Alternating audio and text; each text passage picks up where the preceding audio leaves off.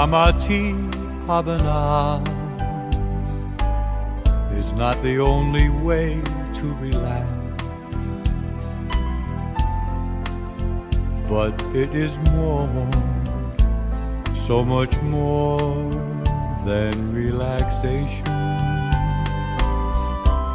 It is far beyond anyone's understanding, because it's a miracle more than we can ever know.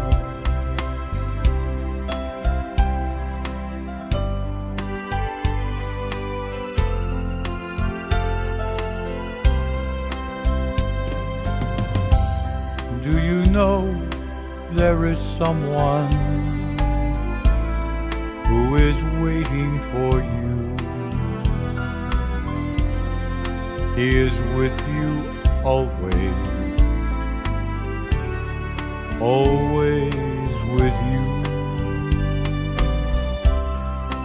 He is the one who knows with supreme kindness the most beautiful one in the universe.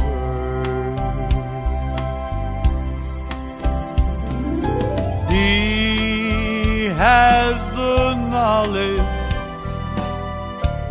that you've been searching for, the knowledge to open up your mind to happiness within, the secret of your life that's been hidden for so long.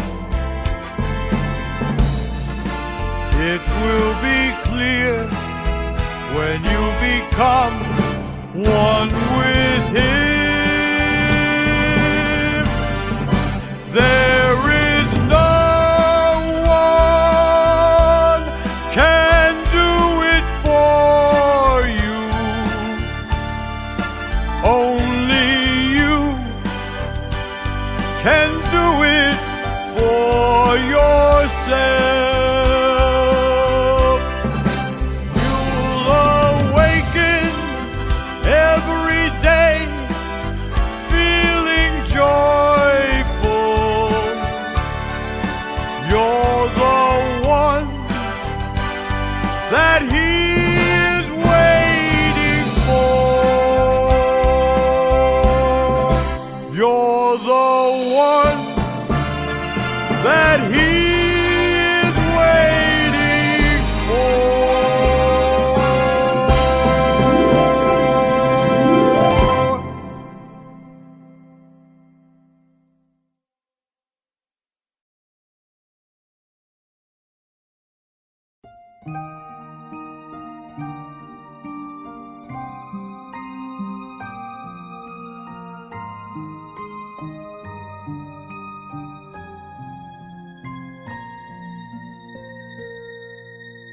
I've been searching for the miracle all around the world. I used to look upon the moonlight and the shining stars as a wonder of miracle. One day I gave up on searching, so I closed my eyes and still my mind. I finally found the greatest miracle inside of me and everyone. My dreams came true when I found you inside of me.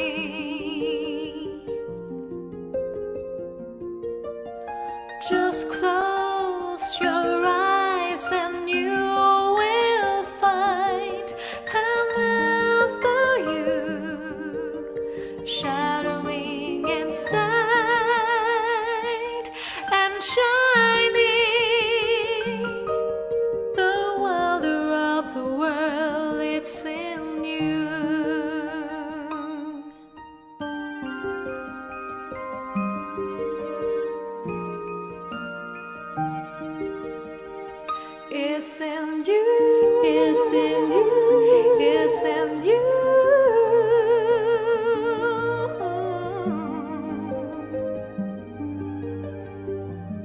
It's in you.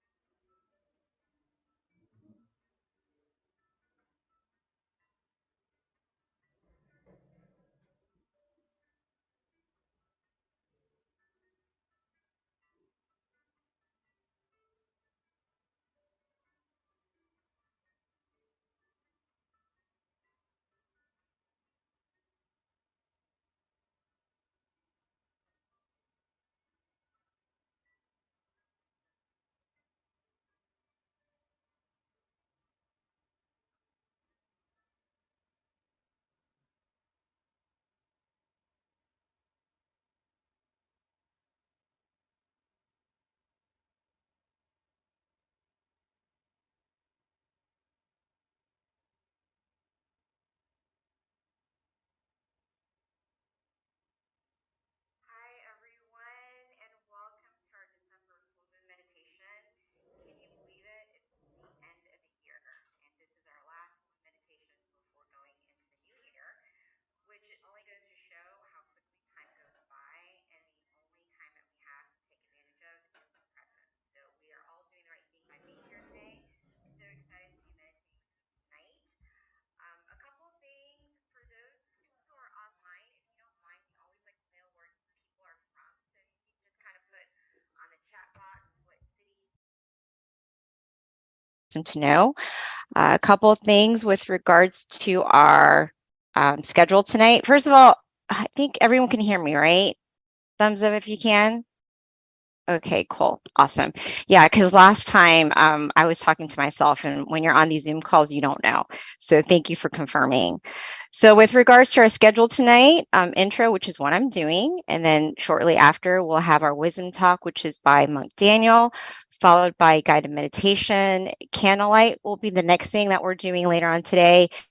Be sure to have your candlelight next to you. If you don't, you can always use a phone, or you can definitely use your candle that's within you. And then that will be followed by loving kindness. And then Q&A will be the end of our session today. We do ask that for the Q&A, it's such a great time to learn about different questions that people have and answers that are given. So this is definitely a good thing. So I encourage people to stay if you can for that, but it is optional.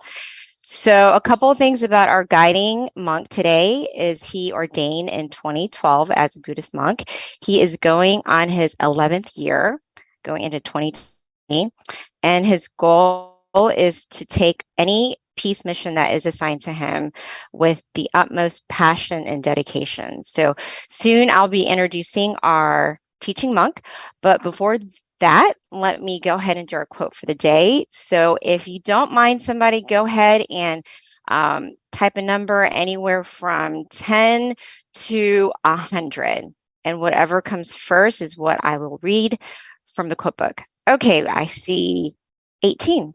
So here we go. This one is one of my favorite, actually. So what a coincidence. It's see yourself. When you sit with yourself, you will see yourself. You will begin to see what is within. You'll start to see who you really are, and you will live a life true to yourself. So that is today's quote. So, wow, that was fast. So without further ado, let me go ahead and introduce our teaching monk today, Monk Daniel.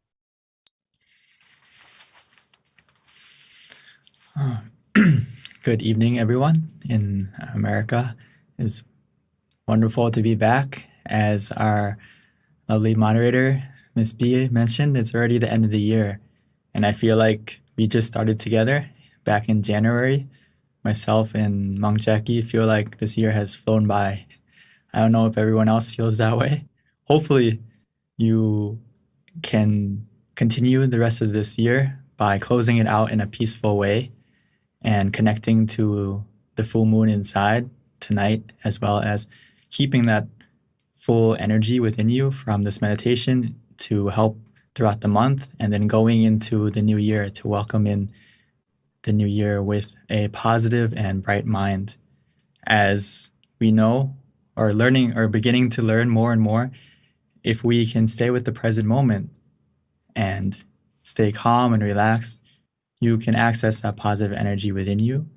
And that positive energy within you is the key catalyst that's going to help you to not only have happiness, but also feel fulfilled in everything you do. Because everything we say, everything we do, it comes from the mind first. So if we start from a point where your mind is clear, bright, at ease, everything else is going to fall into line easier and smoother. Most people in this world, we tend to try to settle everything around us, or have this goal that we want to make sure everything around us is in order, in balance. Kind of think of it as inner peace is going to come after everything around me is at peace. And then I can sit down and feel peaceful. But we should switch it around a little bit and try to find the peace within first. And when you have that peace within you, it's easier to help to make everything around you in order and peaceful as well. So switch it around. Start from yourself first. As Lumpao Tamachio would say, my master, my father monk, he would say that world peace through inner peace. It's so true. And we have to first change our inner world and then expand out to our own small world around us this holiday, right? Our family, our friends, and our loved ones all around us. And then that will slowly expand out. So I'm so happy and honored to be here tonight, especially because as myself, I am also born and raised in America. It's good to see the New Jersey Center, because I was in New Jersey for 14 years, and then I moved to Florida, and then I moved to Illinois. So it's great to come back to America on the holidays, because unfortunately I don't really get the chance to go back home, but at least I can come here and welcome everyone this holiday season and give you the most important gift that you can give to yourself is meditation. Today, I would like to give you some tips to help you stay content and relaxed and access that present gift within you as we meditate.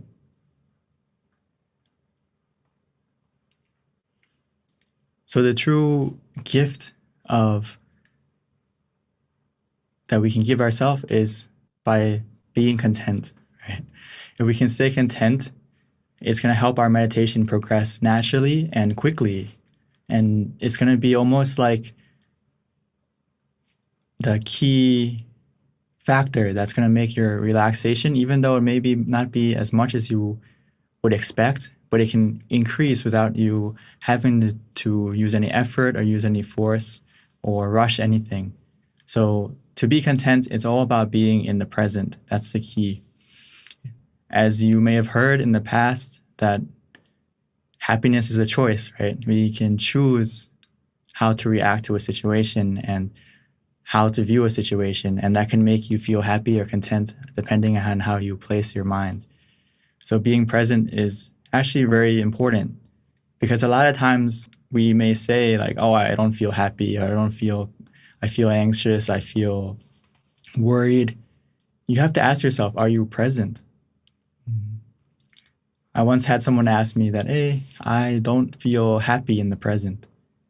But if you sit down and reflect on yourself, the reason why you don't feel happy right now is because, yes, your body is in the present, but your mind is lingering in the past, or it's in the future. And that thing in the future, or that moment in the past, is the thing that's making you feel unhappy or discontent. So if you can really bring your mind to the present and your body to the present, you're going to realize that right here, right now, you're okay, you're fine.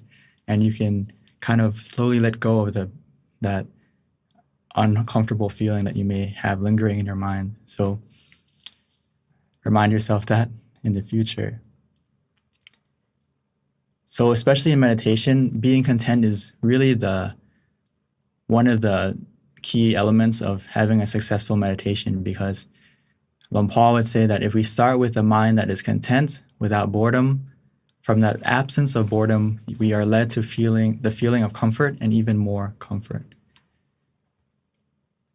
So after you adjust your body to be relaxed and you're beginning to relax your mind, we also have to stay content with what we have. Stay relaxed. Even though we may initially feel a little bit more relaxed after we adjusted the body, if we can stay content with that relaxation, it's going to lead you to more comfort, more relaxation.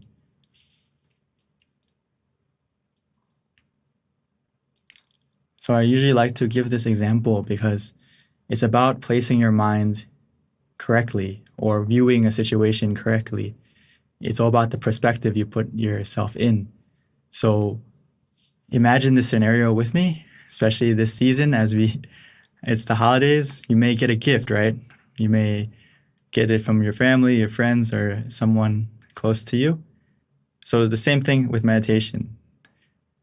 When we sit down, we may get a gift. We'll get a gift automatically. It's inside of you. Every time you meditate, you are accessing a special gift, but it depends on how you view it, if you're going to open it or not. So you receive a gift. What happens if we aren't content with it? A lot of people fall into this trap when we meditate, is that we sit down, and even though we already have a gift inside of us, we aren't content with it because we want more than what we have. So you can imagine yourself as a kid, or even now, you look under the Christmas tree and you see, oh, there's only 1 or 2 packages. Some of us may think, I want more, right? Or you think of last year or the year before, and you remember that year or in the past, there was more than there is now. And this happens a lot in meditation when we practice often, or even though it's your first time. We have this expectation, or whether it's coming from the past or the future, and it makes us want more or expect more. And that's when we don't feel content. Or we want something bigger. You sit down, you relax, and you expect the relaxation to be more than this. Oh, it doesn't feel like I'm sitting on the sofa at home. It doesn't feel like I'm laying down in my king-size bed or in a fluffy, comfortable spa, something like that. So we want more than what we have. And it takes our mind out of the present, and it takes our relaxation away, and it takes our contentment away. So again, our mind isn't in the present. Our mind is in the past or the future. And what we need to do is stop. Because if you do that, you're comparing. Your mind isn't accepting what you have right in front of you right now. So instead of being content with it, you are dissatisfied, and the relaxation will disappear, even though you have some relaxation. But we're not accepting it. We're not being with the present anymore. So the same situation is that the same scenario is next time this happens, or right now as we meditate in just a moment, is that feel like you're receiving a gift and just accept it without expectation and enjoy your gift. Because just having the opportunity to sit down and relax, as many of you may know, it's hard to find time to sit down and meditate. So right now, just having this opportunity is a gift in itself. And accept it rather than rejecting it right away. Like, oh, I expect something else. Accept it, enjoy it, and just be content with that present. Keep yourself relaxed of both body and mind, and allow yourself to open it rather than comparing to the past or expecting to the future. Allow yourself to be in the present. Allow yourself to slowly open it by calming your body, calming your mind. And every second that you stay calm, stay relaxed, it's slowly opening that package, opening that gift inside of you. And no matter how small it is, no matter how much relaxation you start with, even though it may be small, that's not the thing that's going to stop you. If you can stay content with that small package, with that small amount of relaxation, inside that present can be something precious, more precious than any diamond and more precious than any gem, more precious than any treasure in the world, is that moment of fulfillment, that moment of happiness that can come from a still and tranquil mind. And I hope all of us can open that gift inside of you tonight and feel that happiness within you from just simply relaxing your mind. So we can realize that the best gift you can give yourself is the stillness of mind. The stillness of mind can become the miracle that you need in the end of this year and to help you to progress into the new year coming around the corner. So we just need to look within tonight together. And you may be wondering, like, how do I stay present if I feel that my mind is wandering or I feel distracted? So of course, we need something to help us. If you can't stay in the present and you realize that you're comparing or you're expecting, the key thing is, I'm sure we've all heard of many methods of meditation, but for now, we can just focus on, no matter the method we use to meditate, whichever way we practice, the principle is being conscious with comfort. These things must go together. So in our meditation practice, we usually give 3 methods, which kind of summarize all the methods in meditation, which the Buddha gave about 40 examples. But in our temple, we simplified it down to 3 methods because it's basically these 3 methods cover all the other methods. So as long as you practice these 3, where you feel conscious with comfort, it will take you to that present moment. That present moment, you can think of it like an island within you, an island of peace, an island where you feel safe, and almost like you go on vacation where you can rest your body and rest your mind. But in order to get there, we need to use a boat.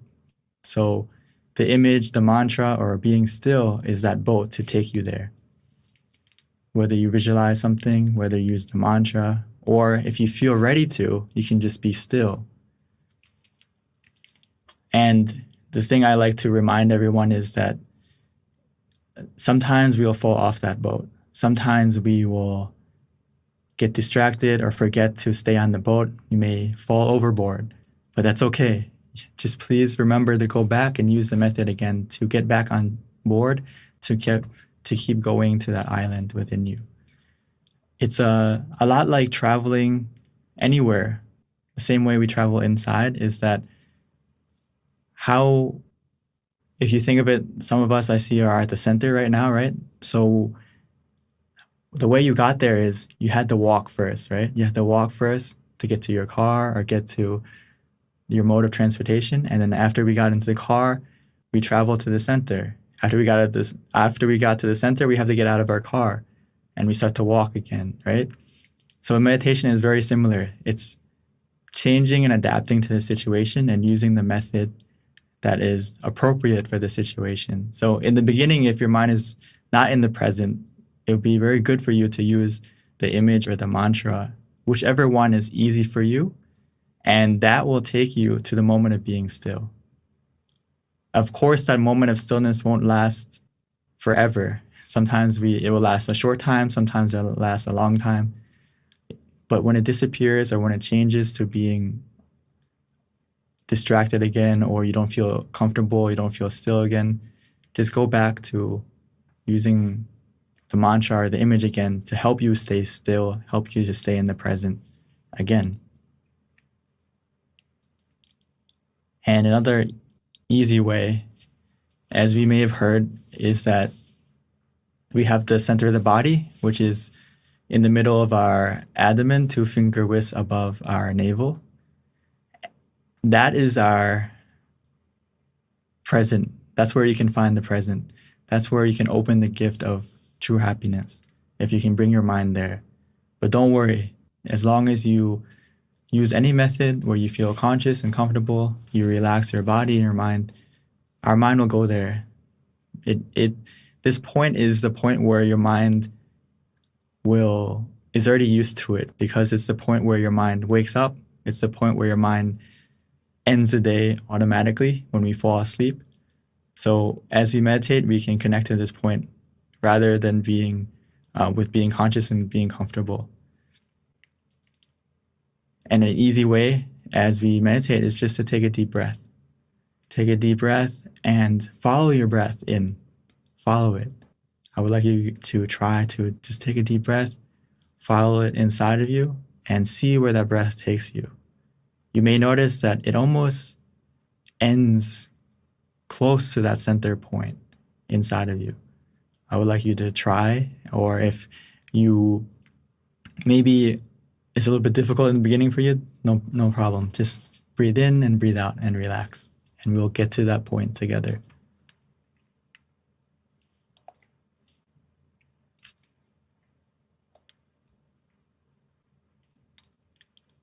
So before we meditate together, I would like us to adjust our body so we can prepare ourselves to open that present within you and stay conscious and calm together. And before you know it, the gift that's waiting for you inside will open. So before we start, please take your time to adjust your body, or if you need to stretch a little bit, please feel free to.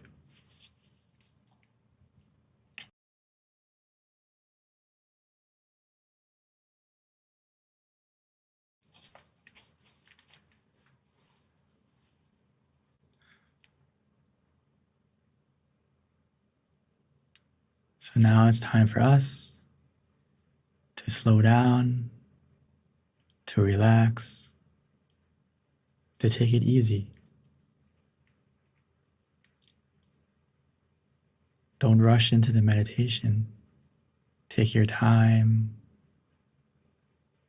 to find a comfortable and relaxing position.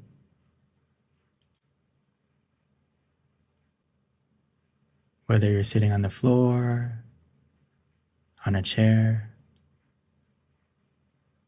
or wherever you may be.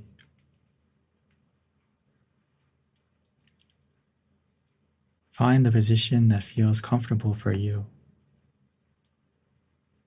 as we slowly and gently, naturally close your eyes.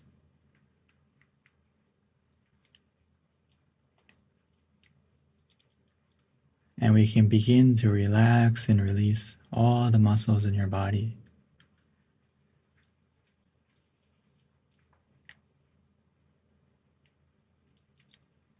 Because relaxation is the heart of meditation, the foundation of a successful one.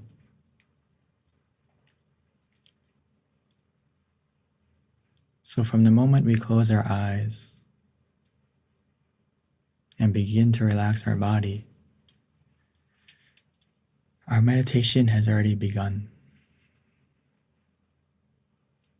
The process of going inside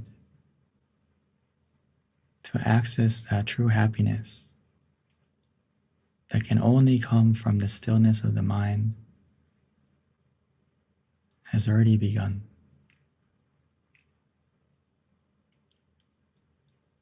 All we need to do is to help your body and your mind relax, starting from your body first. Relaxing and releasing every muscle by simply breathing in deeply and exhaling slowly.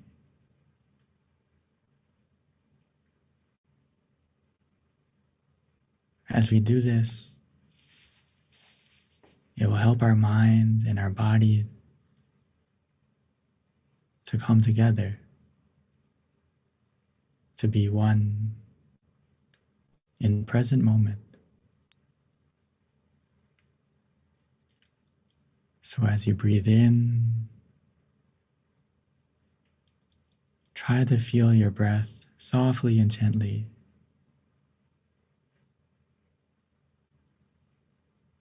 Feeling your breath as it enters your body.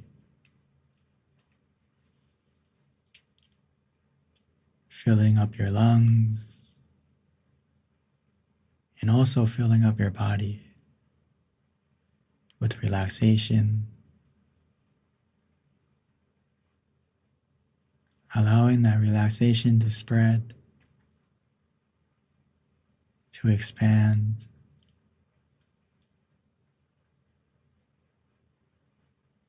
to every corner of your body.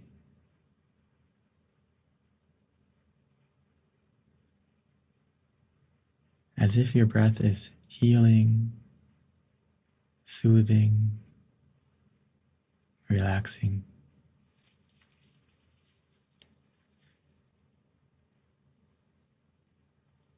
Even when you exhale, allow that relaxation, that soothing and healing energy to come out.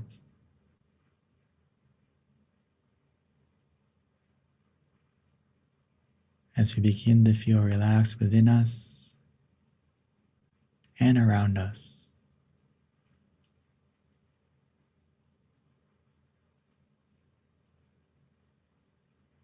The more we relax our body, the more that relaxation will help you to let go of your physical self first.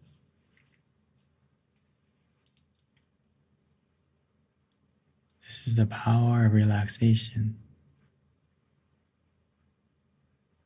It's the only way to truly let go, both physically and mentally.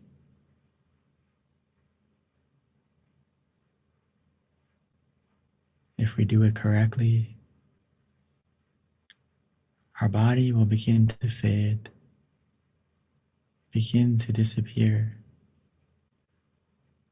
become lighter, as if it's not there anymore. As we begin to let go physically, we can continue to let go mentally.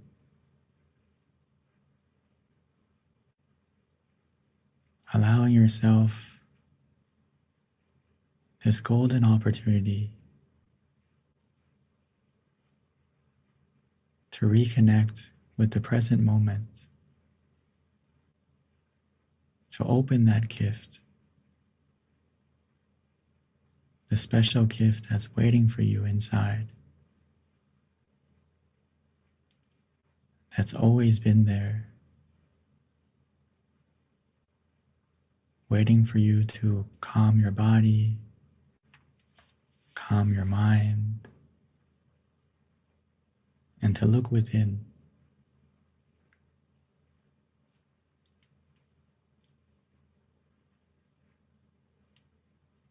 As we bring our body and our mind to the present,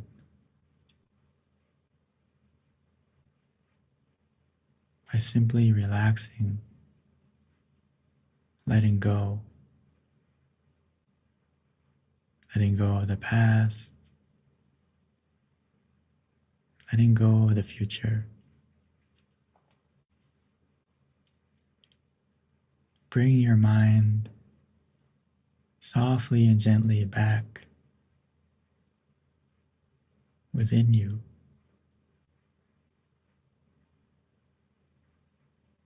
By using the method that is easy, relaxing, comforting.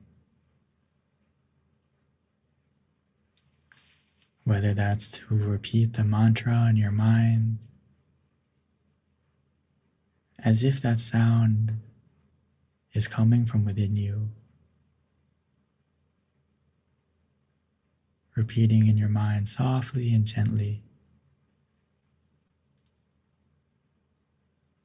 Samma Araham. Samma Araham.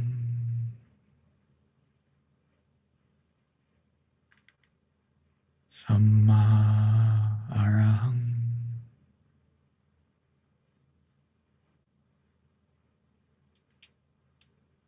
Every time you repeat that mantra,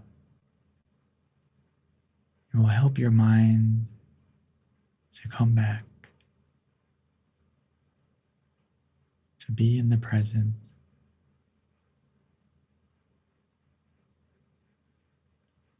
Or we can visualize an image,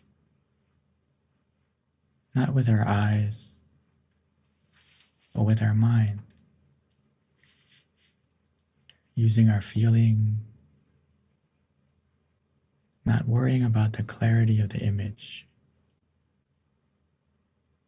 Because when we all imagine an image, in the beginning it's not clear, and that's okay. We can imagine the moon,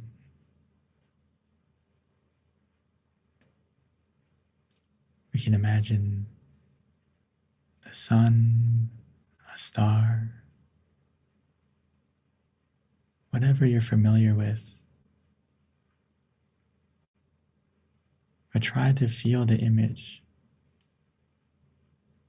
as if it's in front of you, within you, covering you. Whatever feels natural for you.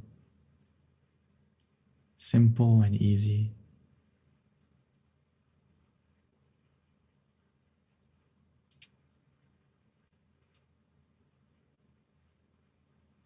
You can imagine it however you like, or wherever you like. The key is it helps you to stay conscious and comfortable.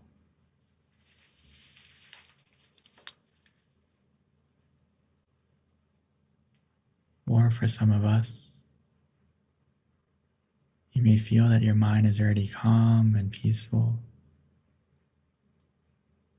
and you don't need the mantra, you don't need the visualization, and you can simply just be still and do nothing, allowing the relaxation that you feel to carry your mind, to bring your mind deeper and deeper into the meditation,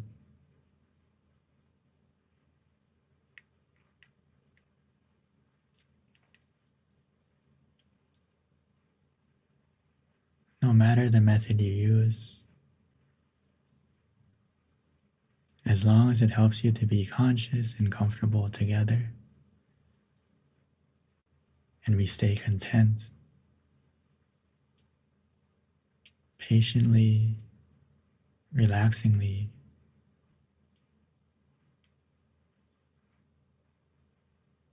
every moment, we allow ourselves to open the present moment, revealing the true happiness inside. The happiness that is actually endless. It will continue to grow and to fill your mind with fulfillment, with relaxation, endlessly. As long as you keep your mind in the present, patiently, contently, relaxingly.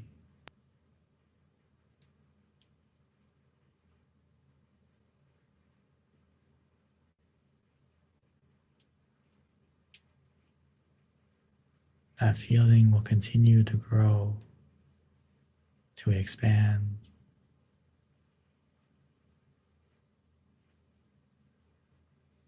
All we need to do is follow all the comfort.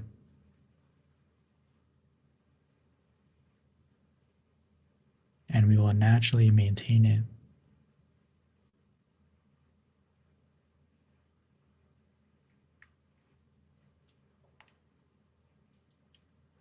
But at any moment when you feel that comfort disappearing or changing, we can always adjust. Simply adjust to what makes you feel conscious and comfortable again.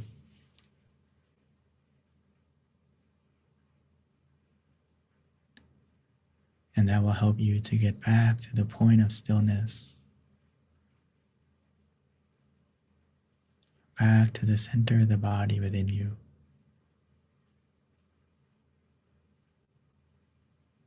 where the gift of true happiness is waiting.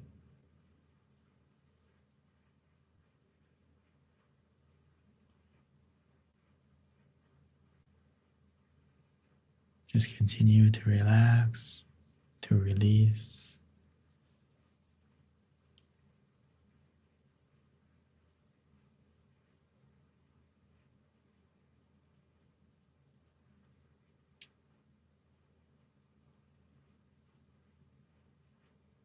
As we continue to relax and to release,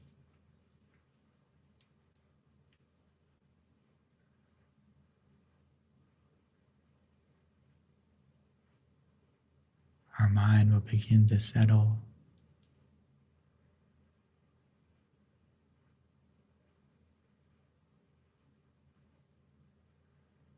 and our mind will begin to be clear and bright,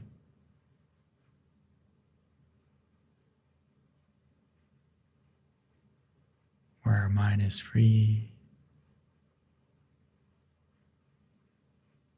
from any negativity, filled with happiness, peacefulness.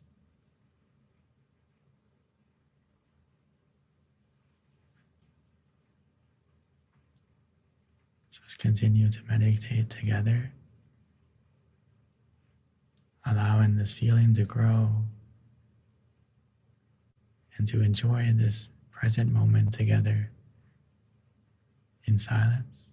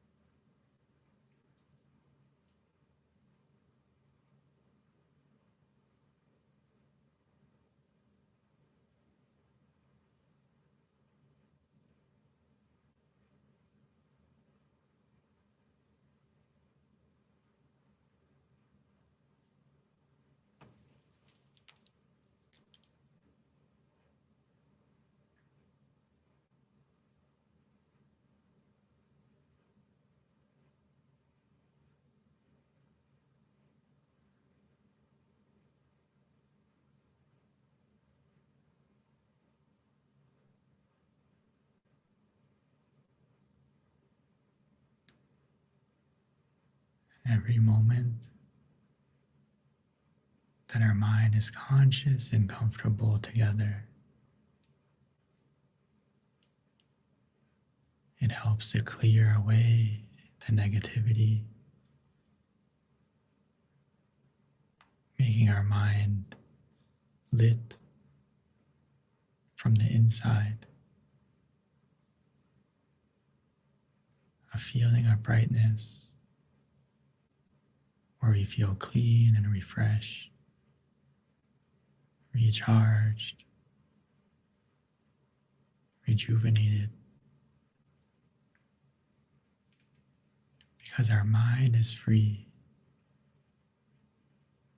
from any negativity, and instead, every moment that we remain calm and relaxed, we fill our mind up with positive energy that you create from within yourself by simply relaxing your body and your mind.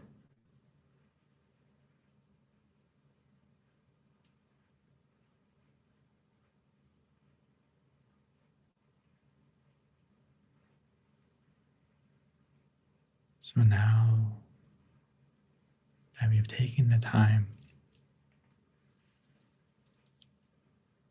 to light our mind from the inside, let's take a moment to transfer that brightness from within you that you feel from the relaxation. Transfer that positivity from within you to the candle on the outside.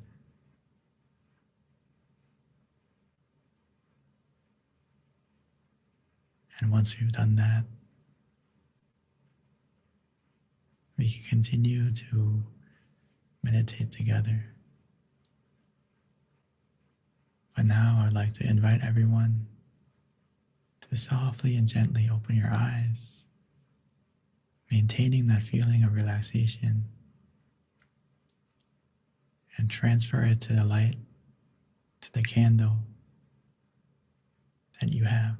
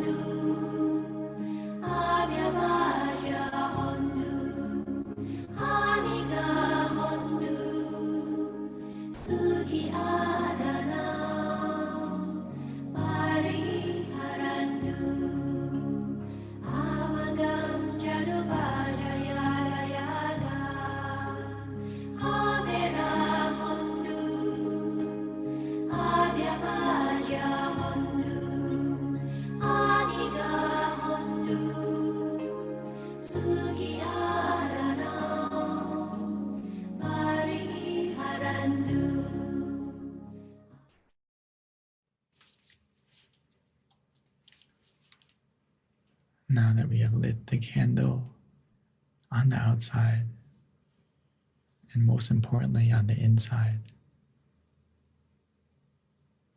by simply relaxing our body and calming our mind,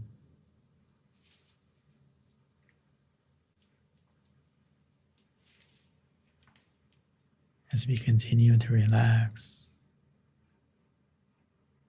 we can feel that positivity from within, where we feel refreshed, recharged, rejuvenated. It's because our mind is free and truly in the present, free from any greed, anger, delusion, or any negativity. Every second, every moment that we collect this relaxation, your mind becomes more clean, more pure, and positive.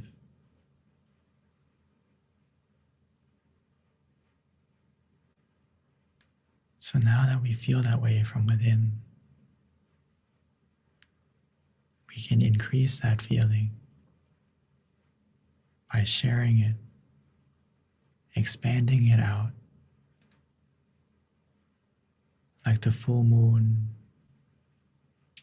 that lights up the night sky, helping to illuminate the darkness for everyone and everything. We can be the same way.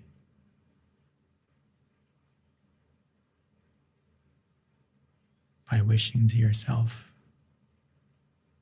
filling yourself up with happiness and positivity, and expanding that feeling out to your loved ones, as if we're giving them a gift from within, a share of this positive energy that you feel, that we can dedicate, that we can send to everyone we love,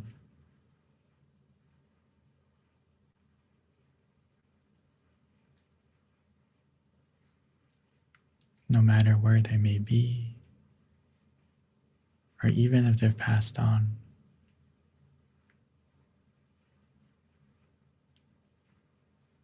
The positivity of the mind can be felt, can be shared, like one candle to the next.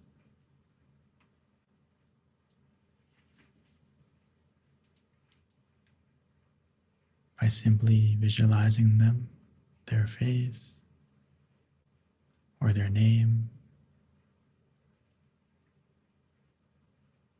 we can connect to them.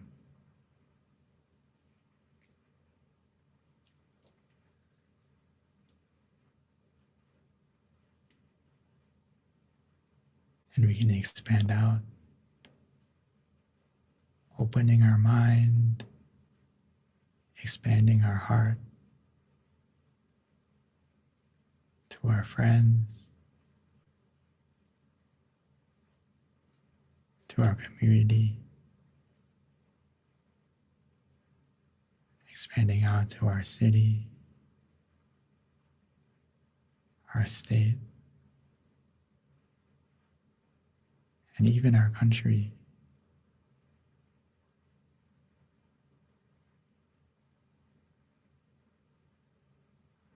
Wishing for everyone in the world to have this energy,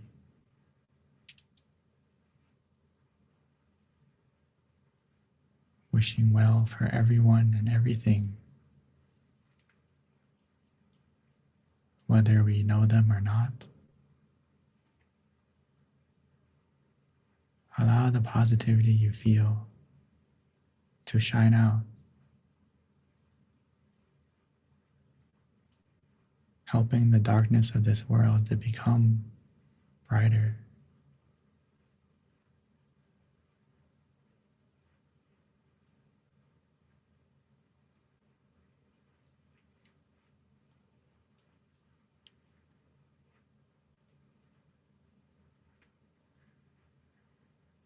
As we think in a positive way, share in a positive way, that positivity will come back to you.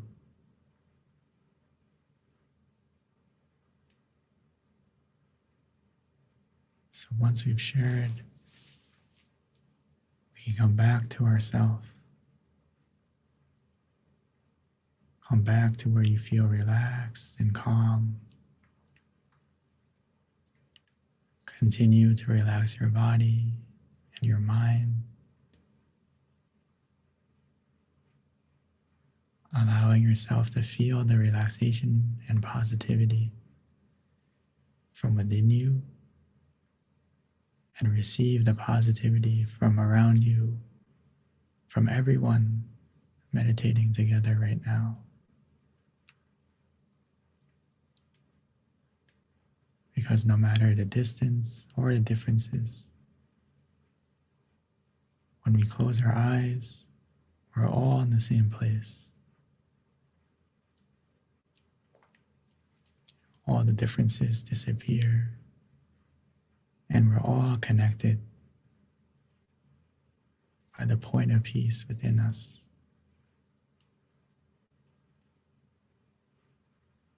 And the more we relax, the more we stay still, you'll be able to feel it from within you and around you.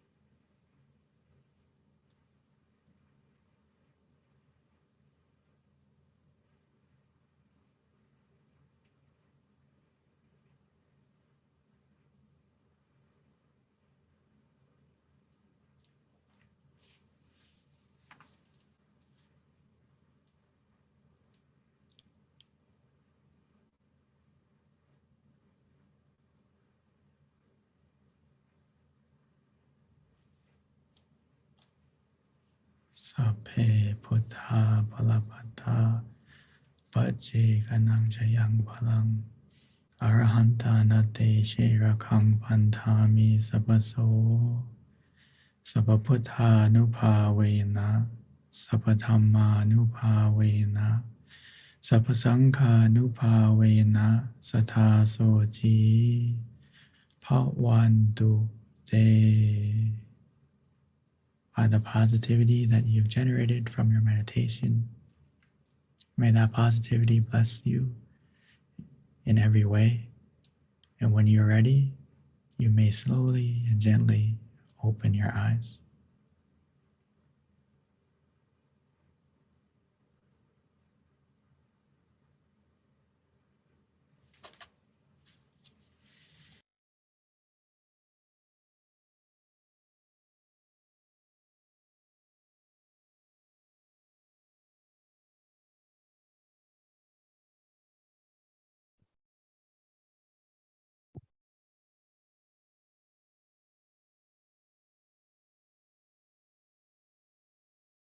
Welcome back, everyone. I hope you had a peaceful and relaxing meditation. We're able to open that gift from within you, experience that happiness that's waiting for you from meditation. And please take a moment to share if you are available or you're open to that. And if you have any questions, or please also, if you would like to share any topics that you would like to know about going into the next year, please also, I would like to know what you would like to learn about as well as we go into next year. So thank you, and I would like to pass the microphone back to our lovely moderator, Miss B. Thank you so much, Monk Daniel.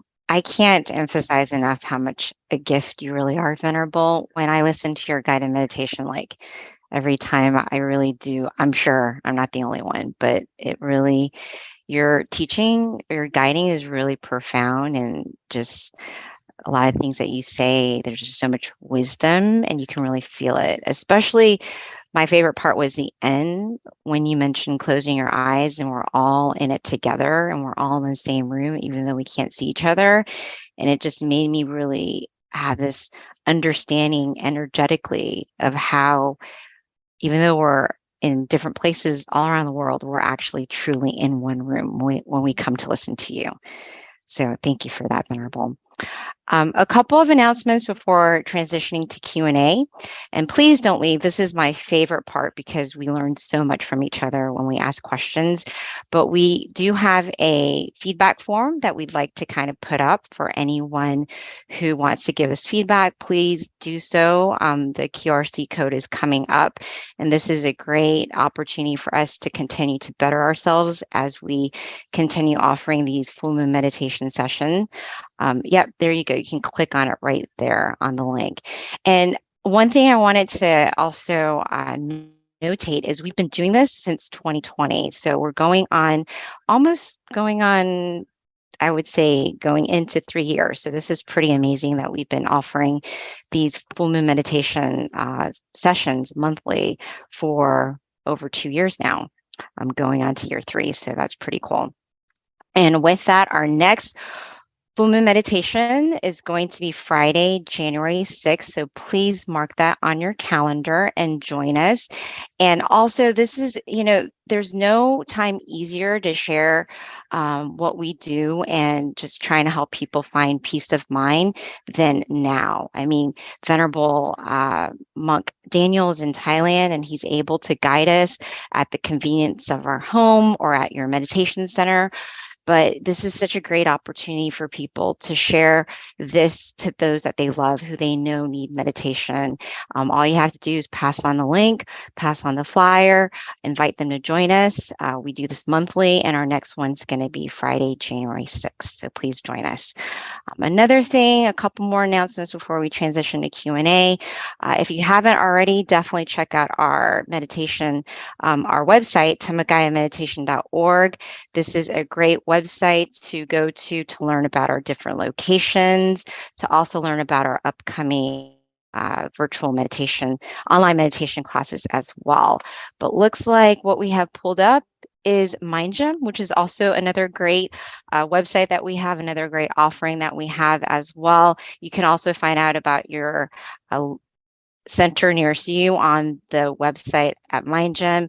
In addition to that, if you haven't already done so, please download our app, MindGym, because this is a great app that you can utilize at the convenience of your home, meditating with our various meditation teachers. We have over 100 tracks now on the meditation app.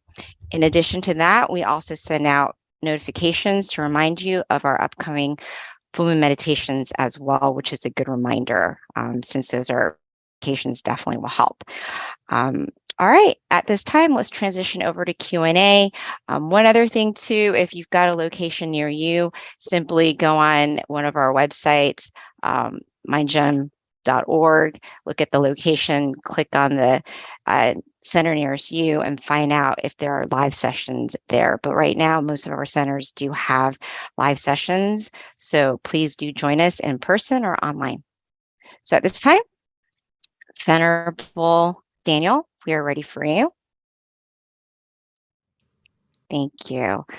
All right, everyone. So this is my favorite part, which is Q&A, especially for those who are at a center.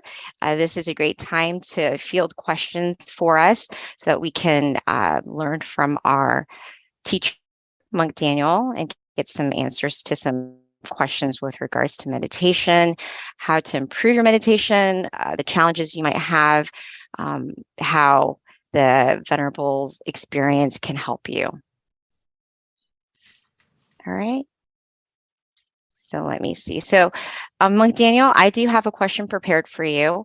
And I think it's definitely relevant for everyone who's listening to the call, which is when we have a guided meditation with you. It's very easy to meditate. But in our daily lives, what can we do to help kind of like extend that energy, that pure joy that you have when you're meditating into your next practice?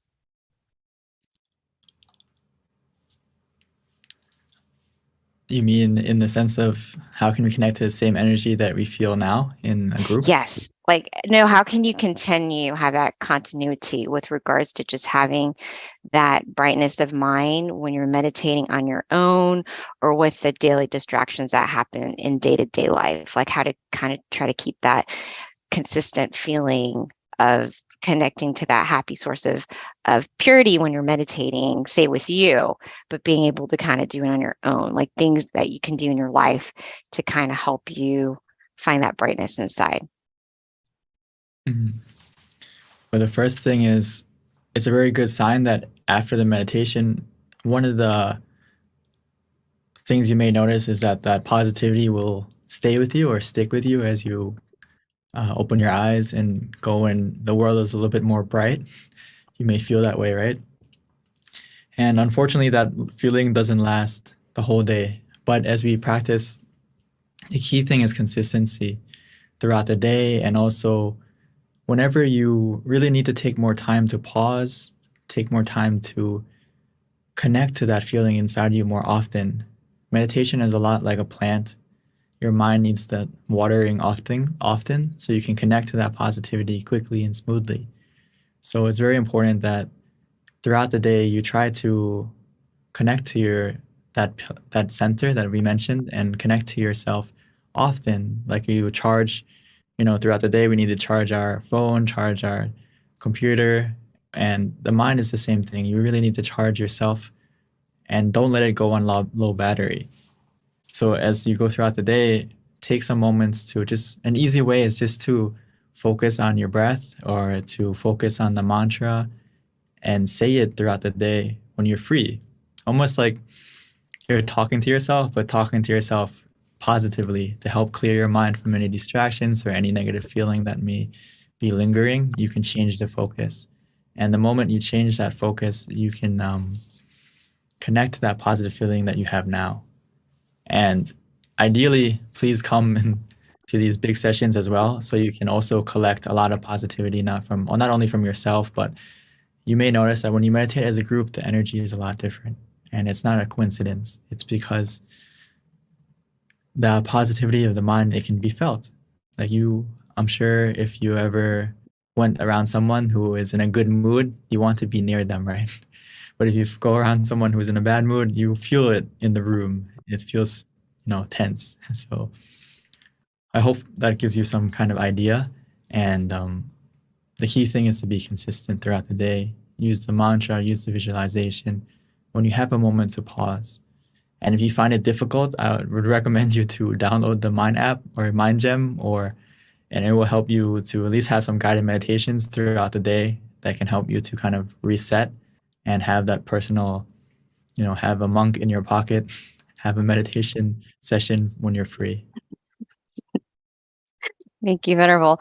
Venerable, that was such an interesting point, because I think you're right in terms of meditating as a group, even online. It definitely does feel differently for me. I can definitely feel the difference meditating with a group, even online, knowing how we have all these people from different places. Energetically, it does feel more powerful for sure. So that's a very good point. I never really thought about that. Thank you, Venerable. Now, we do have a lot of questions that have come from Georgia Meditation Center. Yay, Georgia Meditation Center. Thank you for some of these very good questions that we've got. So the first one is it good to put your mind at things of the present? However, there are issues from the past and the future that must be dealt with. How does one balance these considerations? Great question. The thing I realized that, of course, we have to heal from some things in the past that may make us feel upset, or it is some trauma that we have to get over to heal, and the future as well. But the thing is that I really like from our masters, Luang Por and Luang Pu. He said that stop is the key to success. And the reason for that is when we deal with the things from the past or the future, if we don't take the time first to go into the present, to still your mind, to make it clear, to make it at ease, so you can get that clarity of mind to deal with those things as you mentioned. Most of the time we don't deal with those things with a clear mind. It's usually influenced by that trauma in the past, or it's influenced by some kind of negative emotion, whether it's greed, anger, misunderstanding, whatever it may be. So your mind is already like tainted. So when it's tainted by something like that, our reaction will be not as positive as it can be. So sometimes we overcomplicate it and we overthink things. But that happens because, again, your mind is influenced by something else. So if we can follow those words, stop is the key to success, meaning stop your mind, still your mind first, be in the present, and from that stillness, you will have an answer. You may notice that after you meditate, it's almost like the answer, or even during the meditation, the answer may pop up, oh, that's what I need to do. Or you have a different feeling, a different calling to go have that answer after the meditation. So I can't recommend it enough that normally most people, we like to think out the situation or try to brainstorm the way to get over that incident. But we can change it now when we learn about meditation. And it's okay to brainstorm, it's okay to think. But sometimes if you can't think it out, you have to get out of thinking. Get out of that process for a moment and calm your mind first. Clear it, reset it, make sure there's nothing influencing your mind, and you have that clarity and purity of mind, and that will help you to decide and balance what you need to do next. It's kind of like you have 10,000 things that you want to clear, but if you take a moment to still your mind, relax your mind, you'll notice that out of those 10,000 things, there's only 1, 2, 3 things you need to do, and the rest will clear itself. And I really hope you put that into effort. The key to success is clear and bright mind, and keep your mind at ease. Everything else will be more simple. Venerable, it just made me realize that the key is kind of counterintuitive, but the key to your answers is actually not thinking. It's kind of interesting, but that's true, huh, when it comes down to it.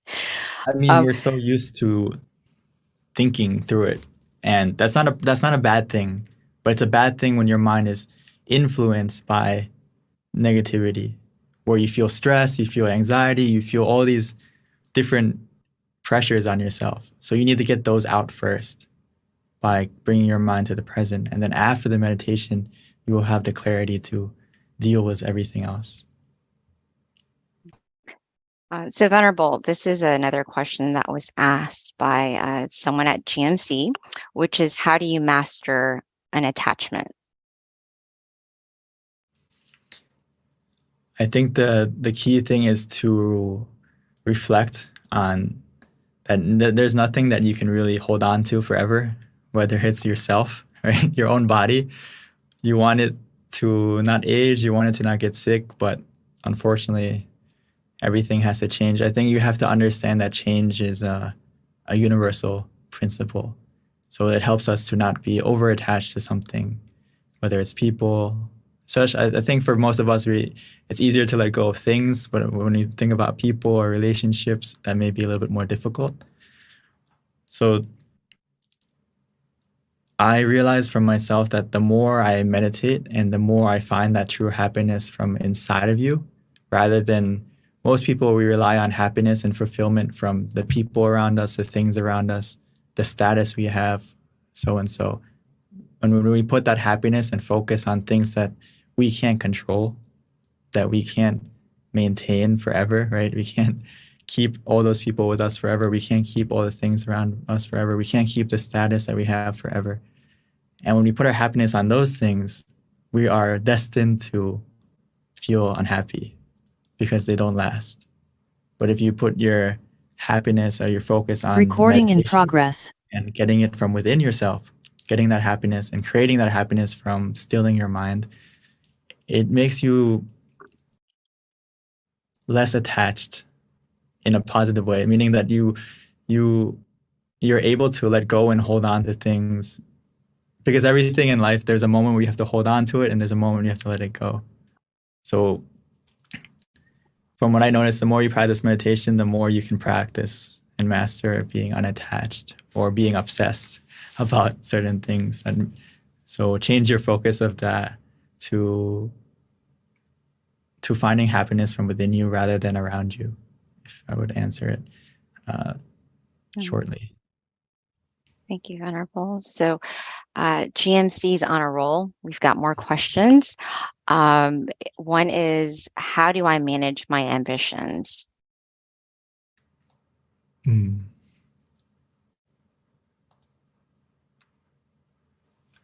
I like it. I like this question a lot because it connects to meditation a lot, because we all have ambitions, or we have desire or expectation in our meditation for it to get better, or we've heard about all these maybe supernatural things that can happen for meditation, or these, enlightenment, whatever it may be. So we have these ambitions that, oh, when I meditate, I can get to that level, or will I be able to get to that level? And this also applies into life, where we have ambitions and goals, right? I like to take it's the same thing to monk life. Sometimes we have this goal that I'm going to ordain for the rest of my life. That's a high ambition. Right. So Luang Por would say, don't worry that far. Worry day by day and make every day the best. And say, I'm going to ordain day by day rather than ordain for life. And what that does is you change your focus to the method rather than the result. Change the focus on how you're going to get there rather than, am I there yet? Am I there yet? So I notice if you do it that way, you won't put too much pressure or anxiety or stress on yourself, and you will live a lot happier. So it's kind of similar to being in the present. It's actually the same thing. Live in the present moment and focus on what can you do day by day, and that will take you to your ambition or to your goal or to your desire, rather than focusing on the desire and the goal or the ambition. And that will only give you a lot of pressure and expectation and make you feel stressed. So instead of that, it's good to have it, but then focus on what am I going to do to get there rather than am I there yet? And this is the same, applies to meditation as well. If you sit and you focus on the method rather than the result, you're going to get the result easier, because you're not putting yourself or starting your meditation with expectation and desire and want. So start from, how can I get there? What is the way? What are the methods that I can use to get there? I hope I gave you an idea. I'm not sure if that or if you're talking. Yeah. Yeah, Venerable. I think that actually, to me, just, if I were asking that question, it does make a lot of sense. And there is a lot of correlation too with regards to just being a meditation practitioner and having ambitions as well, be it in meditation or your work life or your ambitions that you have in general, to whatever your desired outcome is. But because you're meditating, I would think you're aware of this ambition that you have, so that automatically helps you manage it. Correct, Venerable? That's to me, that's how it's really connected, is by meditating, you're seeing how ambitious you are, and then you're also being able to identify that, oh, this is actually like not making me happy, it's creating suffering. So let me try to like not be so attached to the outcome because I'm a meditator. Yes. Exactly. Venerable. Yeah, that's kind of what I picked up as you were explaining that. So another question that we have from GMC, man, they are dominating. Come on, other centers. Okay. And by the way, I'm associated with the Georgia Meditation Center, so I'm very proud that they're asking all these questions. That's awesome. What if you feel like you can't stop thinking or being distracted by what's around you? And that's another question from GMC as well.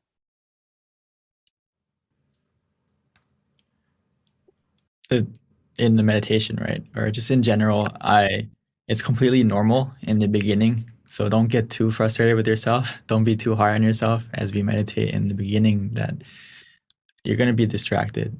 You're going to be have wandering mind in the beginning because we've been thinking our whole life. So when we sit down to meditate, it takes a little bit of time to calm down because we've been stirring. It's like a glass that we've been stirring all day, and not just all day, but many years.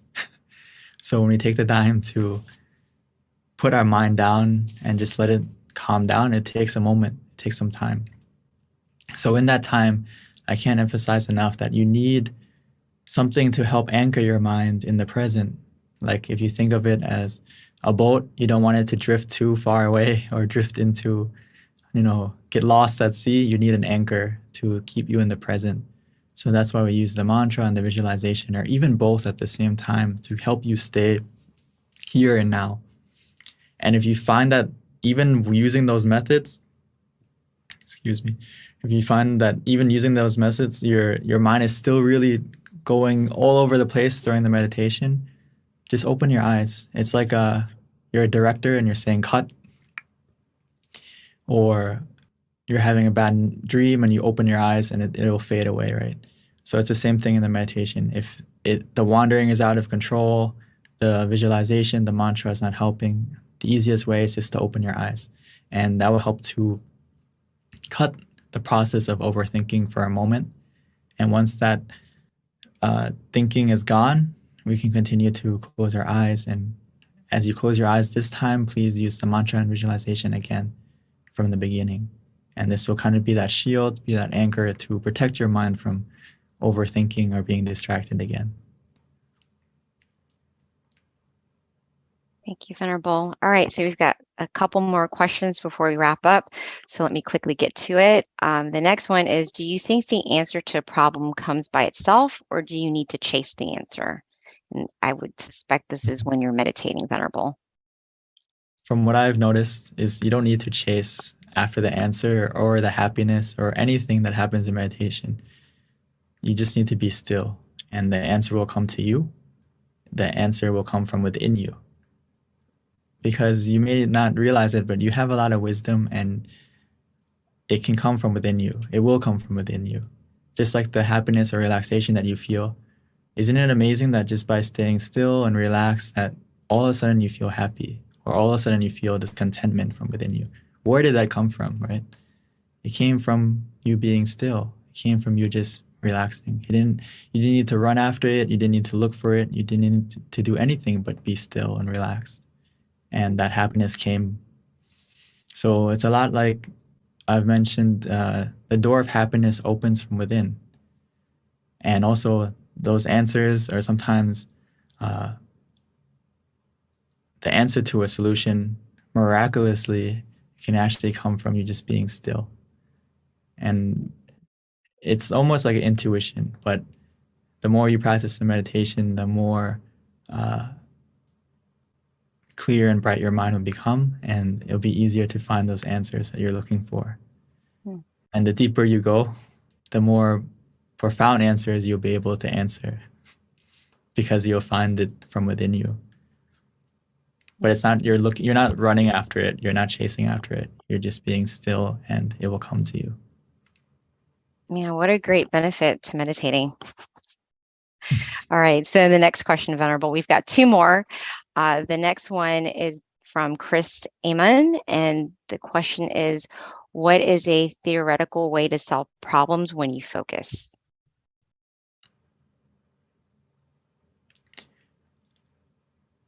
I think the way you can focus more clearly is when we practice meditation, as we mentioned with the ambitions or with everything, is you become more aware of how you're feeling, and you become more aware of how you are reacting to situations, how you are feeling throughout the meditation, and that will carry out into your daily life. So how you focus will change.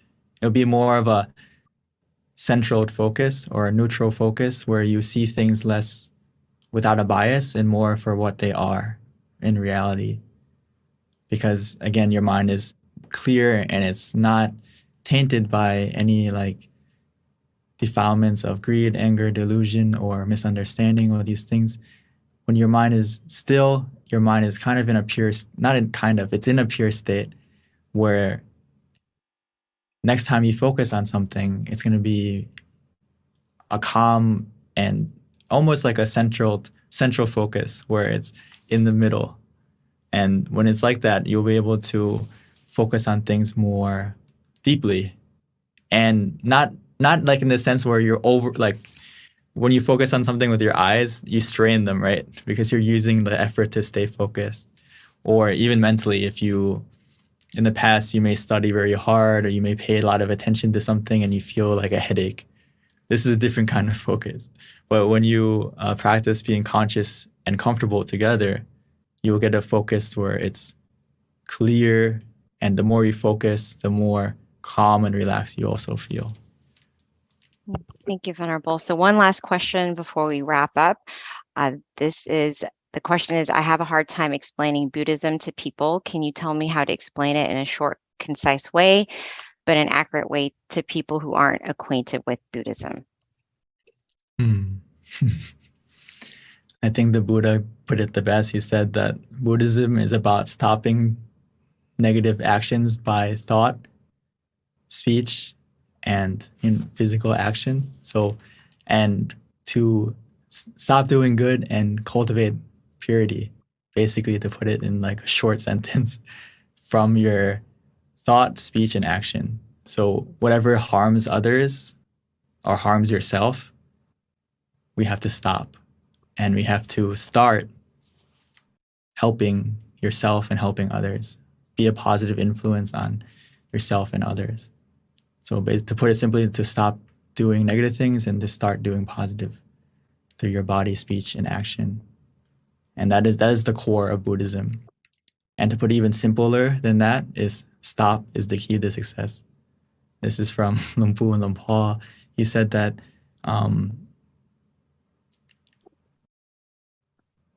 if you summarize all the teachings of the Buddha, it comes down to not being careless.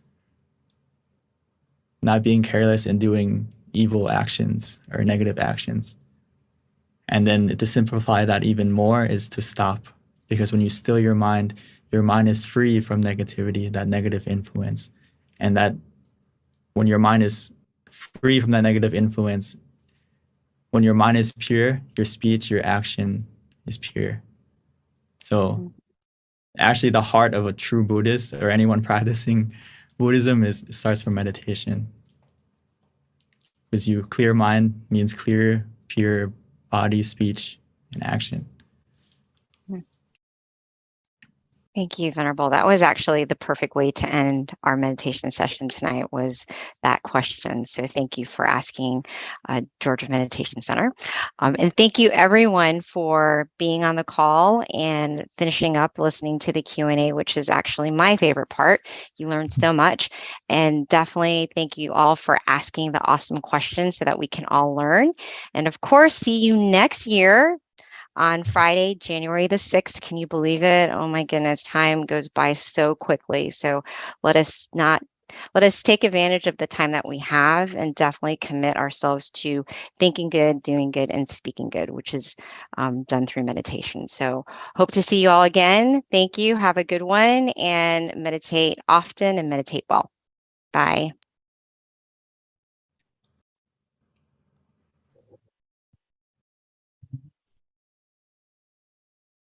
Recording stopped.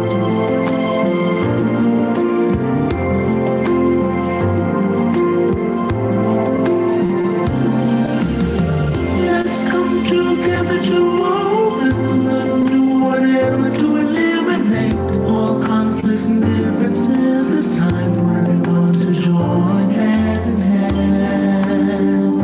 At last, now the world's beyond healing.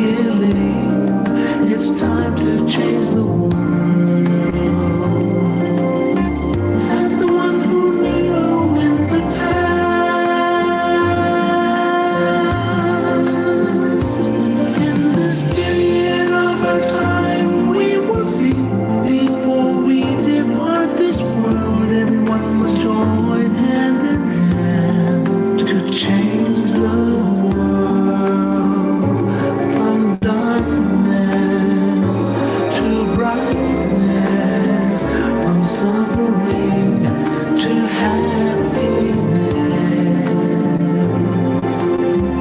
from ignorant to the knowledge one. Change the world, we have to do it easy way.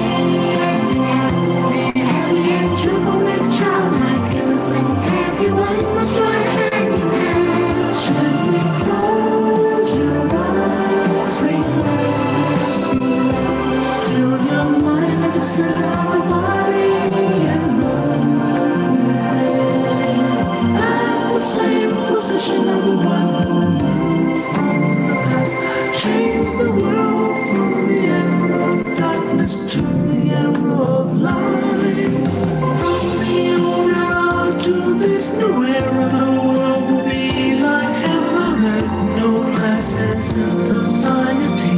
Everyone will be really happy. Let's leave the same heavenly language. Become as one with smiles of love. We'll be kind, the world will change.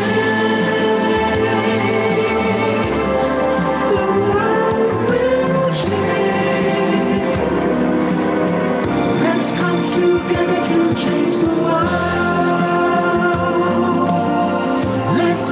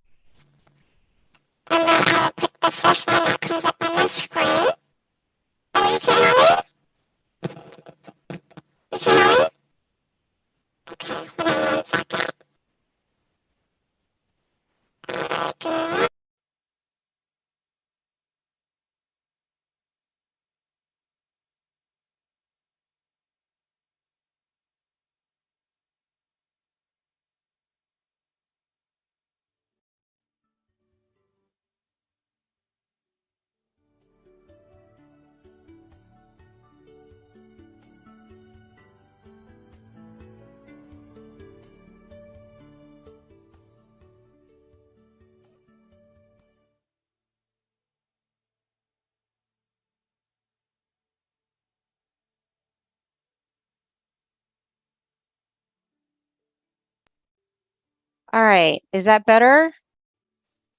Yeah? Okay, good. Thank you. I wasn't sure. I just took it out and put it back in, so I'm glad that it works. All right, so we're going to start today off with the quote of the day. So if I can just get some help for people to help me choose a quote by just selecting a random number from 15 to, let's say, 145. And the first number that pops up, I will read that quote. Okay, I see a number 123. Thank you, James. Okay, so let's see, 123, fingers crossed. It goes with today's theme, which is giving thanks or Thanksgiving, essentially. So 123, give me 1 second here to find it. Okay, this is a good one.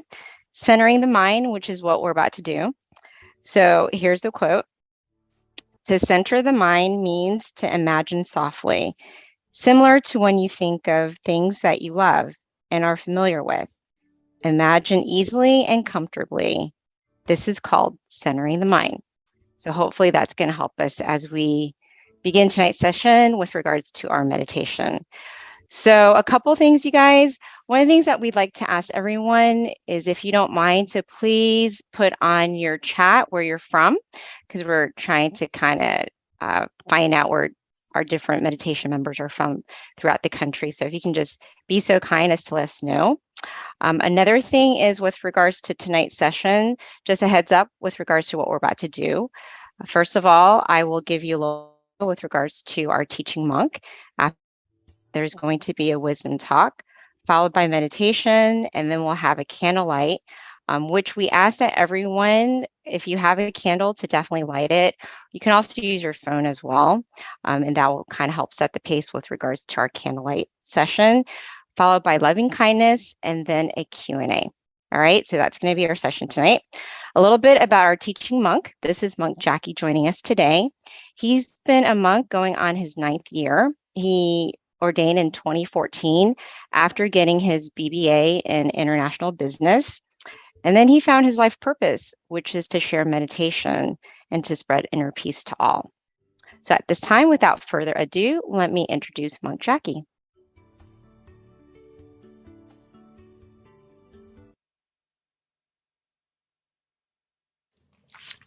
So, good evening, everyone. Nice smiling Pete. So, good evening, everyone in the US. It's nice to get a chance to come here again to meditate with all of us. Hopefully, you all are staying healthy and staying happy in both your body and your mind. And also, greetings to all of us from all across the world, right, joining. So I'd have to say good morning, good afternoon, and good evening in that sense, right, since everyone's joining here. What we're doing, meditating, is one of the most important things a human could actually do. And I'd like to elaborate on that a little bit more further in our wisdom talk together. But since this month is November, right? It's the month of Thanksgiving, a holiday season that we all love, right? Getting our families together to sit around, enjoy the warmth, the coziness of having our loved ones together, to enjoy the dinner, talk over all the things that we've been through, and just coming together once in a while just to bring that family air, right? That family atmosphere that we all love. And family is a great thing to have. So let's talk a little bit about Thanksgiving and what's it about and what it could be about as well. Okay.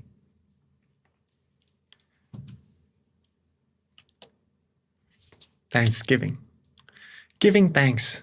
Or what we usually do is to think of the things that we are thankful for, we are grateful for. Maybe in this case, some may think of the good health, the health or the things that we have right now, that we're not sick, that we're still available to do the things we need, right? Some may also think about their home, to be thankful to have a place to stay, to be thankful to have the family right here joining together in this wonderful holiday that's coming up soon. Okay. Some may even be thankful about having their friends to help them along the path they need to support them in all the things they need, the good stuff. And also, some may also be thankful about the food they have. And that's very important because we need food to survive, right? Some people may not be as fortunate, but that's why we need to be thankful for all these things that we have, or even more. Right? These are just some examples. Now, we are usually thankful for all these things that are outside of us, or maybe health is with us in this case. But something that we should take into acknowledgement or really great consideration or to be thankful for is actually being thankful for ourselves as well. I see a lot of people joining Georgia's Meditation Center, also in California. Beautiful, and a lot of people joining our session too. Welcome, all right? So we got to be thankful for ourselves as well. Why is that? Because it is because that we have this life. We have the time right now, this present moment, that we're able to do good things for ourselves and to do good things for many, many more people around us. We have opportunities to do these good deeds. We have the ability to do these good things, right? All because we are present right here. We have life, right? And we should be grateful for this as well, other than the things we are already grateful for. And just to explain a little bit further about why is this life so important, okay? Being grateful for ourselves. With our life, we could help others, right? But first, we need to be able to help ourselves first, then we could help others. We could also, with this life that we have, we could create wonderful things and give back to this world also.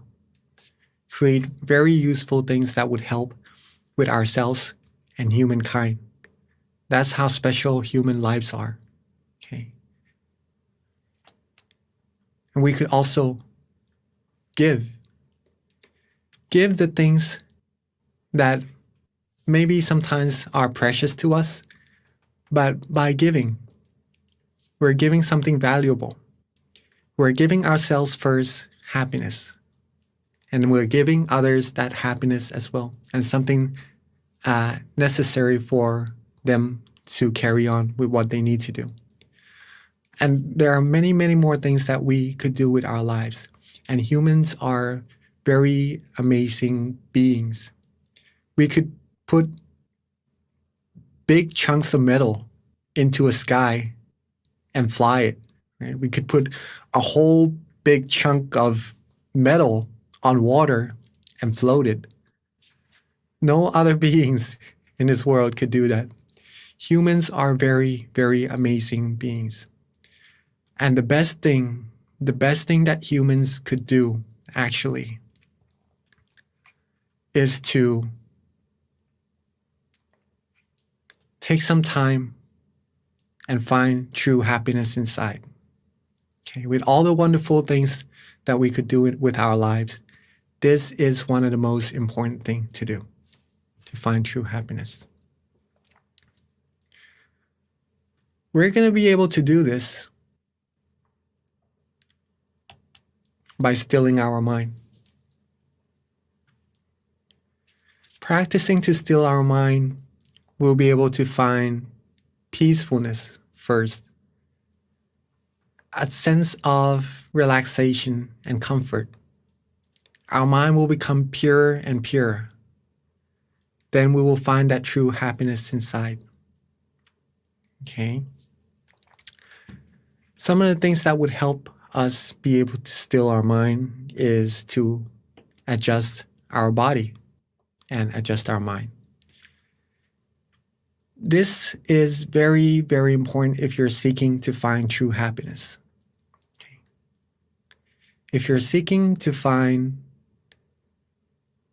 peace or to find purity,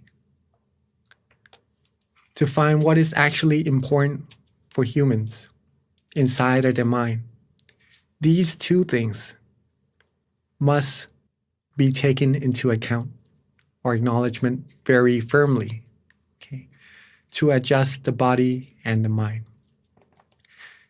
If we could get our body and our mind to be, let's go to the next slide, to be relaxed and comfortable.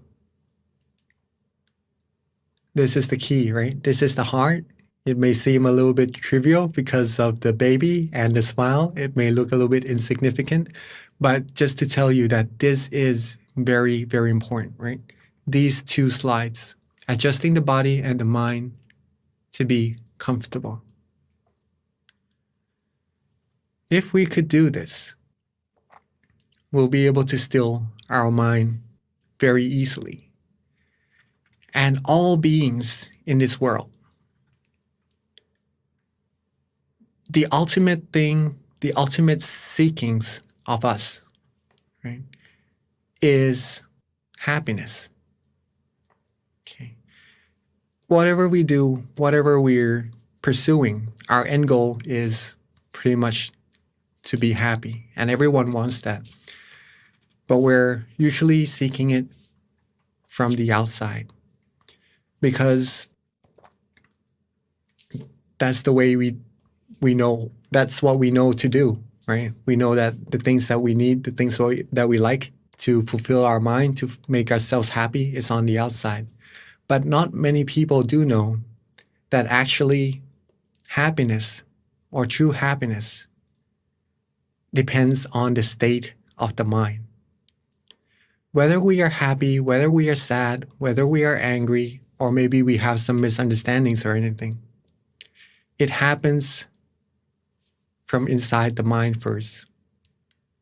Wars, peace throughout the whole world starts from a human's mind. If we want peace in this world, if we want war in this world, we don't want war, right? But if we want peace in this world, we gotta get the mind to be peaceful. We gotta find true happiness inside the mind first. Each one of us, every single one of us.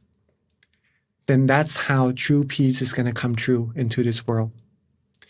On the other hand, if we switch things around, if a person's mind is not peaceful, if it's filled with maybe anger, hatred, or maybe wanting to seek revenge and stuff like that, all the undesirable feelings, then it's going to cause the world to turn the other way as well. All things happens first from the mind. That's why finding true happiness is also very important. It's important for us because I'm sure we all seek happiness, and that's how we're going to find true happiness or happiness inside first. When we're able to find that, we're going to be able to share, to give this happiness to many, many more people around us. And eventually, if everyone in the world becomes happy, be able to find peace and happiness inside their mind, the world, as it is already beautiful, it's going to be even more beautiful. And it's going to be a world of peace. Peace that is true.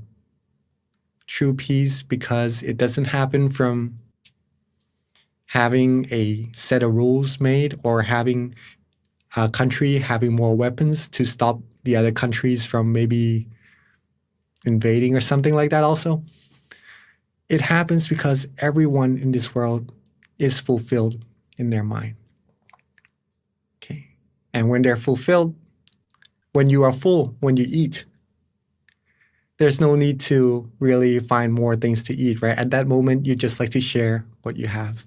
When we are full in our mind, when we are happy, the desires doesn't want to come in anymore. We do not have greed. We do not have wants in our mind. All that we have is the feeling of positivities and the feeling that we would like to share that happiness with everyone else as well. A little bit before we end our wisdom talk, again, adjusting the body and the mind to be relaxed and comfortable. Very important. We're going to do that in our session together in a little bit. This is the key. This is the heart. But also imagine it as if it is a candle. If you're able to get your body and your mind to be relaxed and comfortable already, think of it as if you've already lit a candle inside of your mind. Okay. When you close your eyes, it may seem a little bit dark. You can't see anything. But when you've lit the candle, when you've become comfortable and relaxed, that means your mind has already become bright and light on the inside. Even though it's dark, when you have light, you'll be able to see. Okay, so this light, this feeling of comfort is like a guidance, a guide for you to walk through this path of maybe being a little bit hard to see. But if you have this feeling of comfort, you'll be able to walk further and further on the right path inside. Don't let this light go off. Don't let this feeling of comfort go away when you meditate. Keep your mind lit. Keep that light, that feeling of comfort inside your mind continuously going as you meditate, as you close your eyes. This will take you further and further inside, finding you more and more peace, more and more happiness, and a stronger sense of serenity inside of the mind as well. However, there are some points in time where the candles do go out because we sometimes put a little bit more effort than we need to into meditation and it doesn't get as comfortable. Or sometimes we do have some wandering thoughts inside of our mind. These things takes our mind away from the peace and serenity within, but there's no need to worry about that. Okay. All that we need to do is relight the candle or adjust the body and the mind once more to get it to be comfortable. Then we'll be able to walk further and further with that light lit inside of our mind. This way we'll be able to find true happiness and be able to make this world a world filled with happiness and true peace as well. Okay. Humans are amazing. And to be able to do these things, these wonderful things, is a gift. To be able to learn these things is very we are very fortunate and are very meritorious to be able to know where true happiness is. And I'd like to rejoice in everybody's merit for coming today, to find this knowledge, to practice our meditation together, to find your peace of mind. And hopefully we'll be able to share this happiness with many, many more people around us, in our family and our friends, and many more across the world as well. So now that we know a little bit about meditation, let's take it into practice together, shall we? Before we begin our meditation, though, let's take some time to adjust our sitting positions. Maybe if you need to drink some water, if you need to do some stretches, please feel free to do so. If you need to use the restroom, please feel free to do so.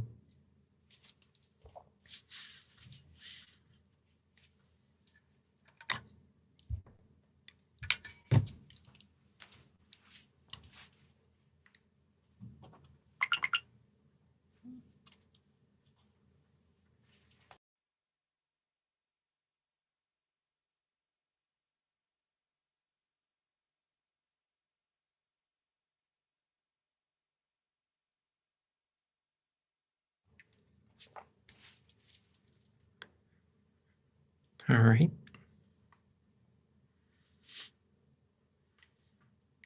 And for those of us who are ready,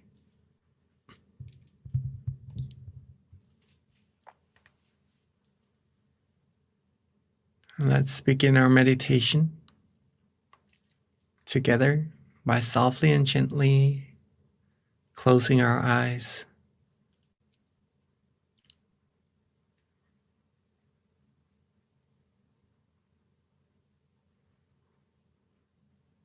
There's no need to rush. Let's softly and gently close our eyes.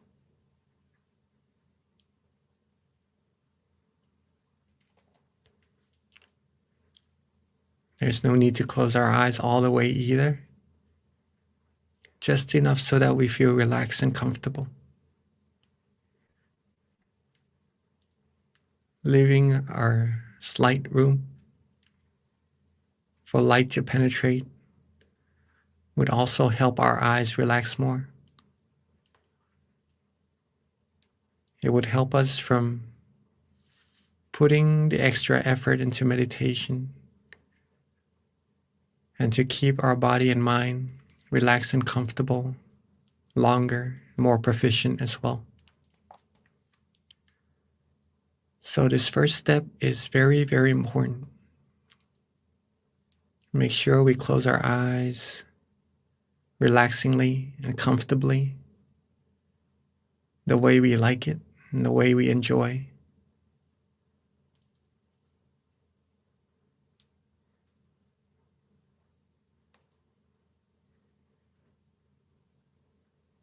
Now let's relax our face.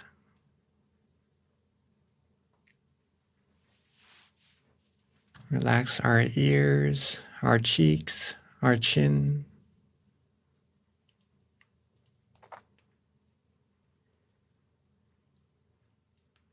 Relax our neck, our shoulders. Our body, our legs, all the way down to the tips of our toes.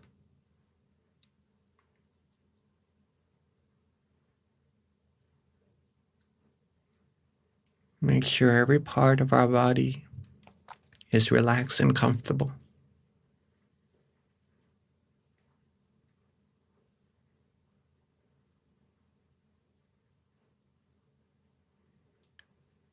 Rest our mind. Let go of everything, any worries, any responsibilities for now.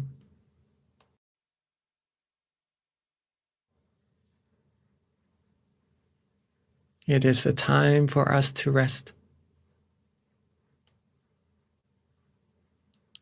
Rest our body, rest our mind, so that it could find that peace, that true happiness that is residing within all of us.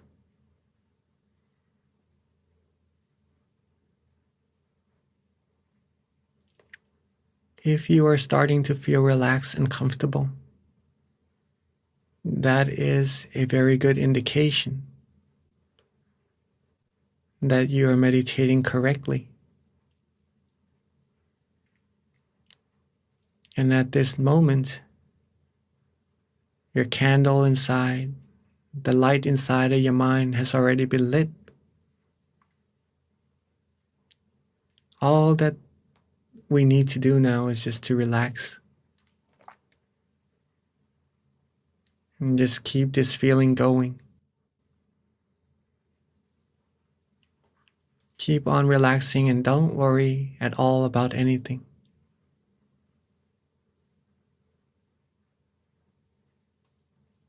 Don't worry. Be relaxed and be happy.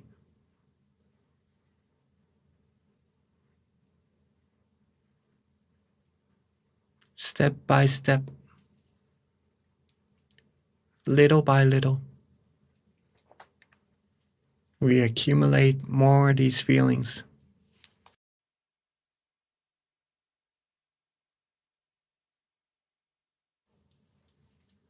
Like adding money into our piggy bank or watering a tree. Little by little, we accumulate the growth.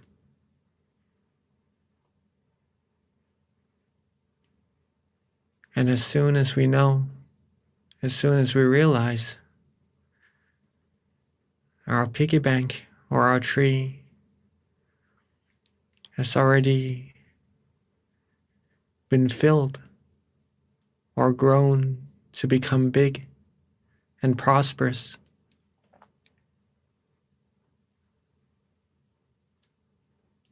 and now if we'd like to get anything, to buy anything, or to take fruit from the tree, we'll be able to do so.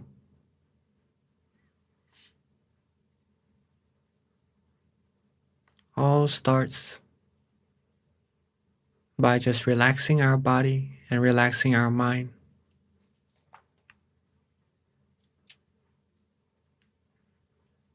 And keep that feeling of relaxation. Keep it going without having any worries.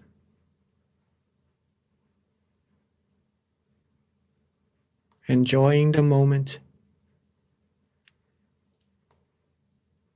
Enjoying the present. Enjoying that feeling of brightness shining from within.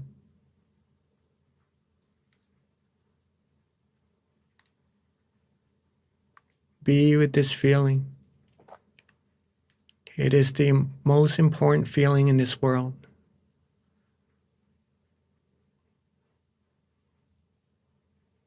It is very, very precious, since it takes our mind away from all negativities.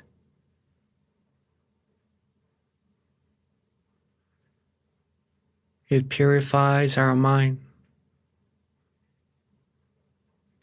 It cleanses our mind, and it brings towards us a lot more positivities from the things that we have around us.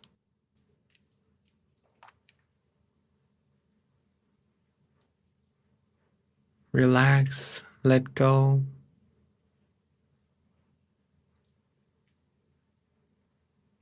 Let the positive energy flow within our mind.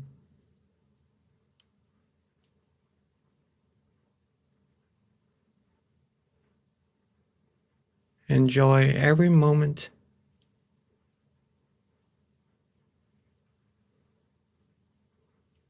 If you're feeling good, if you're feeling right, You feel that you enjoy this feeling of relaxation that you are having right now. And that shows that you are practicing correctly.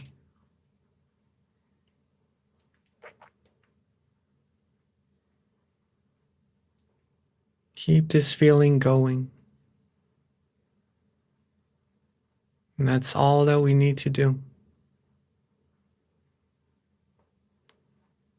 It is like riding a train to a destination where the road is to be relaxed and comfortable. And whether the train reaches the destination or not, when we sit on it, we do not really think too much about it.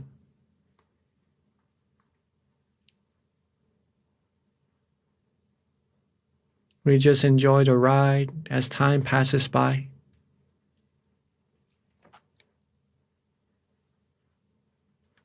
If we're able to do that same thing with our meditation, we just enjoy that ride, enjoy that feeling of comfort inside.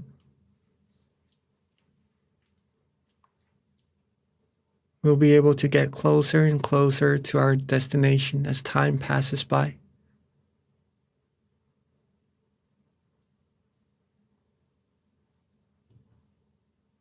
If we do not care much about what goes on inside our meditation,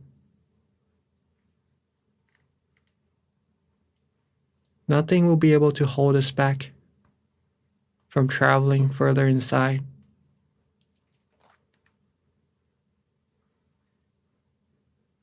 We'll be able to reach our destination easier and quicker.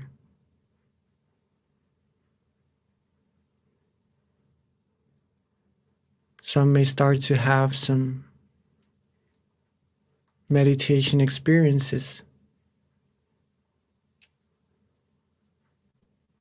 as they're able to be relaxed and comfortable for a longer while.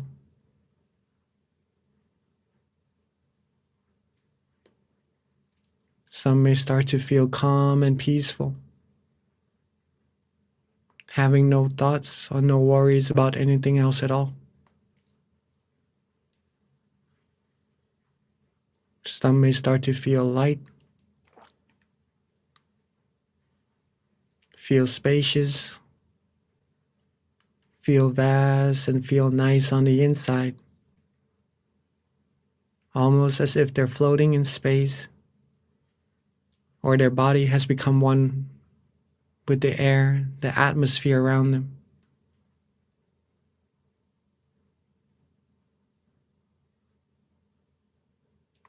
Some may even start to feel some brightness inside. Feel that the mind is flourished. The mind is expanding. It's becoming brighter and brighter, pure and pure inside.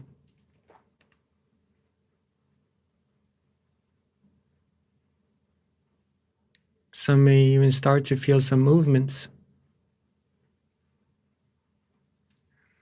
Whatever we feel,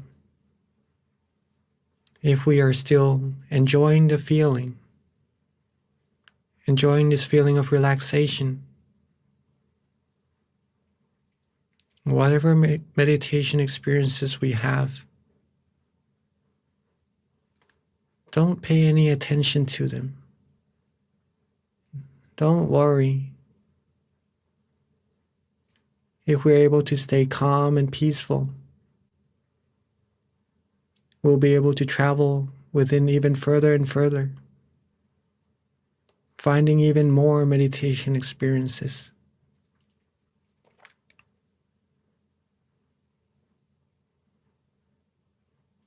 If our mind is not attached to anything, nothing will be able to hold it back from reaching deeper and deeper peace.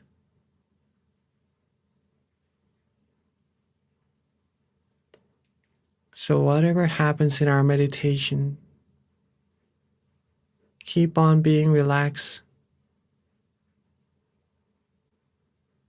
Keep on being calm and comfortable.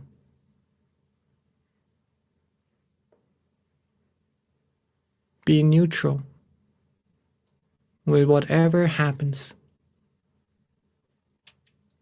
almost as if nothing special is happening inside.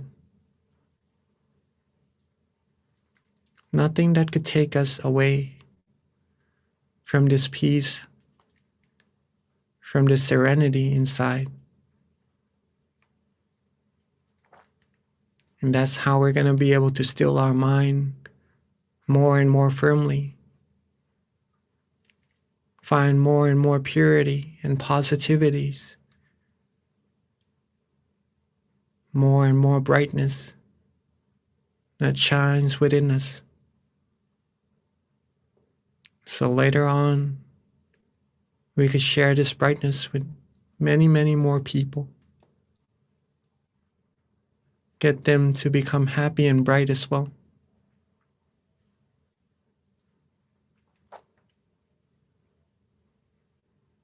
As we are traveling, as we are relaxing, as we are enjoying this feeling of peacefulness, at any moment, if you'd like to use an object of visualization,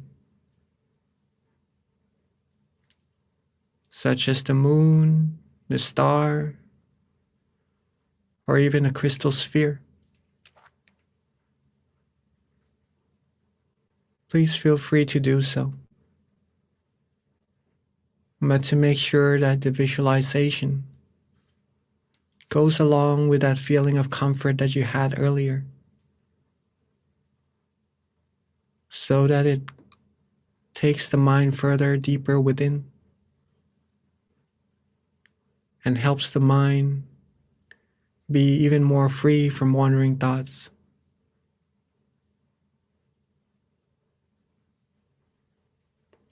Or at any moment, if you'd like to use a mantra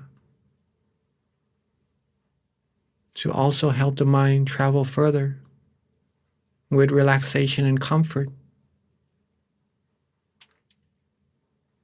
please feel free to do so as well.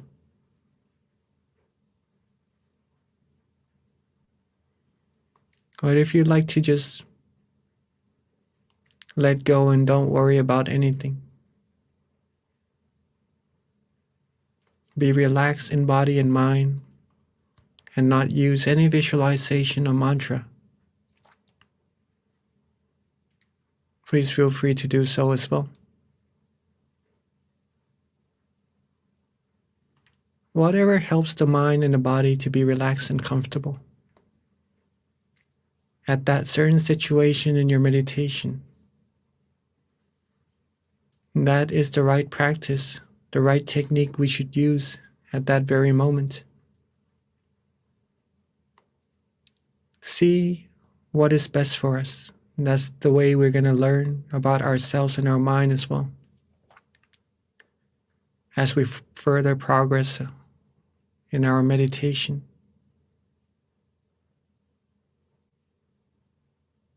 But the heart, the very essence of meditation is still to be relaxed and comfortable in body and mind.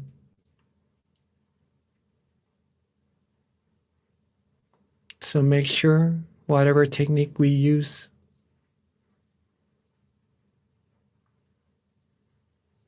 to never lose this feeling.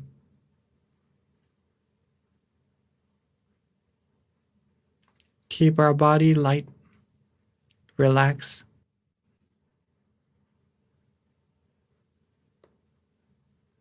Keep our mind calm and comfortable. Let go of all worries.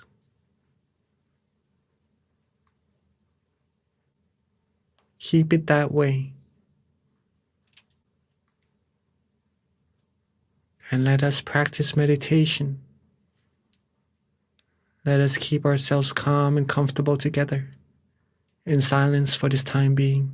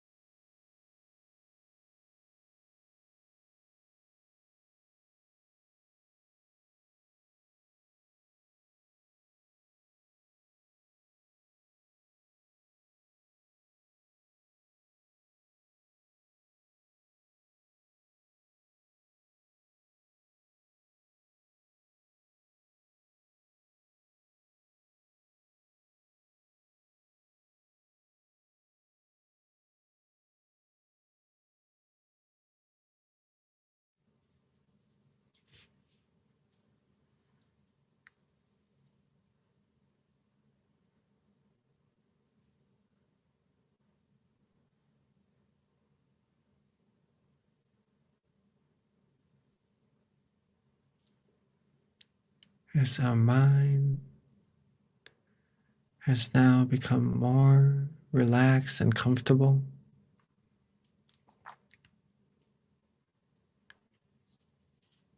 As our mind has now become cleaner and pure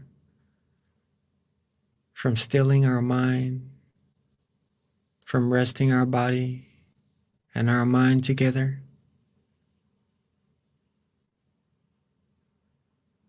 Let's take a glance at ourselves to see if we are still relaxed and comfortable or not.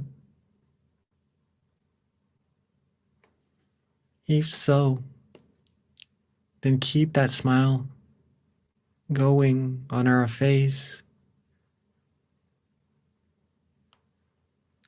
Keep that feeling of relaxation going in our body and our mind. Keep that feeling of expansion or the movement inside of our mind going for us to travel further and further inside to gain more peace energy, more positive energy from the source within. And now that our mind has become brighter, become lighter and pure, let's bring that brightness, bring that purity outwards to our world by together lighting our candles that are beside us or in front of us to have it symbolize that brightness, that purity inside of our mind, and to help this world shine brighter and become closer to a world of peace, the world that everyone has true peace inside of their mind. So I'd like to invite all of us, while being relaxed and comfortable, let's light our candles together.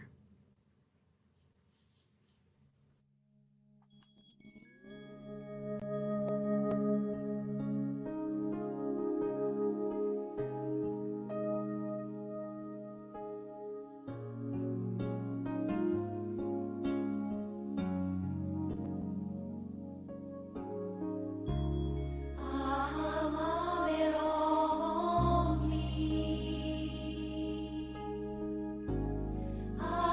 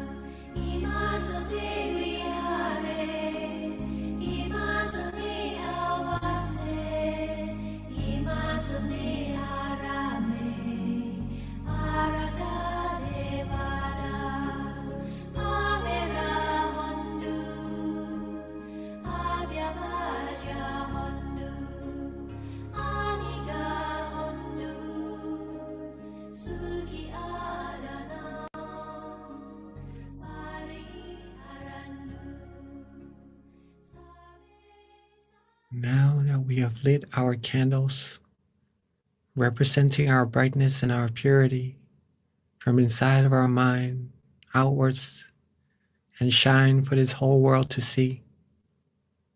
I'd like to invite all of us to sit back, relax, and close our eyes once more.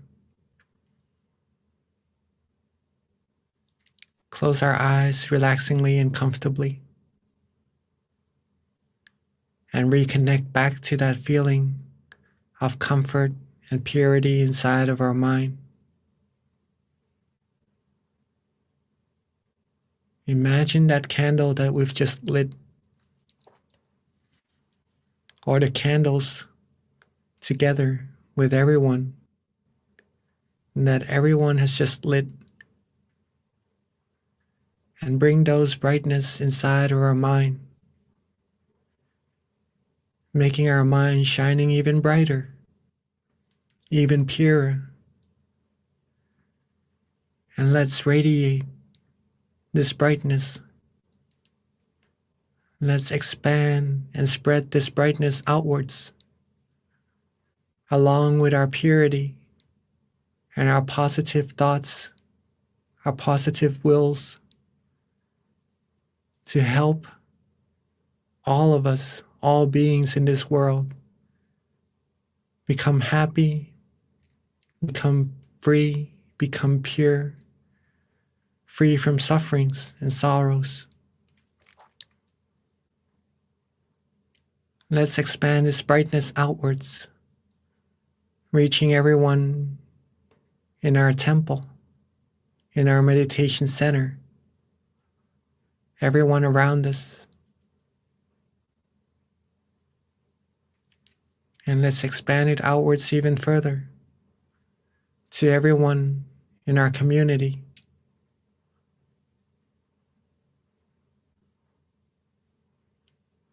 And relaxingly expand our brightness outwards even further to everyone in our city.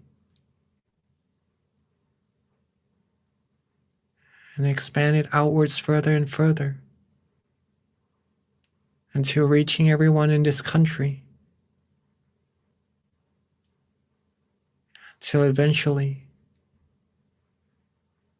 our brightness covers this whole world.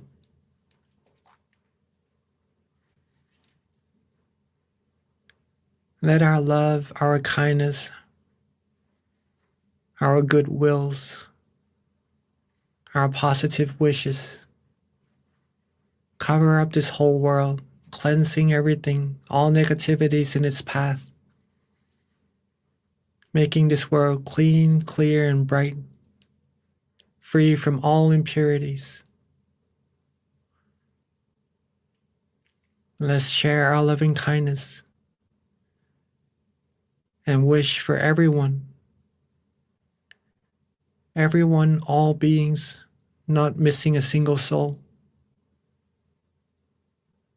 to always be happy, be free from harms, from hatred, from anger, from wars, from diseases. Be free from all impurities, all negativities. Be loved, be respected, and be protected. Be healthy, be fulfilled in all their wholesome wishes. May everyone have the smile in their hearts, have purity in their souls,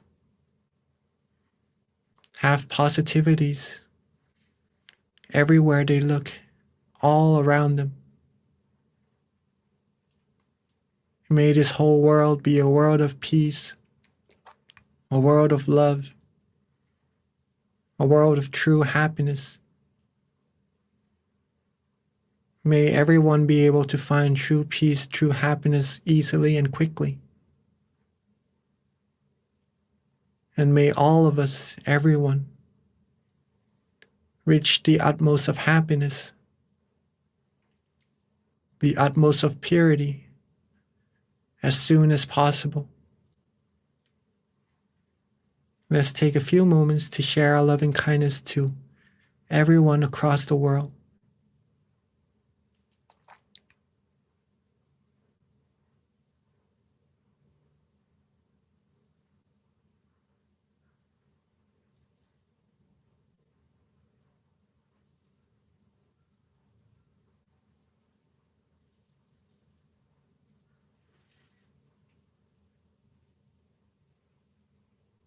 Now that we've shared our loving kindness together with everyone and all beings, let's softly and gently bring our attention back to ourselves.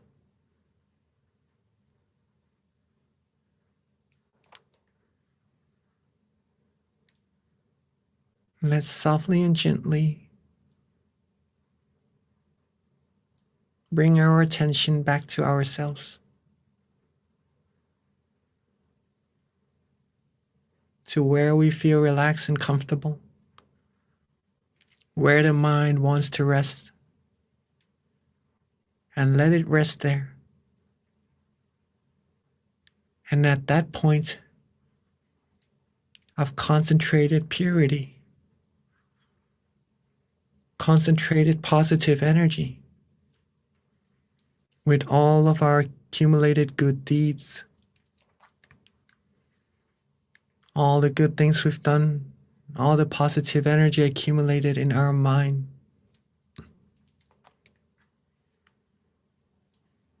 let's wish for ourselves to always be happy, always be healthy, wealthy, successful, fulfilled in all our wholesome wishes, free from all harms, dangers, sufferings, negativities, and impurities, free from anyone who would take us onto the path of ruin,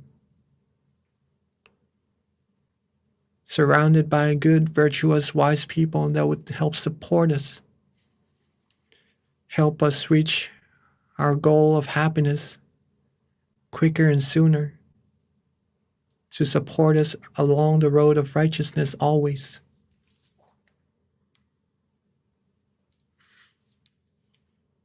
May we all be able to find true peace, true happiness quickly and easily at all times. Have the strength in our heart to help ourselves become pure and clean, and to do good things for ourselves, our friends, our family, and for this whole world. To be the role model of righteousness, to be the brightness. And may all of us be able to still our mind quickly and easily, and reach the utmost of purity, the utmost of happiness as quickly as possible. And let's take a few moments to wish for ourselves, for all the wholesome things we need.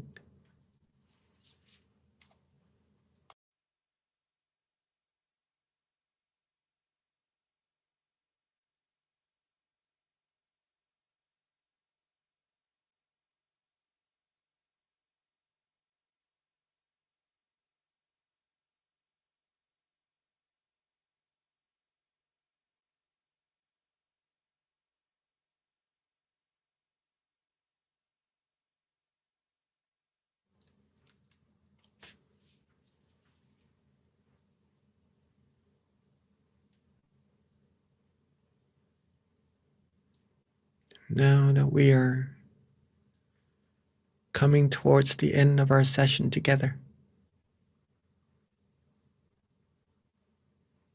let's make sure that we are still relaxed and comfortable in our body and our mind. If not, then we could do a little readjustments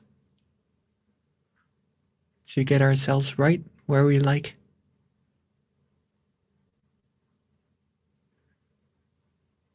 And as we end our session, make sure that we still have this feeling with us.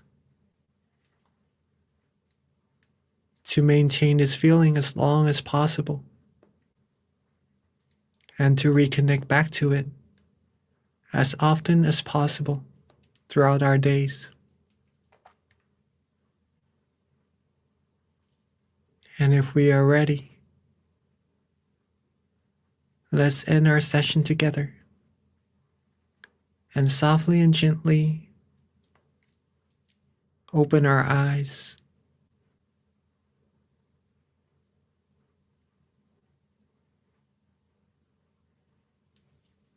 And let's softly and gently open our eyes.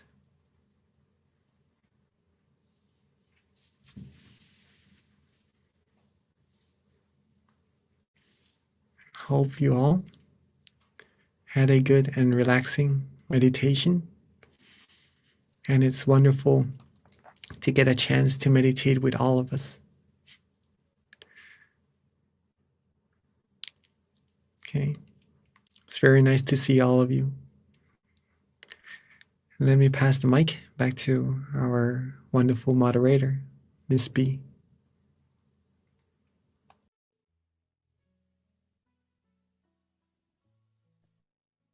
Okay, I'm struggling a little bit today with the mute button. So sorry about that, you guys, but I'm glad it worked. Hopefully you can hear me okay. I'm having some technical issues. That does happen sometimes.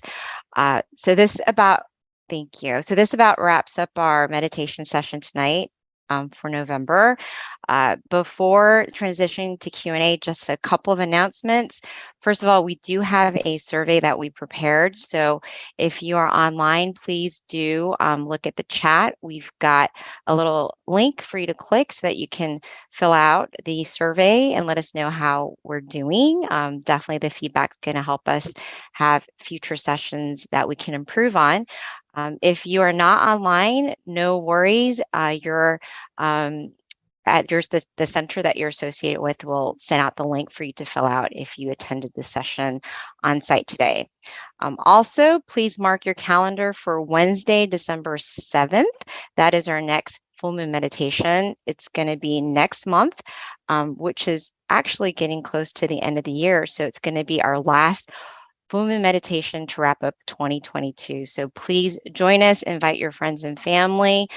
This is such a great way to give yourself thanks and self-love is by spending time to connect with yourself. So please, not only for yourself, but share it with other people and join us next month on December 7th. Write it down and then make sure that you are there.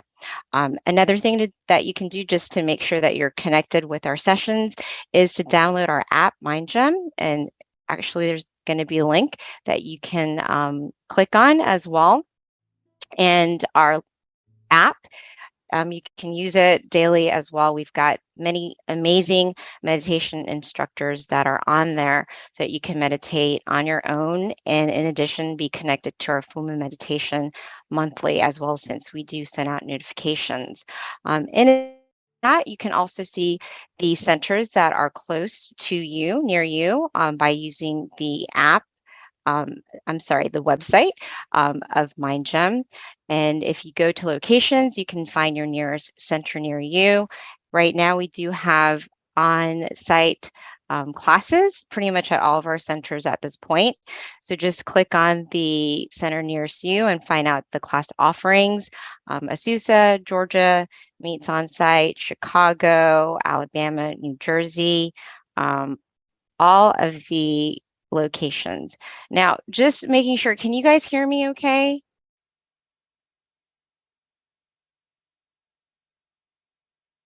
Okay, good. Just wanted to make sure because I can't ever tell. I'm glad that you can hear me because I know I was having problems before.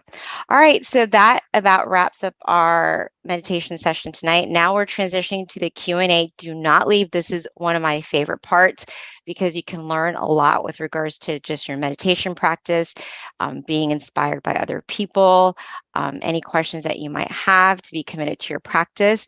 So this is where we invite Monk Jackie back onto the onto the floor, I guess, onto the portal to ask him any questions that you might have. Again, if you can kind of stick with our theme, which is being thankful, that way we can kind of focus on just ways to better ourselves and stay focused to our theme, which is going to be thankful, which can be very general as well.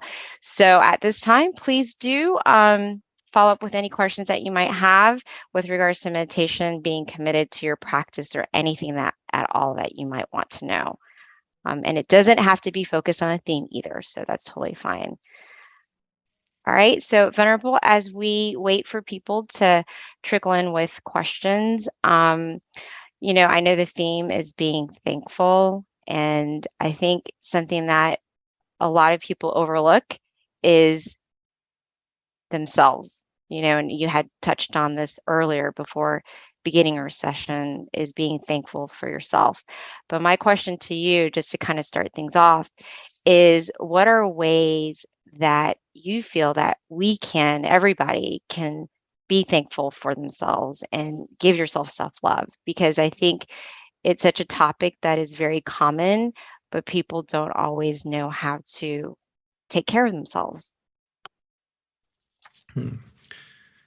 Some of the ways, thanks for the question. And I see that a lot of us are being thankful and just sharing their thanks in the chat box right now. So thank you for that also. Some of the ways that we could be thankful for ourselves is that what I've actually mentioned in the wisdom talk earlier in the session, right, is to be thankful for the opportunities we have at this present moment, right? It's because that we have our lives right now, we have our hands, we have our legs, we could do things with these useful tools, right? We could do great things to others, give help, give necessities, or pretty much invent things, create things that are useful for ourselves or to many, many more people in this world. We have the opportunity right now to do so. And we also have the ability to do so, since humans are very, very capable beings, right? We could do wondrous things. Our master nun, said that humans are amazing beings because they're able to put huge chunks of metal onto the ocean and actually float the metal, right? Some of the things that fascinates me is pretty much putting metal in the sky, making airplanes, and creating all wonderful things for humankind's sake, right? For everyone to live easier, live more happily. All these things shows how very capable humans are, and that we could, if we wanted world peace, we are capable of doing so as well. So these are the opportunities we have, the abilities we have to do so. It's the matter of if we're going to be doing it or not. So to appreciate our lives, to be thankful for what we have, we could use these opportunities, these abilities to do so, to create world peace, to create peace for ourselves first, and for everyone in our family, and then later on to the world. These are some of the ideas that we could do so, could take into account or take into practice if you'd like to, or if you have some even greater ideas, then please feel free to elaborate on it or maybe to take it into practice as well. Yeah, Venerable. So you do have a lot of people definitely commenting and giving thanks for the session in general. So, there are a lot of thankful people. So with regards to just being thankful in general, Venerable, like what about people who have just a little bit more darkness in their mind? Because, realistically, there are so many different people going through different things, and sometimes it is hard to appreciate that you've got the human form, that you have like everything, because no matter what, it's so easy to kind of compare yourself to other people and then feel like, oh, they seem so much happier than me or whatever.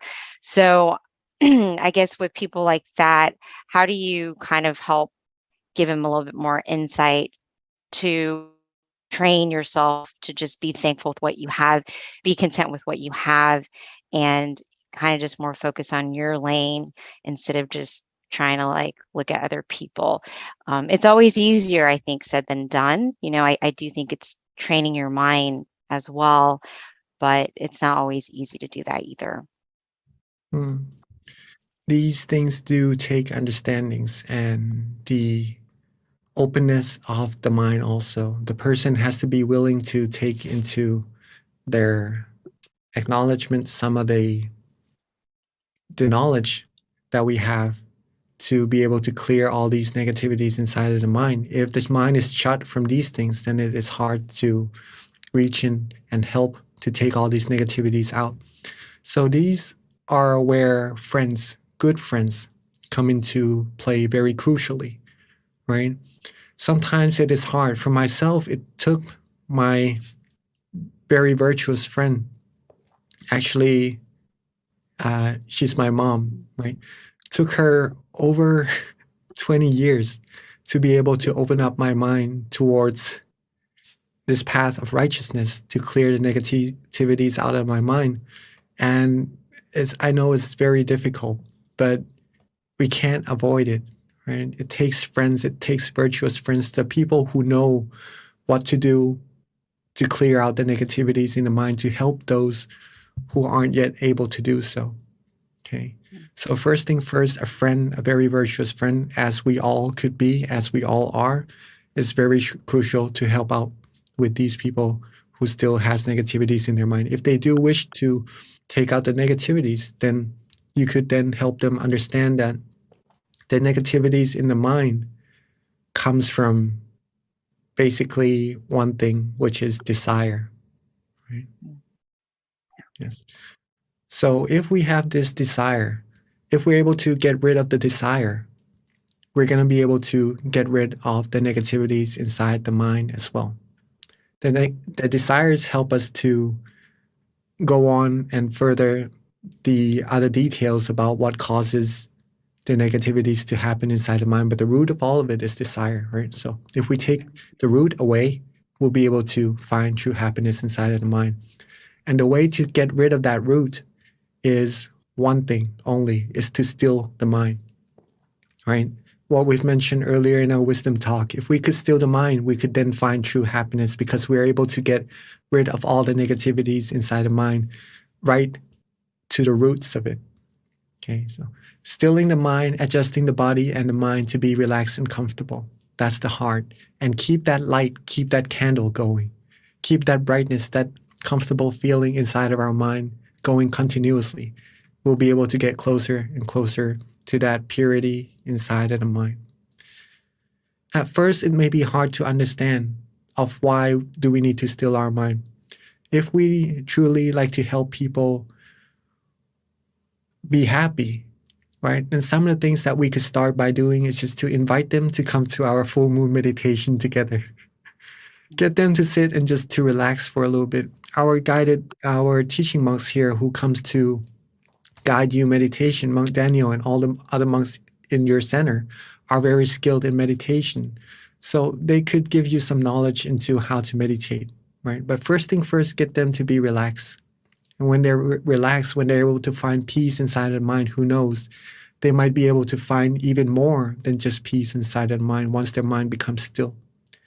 And when they're able to find more than just peace or to know what is actually inside of their mind, that's how their mind going to open up to more knowledge to help get rid of all negativities and to find peace inside. And then they could become virtuous friends for many, many more people around as well.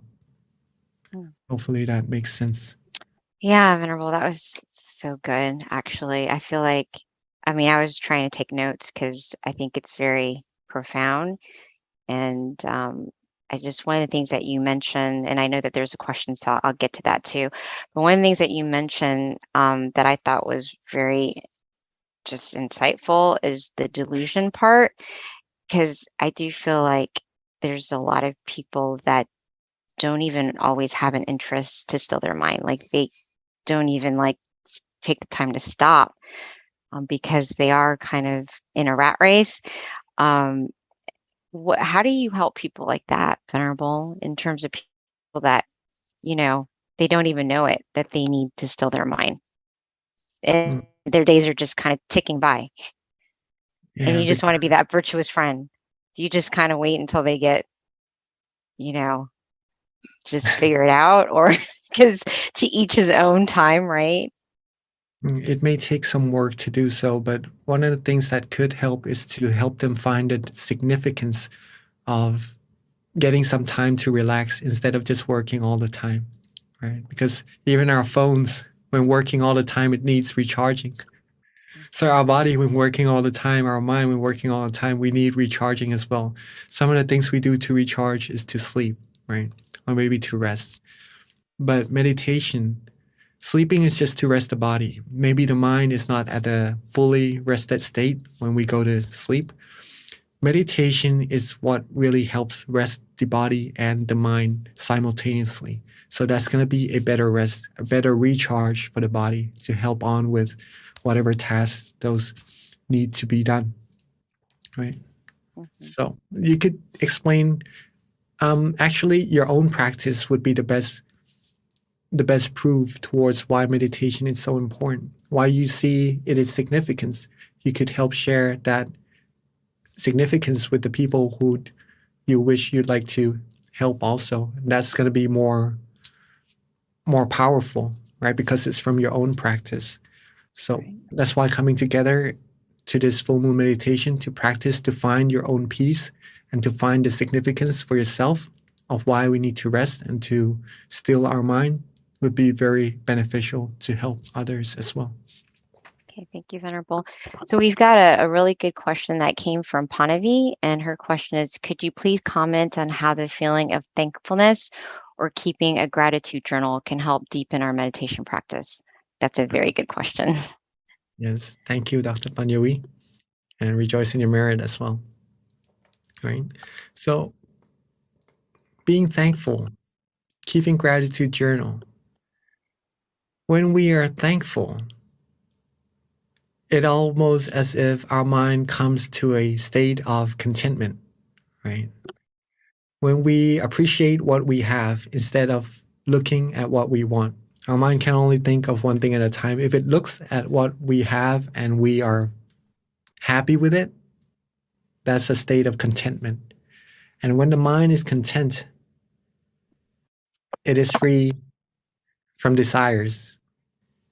It becomes whole, fulfilled, like the full moon in the sky.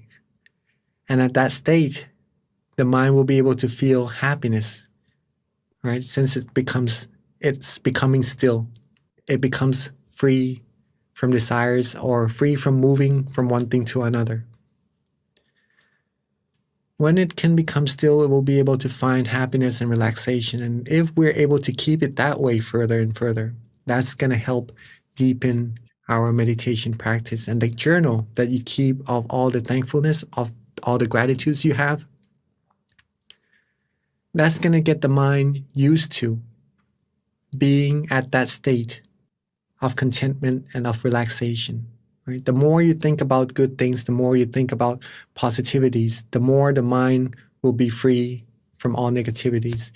It's about habits. Okay, it's about habits.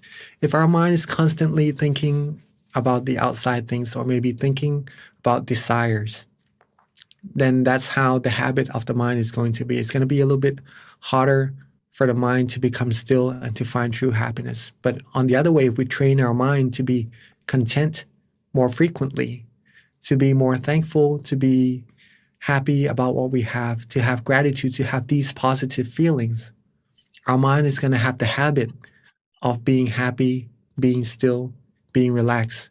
And that's going to help us further deepen our practice of meditation for sure.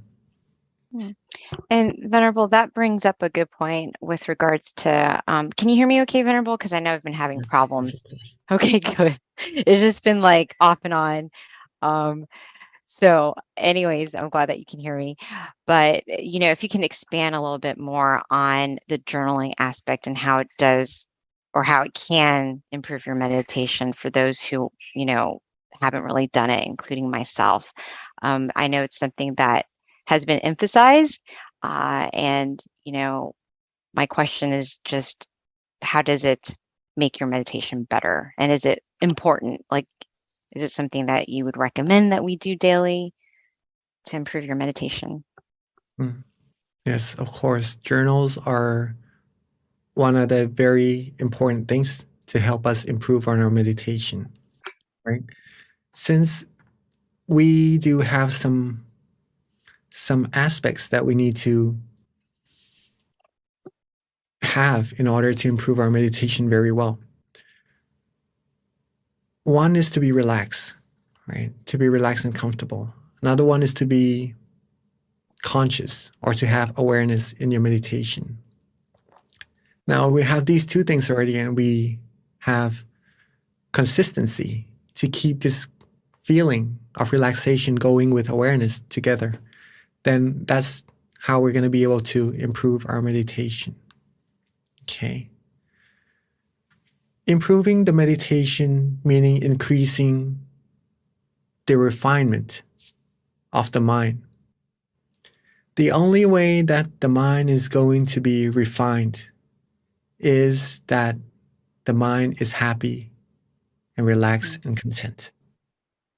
Okay, just the first three things first. The last thing involving journaling is to write down your journal, is because it helps us to observe our meditation of what we do in our day that benefits our meditation, that gives us happiness. In this case, maybe Dr. Panjavi says to write a journal of gratitude.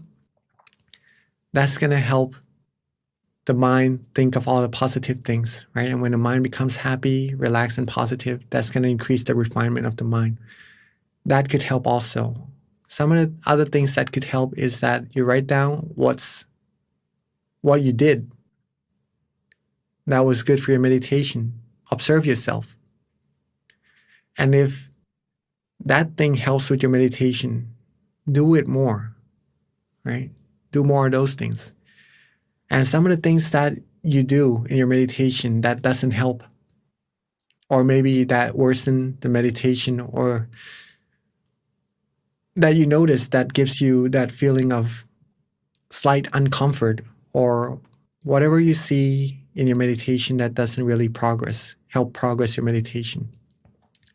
Write these things down as well, right? Do not overlook it, or do not just only write the good things. If you know for yourself what is good for your meditation, what is not, then you'll be able to reduce the things that aren't really benefiting your meditation, and only practice more of the things that would help improve your meditation. Now, this takes dedication, and it takes a lot of strength in the mind, because sometimes we know some things aren't really good for our meditation, but we still repeat doing it, right? Because it could also be some of the habits that we've accumulated, and it takes a while to change some habits, right? That's normal. That's normal to do so in meditation. It's the process of learning about ourselves, and the journaling, writing down journals will help us to notice ourselves more and to improve ourselves. It's one more step further into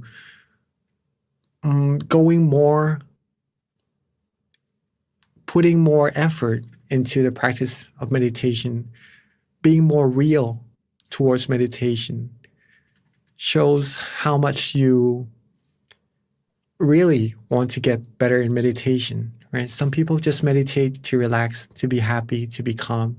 That's good enough. You want to go further, want to go deeper, study more about meditation. That's one step to help you get even deeper, right? Is to do journals. Thank you, Venerable. So that leaves me to the last question, Venerable, which is, when you do meditate, I feel like that is a way that you're giving yourself self-love. You're spending time with yourself, right?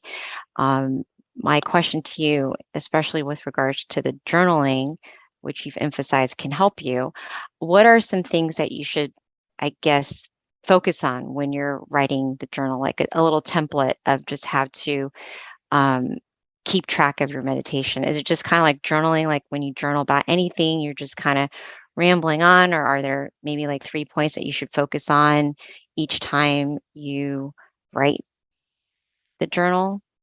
And I guess that would be a great last question, since it is almost 10:30, and that way we can all try to write it and keep a daily journal ourselves, including me. Okay. Journals are different from each individual. Okay, let's put it that way first. See what suits your meditation at that moment the best. See what journaling styles that would help you, in your opinion, that would help you improve on your meditation, right? But some of the things that I'd like to share that help with mine, some of the things that you could do, okay? Within a session, maybe an hour session, just to make a timeline and to see how much time we're able to be relaxed and comfortable within that session, and how much time that we have lost to having our mind wander off, or maybe having some tension or some sleepiness in our meditation. If we are able to do that, just roughly, right? It doesn't have to be exact until it comes to be a worry inside of our meditation, so that we can't really focus on being relaxed. But if we're able to do that roughly, we'll be able to see ourselves of how much time that we're actually refining our mind, or how much time our mind could be still, and how much time we need to improve or lessen the wandering thoughts or the tension inside our meditation. That's one way to write down your journals about. Some of the things that I also do is to write down how many times I'm able to get to the meditation experience inside of my meditation, right? For example, maybe this session, I'm able to go to the meditation experience that is my goal, right? 10 times or 20 times, right? I'll write that down. Or maybe today I have a goal to do it more times. Then I write down the journals that would help me reach my goal, to see where I am and how much I need to do more to reach that goal. That also helps improve the meditation. If we want to go more relaxingly towards journaling, we could simply see in your meditation of what you did. For example, if this time you close down your eyes, you relax and let go. And just by doing this, you're able to reach your meditation experience or to be happy. Then you simply write that down, what you did, pretty much just to relax and let go. Write that down.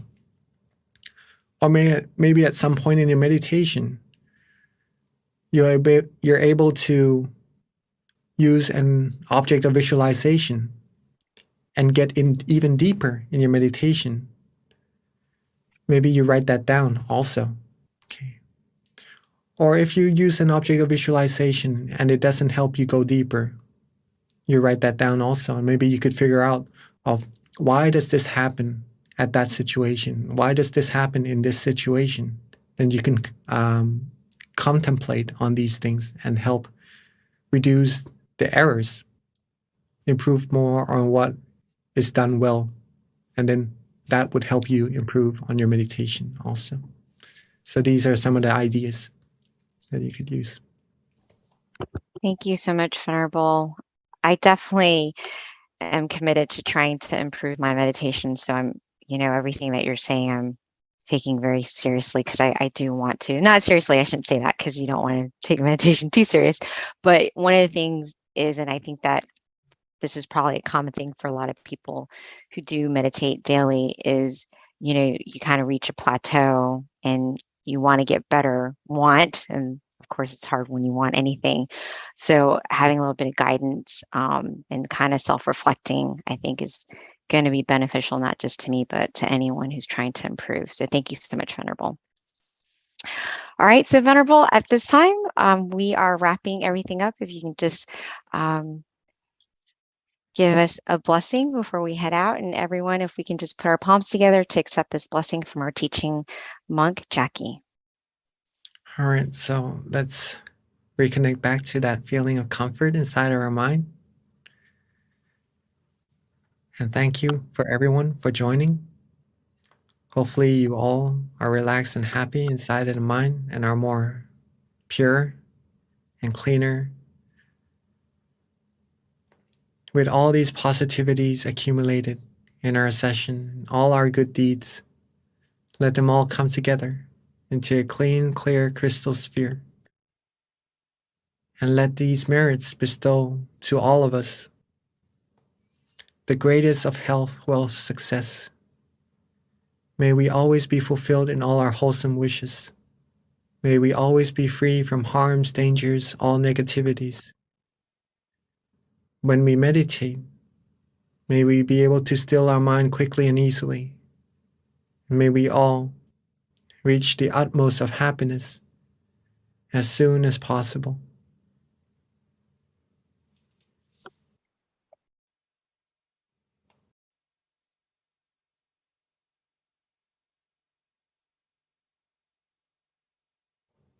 And rejoice in everybody's merit. Thank you again, Monk Jackie, and see you at the beginning of 2023. But for everyone else, don't forget December 7th, Wednesday is our next meditation session. And please don't forget to fill out our survey, which we'll put on the chat one more time so that you can give us some feedback so that we can continue to improve on these sessions, these full moon sessions. Thank you again. And as always, meditate often and meditate well. Bye. See you next month.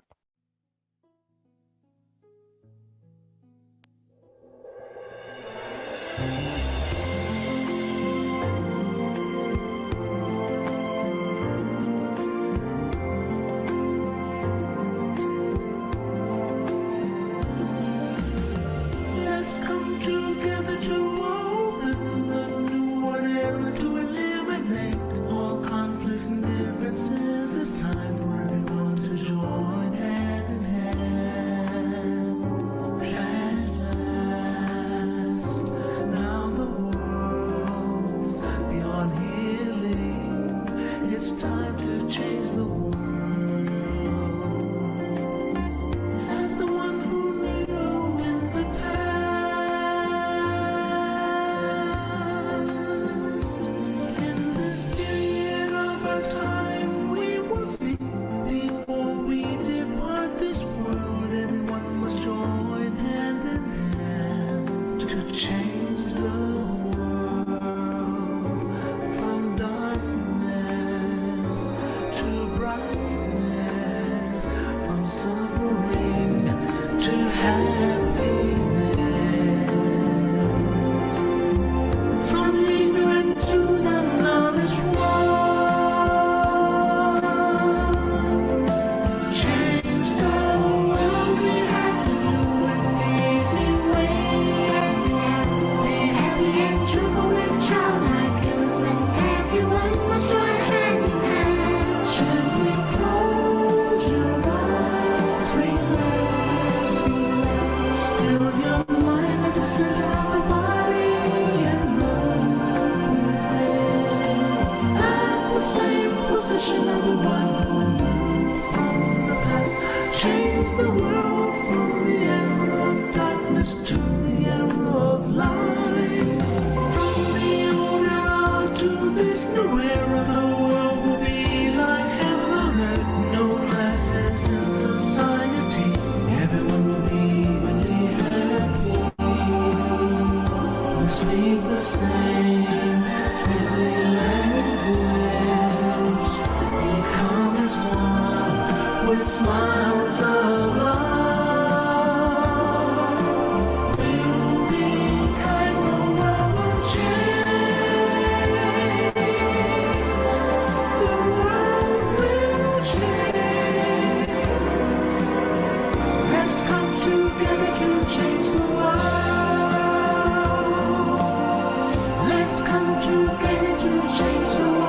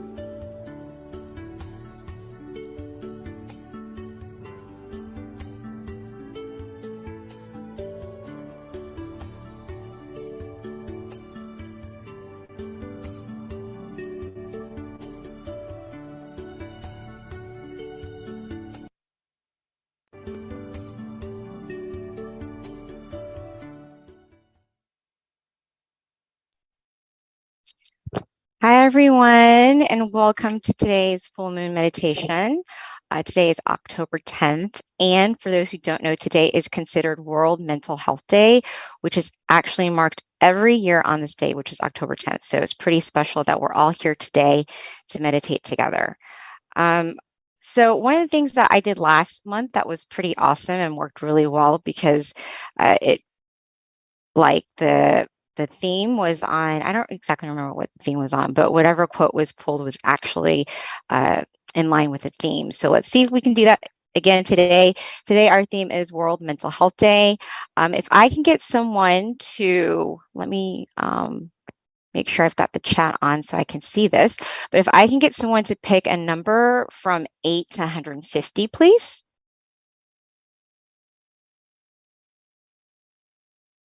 All right. Thank you. All right, 32. Got it. 32. I'm just going to get the first one. Okay, so we're going to do 32. And this is our quote of the day, which is going to ideally help inspire us to meditate because all these quotes are pretty profound and can help us meditate. So we're going to do 32. And I have no idea what you picked, so let's hope it goes in line with the theme. So today's quote is universal suffering. Someone may want this, but get that. We choose our spouse because we think we will love each other forever. At the beginning, it is sweet, but then it changes through time. Everyone has to face something we do not love and like in terms of people, animal, and things. Separation is an ordinary element of life, and suffering is universal for every living being. The Buddha found that the way out, and whoever follows this practice, will attain the ultimate peace and will become acknowledged, awakened, and overwhelmed. When we know our own story, awake from the matrix, the mind will be joyful and peaceful as a result. So that was today's quote. So thank you so much for picking that number, 32. Another thing that we did in the past 3 months is, if you don't recall, we've been doing this thing called a mind challenge, which is an opportunity for us to build on a habit that we've been wanting to improve during this special time. And this actually marks the end of that challenge. So I'm going to share my challenge and what I did, and hopefully we can get some insight in what you hopefully experience and that you're able to build on during this 3-month mind challenge. So for me, I actually tried to increase my meditation more, and I did that throughout the past 3 months. So I'm proud to say that I actually did that. So if anyone has a story that they want to share with regards to something that they were able to commit to, please share it on the chat so that we can all see it, and it'll help inspire somebody else. But don't forget, it doesn't matter, even though this mind challenge is complete, it's still something that you can continue to do on your own every day. It's to improve yourself. So with that, I'm going to introduce our teaching monk, Monk Daniel. A little bit about Monk Daniel is that he's been a practicing Buddhist monk for over 10 years now. His dedication is to meditate, and he's been dedicated to this practice and trying to do it passionately for over 10 years. His goal is to spread meditation to the world so that everyone can find true happiness inside. So at this time, without further ado, let me introduce Monk Daniel.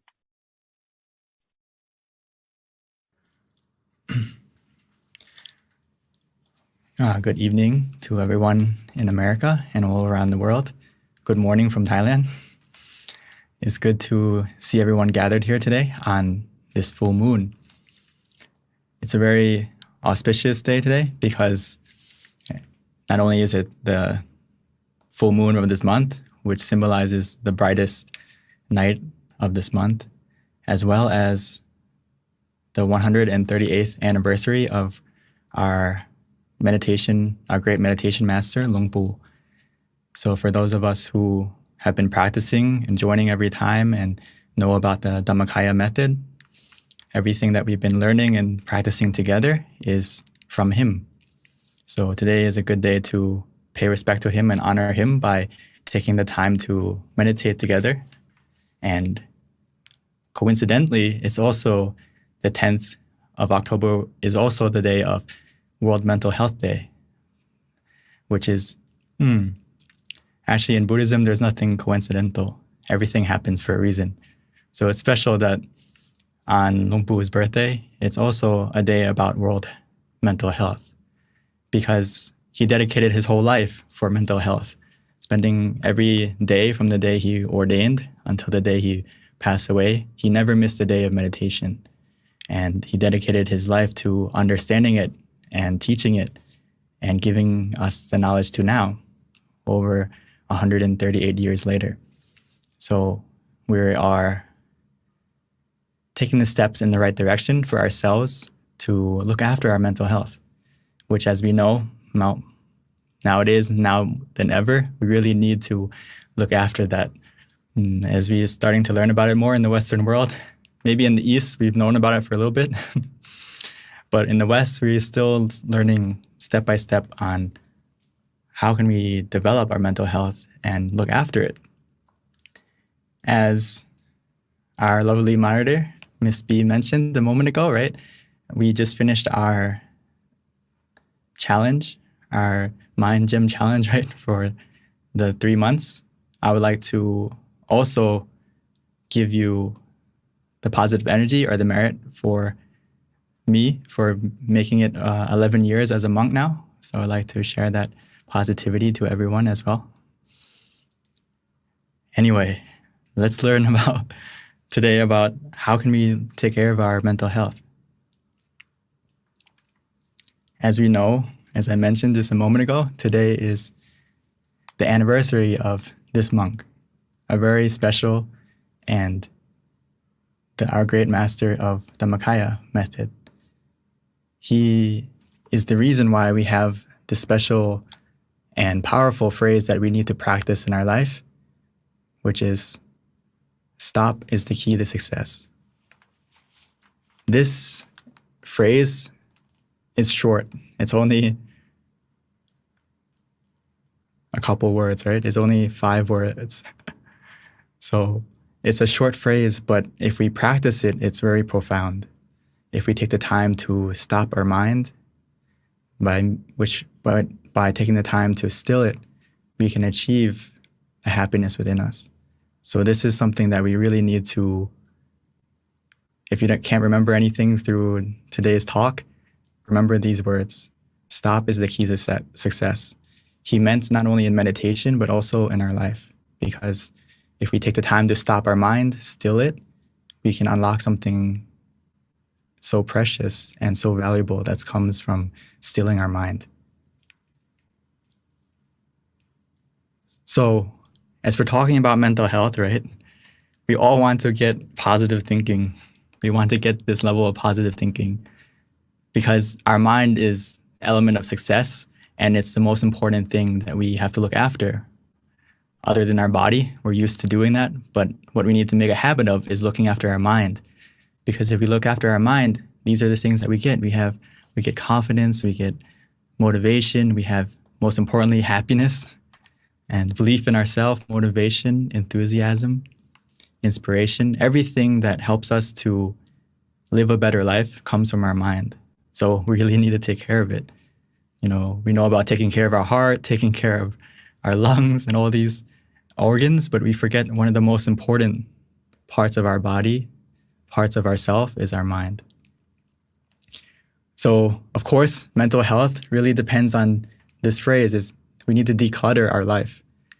As we know, there is signs of mental depression or signs of mental illness is when people don't look after their environment, don't look after themselves, right? So as we take the time to declutter your life, it will make your mental health better. But the most important thing is, why should we meditate, right?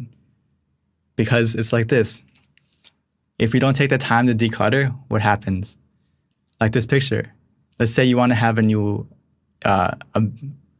delicious meal or want to order something. You can't because your table is full, right? You can't add anything else.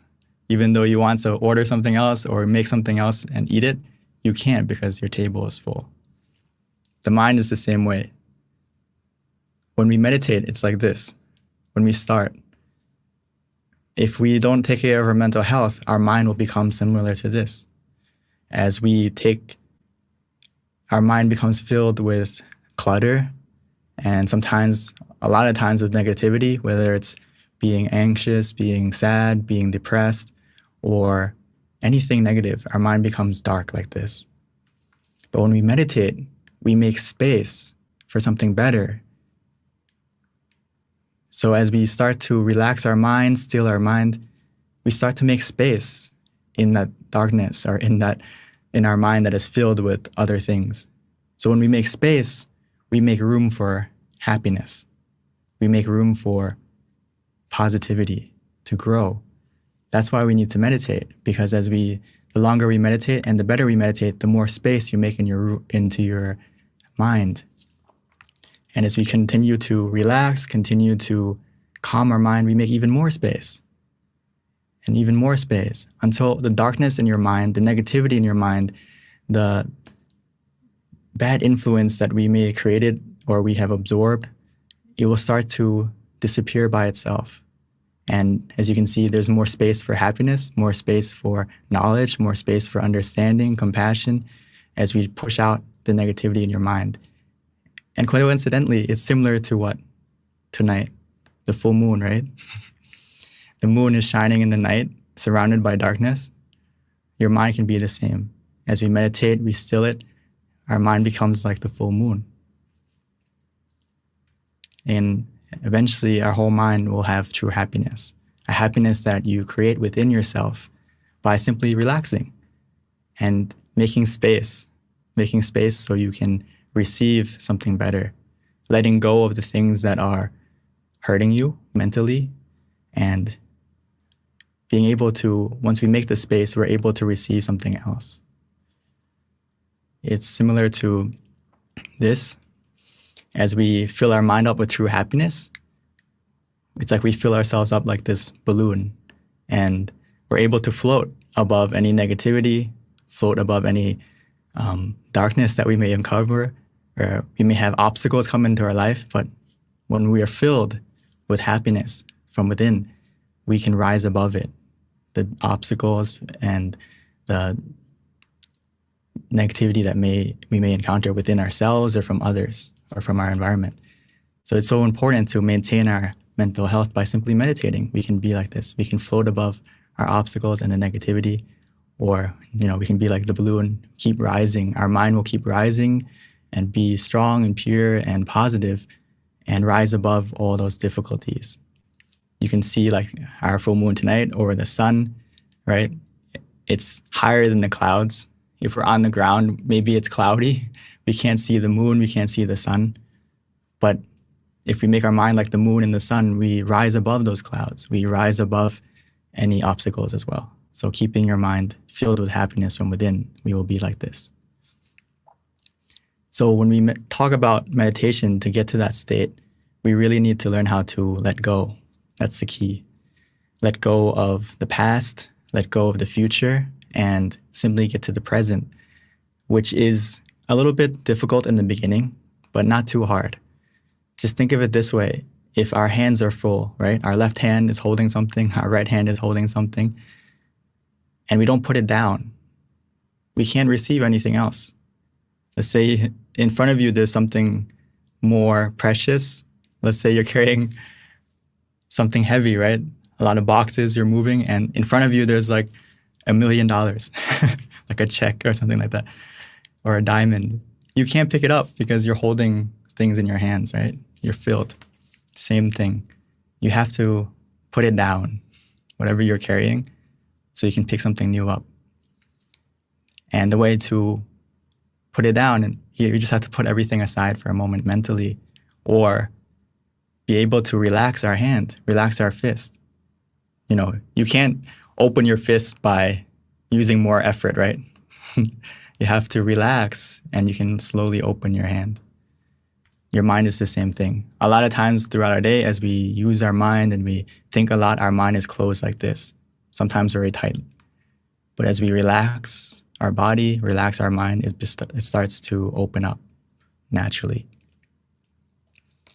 So like I said here, If we don't put everything down, we can't get anything new.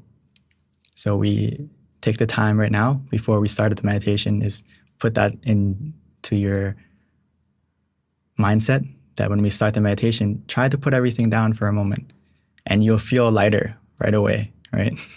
Think of you holding all these boxes, it must be very heavy. And the moment you put everything down, you're going to feel light. You're going to feel, your body's going to feel light, your mind's going to feel light.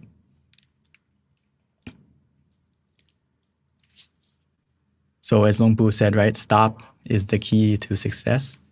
And when we do that, our mind becomes to be still. So when we still the mind, we begin the change within yourself to look after your mental health, right? And to make your life positive. We may think that, hey, how can making my mind still or stopping my mind be the key to success? You can look at it like this. When you still the mind, your mind becomes positive, right? It fills up with happiness, like we mentioned. And when your mind is positive, your speech will be positive.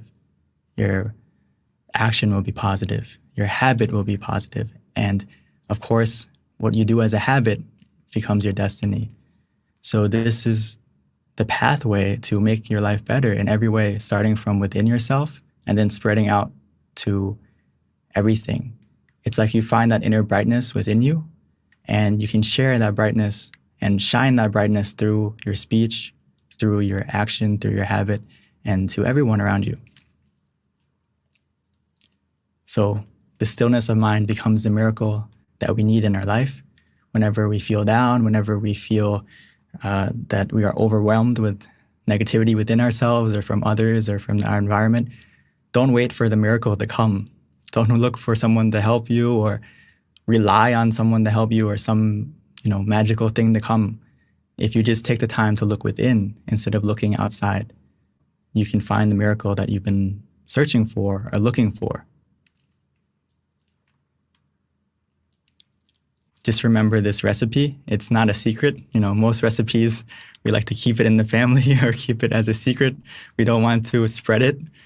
But this recipe, I would like to share to everyone, and please write it down mentally and maybe physically so you don't forget and use it every time, is that this. With a mind that is clear and at ease, we can achieve anything.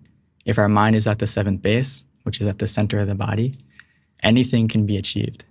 This is a translation from Luang Por, which is another great master of ours, which he connects to Luang Pu. So remember this recipe and we will have success in everything we do. And I always use this as when I feel overwhelmed, when I feel stressed, I feel uneasy. I always remind myself, hey, I need to clear my mind, make it at ease, keep it bright, and then everything else we're going to be able to see the solution and know what to do next. Because unfortunately, we can't, go and buy the essence of positivity in some store or, on Amazon. Unfortunately, there's no deal to buy it, but you can create it within yourself following that recipe. And every time you meditate, every second that you calm your mind down more, it's like you're filling yourself up with this positive essence. And once you have that full essence, you can not only use it for yourself, but you can also share it.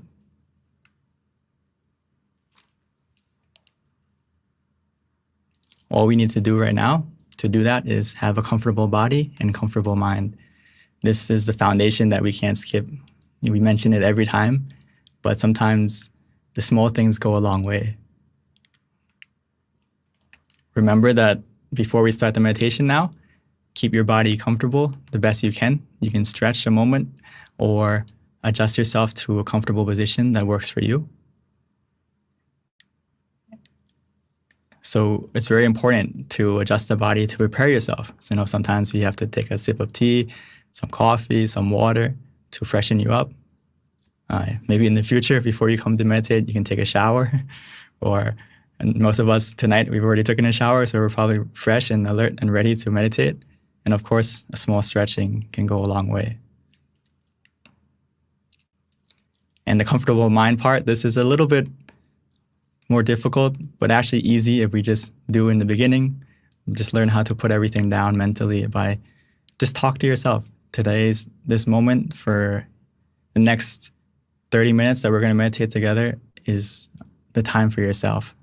So not time to think, just put everything down and learn to let go. Learn to let go, like this picture. If you hold on to the lantern, everything in life, there's a moment for us to hold on to it and let go. Nothing in life, like the quote in the beginning, right? Universal suffering. It may sound a little bit pessimistic, but it's the truth. Everything we encounter, we have separation. But that doesn't mean it has to be negative. There's a time for everything that we have to hold on to and let go, right? The bird has to leave the nest eventually, right? Your children have to grow up. Your parents have to pass away. This is reality. But as you can see, like the lantern, if you hold on to it too long, what happens?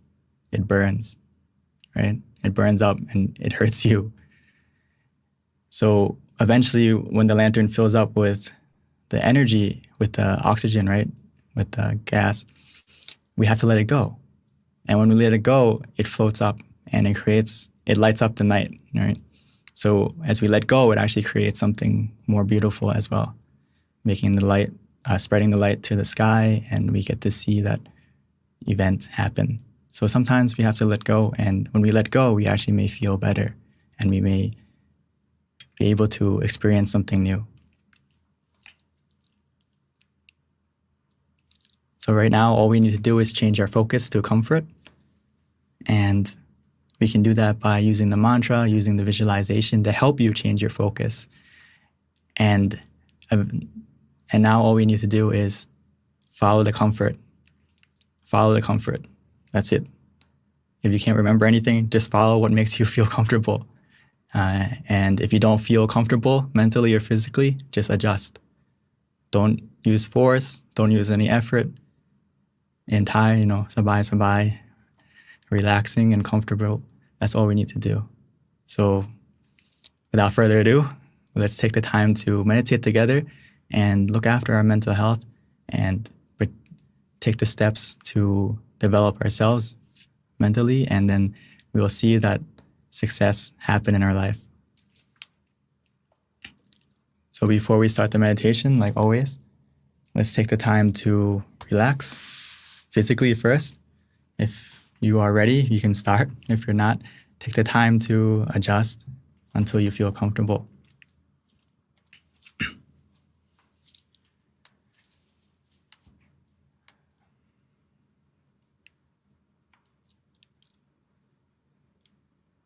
So like always,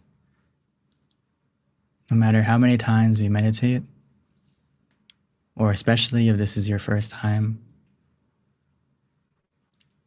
take it easy, take it slow. No need to rush. Right now, it's time for us to rest. Right now, it's time for us to look after ourselves, to look after our mental health. As we try to follow and understand the wisdom from Luang Pu, the great meditation master, where he said, stop is the key to success. That process begins right now, as we take the time to adjust our body, finding a position that is comfortable, relaxing.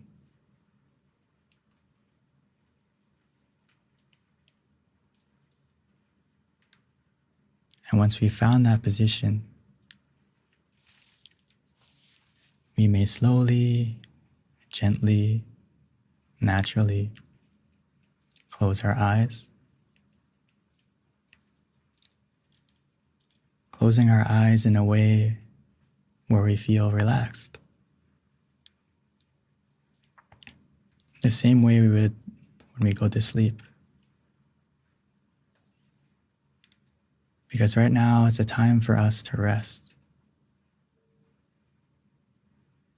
But a special kind of rest,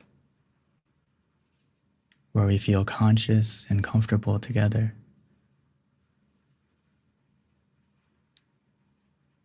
So once we've adjusted our body to be comfortable, we've closed our eyes to be comfortable, we can begin to let go. Starting from our eyes, we can let go of them. We can forget about them completely. Because in meditation, we don't need to use our eyes. The way we see or experience in meditation comes from our feeling. The feeling of relaxation and comfort is the heart of meditation. It's the only thing that we need to use. As we relax and release every part of our body, taking the time to make sure that every muscle is free from any tension, any tightness, whether it's our face, our eyebrows, our eyes. Relaxing and releasing our shoulders, arms, placing our hands comfortably on our lap,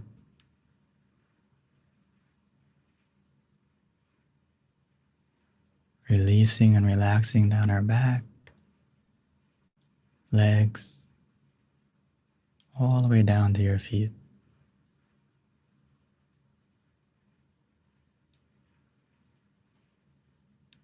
And just to make sure that you're completely relaxed, we can take a few deep breaths, breathing in deeply, exhaling slowly, trying to feel your breath as you breathe in. As that breath enters your body, filling up your lungs with relaxation, allowing that relaxation to spread from your lungs to every corner of your body.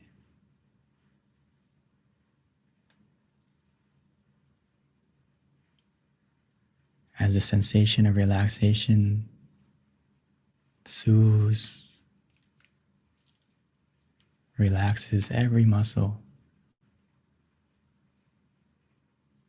As we exhale, allowing all the tension, any hidden stress or tightness to leave, to fade away, to disappear, leaving us only with relaxation within us, around us.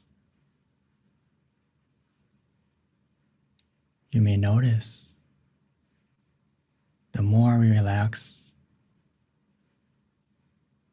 the more our body will begin to fade away, becoming one with the relaxation that we feel.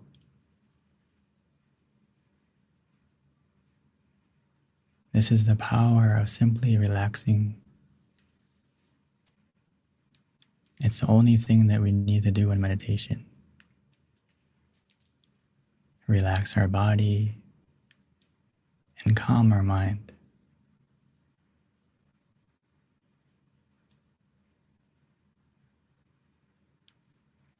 As we relax our body, our mind will have the foundation to begin the process to become still. Now all we need to do is let go mentally. We need to stop carrying all our burdens, all our worries, and even our responsibilities. Put everything aside. Right now, the only responsibility we have is to ourselves.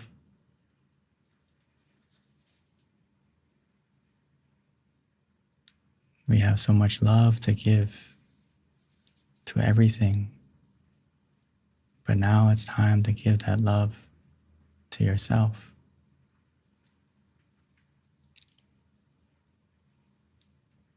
We don't need to wait for everything in our life to fall into place. We need to make sure that our mind is in the right place first, in the positive place within you. We can connect to that space easily and simply by following the words of Luang Pu. Stop is the key to success. In order to stop, we need to relax. We need to use a method that is easy, comforting, relaxing for you. Whether it's to use the mantra, repeating in our mind the special, powerful mantra from Luang Pu, Samma Arahang, Samma Arahang, Samma Arahang. Samma meaning purity, Arahang meaning freedom.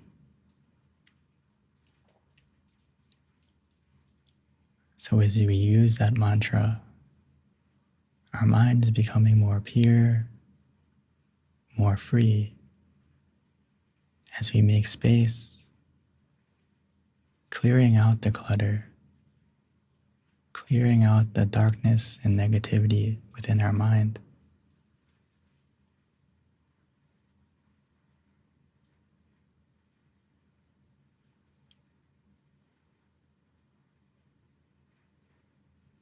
Or for some of us, it may be easy, enjoyable to visualize.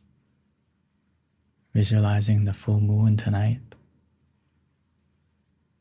shining within you, in front of you, covering you, however you like. Or you can imagine the sun. For those of us who are familiar with Luang Pu, you can even imagine him.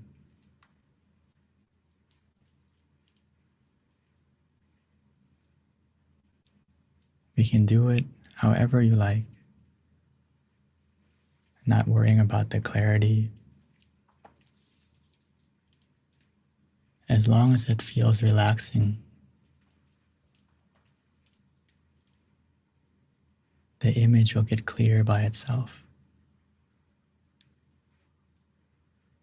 Whether we use the mantra or the visualization,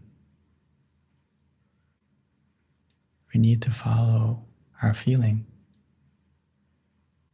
follow the comfort. We will know for ourselves if we're practicing correctly, because we'll feel more comfortable. It will feel easy, calming, relaxing, refreshing.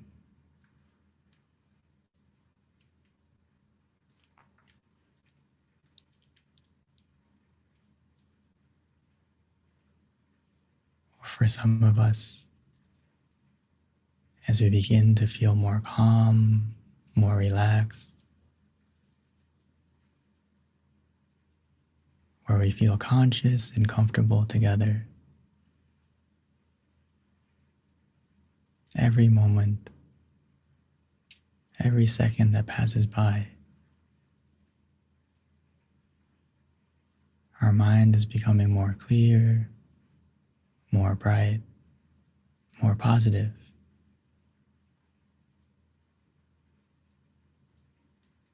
As we clear the space in our mind,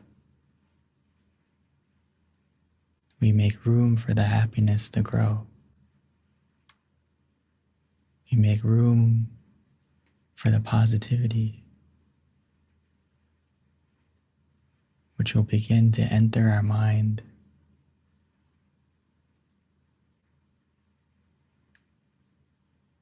All we need to do is continue to let go by relaxing and releasing.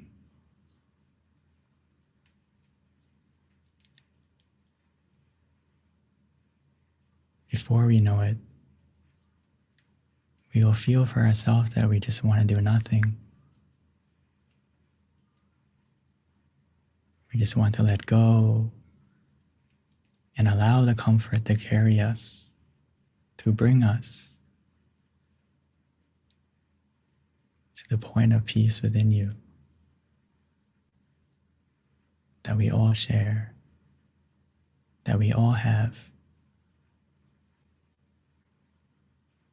that we can access anytime, anywhere.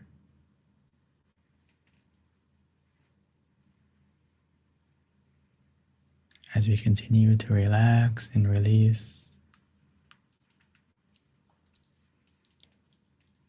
the negativity in our mind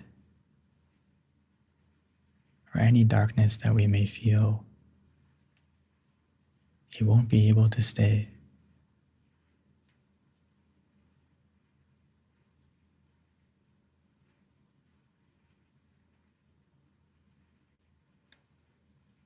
Because stop is the key to success.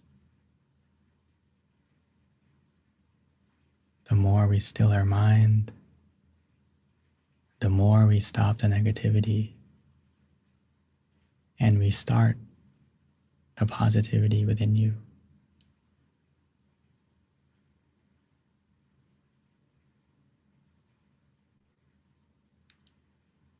All we need to do now is to be patient, to be content, keeping our mind in the present,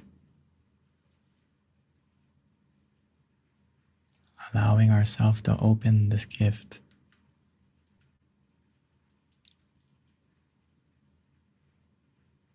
And the happiness within you will come naturally on its own as our mind will become full of brightness, full of happiness, full like the moon tonight.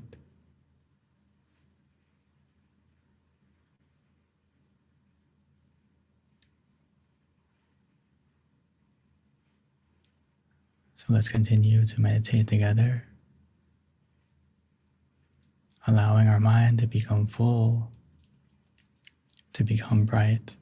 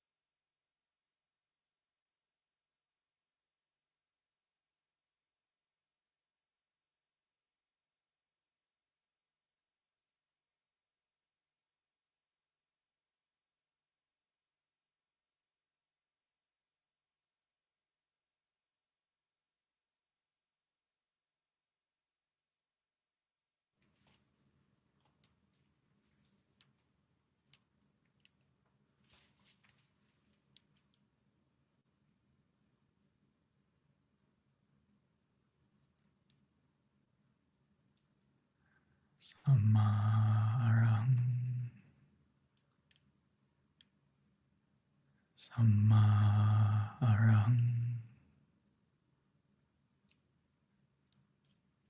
Every moment, every second that we collect the moments of stillness, our mind is becoming more bright, more clear, as we clear the clutter, clear the negativity out of our mind, filling us with more happiness, more peacefulness, as we begin to feel that happiness growing within you. Feel the relaxation, glowing, shining. It's a brightness that we can feel for ourselves.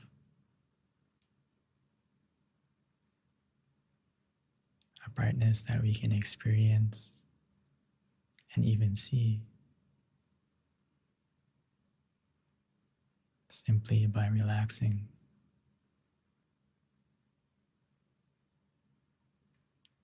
And now that we have taken the time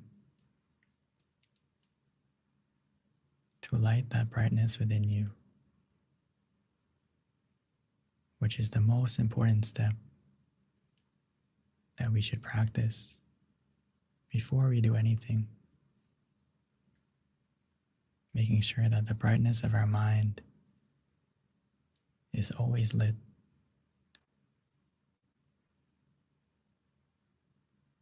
Shining like a candle, as bright as the moon, as bright as the sun, helping to brighten our life in every way.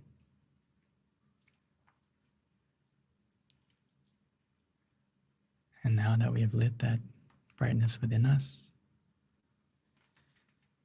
it's time for us to softly and gently light the candle on the outside.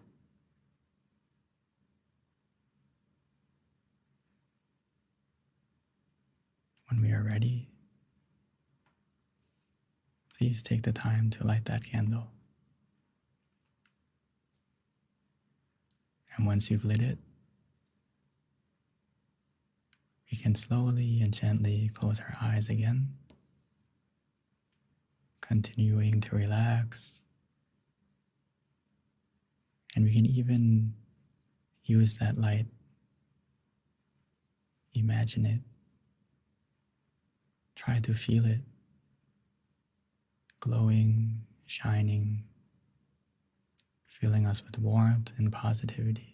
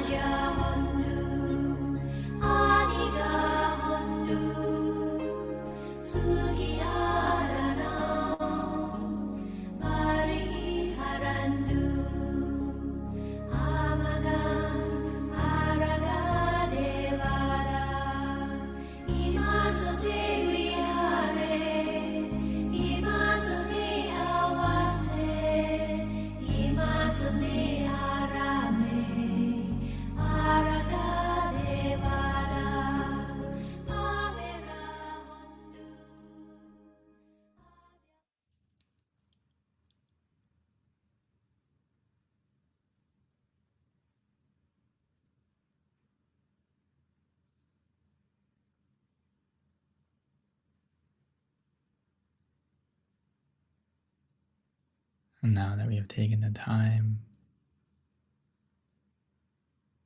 to still our mind,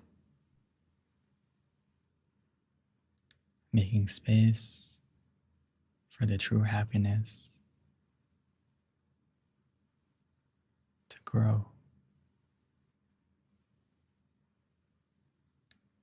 As we fill our mind up with positivity,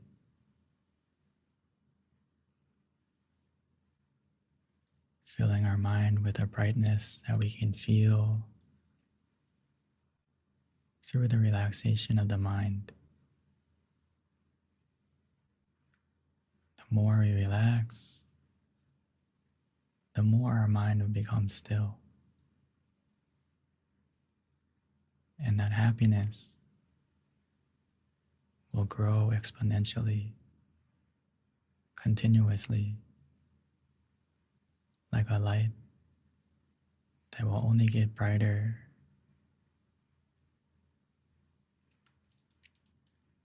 And that brightness is a purity of mind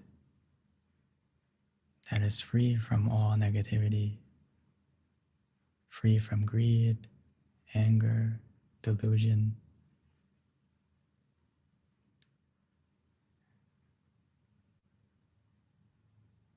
We will understand that true love, true compassion, true wisdom comes from within you. It comes from within. The source of all positivity of mind comes from within.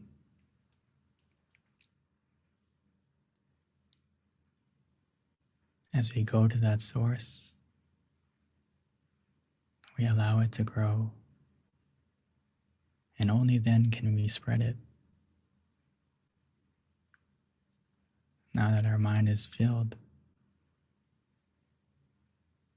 we can spread that positivity that we feel,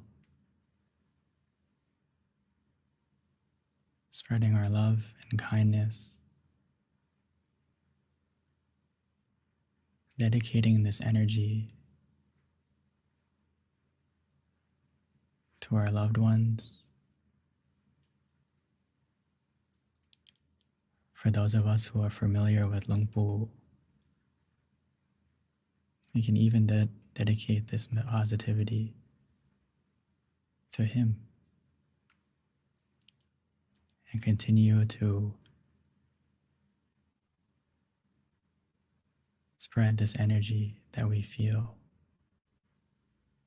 by wishing well, wishing for our loved ones, even if they're passed away. You can send this energy to them just by thinking of them briefly, softly and gently, whether it's thinking of their name or their face,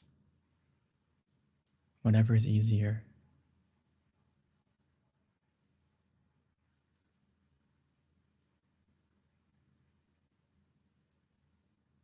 Allowing that positive feeling within you to grow, to expand, covering us with the sensation of relaxation radiating from you.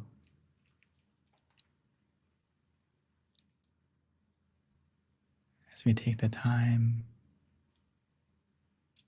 to expand our heart, expand our mind,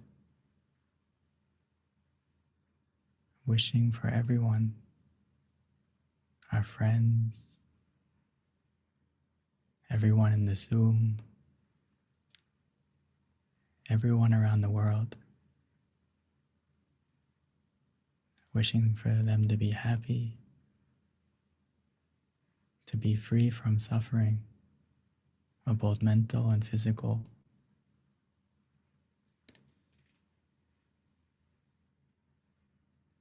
As we think in a positive way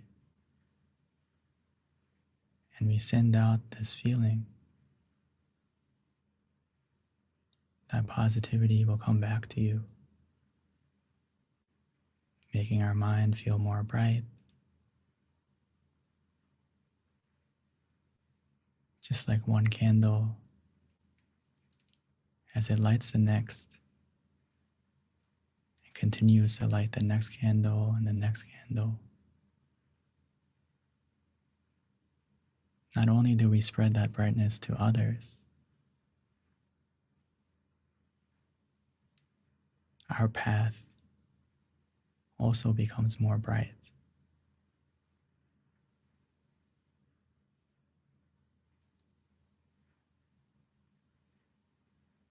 So right now,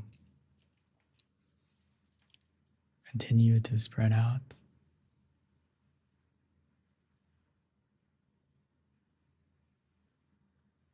Now that our mind is more positive,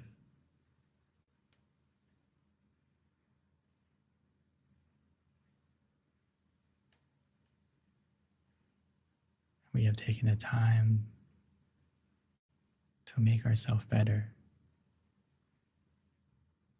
And a better you means a better world. As we can spread this positivity to our own small world first, to our family, to our friends, to the community, one person at a time.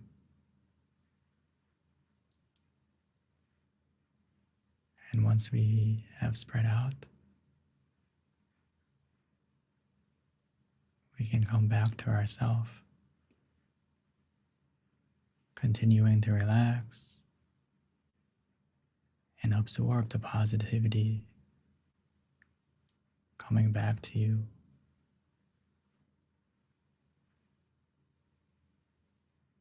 And just enjoy the stillness and relaxation for a moment again.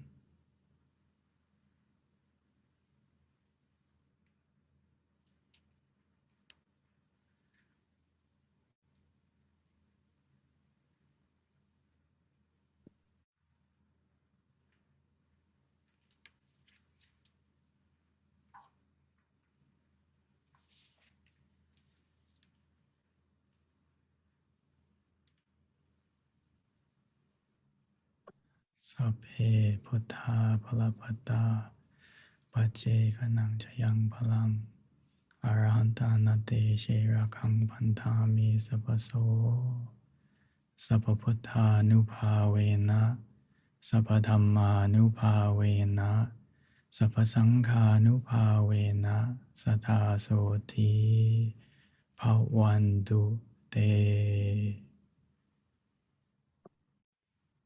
By the positivity that we've generated from meditation, bless our life in every way.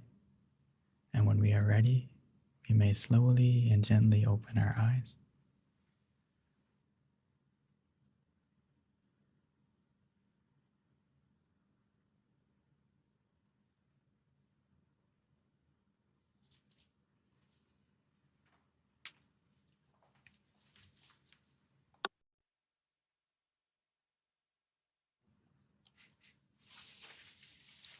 Welcome back, everyone. Hopefully everyone can get in touch with your own full moon within yourself first. And then tonight you can go out and enjoy the full moon in the sky. The most important full moon is the one within you that you can connect to anytime, anywhere. So I'd like to pass the mic back to Miss B. Thank you so much, Venerable. That was so peaceful. And especially on a day like today being World Mental Health Day, that meditation was just very profound, at least for me. So thank you. I really enjoyed it. We do want to ask everyone, if you don't mind putting in the chat your experience and let us know how you felt about today's meditation. And also if you can include your city state as well. We like to know where our members are from. In addition, we do want to continue to improve our sessions. So please enter. We're going to have a link shortly pop up. Thank you for sharing that, Sumana. With regards to feedback, there's going to be a barcode that you can click on and then share your feedback with us. Now, this does wrap up our session tonight for the meditation session, but please don't go anywhere because this is my favorite part, which is the Q&A. So stay tuned for that. Just a couple of announcements first. Our next full moon meditation is going to be on November 8th, which is a Tuesday. So please mark that down on your calendar and join us. And then also, if you haven't already, please check out our website, mindgem.org. This is a great place where you can stay in touch with us, download our app, either on iOS or Android.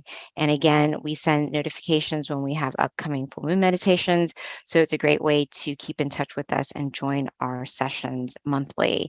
And also, we do have on-site meditation class offerings in our various centers. So you can also connect on that as well on the MindGem page if you go to locations. Pretty much most of our centers are meeting, so just click on your respective center and then find out kind of what their class offering is. So this wraps up our the announcements, and next we're going to transition over to Q&A. So Venerable Monk Daniel will be joining us, and then we open the floor up to questions from everyone with regards to your meditation experience. Today's theme is World Mental Health Day, so maybe if we can kind of stick to the theme, that'd be great. And this is a great opportunity to learn from each other, and questions really kind of help you have more insight. You might not even think about it, but when someone else asks that question, you actually learn something. So at this time, we'd love to open it to the floor to see if you have any questions that our teaching monk can answer. All right. Don't have any questions yet, Venerable, but I'm sure that they will trickle in. I can also go back to the questions that we had on hold from last month as well. So I'll have that handy. But while we're waiting for others to ask questions, I do have one that pertains to today, which is World Mental Health Day. So mental health is definitely a huge topic, I think, for society these days. And just want to get a perspective from you, Venerable, in terms of like the stress and pressures of work that make mental health not so easy, in terms of the anxiety that happens and trying to like meet deadlines and what have you. I know meditation is supposed to help you in terms of just like trying to have more balance, but outside of that, how do you kind of lessen the pressure and the anxiety, even though you know that your world isn't going to collapse? Even if you are a meditator, sometimes it's hard to really kind of take a step back and not let these pressures and responsibilities kind of weigh you down. Yeah, great question. I think everyone experiences this, myself included. I'm not immune to anxiety or pressure as well. But what I've noticed is that a lot of the times as we practice meditation, we kind of only use it when we come to meditate. We don't use it all the time, which is the next step that can really help us, is applying meditation into your daily life, not just like a time to meditate, which is, right now, maybe once a month, once a week. But what I notice is that you should treat your process, like your work process or whatever you're doing, the same way we kind of apply our technique in meditation, meaning that the reason why we feel anxiety, the reason why we feel stressed is because we're not really present. Does that make sense? What I mean by that is the anxiety is coming from the expectation or the deadline, right? Or the stress is coming from your mind is in the future or your mind is in the past. And rather than focusing on the task in front of you, you're kind of doing two things at once. Rather than just working, your mind is also worrying and feeling the pressure because you're not focusing on what you're doing, but you're focusing also on the deadline. So that makes you feel the way where we feel really like overwhelmed. So what I recommend is try to, just like in meditation, when we meditate and we expect the experience, or we think, or we put our mind in the future, we compare from the past, our meditation doesn't increase, our meditation doesn't progress because we're not in the present. And the same thing with work. If we apply the same reasoning, is if we're in the present and focus on what you're doing, focus on the method, you will get the result without the stress, without the anxiety, without the pressure, because you're focusing on what to do. And when you focus on what to do, you can go through the motions more. That's why being present is so powerful. Focusing on what you have and what's missing. A lot of times we're focusing on what's missing rather than what we're doing. Mhm. And that's what makes us feel that anxiety. And so if you feel that way, again, take a deep breath, bring your mind back to yourself for a moment, center yourself for a moment. It will go a long way, even a second, 1 minute. Sometimes you don't feel like it will help, but as you do it more often, you'll see it that just like we're running a marathon, you ran for, and all of a sudden you take a moment to stop and breathe, you'll feel better, right? Your mind is the same thing, especially if you're working all day, trying to get that, you're going to feel overwhelmed. But if you take a moment to stop and relax and bring your mind back to yourself, you're going to feel that weight. Like I mentioned in the beginning, right? When you don't feel that weight get released bit by bit. It's like you're carrying a bunch of things, and the moment you put it down, you will feel the relief. Mm. So that's why we need to kind of take a deep breath, center yourself, use the mantra, use the visualization to bring you back to the present, and you're going to feel better right away or Yeah. gradually as well. Thank you, Lumpy. I think it's really important not to overlook something like just anxiety, because it can actually have a physical effect on you as well if you're not like dealing with your mental well-being. Like you can have a breakdown that will actually affect your physical body, and even like potentially something worse like a stroke. So it's really important to have these tools to really like help yourself when you need it. So thank you so much, Venerable. Now, we did have questions trickle in, Venerable. One question that came in, actually a few. Let me go ahead and get to it. So this is a question that came from the Georgia Meditation Center. Thank you guys for representing. So as much as I focus and let go in meditation, all of my responsibilities are constantly coming up. How do I truly let go? That's a very relevant question to the theme as well. Our first responsibility is to ourselves, to calm ourselves first. And then as we do that, we have that positive mindset to look after the rest of our responsibilities better. So, of course, when the responsibilities come up, we have to use the method that helps to shield your mind, meaning that sometimes just relaxing isn't enough in the beginning of the session. In meditation, the end goal is to do nothing. But in the beginning, we have to do something for some of us to get to that state of nothingness, where your mind is blank, when your mind is still. So if you feel that the responsibilities are coming up, there's a couple of things that we can do. The first one, especially if it's distracting, is try to use the mantra or use the visualization to kind of block out your mind from thinking about those responsibilities. Because the good thing about our mind is that it can only focus on one thing at a time.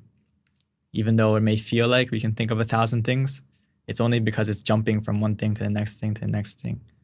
So as we stop that jumping, we need to think of the mantra instead, or the visualization, or even both at the same time if we feel like we can do it relaxingly. And it will help you to kind of build that shield or barrier and it's like an anchor that keeps your mind from drifting away. It keeps your mind inside. So use the mantra and the visualization to block out that.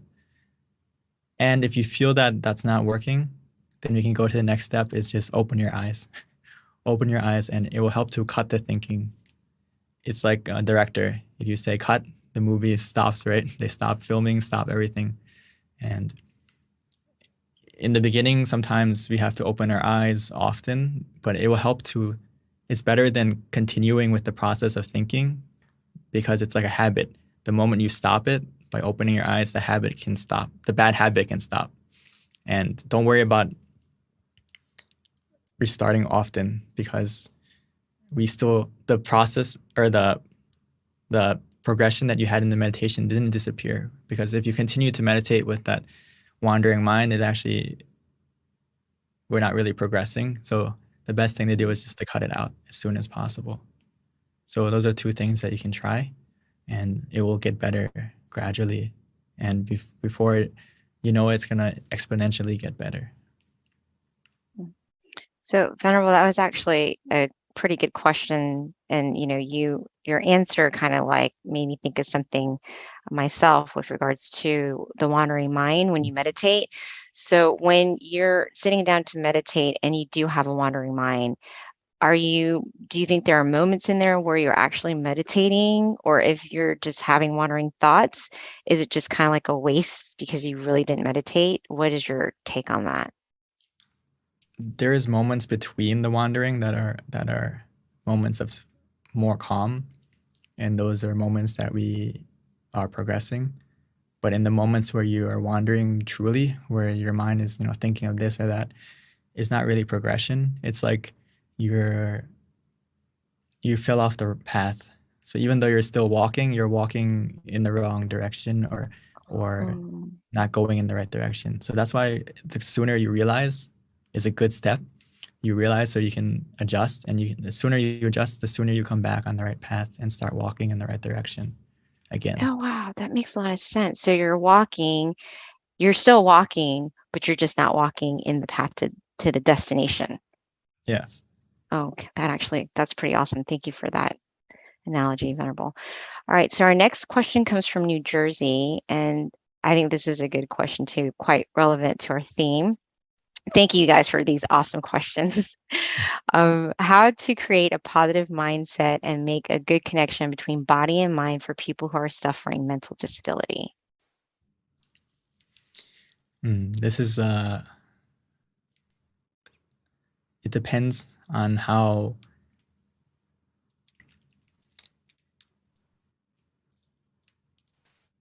as we relax, as meditation, it can help to calm yourself to a certain state. But if they are suffering from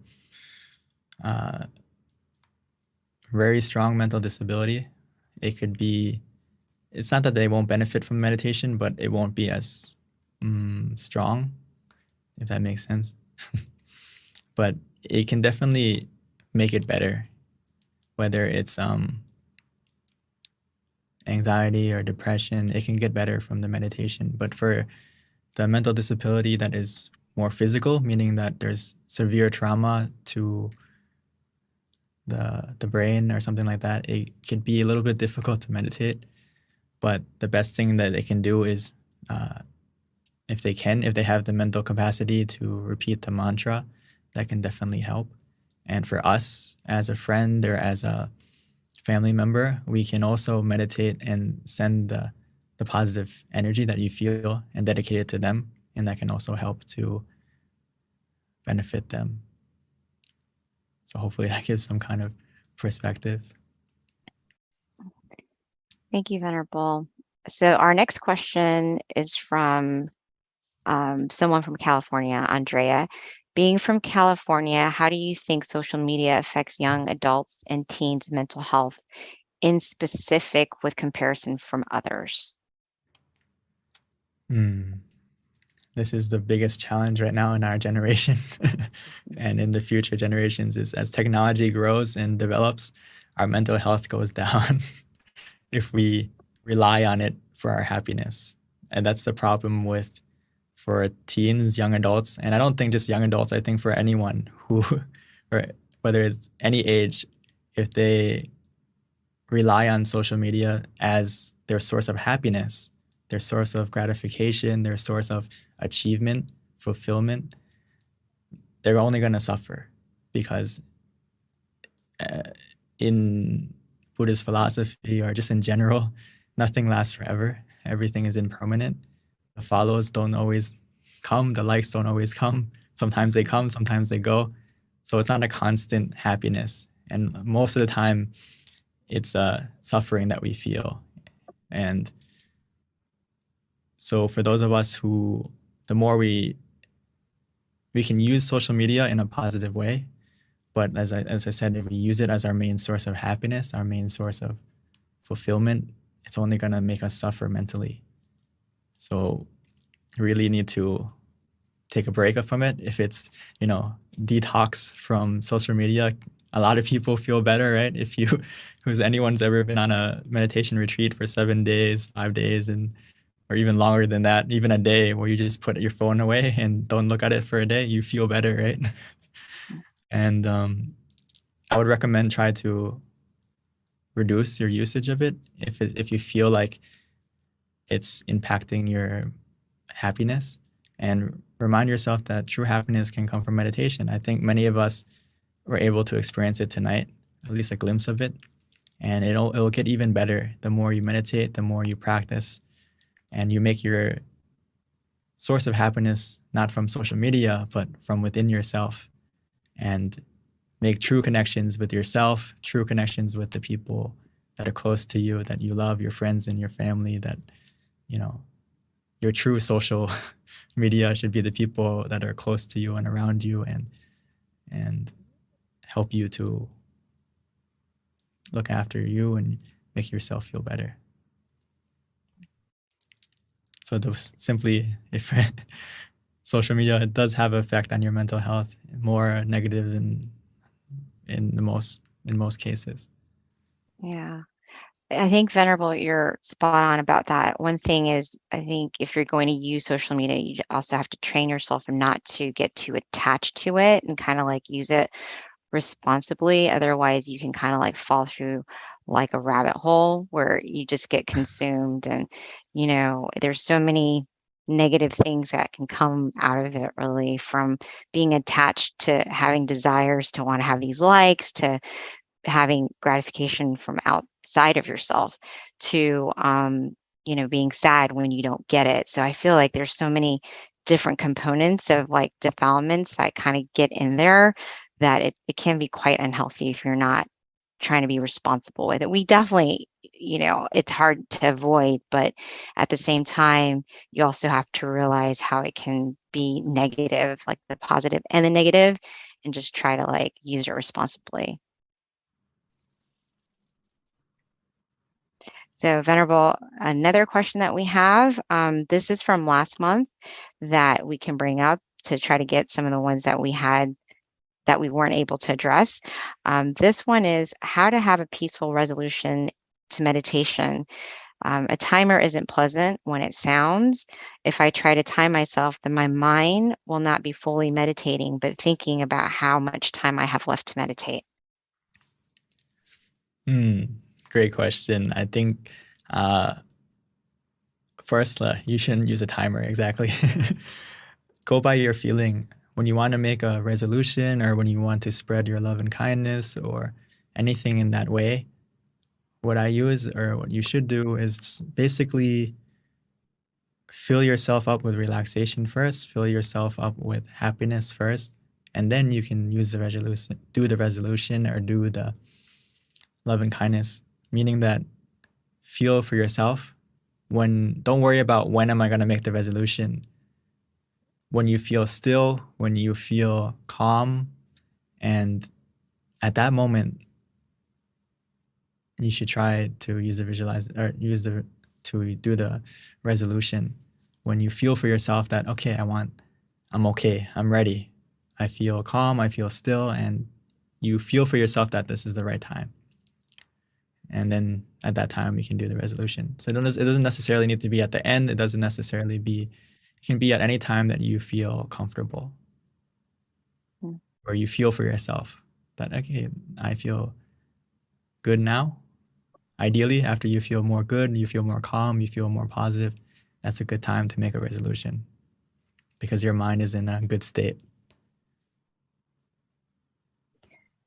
So, Venerable, when it comes to time, do you have like a suggested amount of time you recommend for people to meditate, in terms of when, on average, your mind might still? Is there kind of like a standard on that by any chance? It depends on how how quickly you can let go. So if you can let go easily and quickly, you can really get deep in your meditation. And again, it's not necessarily about the time you meditate, but the time that your mind is still, which is like the essence of a good meditation. So if it's 1 second of stillness, that's a long way. Some people meditate for an hour, but they don't even get a second. So even though you meditated for a minute and you got a second of stillness, that's a huge step. But ideally, if you can meditate more, of course, it gives you more opportunity to get moments of stillness. So if you can meditate, at least 30 minutes to an hour a day, I think that can really go a long way to help you collect more moments of stillness. But that doesn't necessarily mean that you have to meditate an hour like at once, but you can split it up throughout the day. 5 minutes there, 10 minutes here, depending on your feeling. Again, go by your comfort, go by what makes you feel relaxed. And again, don't set a timer. Kind of just sit according to how long you feel comfortable. And when you feel like, okay, I no longer physically comfortable, no longer, then maybe you can take a break and come back later and collect some more time in the future. So there's no real standard, but ideally go according to what makes you feel comfortable. And if it still feel comfortable, just keep going and it will get better. So, Venerable, what about for those people who've been meditating daily for a very long time and you start to feel like it's quite routine and you almost feel like, it's just kind of mechanical? How do you encourage them to, I feel like in the beginning when you're meditating, you get excited or you're really into it and it's easier to meditate and you feel very happy and content because it's still so new. But then when you've been doing it for a long time, it gets, like I said, mechanical that you don't even know if you're really progressing. How would you be able to, like, what would you recommend people who've been meditating a long time in terms of how to just be on the right track, I guess? Or are they on the right track? Because you still should be consistent in your practice, even if you're not feeling that super joyful feeling that you've had before, but you're still meditating to try to get to that feeling at some point just by doing it consistently. This is the different obstacle that people get as you practice meditation consistently. And Oh, it's good. So it's normal. I'm so glad because you're not the only I one. kind of feel like that's what's happening to me these days. Everyone experiences this, myself included. As we meditate 5 hours a day, 6 hours a day, if you turn it into a mechanical, it may feel strange. And the reason why it feels mechanical or feels like a routine, we have to check ourselves, meaning that we always have to treat meditation like it's our first time, meaning your mindset, and not treating meditation as a job or a task that you have to check off. And that's the problem, that we kind of get into that mindset. But in the beginning, as a new practitioner, we treat meditation as a time to rest, a time to relax, a time to sleep, similar to that, to rest your body, rest your mind. But if you start to feel mechanical or feel like it's a routine and doesn't feel that relaxing or as deep as before, it's usually because our mindset is it's time to work. It's time to develop our meditation. It's time to get deeper. So we're putting our focus in the wrong, or putting our goal in the wrong spot. And that it's like we're going on a journey. We put our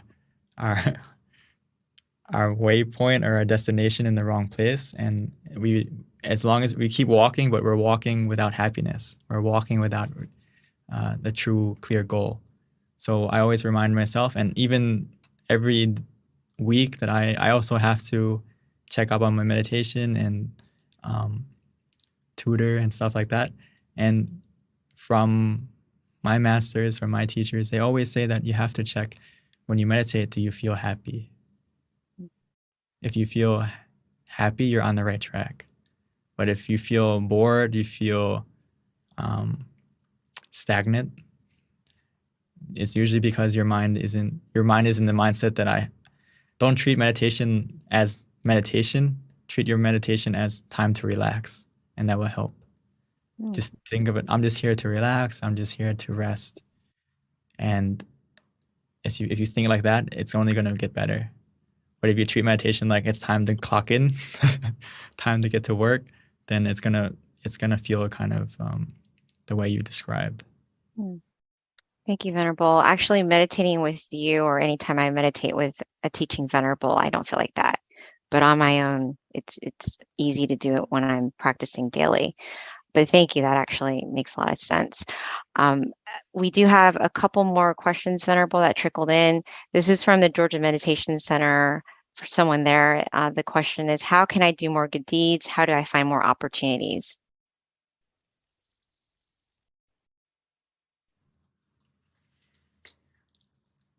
One of the best good deeds you can do is your mind first. When you meditate, that's actually a good deed. And actually, it's actually a very powerful good deed that some people overlook because it's not something you can tangibly see in the beginning. That, oh, if I do this, it's going to get better, right? If you help someone or you physically do something, you can see it and you feel like you're actually doing something. But the first step I would recommend is to take the time to meditate. That is a good deed in itself, because as you cultivate your mind to be clear, to be positive, you're going to automatically find opportunities to do more good because your mind is positive and your mind is filled with that clarity of mind. And it's like you're going to be searching for opportunities to help people automatically. You're not going to want to. This question was asked by Lompa to the monks. He asked everyone that when you meditate and your mind is still and your mind is calm and you get to that point of stillness and you feel happy within you, how do you describe that happiness? How does that make you feel? He asked us that.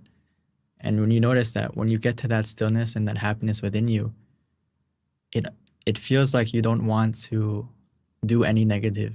You don't want to think any negative. You don't want to, especially when you leave the meditation, you're going to feel like automatically that you don't want to lose that feeling of positivity. You don't want to harm anyone. You don't want to harm anything, whether it's by speech, by thought, by action.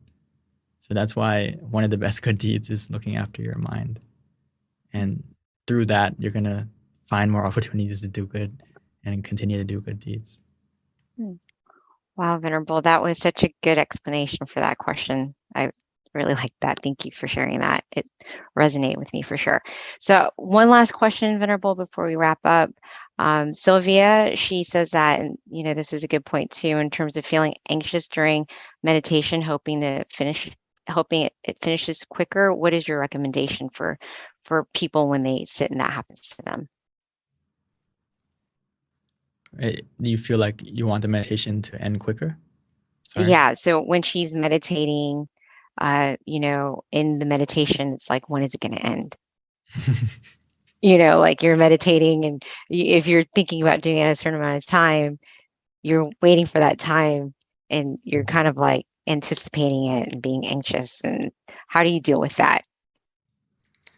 Again, it's because your mind is in the future worrying about the deadline of when the timer goes off. So when you focus on, it's like you're sitting in the car and are we there yet? Are we there yet? Of course, the journey is going to feel longer than it is because you're focusing on the destination and not enjoying the experience, not enjoying the journey, right? So you have to bring your mind to the present with the mantra or the visualization, or if that doesn't work, just open your eyes. The moment you start to feel really bored, really stagnant, or feel like that, where when is it going to end? It's usually because you've already fallen off the path of being conscious and calm together, being comfortable. So at that point, I would just recommend to start over. Open your eyes, stretch your body, relax physically again, take a drink of water, go wash your face, whatever you feel to kind of reset yourself, and then come back to the meditation when you feel refreshed, rather than continuing with that feeling of when is it going to end? When is it going to end? Thank you, Venerable. So this wraps up our full moon meditation tonight. Venerable, this was a great session. The Q&A was awesome. Thank you so much. I definitely learned a couple of things that's going to help me with my practice, and I hope everyone else did too. Again, don't forget about our next full moon meditation on Tuesday, November 8th. And at this time, we're going to accept a blessing from our teaching Venerable to end tonight's session. Don't forget to please to fill out the feedback form. There's a link on the chat for people to fill it out so that we can know how we're doing and how we can get better. So at this time, let us pay respect to our teaching Venerable, who will give us blessing. And oh yes, there's the QR code for the feedback. All right. So Monk Daniel. Okay. All right. By the positivity that you have generated within you by taking the time to meditate, and all the positive deeds that you have done in the past, whether it's by your action, by your thought, by your speech, may all that positivity come and bless you and guide you, filling your life with happiness, success, helping us to stay healthy of both body and mind, free from any danger, free from any obstacles, or even if we encounter any obstacles, may be able to overcome them easily with the positivity that we have. May that positivity follow you, protect you always. And most importantly, when you come to meditate, may you be able to still your mind and connect to the source of true happiness within you quickly and easily and very soon. Thank you so much, Venerable, again, for your guided meditation and your wisdom. Really appreciate it. It was a beautiful meditation tonight. And again, everyone, hope to see you again next month. Stay connected to us. Continue to come back, invite your friends, and please don't forget to fill out the feedback so that we've got that so we can continue to improve.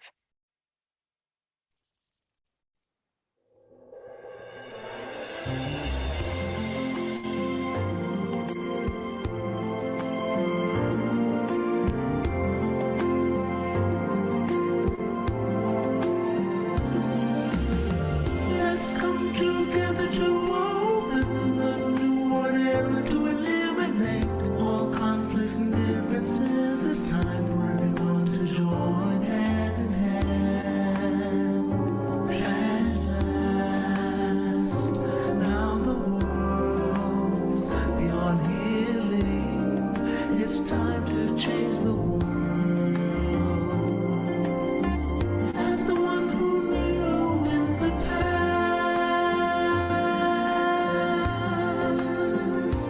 in this period of our time, we will see before we depart this world. Everyone must join hand in hand to change the world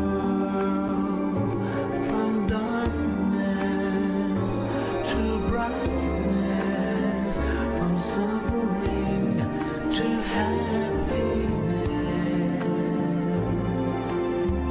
from ignorant to the knowledge world. Change the world, we have to do it the easy way. Be happy and joyful with childlike innocence. Everyone must join hand in hand. Gently close your eyes, relax, relax.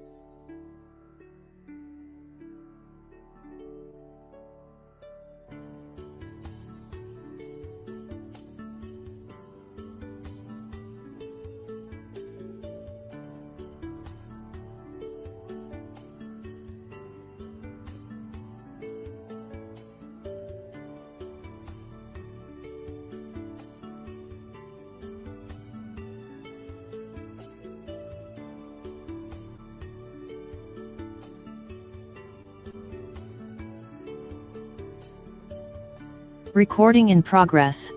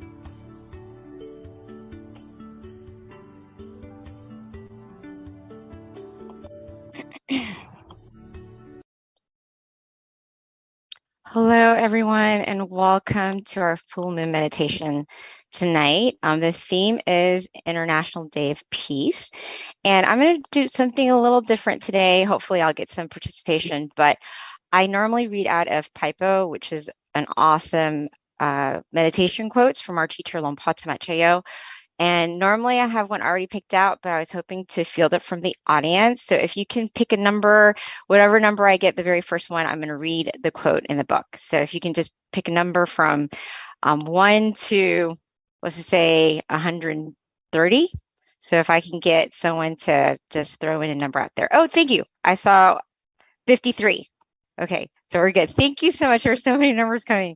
Okay, so this is very random, 53.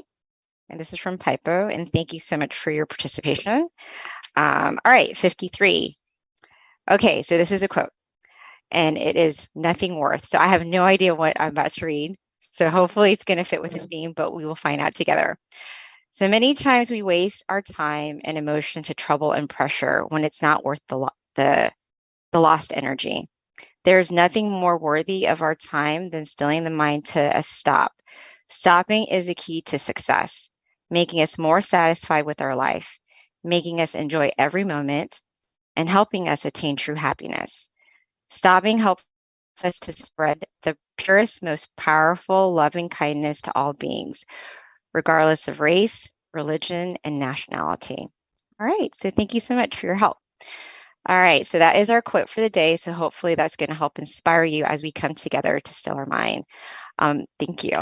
One other thing, don't forget that right now we are still in our mind challenge, which we've been doing for about 2 months now, going into 3, and it is a 3-month challenge. The idea is to build on a habit or something that you want to work on and try to improve yourself during this time. Could be something with regards to meditating more, maybe increasing your meditation time to, instead of 15 minutes, you meditate for 30 minutes, to just a habit that you want to improve. Maybe if you sleep in, try to wake up a little bit earlier. So whatever it is that you feel for yourself that you want to do. And if you want to share it with us, please do so, because it might help you become more accountable with your habit that you want to improve. Again, this is Mind Challenge, so please don't forget that. All right, a little bit about our monk who's joining us today. This is Monk Jackie, who will be guiding us in meditation. He ordained in 2014 after getting his BBA. He discovered his life passion, which is rooted in meditation practice. And since then, he has been sharing it to students all over the world. And then just a little bit about today's class and what to expect, or today's session. We're going to have a wisdom talk shortly by Monk Jackie, followed by about a 30-minute meditation. After that, candlelight, and then followed by loving kindness, and then a Q&A section at the end, which we highly recommend people to attend if they can, because you're going to learn a lot about just questions that arises that you didn't even think about with regards to meditation, to how to be more committed to your practice. All right, so without further ado, let me introduce Monk Jackie. Hello. Good morning. Good evening to everyone in the US. All right. It's morning time here. So I was still a little bit confused while talking to our teaching monk friends as well of whether or not they did meditate last night, because I did, and it wasn't the time for them to meditate yet. Or maybe I asked them like if they had something to eat yet for breakfast. It's breakfast time here, and they're at night over there. They're not supposed to eat anything, so it's a little bit funny. All right, so greetings to everyone. First of all, hello. My name is Monk Jackie, and it's nice to have this chance to meditate with you all tonight. Okay, it's a very, very special night. It's a full moon night, and it's not just any full moon night. This night in America is super, super special. I'd like to greet everyone from Georgia, from Chicago, from Texas, California, Palm Beach. Right? I saw you guys in the chat box, in the chat room, from Boston, from Malaysia, from Thailand as well, and from all across the world. Welcome. Welcome. Meditation is something very important for the mind. Before we start our wisdom talk, our body, as humans, we have two things. We have the body and the mind. The body we know how to take care of. We take a shower every day. We eat. We try to nourish this body, take care of this body, get it well, right? To feel good. Now we also have to take care of our mind to make it feel good as well, right? To bring positivities into ourselves first, right? Get rid of all the maybe some negativities that we might sometimes occur in our mind. Get rid of all of that, maybe by taking a shower as if it is, right? We take the shower for our body to clean it, to make it feel good and comfortable, to relax, feel fresh. We shower the mind to make it feel good, feel relaxed, feel fresh, feel positive as well. And the good way, the very, very good way, very best way to do it is through meditation. Right? And this is the reason why I guess we're all here together, right? To build more positivities into our mind and to maybe learn a little bit more about meditation as well. Okay? So hopefully you all are ready. Let's talk a little bit about how special tonight is, shall we? All right. You all seem ready? Okay. Tonight is a full moon night, very round moon. Okay. But not any typical full moon night, because 105 years ago, something very special happened. Exactly the same lunar moon, same lunar month, right? There was one person sitting in a chapel. Sorry, I can't really put my face up here for now, just for this picture. This person, he tried so hard. He has been ordained for 12 years, almost 12 years, right? And he tried so hard to find what the Lord Buddha has learned during his time. Okay. The true peace, the wisdom inside of the body. He was searching, and on this night, 105 years ago, he put his life on the line. He said, if I don't learn or don't attain any of the Lord Buddha's teaching or wisdom, inner peace tonight, I will offer my life to the Lord Buddha and just risk his life there. And so he did. He sat down, closed his eyes, and started meditating. The night went on, and he kept on meditating. His knees hurt, everything, the body ached, everything hurt. But at one point, he was able to relieve all that pain, and his mind became still. And he was able to reach the wisdom, the true peace within. Okay. And this true peace, this wisdom was lost 2,000 years ago. The time that the Lord Buddha passed away was around 2,500 years ago. But the wisdom of meditation was lost 500 years after that. Okay. The wisdom became vague and then it was lost. So around 2,000 years ago, the wisdom was lost. And it was then rediscovered from this monk 105 years ago during this full moon night. And this is why tonight is called the 105th anniversary of the rediscovering of this inner peace wisdom. What we have been learning, what we have been doing, if you truly want to find true peace, true happiness, this is the night that it was discovered, and it was said to be a really, really special night, and hopefully we all would be able to find that true peace, true happiness inside of us as well. All right? It is a great, great chance and a great, great opportunity. After rediscovering it, he has been studying the knowledge more deeply, more profoundly, every single day, nonstop, until the rest of his life. And this is the phrase that he said. The conclusion of all of the knowledge, the whole conclusion. Stop. This word stop is the key to success. Stop means stopping the mind. All right? Stopping the mind is the key to success. Now,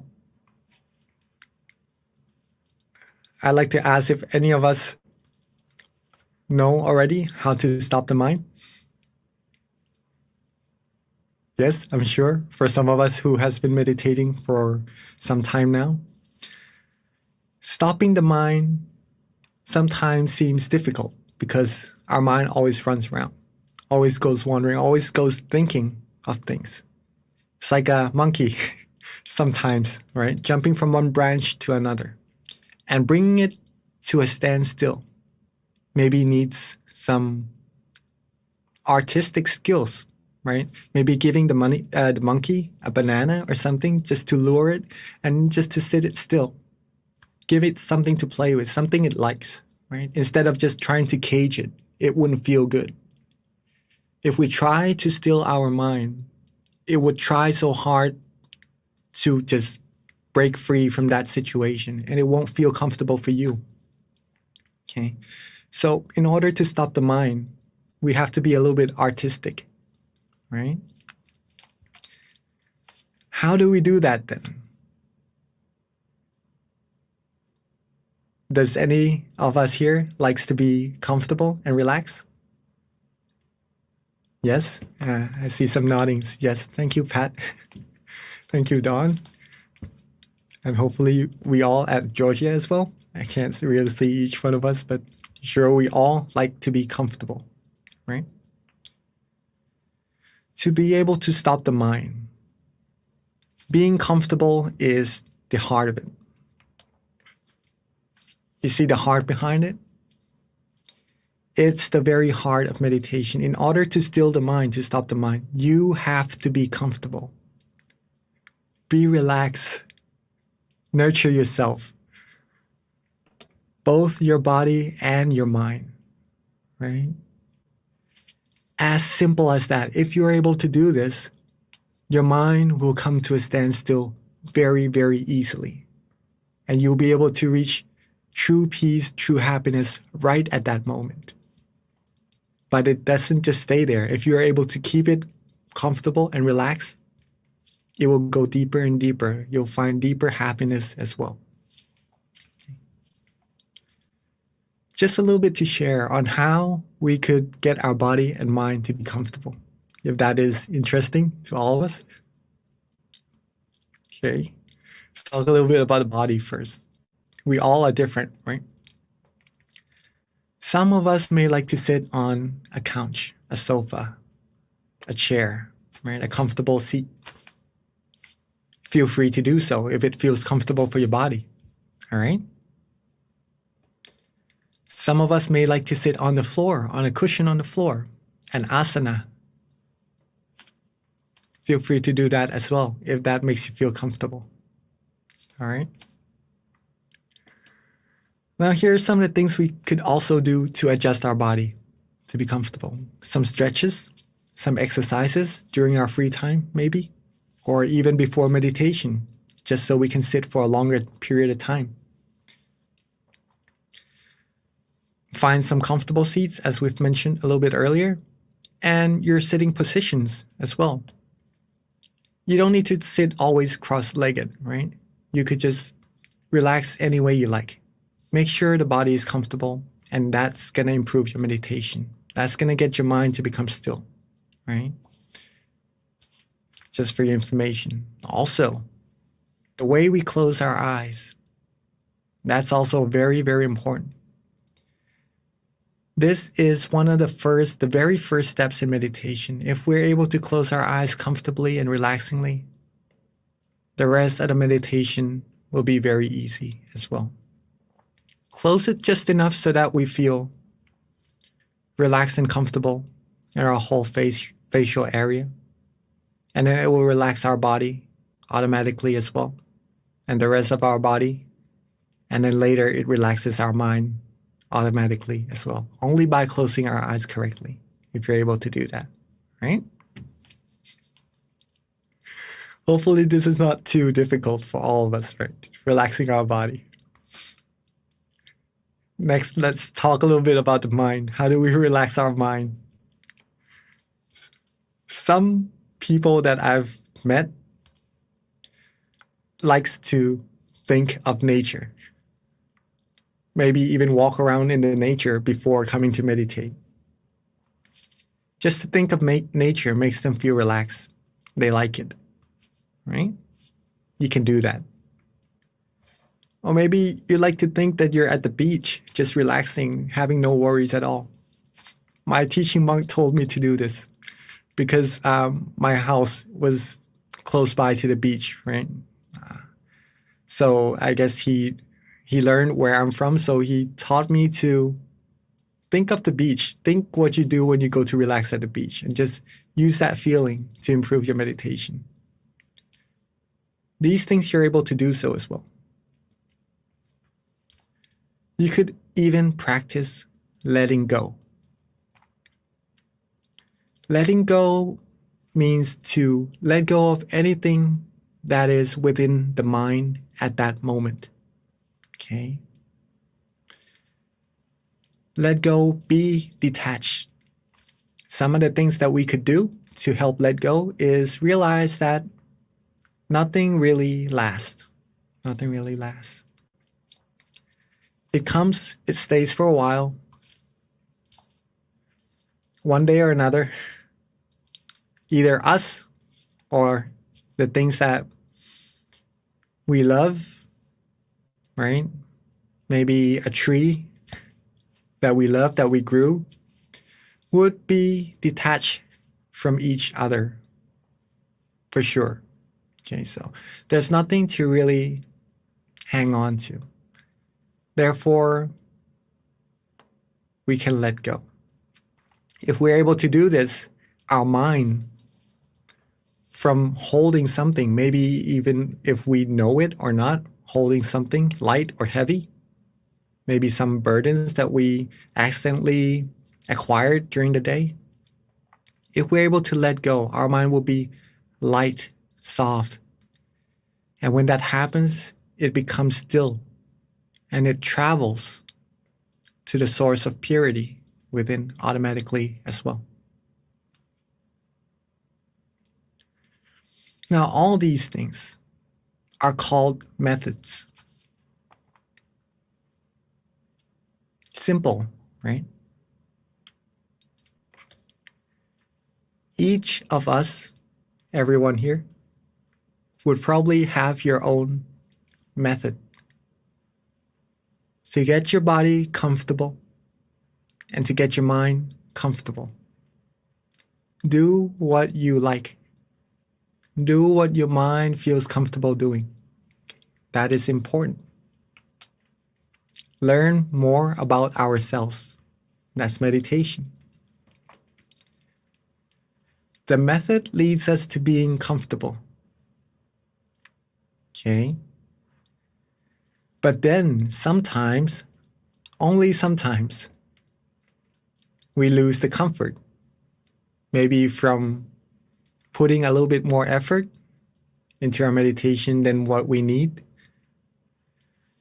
in order to bring that feeling of comfort back, that relaxation that we have in meditation. Do the method again. Do the method once more, you get the comfort back. Right? Then when we start to feel that we're losing the comfort again, use that method once more. Bring the comfort back. When this happens, our mind will become more used to being comfortable rather than working, thinking about things. It will become more and more still. We will receive more and more happiness.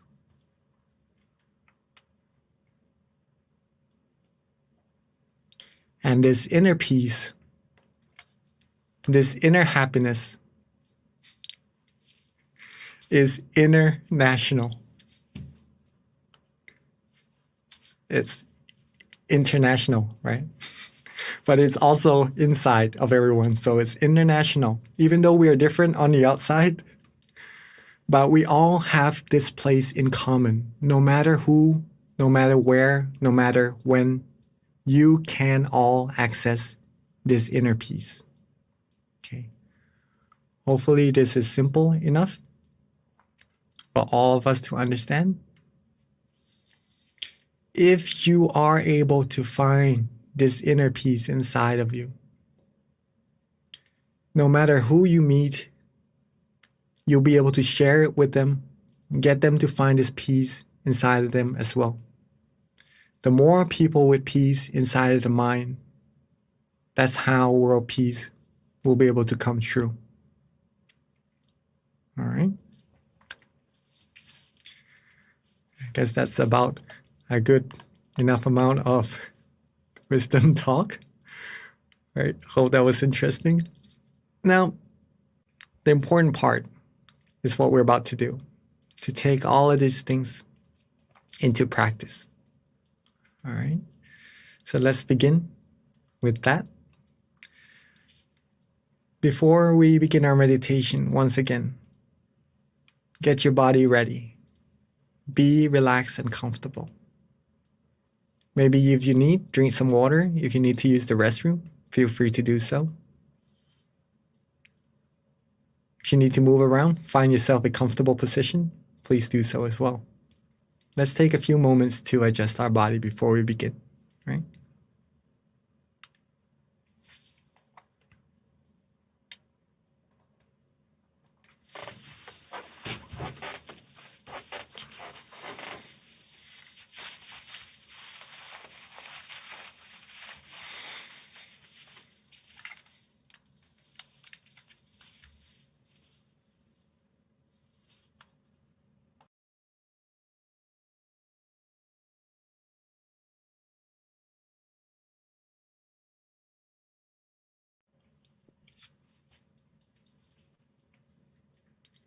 All right. Hope you all are ready.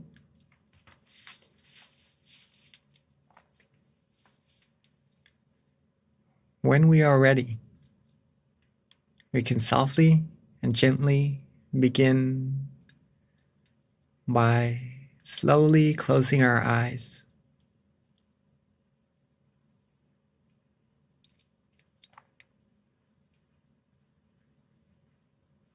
Take our time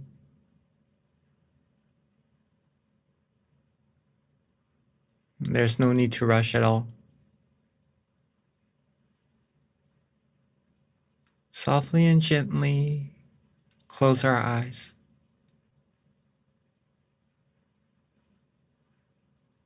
Just enough so that they feel relaxed.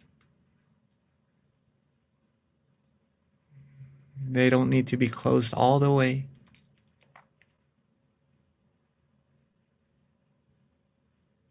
Just enough so that you feel relaxed, easy, and comfortable.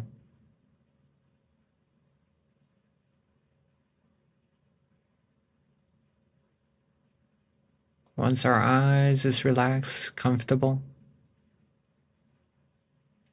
let's go on to adjusting our whole body.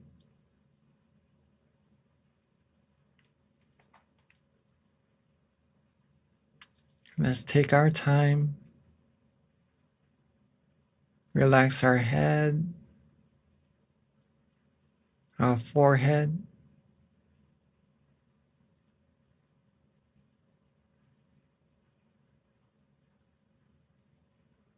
our cheeks, our chin,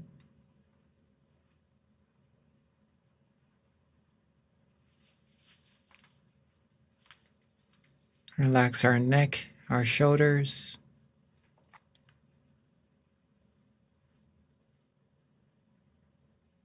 our torso, our whole body, all the way down to the tips of our toes.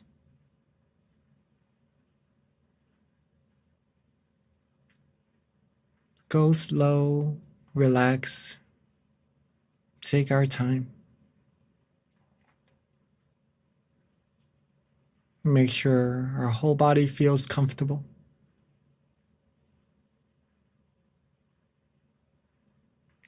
There is no tension whatsoever.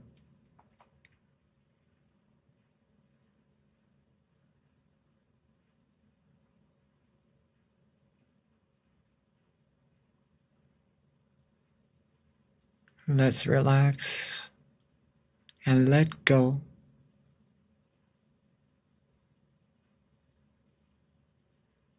Let go of all worries for now.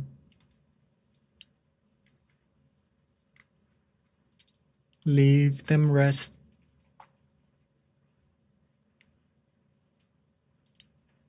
Rest them aside and just be free.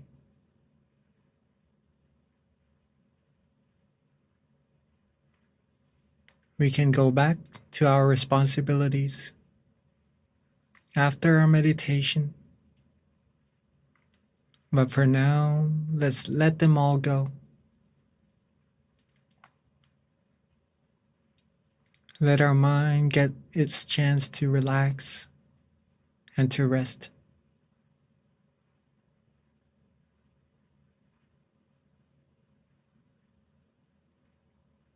If any of us would like to think of a place you like, such as nature,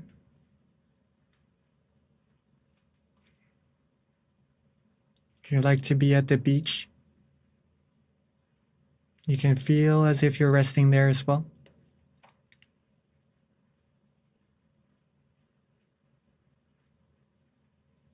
Maybe some of us would like to be in the mountains.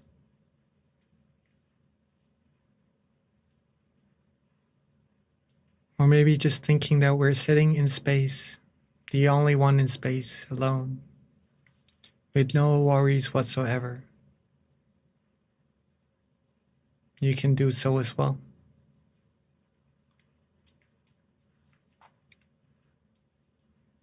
Simply let everything go.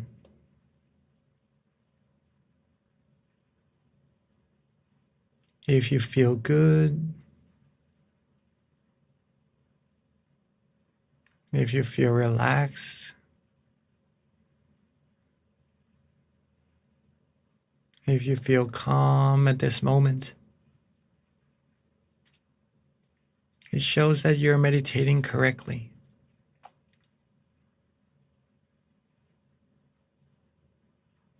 If not, then take your time. Do some more adjustments.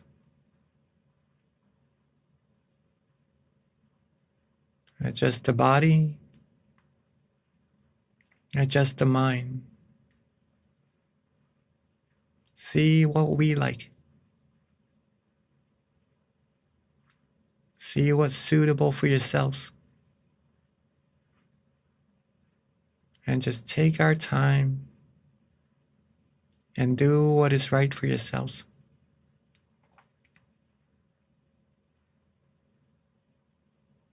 Relax.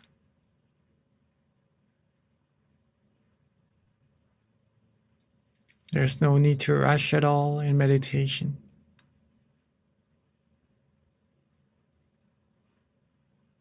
Relax. Let go. And have no worries at all.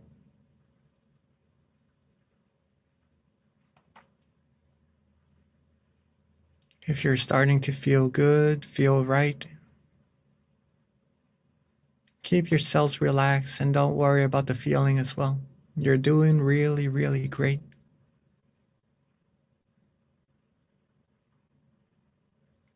You would know for yourself whether or not that this feeling that you're having right now, you like or not.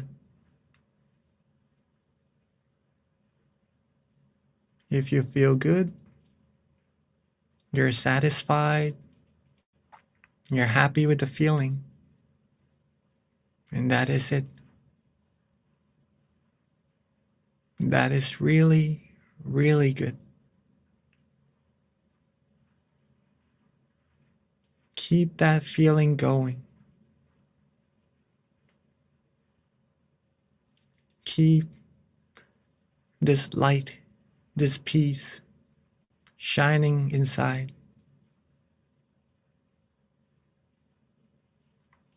Keep this feeling of comfort alive by just being relaxed and letting our mind free. That's all that we need to do.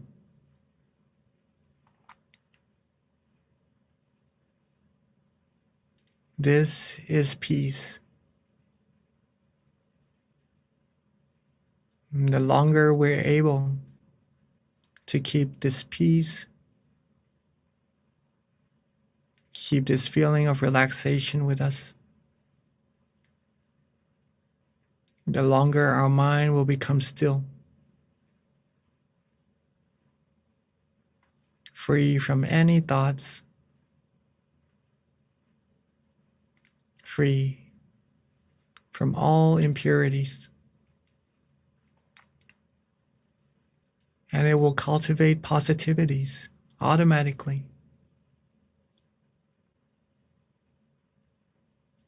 We will start to feel fresher, cleaner, purer. As time passes by, without us having to do any more.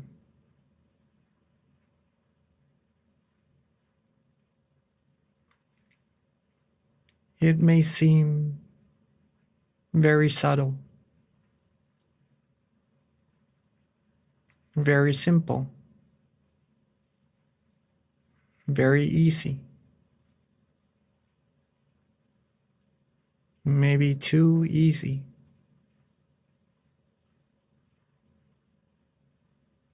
But that's what meditation's supposed to be, simple and easy. If your practice is simple, relaxing, and feels easy for you, that shows that you're practicing correctly. Keep it that way. We've been through so many hard things in life. Now it's time to nurture ourselves. Feel relaxed, feel peaceful. feel easy.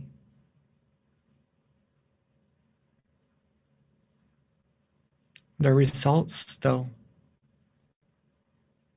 would be more and more profound as you're able to keep your mind more and more still like this.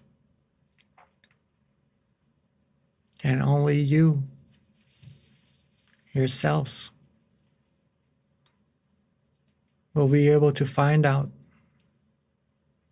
how deep and profound meditation actually is.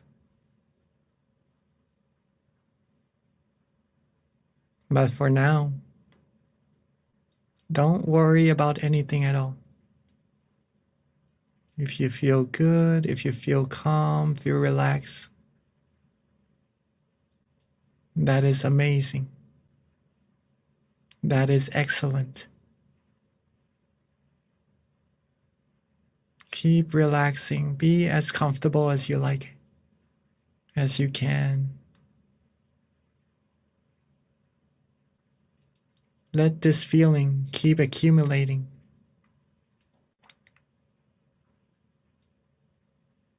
Let our mind become pure, cleaner, as time passes by, all on its own.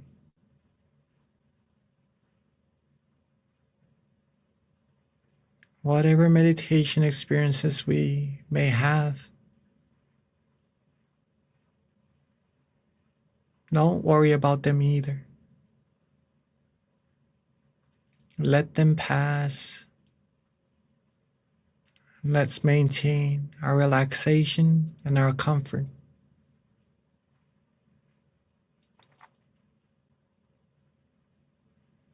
This comfort, this relaxation is the heart of meditation. So in order to proceed further and further,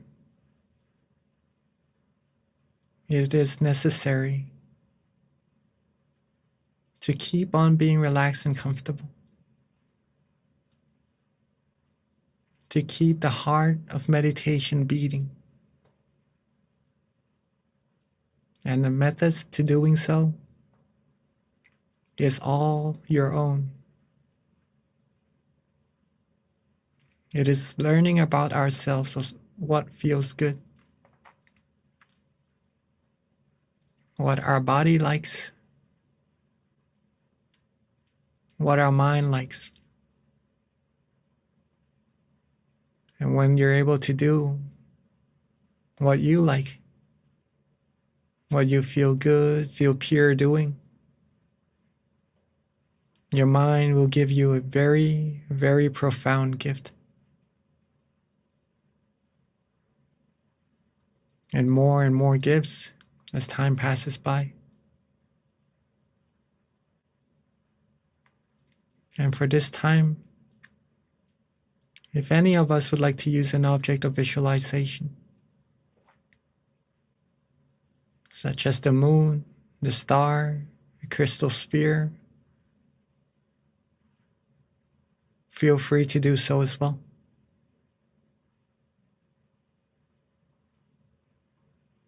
But make sure that your visualization is relaxing and comfortable as well.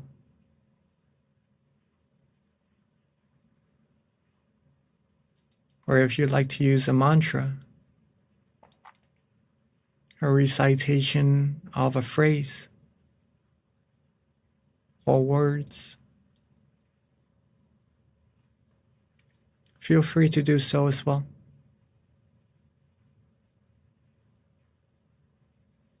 And if you'd like to just let go, don't worry about the visualization or mantra. Already feeling content, satisfied with just relaxing. And feel free to do so as well.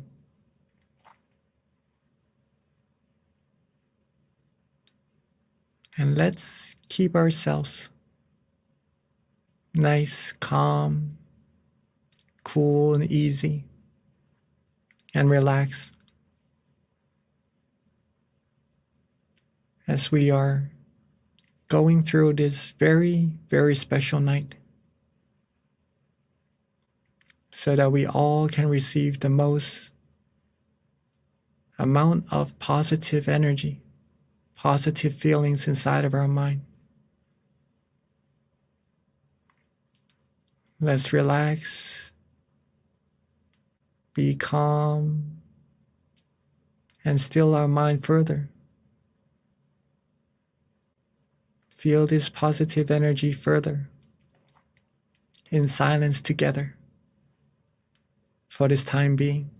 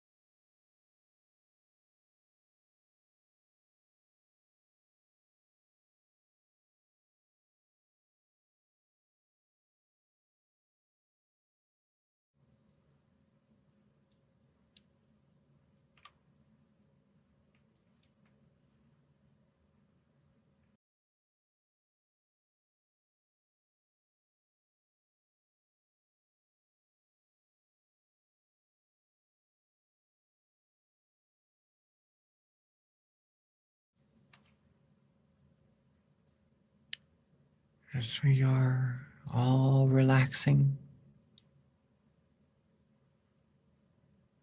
as we are feeling the peace energy building inside of our minds. Our mind has now accumulated a good amount of clarity, a good amount of positive energy, whether or not if we know it, it is already there. And it would bring all the positivities in life to all of us as well.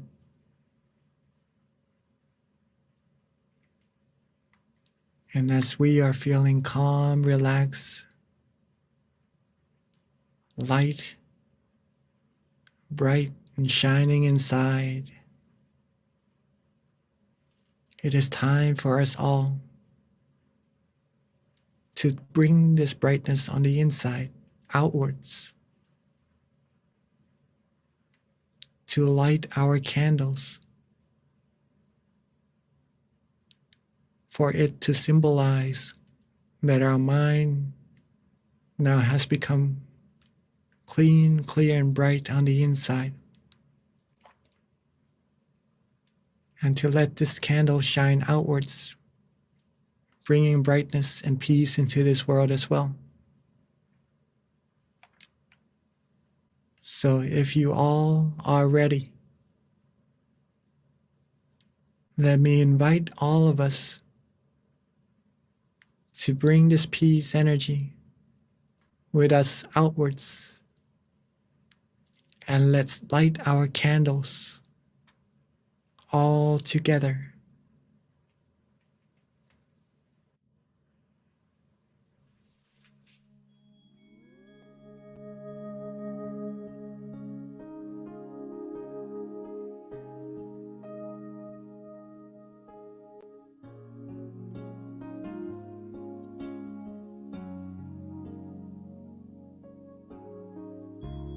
Aham. 「あはまめろみ」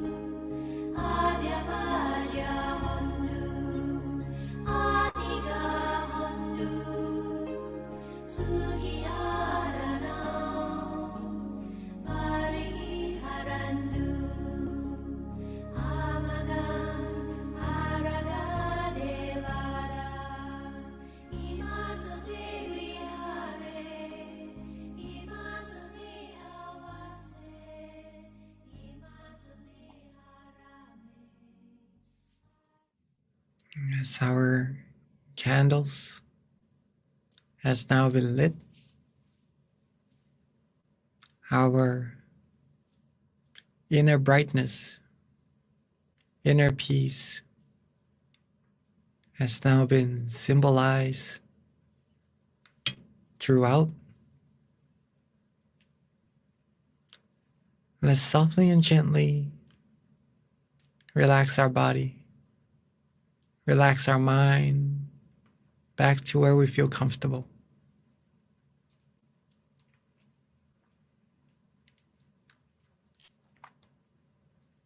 Take our time, relax our body and mind.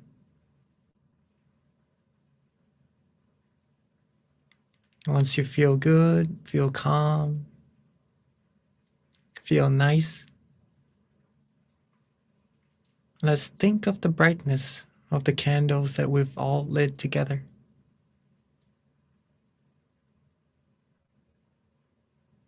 Think of these candles and bring them inside, into our minds where we feel comfortable. And let these candles, along with the peacefulness inside of our mind, along with all the positive energy accumulated throughout our lives, let it come together into a clean, clear crystal sphere, a bright, shining crystal sphere, a crystal sphere of peace, of love, of compassion,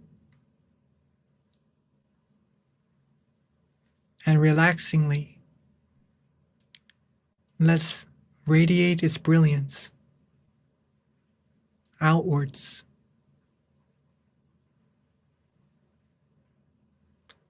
Let's shine the brightness of this crystal sphere outwards to everyone here in our center.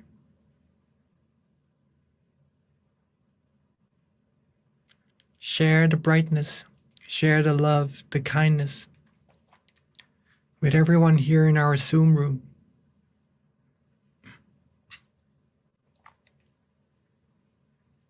Share the love, the kindness outwards even further to everyone in our city.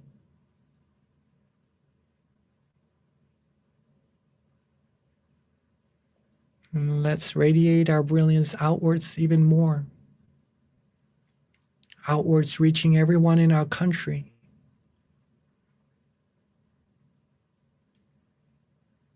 And outwards more and more until reaching our whole world.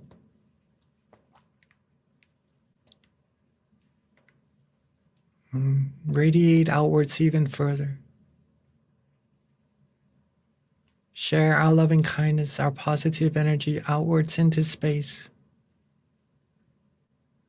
into the whole universe, everywhere. May every space, every particles be filled with our positive energy, our loving kindness, our good wills, our good thoughts. And with these positive energy, let's wish for our family, our friends, our loved ones, along with everyone in our center, our Zoom meeting room, and in this world. May everyone always be happy, be healthy, be fulfilled in all their wholesome wishes, be free from all harms, dangers, be free from war, from diseases, from all sufferings.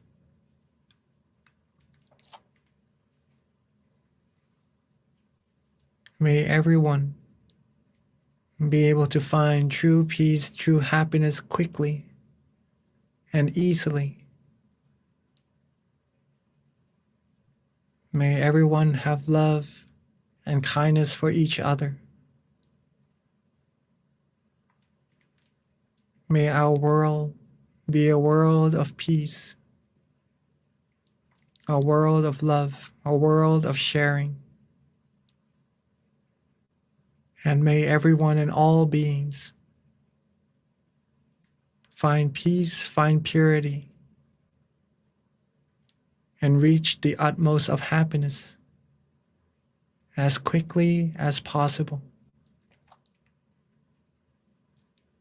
Let's take a few moments to share our loving kindness outwards, throughout, to all beings, so that they would have part in our merits accumulated today as well.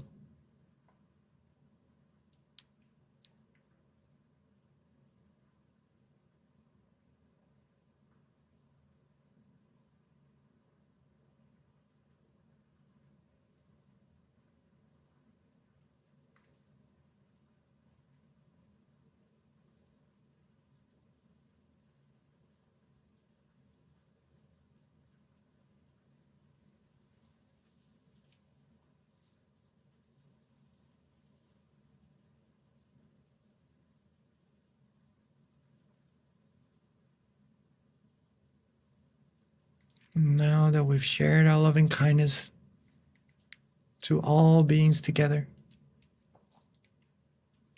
let's softly and gently bring our attention back to ourselves.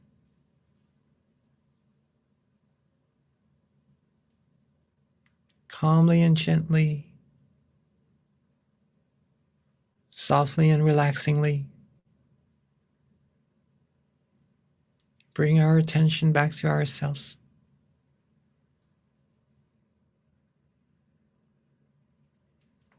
And right at that place where we feel nice and relaxed and comfortable, where we feel bright and shining, with our accumulated positive energy, let's wish for all of us, for ourselves,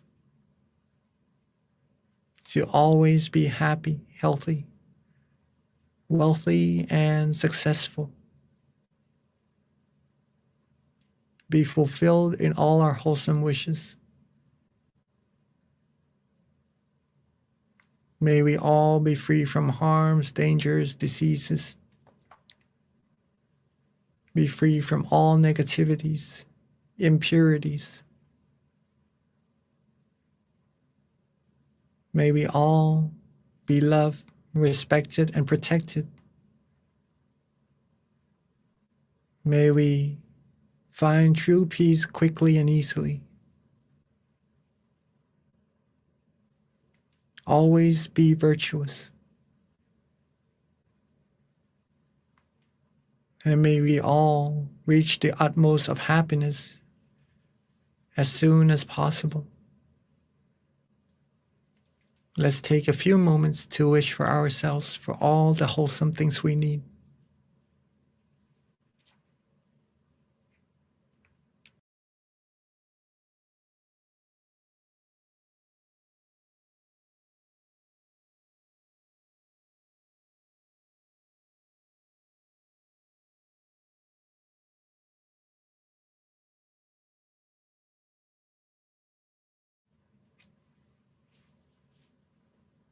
Now that we are reaching the end of our session together,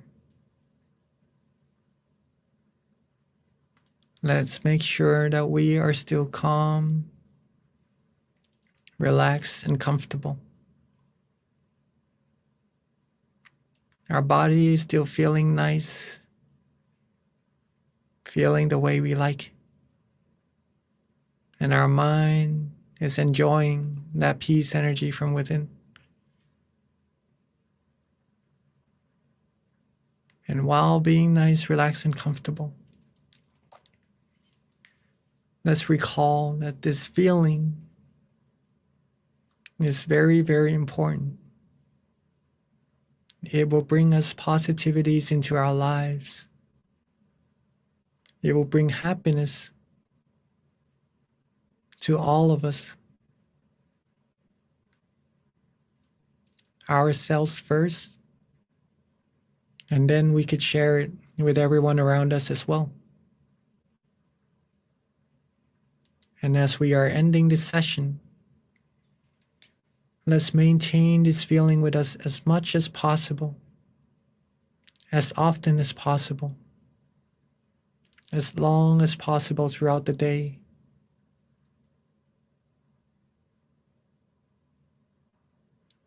And then when we are ready,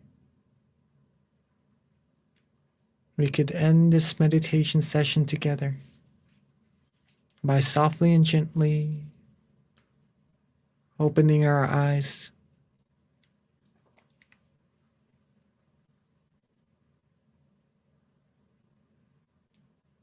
Sape buddha palapata pajegananjayang palang arahantananjate shena rakhang bandhami sapaso sapabuddha nupavena sapathamma nupavena sapasangha nupavena sathasoti bhavantu te.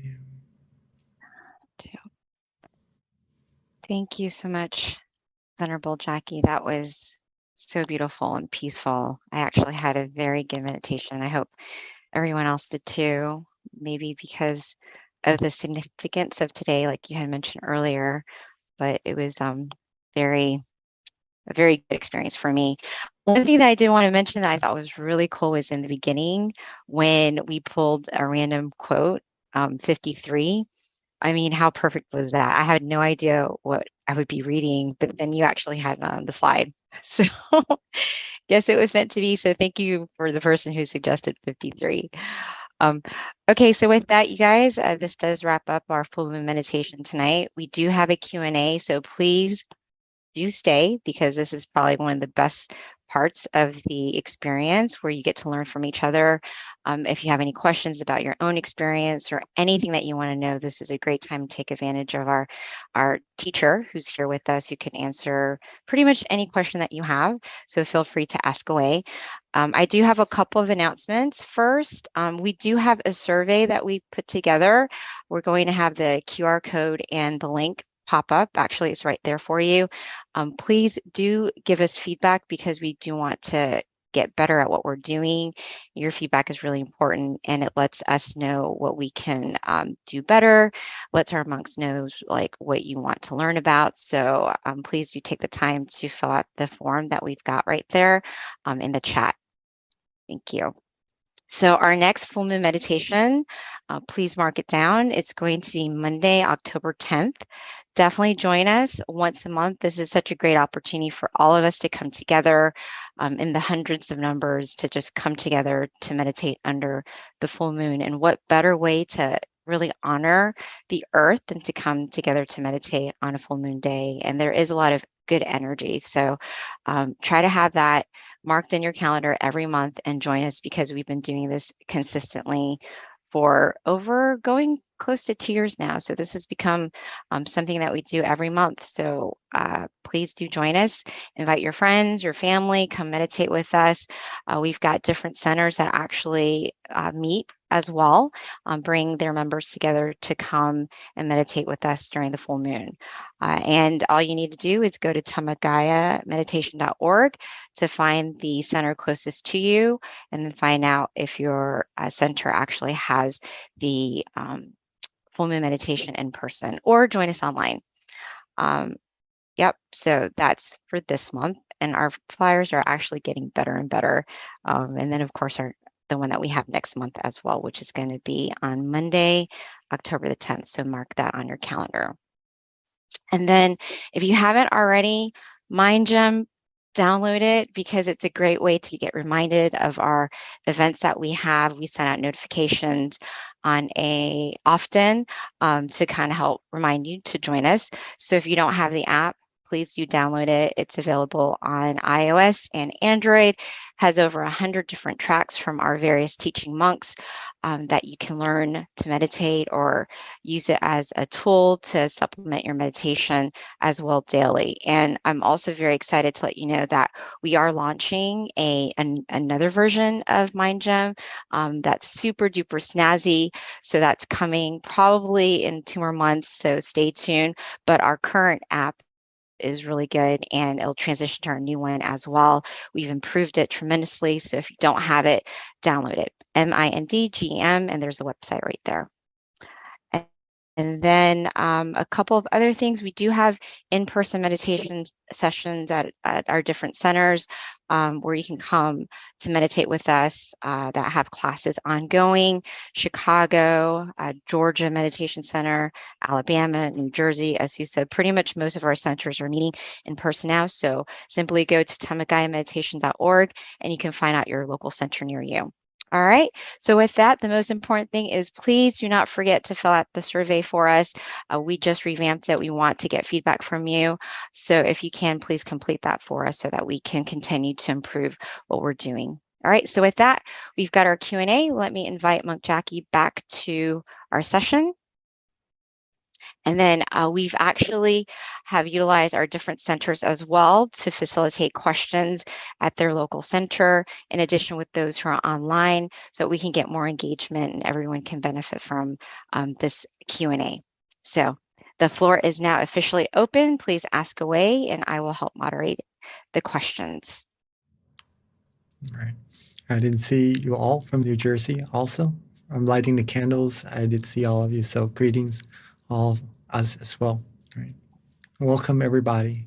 And if you have any meditation experiences you'd like to share, you please feel free to share it in the chat box as well, or in the survey that we've just recently revamped. Right.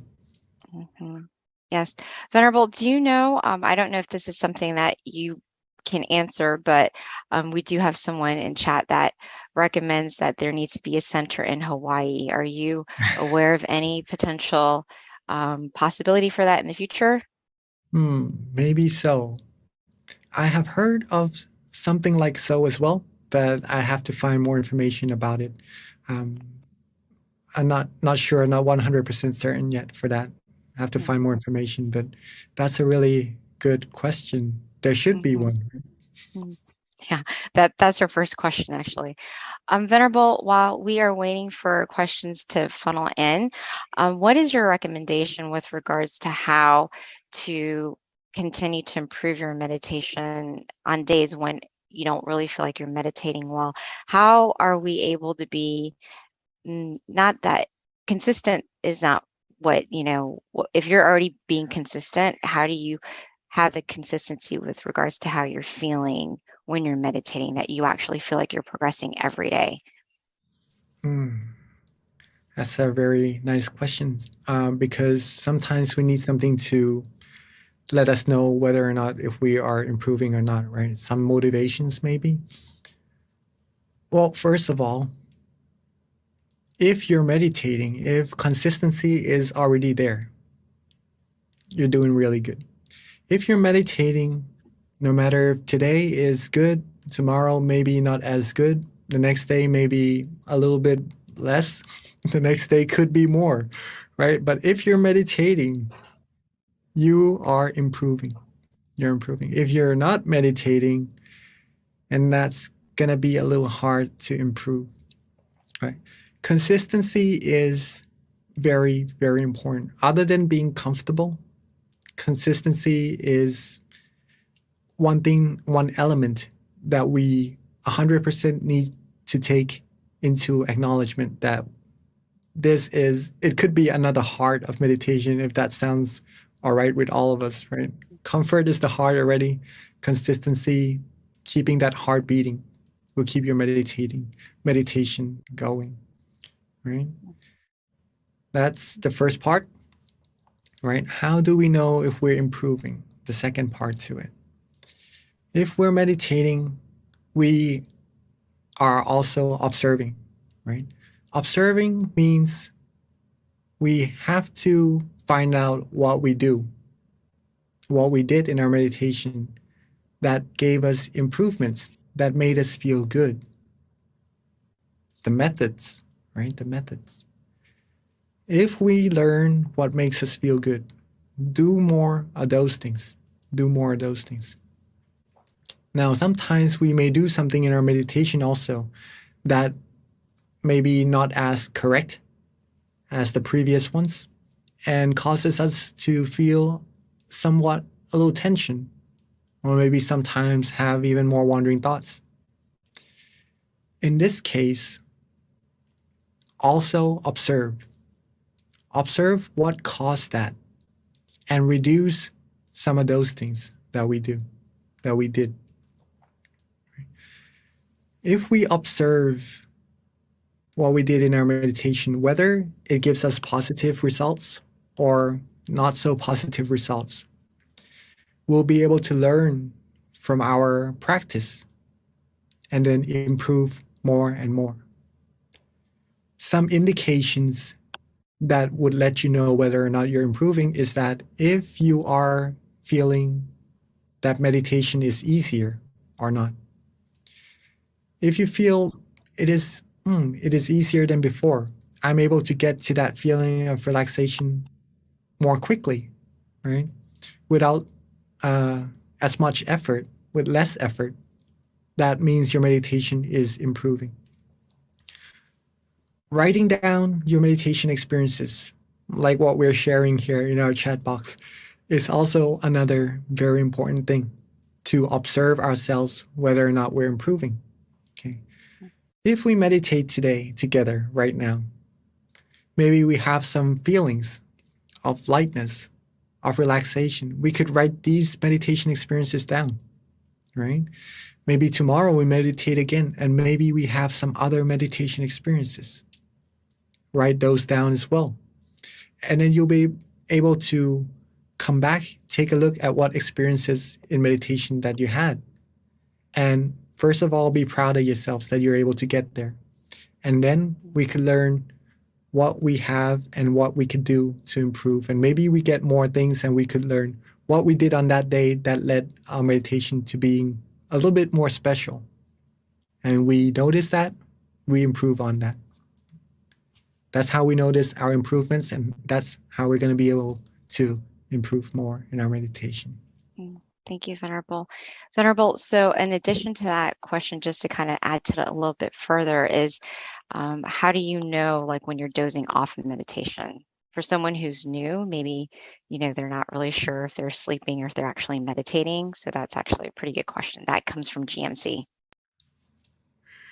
That's actually very, very good. It's very funny as well for me, for myself, because during my first years of meditation, I didn't know at all. We had a meditation session after lunch around 1 o'clock to 4 o'clock, so 3 hours of meditation.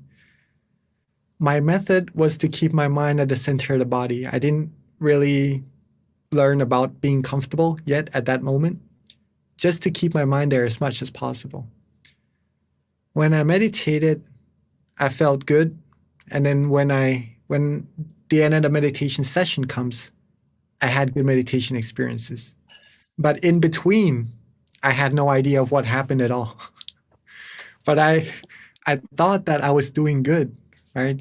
Until my teaching monks started to come and do some tutoring, right? They taught me how to observe myself. And one of the things that should be noticed is during the time that we are not certain in our meditation, if we are awake or not, that uncertainty is the indication that we might have dozed off a little bit in our meditation. If you are 100% certain in your meditation that you are awake throughout, that already proves to yourself that you are doing well, that you're not dozing off. You know for yourself. But if you have any uncertainty, whether or not maybe I have dozed off a little bit or not during meditation, that's one indication that you could go back and take a look. Or maybe how long, write it down as well. That would help. And then improve on that. See what happens. Mhm. So, Venerable, that kind of brings a question in my mind with regards to when you're meditating. Isn't there like an in-between part of like being awake and aware, like right in the middle, and that's meditation? Is that correct?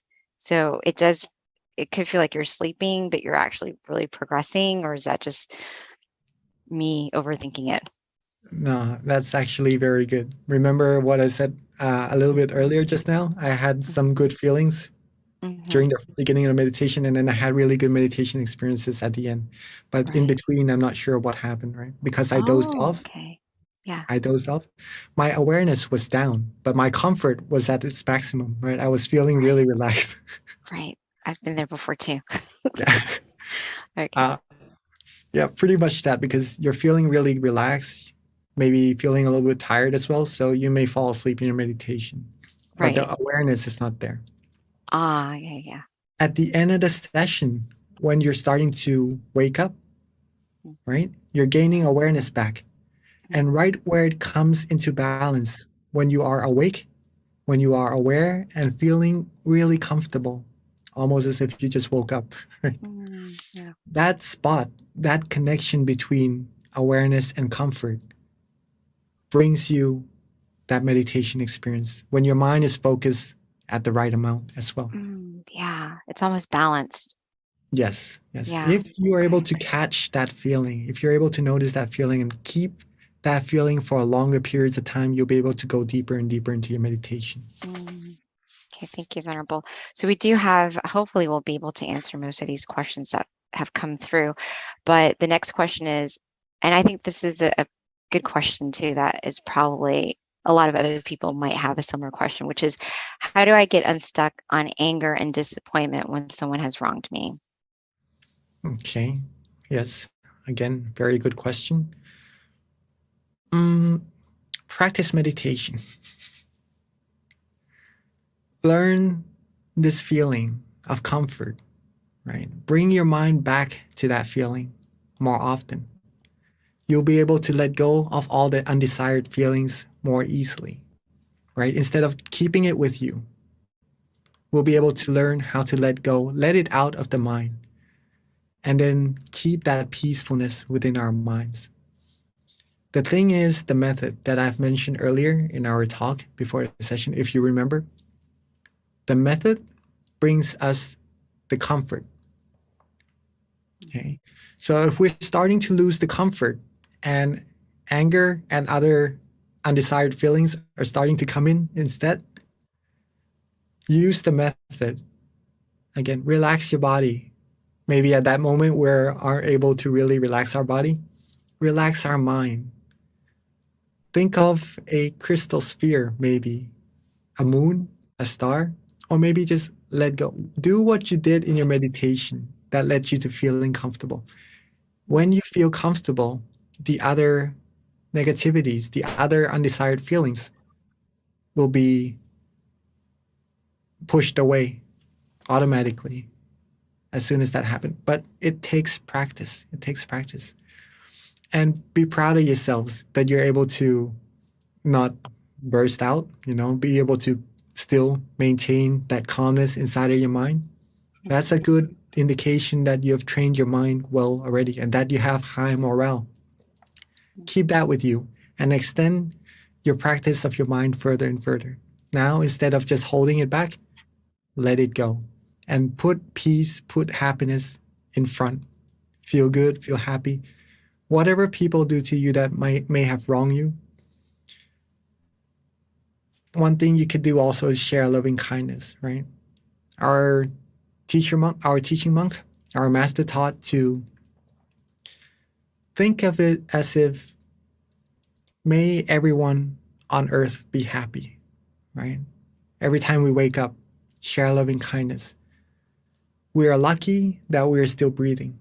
We're lucky that we're still alive. May everyone be happy. Don't be angry at them, right? May they all be happy. And we one day will sure depart from all of this. And before that happens, accumulate as much happiness or as much purity inside of our minds as possible. Okay? Do this. This is our main mission. Try that, and nothing else will be a burden. Keep ourselves happy. Thank you, Venerable. So I'm going to kind of bounce around in terms of some of the questions, and hopefully we can get to all of them. This one is really interesting. We'd like to get some insight from you on this, Venerable. So it says, this is a question, is during meditation, I saw myself in a bright light. Even with my eyes open now, I feel bright, light, free, and at peace. How can I keep this positive experience going long after finishing my meditation? You're doing really well already. You're keeping that even though with your eyes opened already. To be able to keep it further, keep on being relaxed, right? Don't worry about the experience. Don't worry about the experience. If it comes, that's really good. That shows that you're meditating very, very correctly. And all of us will be able to experience similar experiences as well if we're being relaxed and calm in our meditation. Superb. Be proud of yourselves first. But if it goes away, don't worry about it either. There are more to be experienced. Okay? Remember what you did, the method, again, that led you to feeling comfortable and relaxed. Do the method, keep being comfortable, keep the heart of meditation beating. Don't worry about the experiences. Keep being relaxed. That will lead you further and deeper. Thank you, Venerable. All right, so another question has to do with more like physical comfort and maybe getting some suggestions on how to make it better.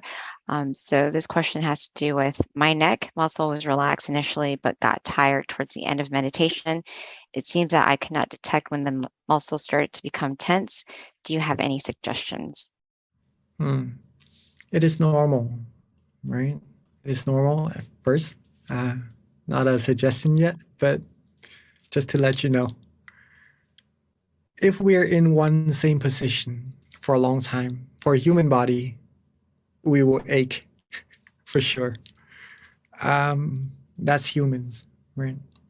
What we can do, there's not really a need to detect of when it would come, okay? Or else you're going to be a little bit worried about the aches in your meditation. And in meditation, we're supposed to be worry-free, okay? So don't worry about it. Although, my suggestion would be when you start to notice your neck feeling a little bit achy, don't worry about your meditation experience. The body is needing to be adjusted a little bit. So you could move your neck around, do some massaging, right? Find a headrest maybe, just to make your neck feel a little bit more comfortable. Get your body comfortable first, and then your mind will be comfortable once again. Readjust, get back on track, and then continue from there. Don't worry when it's gonna ache again. When it happens, readjust, do some stretching. Then we can always start again in meditation. Resetting, starting again doesn't mean starting back right from the beginning. It's like we're on our journey to our destination, but when maybe we're riding our bicycle, right?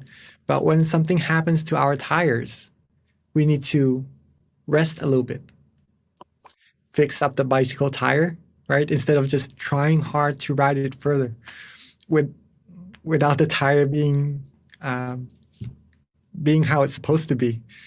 It will just destroy the bicycle even more, right? So rest for a little bit, fix up that ache, fix up that tire. Then when you're ready, when your body is comfortable, when your mind is relaxed again, we're starting again from where the bicycle was left off, right? Then we continue our journey from there. It's not starting back from our home. We still have our distance accumulated. We're just continuing from there, but stopping and readjusting is just fixing up a little bit, and then we continue from there. All right, hopefully that answers your question. So, Venerable, what do you say to those of us who have this like fixation in our mind that like resetting kind of takes you to the beginning, you know, like how do you change that mentality? Even though teachers tell you reset, it's like still continuing from right where you left off. I think it's like logically you just think that you're starting all over again. So you don't want to like open your eyes. If I had something to write on right now with me, I think it would be even better. But for now, I'm going to share with you what I did, right?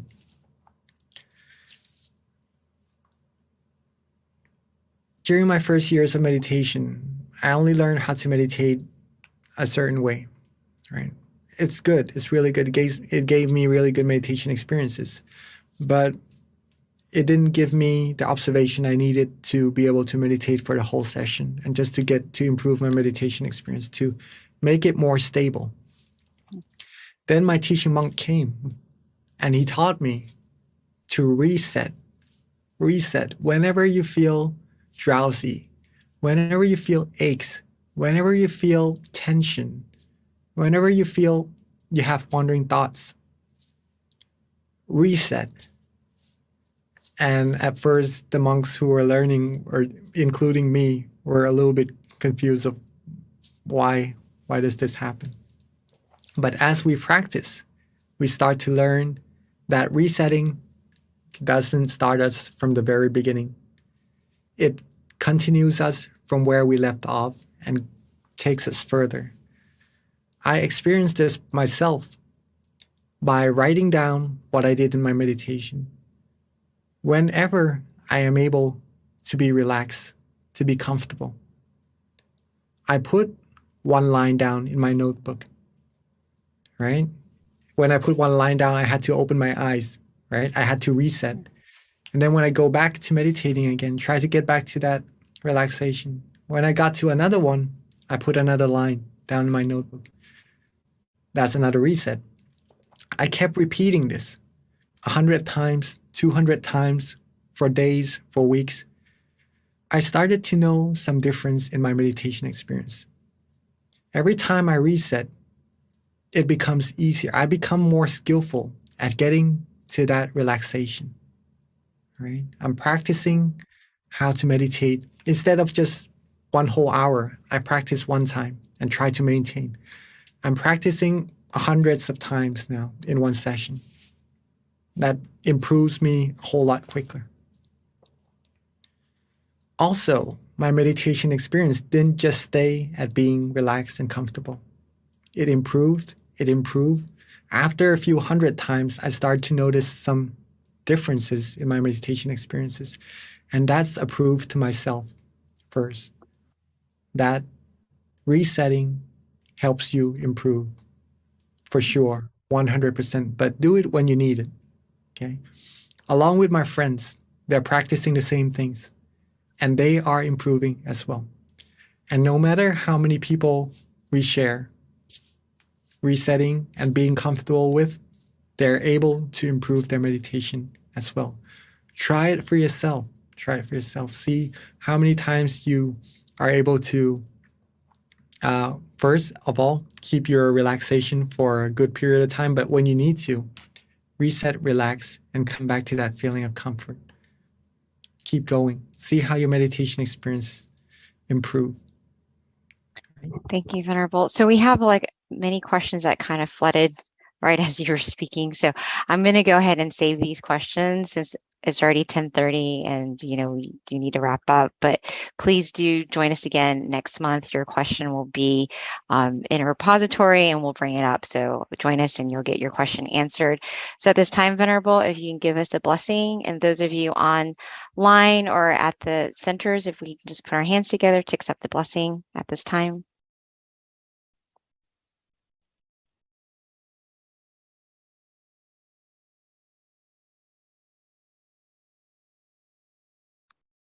Oh, unfortunately, the Venerable is on mute. Okay, thank you, Venerable. All right, I was saying thank you. I thought you were just letting us like get stillness before you gave us the blessing.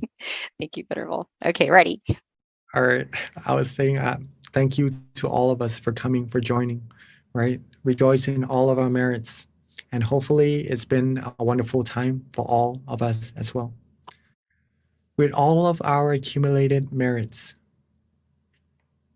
with that positive energy of ours throughout our whole lifetime, let them all come together and bear fruit to all of us,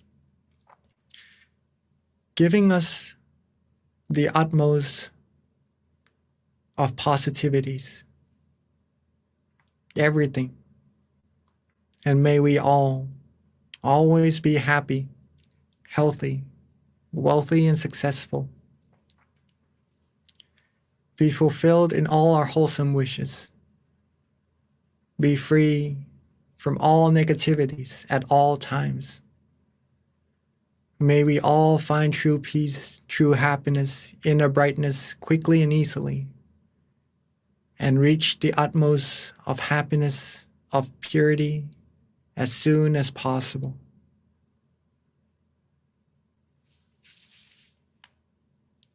Thank you to all of us again. Thank you so much for your time, Venerable. Until next time. Bye, everyone. Please do not forget to fill out our survey, give us some feedback so that we can continue to improve. And again, see you next month on Monday, October 10th. Until then, meditate often and meditate well. Bye, everyone.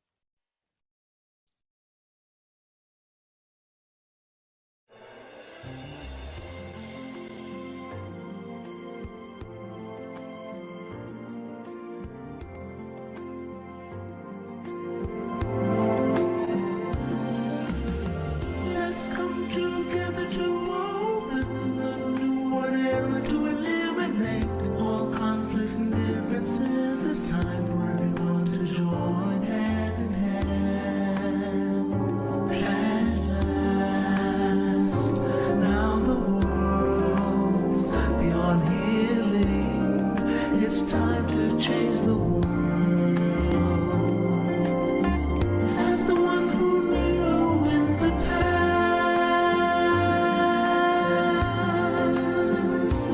in this period of our time, we will see before we depart this world. Everyone must join hand in hand to change the world from darkness to brightness, from suffering to happiness,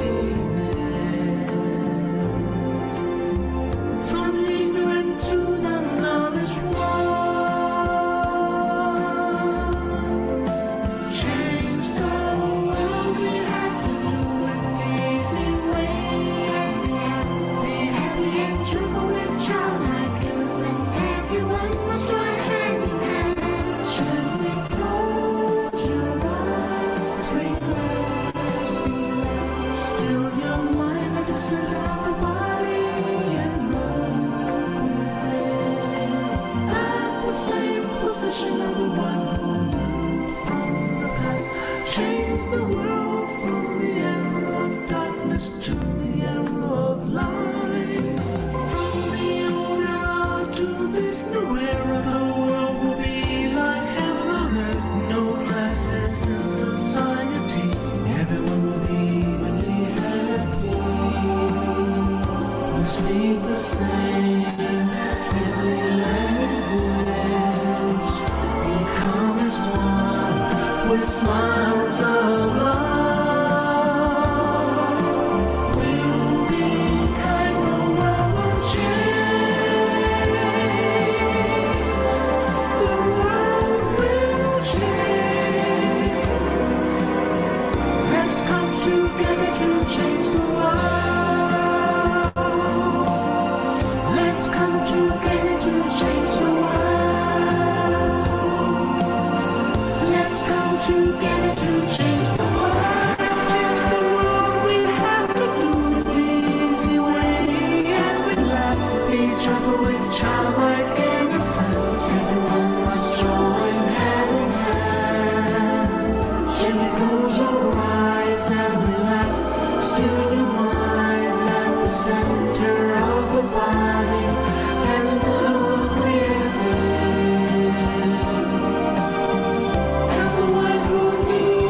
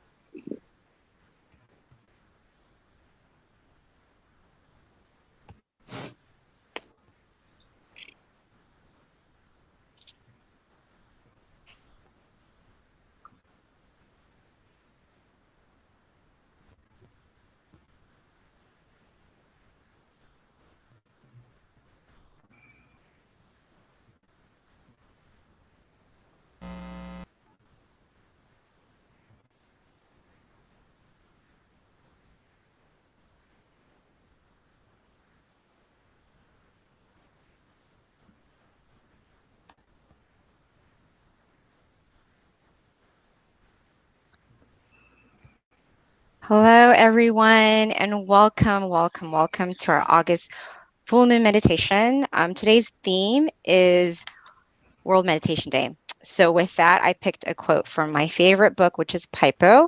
I don't know if I ever mentioned this before. I think I have in the past, but Pipo stands for peace in, peace out, just for anyone who might be curious.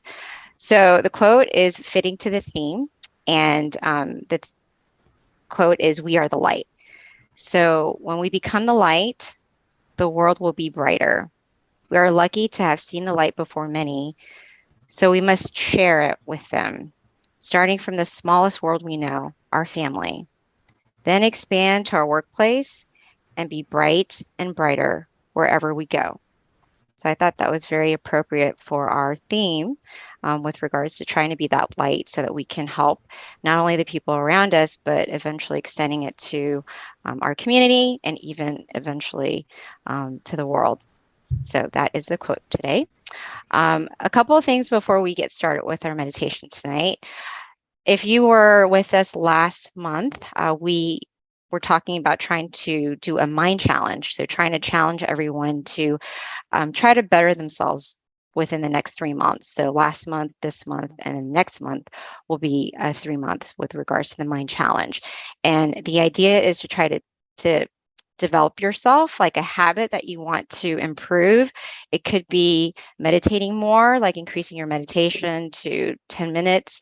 If you're already meditating 20 minutes, maybe meditate 30 minutes, to something about yourself that you want to change. Maybe if you like to wake up late, try to get up a little bit earlier. Whatever it is your challenge that you want to improve. So we really encourage it during this period.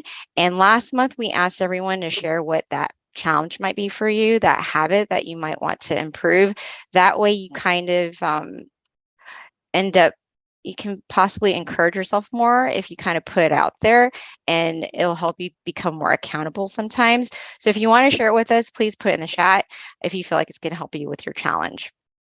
And then another thing, our teaching monk today is Monk Daniel. So excited that he's with us. I love meditating with him. A little bit with regards to our teaching monk. He's been a Buddhist monk since 2012 to present.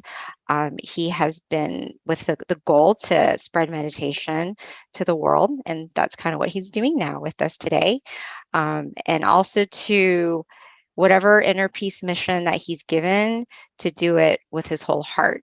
So he is definitely an awesome teacher. I'm so excited that we have him here today. And at this time, we'd like to transition it over to our teaching venerable, Monk Daniel.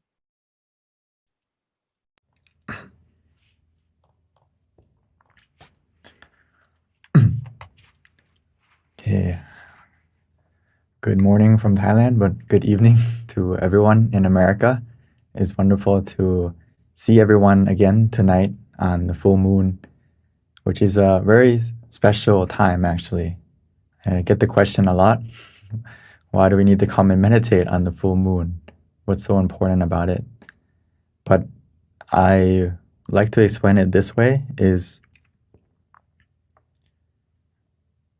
as we come together on the full moon, it's the brightest night, because it symbolizes that even in darkness, there can still be light. The full moon is that example, is even though there's some clouds, even though it's dark, the moon is still shining. And sometimes we just need to wait for the clouds to go away and we'll see the moon. And most importantly, no matter where we are in the world, no matter what belief we have, what age, whatever it is, all the differences are gone because we all share the same moon. So right now, as we come together, we have to connect to that moon as an example, as it helps to make the night brighter, the brightest night. We also have to develop our mind to be clear. But tonight, we will be like the moon, trying to make our mind bright and clear, free from any clouds of anger, greed, delusion, free from any wandering thoughts, any distractions. Those clouds can go away when we come and we practice meditation together tonight. And most importantly, when we come together as a community, as there's hundreds of us together, when we come and meditate together on this full moon, the positivity generated, it multiplies with each and every one of us as we all have the same goal. As we close our eyes, it's funny because we're all over in different places, different rooms, different, some of us maybe even different countries. When we close our eyes, we're all in the same place, all in the same room, and we all have the same goal: to cultivate our mind, make our mind clear and bright together. So that's a positivity that grows and multiplies with each and every one of us coming together tonight. And you may notice that as you meditate together as a group, even though we're separated, but as I said, we're connected together with the same goal, same power of the mind connected. And you may notice that tonight you may meditate a little bit deeper than normal, a little bit easier than normal. And that's because it's not just a symbol, but it's also something that we can connect to, the energy that we can connect to tonight. So I am honored to have the opportunity to see everyone and meet everyone tonight, to help us to all go and connect to that inner peace within us and find our inner moon. As our lovely moderator mentioned already, right, that this theme is about World Meditation Day, which passed on the 6th. But World Meditation Day shouldn't just be, one day. Ideally, myself and all my teaching monks, all the people who practice meditation deeply, I believe that we would like everyone to practice meditation not just only one day when it's Meditation Day, World Meditation Day, but we would like everyone to practice every day. So we can continue with that theme today, that World Meditation Day was established on a day that was actually very tragic and horrific. If you go back to August 6th in the past, in 1945, which was the day when the atomic bomb was dropped on Japan, which is horrible, and we see the destruction of that happening. So what we need to reflect on that day is that why that happened is because the root of that was the greed, anger, and delusion in people's minds, taking over and expanding throughout the world, causing conflict, causing war, and 1 second.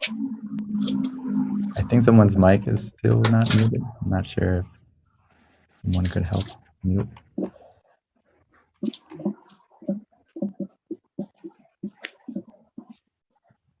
As we can help to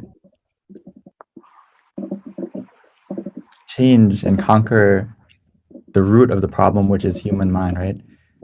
That day happened, that tragic event happened back in August 6th because the mind wasn't in control. It was taken over by greed, anger, and delusion, and it causes this conflict that we see.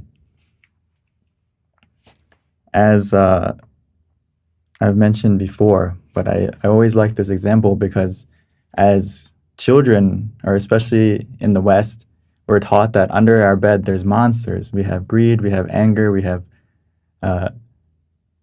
delusion, but those are the true monsters. But as kids, we're taught that there's monsters under our bed, there's monsters in our closet, and we have to check to make sure that they're not there and go to sleep and feel good. But as we grow up, we realize that, okay, the monsters aren't under our bed, the monsters aren't in the closet. The true monsters are in our mind. It comes from, as I mentioned, the greed, the anger, and delusion. Those are the true monsters that if we don't keep them in check, they take over our mind and they influence us to speak, to think, to speak, and do negative things that not only impact ourselves, our world, our own family, but also expands to the whole world. Because as we know, if we dig deeper in looking within ourselves, we have this virus of the mind that's infecting us, we don't see it, but we can see it and experience it through people's words, people's actions. We may not be able to read people's minds, but we can see how infected those people are by their actions, by what they say. And only through meditation will we be able to go and clean and get rid of that virus of the mind, to make sure that the conflict that we have in this world, whether it's between, it's the small conflicts with your own family, with your own friends, your coworkers, as we have this, world, we have our own world, but the sphere of influence that we influence is actually multiplied as we go throughout our lives. And all the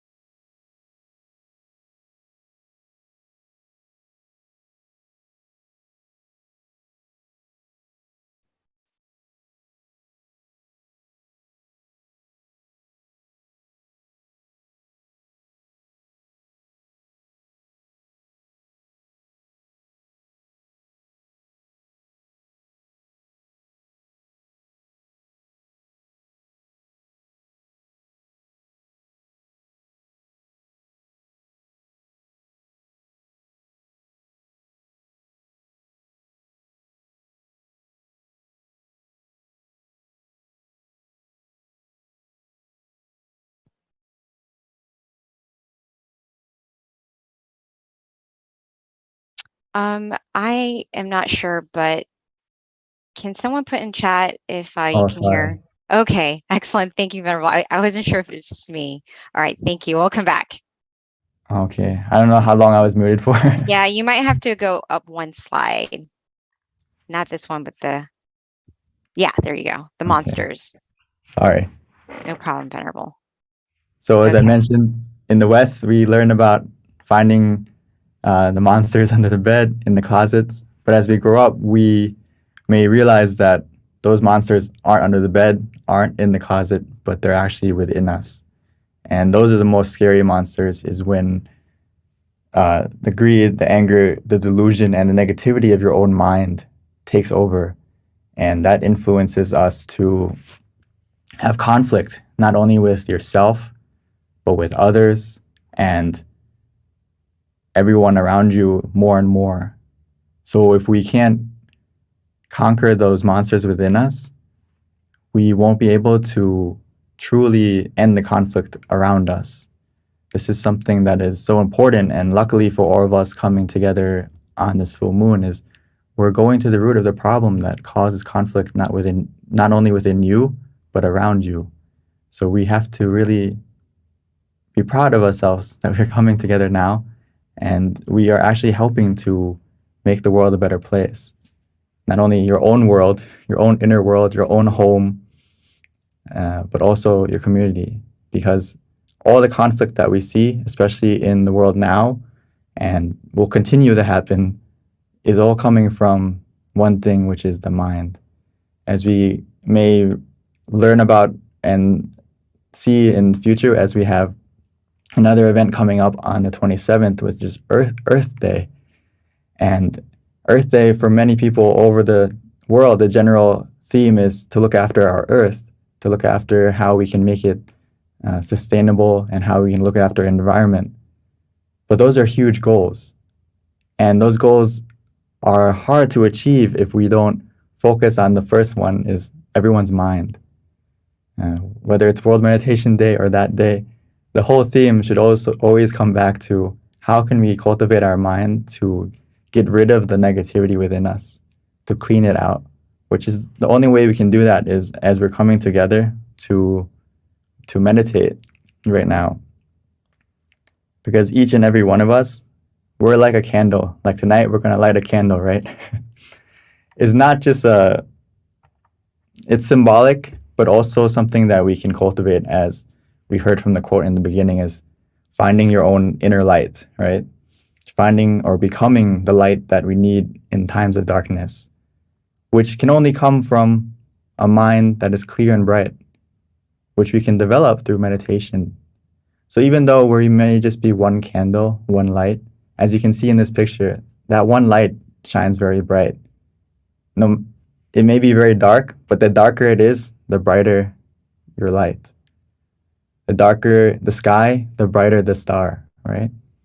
So just one little bit of light that you can create within yourself is powerful. And as we come together, we help to magnify and multiply that light.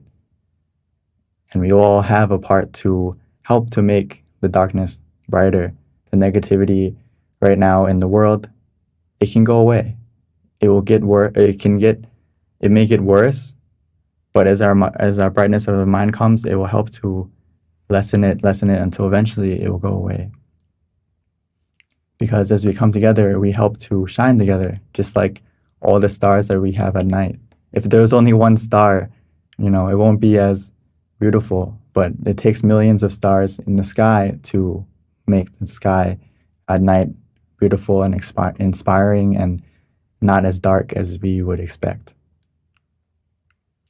So the most important theme tonight is to navigate the darkness that we all will encounter in life, because there's many negative situations that are happening, as I mentioned, because everyone in the world is infected with greed, anger, and delusion. And as people don't know how to deal with that negativity within themselves, of course, we will encounter negativity. But as we come and practice meditation, we now have the power to navigate that darkness with the right source of light, which can only come from meditation. So even though there is darkness, negativity, obstacles, don't let that darkness hide the brightness within you. We can keep ourselves lit by doing what we're doing now, is coming together, meditating, helping to relax your body, calm your mind, and that's how you can relight yourself and find that light and source of light within you. Because your mind, within yourself, your mind is very powerful, and you can connect to your own brightness by doing this following these simple steps on the slide, which is to take it easy, take it slow, and just feel the balance. Feel the balance of where you feel conscious, but you also have comfort. So whether this is your first time or for many of us may have joined many times, but no matter whether you're a beginner or advanced in meditation, you only need these two things, which is to be conscious and to have comfort. And the key thing here is to always try to find that balance where you have both of them together. And that starts from relaxing your body as a foundation. And as we continue to practice, of course, throughout the meditation, we may fall off balance. So it's okay to adjust. It's okay to move physically or mentally so you can come back on balance and get that conscious and comfort together again. And if we have conscious and comfort together, we can win that inner war. We can overcome that greed, anger, and delusion within us and end the conflict within you. And once you end the conflict within you, the conflict around you is also going to disappear. And it's going to get, as you all come together and expand this community of everyone practicing and learning how to meditate, we will get to see that how can inner peace through world peace happen. So as we come and practice together, we need to take the time right now to go to the source of true love and compassion and understanding and positivity. True love can only come from within, so we need to go to that source and allow it to grow from within you. Only then can we spread it. Only then can we spread the positivity and the light within you, which is going to the source and developing it within you first. So like I would like to just emphasize that even though you have one moment of relaxation or you're just one person, we actually have a lot of influence. You just maybe not realize it, but as we go throughout the day, as we go throughout our life, there's thousands of people that we encounter, that we influence, whether we know it or not. So just by us coming here to still your mind, practice relaxing and cultivating your mind, you are really making a difference, not only for yourself, your friends, your family, but also the world. But before we can see that difference, let's spend some time together right now to cultivate our mind and go to that source of light within you and find that happiness that is waiting for you. So let's take some time right now to still and calm your mind. So before we start, I would like to invite everyone to take it easy, take it slow, and let's start by adjusting our body together. For those of you who need to stretch a little bit or move around a little bit, please feel free right now.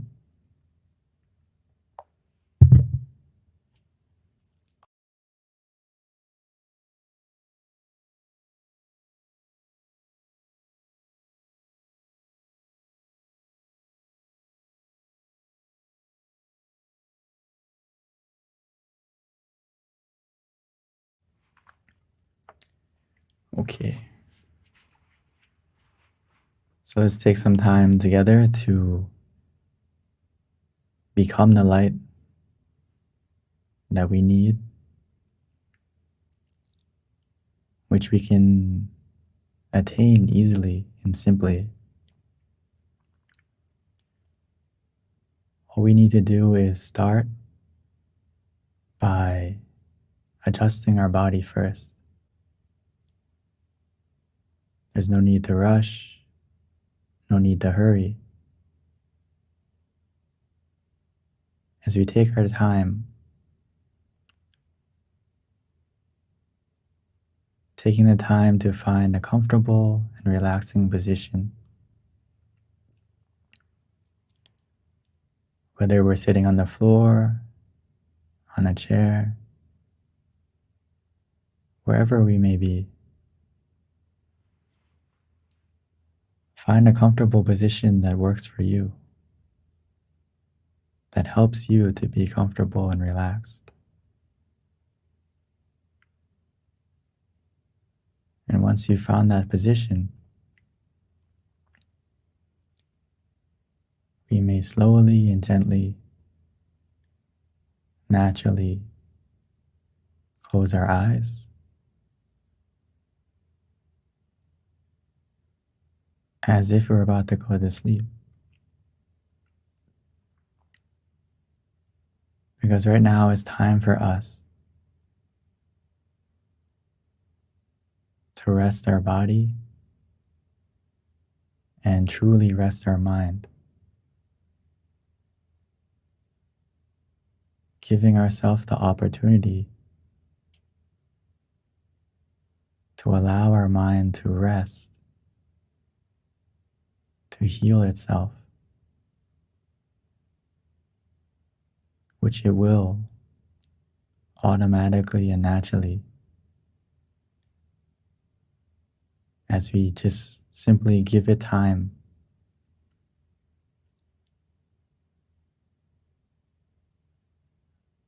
And as we continue to create a foundation of relaxation, physically first, taking the time to relax and release every single part of your body.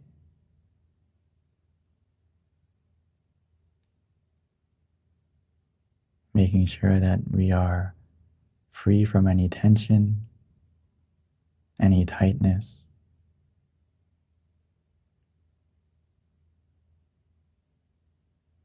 By simply checking,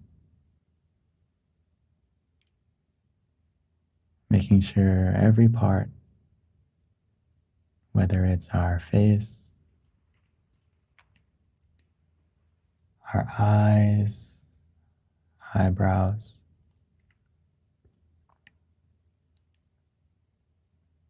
relaxing and releasing our shoulders, arms, and hands,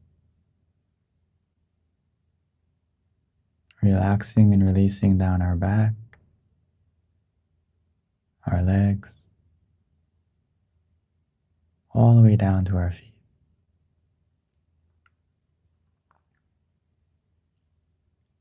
And just put a small, content smile on your face, as if we're welcoming, accepting, embracing the relaxation that is beginning to grow.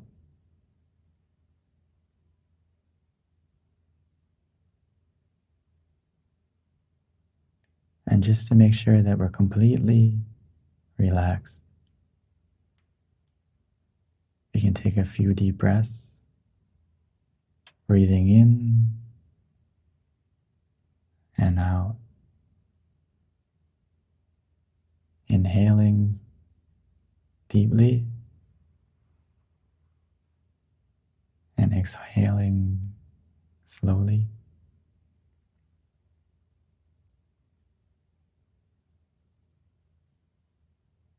Try to put your attention softly and gently as your breath enters your body, filling it with relaxation as it expands throughout your body.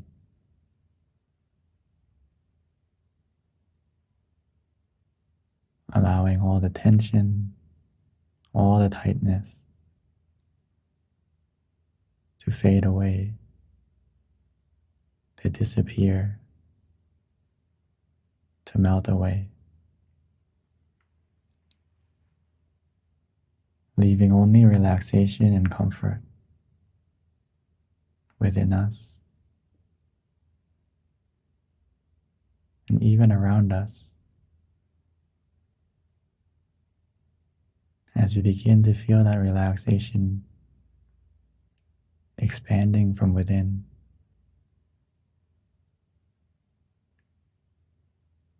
the more we relax our body,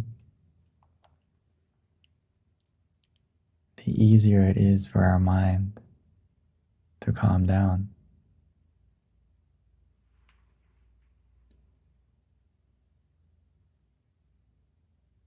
This is the power of simply relaxing,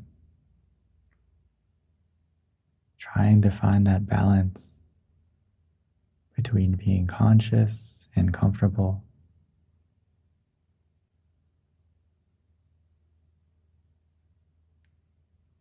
The more we relax, the easier it is to let go.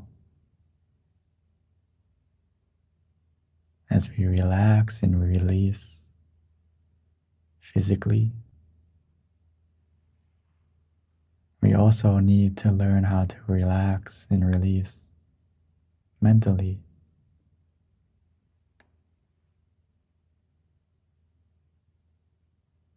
Which we can do naturally and gently, bringing our mind back to the present, allowing ourselves to let go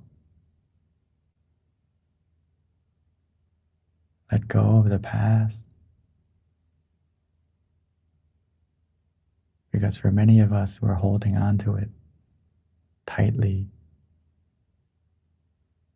afraid to let it go, or unable to.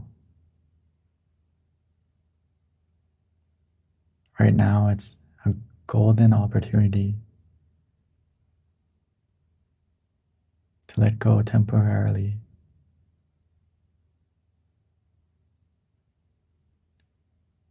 Whether we're holding on to the past, grasping for the future, now it's time for us to just let go so we can receive something better that is waiting for you, within you. It's always been there.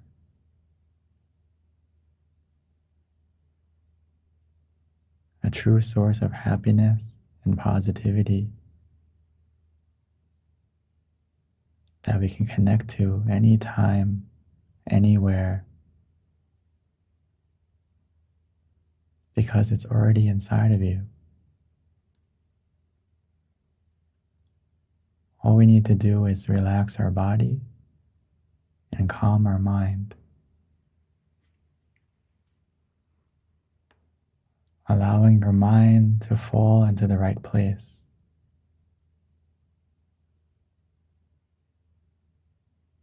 Which will help everything in your life to also fall into place. So right now, you have made the wise decision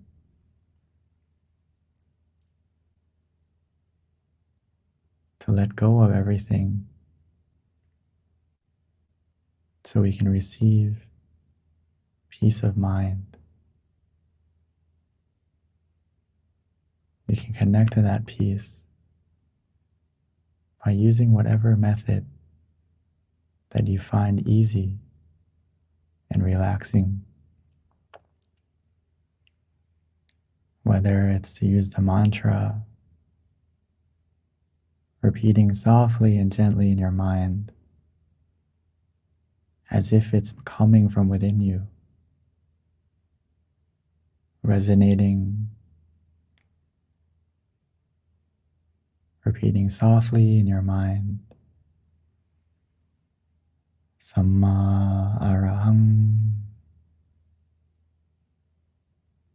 Samma Arahang,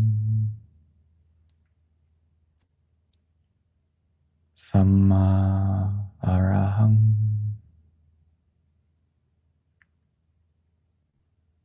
Samma meaning purity, Arahang meaning freedom.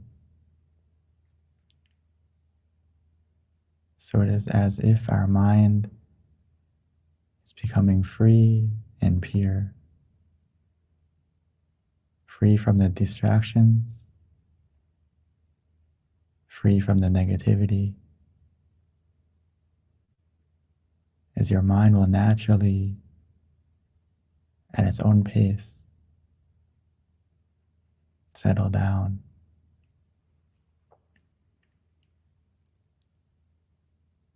Or for some of us, it's easy and simple, relaxing, to visualize the moon, or tonight, the full moon. We can use it as an example, imagining it within you the best you can. Even though it's not clear, that's fine. It's natural when we use our mind to visualize that initially the image won't be clear.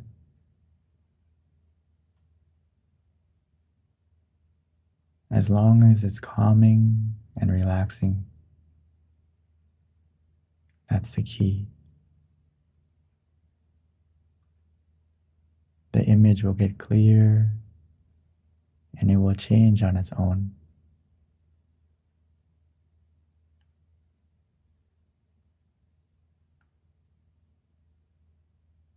Whether we use the mantra or the visualization, for some of us, we may feel like we just want to let go. We already feel relaxed and calm. We can do just that. Follow your feeling. Do what you feel is right.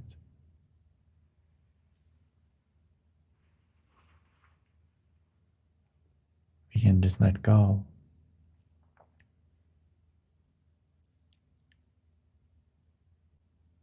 Allowing the relaxation and comfort we feel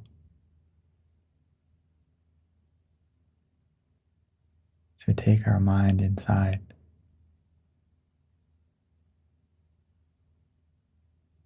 As long as we have that balance, where we feel conscious and comfortable together. Our meditation will progress automatically and naturally. Every second that passes by, it will help to reduce the darkness in your mind, allowing the clouds to fade away, revealing the inner moon that's inside of you. We may not be able to see it initially, but we will begin to feel it, feeling the relaxation and comfort growing, expanding, accumulating within you.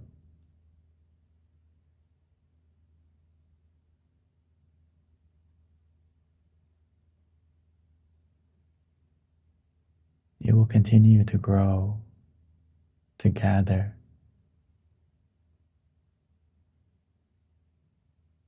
automatically and naturally,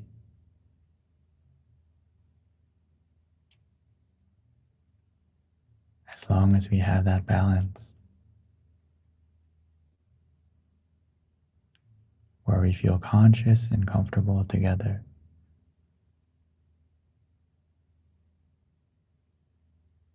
All the obstacles, all the distractions won't be able to bother us.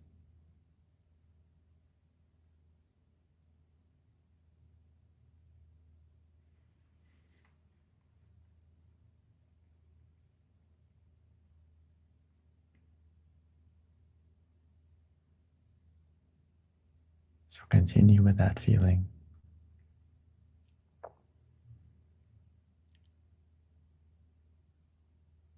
Continue with the relaxation and comfort.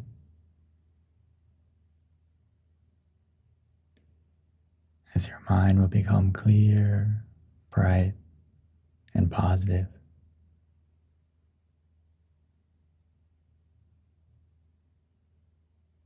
As our mind becomes still, and eventually our mind will stop.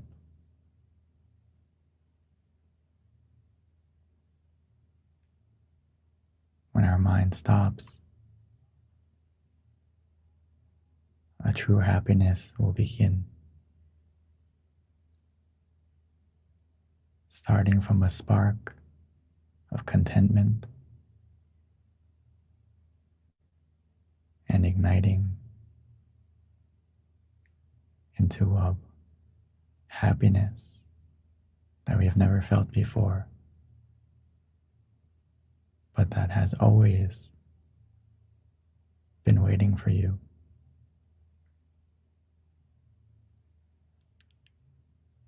It will come as long as we stay relaxed and calm. We don't need to go looking for it.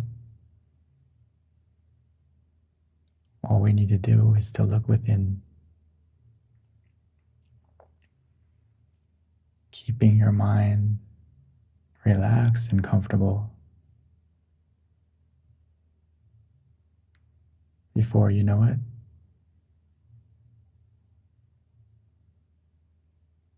we will feel it.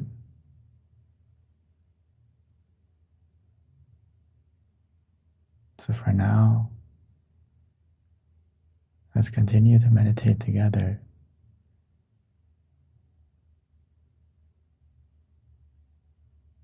Every second that passes by is a precious moment that we can collect together as we become the light that we need.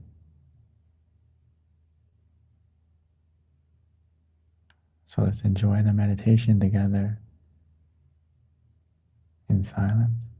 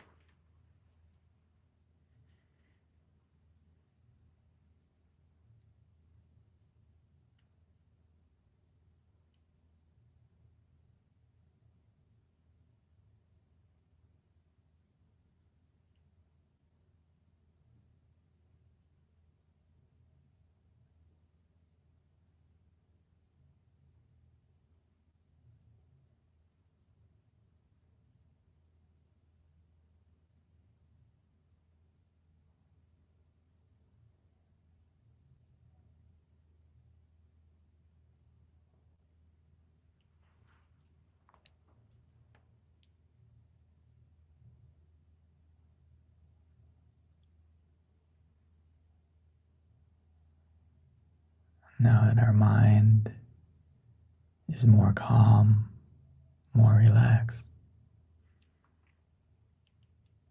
that we've taken the time to light our inner brightness, lighting it with relaxation and comfort. Now that we have lit our inner candle, our inner brightness, let's take this opportunity to transfer that brightness, that positivity within you, transferring it from within and expanding it out. So we can take a moment together to light our candle in front of us.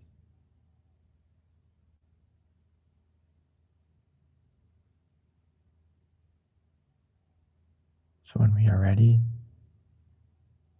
we can softly and gently begin to light the candle on the outside. And then we can come back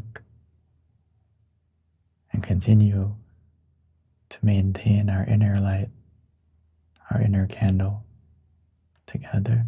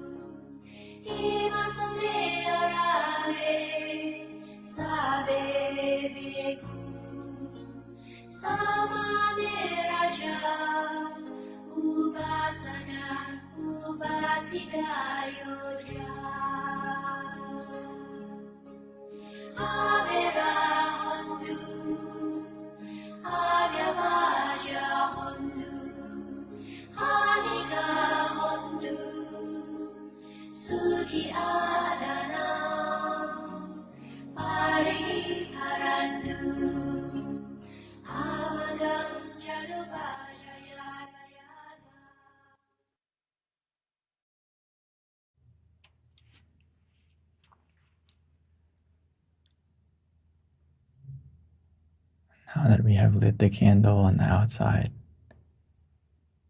as well as lit the candle within us, let's continue to spread our positivity like we have spread our light, both physically and mentally. Because now that our mind is more calm, and every moment that we have taken to still our mind, we have collected moments of brightness, of positivity within us. Because every moment that your mind is still, every moment that your mind stops, the greed, the anger, delusion, and negativity within you, it also stops, being replaced with relaxation, with positivity. So now that we have collected that within you, we can spread our good wishes, spread our good intentions, spread the brightness within you that we can feel. Allow it to spread from within onto your face, forming into a smile of true happiness, of contentment, a smile that can change the world, not only for yourself, but for the people around you. Because now that our mind is positive, it is a powerful thing. Your mind is an element of success.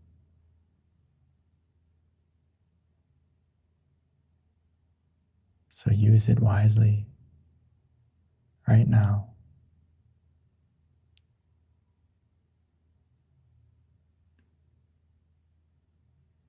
By wishing for everyone, including yourself,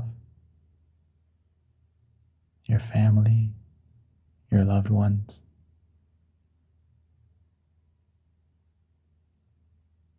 slowly expanding out to your friends,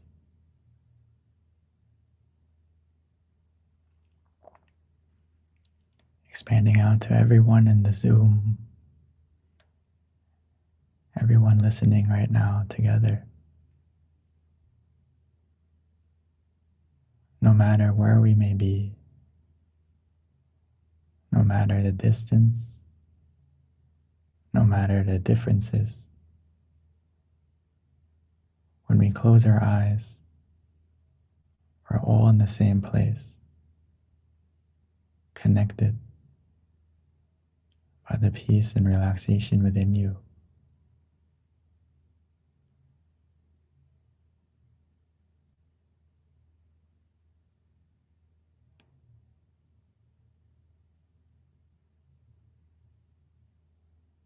As we share our good wishes, wishing for everyone to be healthy, to have good fortune in every way, being free from any harms, any sickness,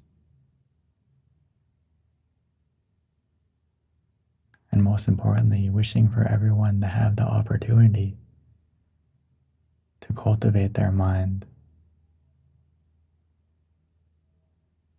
to conquer the negativity within their mind, and find the happiness and relaxation that we feel.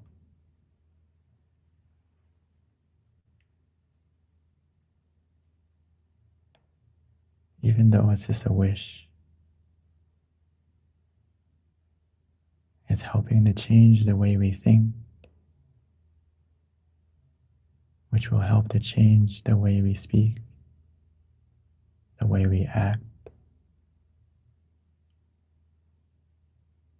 as we spread the positivity within us. That positivity will come back to you.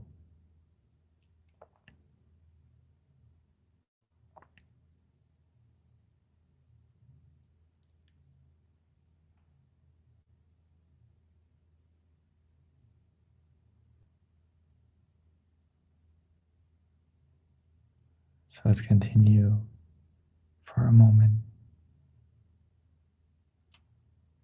allowing that positivity to shine, expanding out.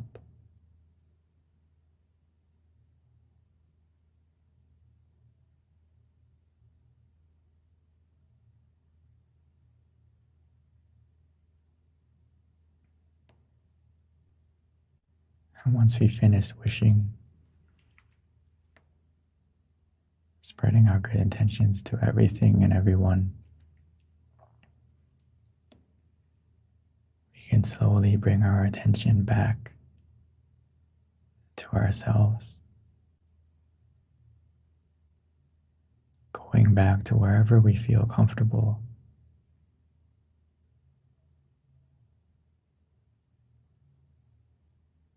Feeling that comfort and relaxation within you again.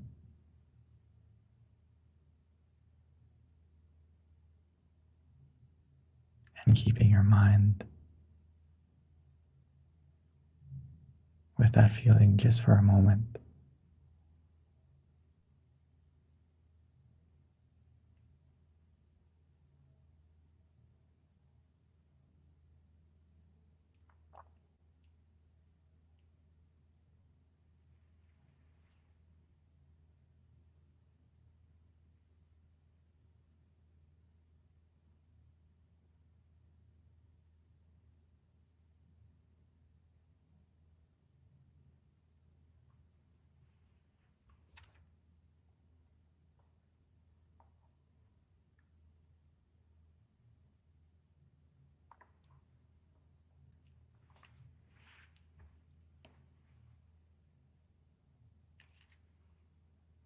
Sapphe Buddha Palapata Pache Kanang Chayang Palang Arahanta Nate Sherakang Pantami Sapaso Sapabuddha Nupavena Sapadhamma Nupavena Sapasangha Nupavena Sata Soti Pawandu Te. And when we are ready, we may slowly and gently open our eyes.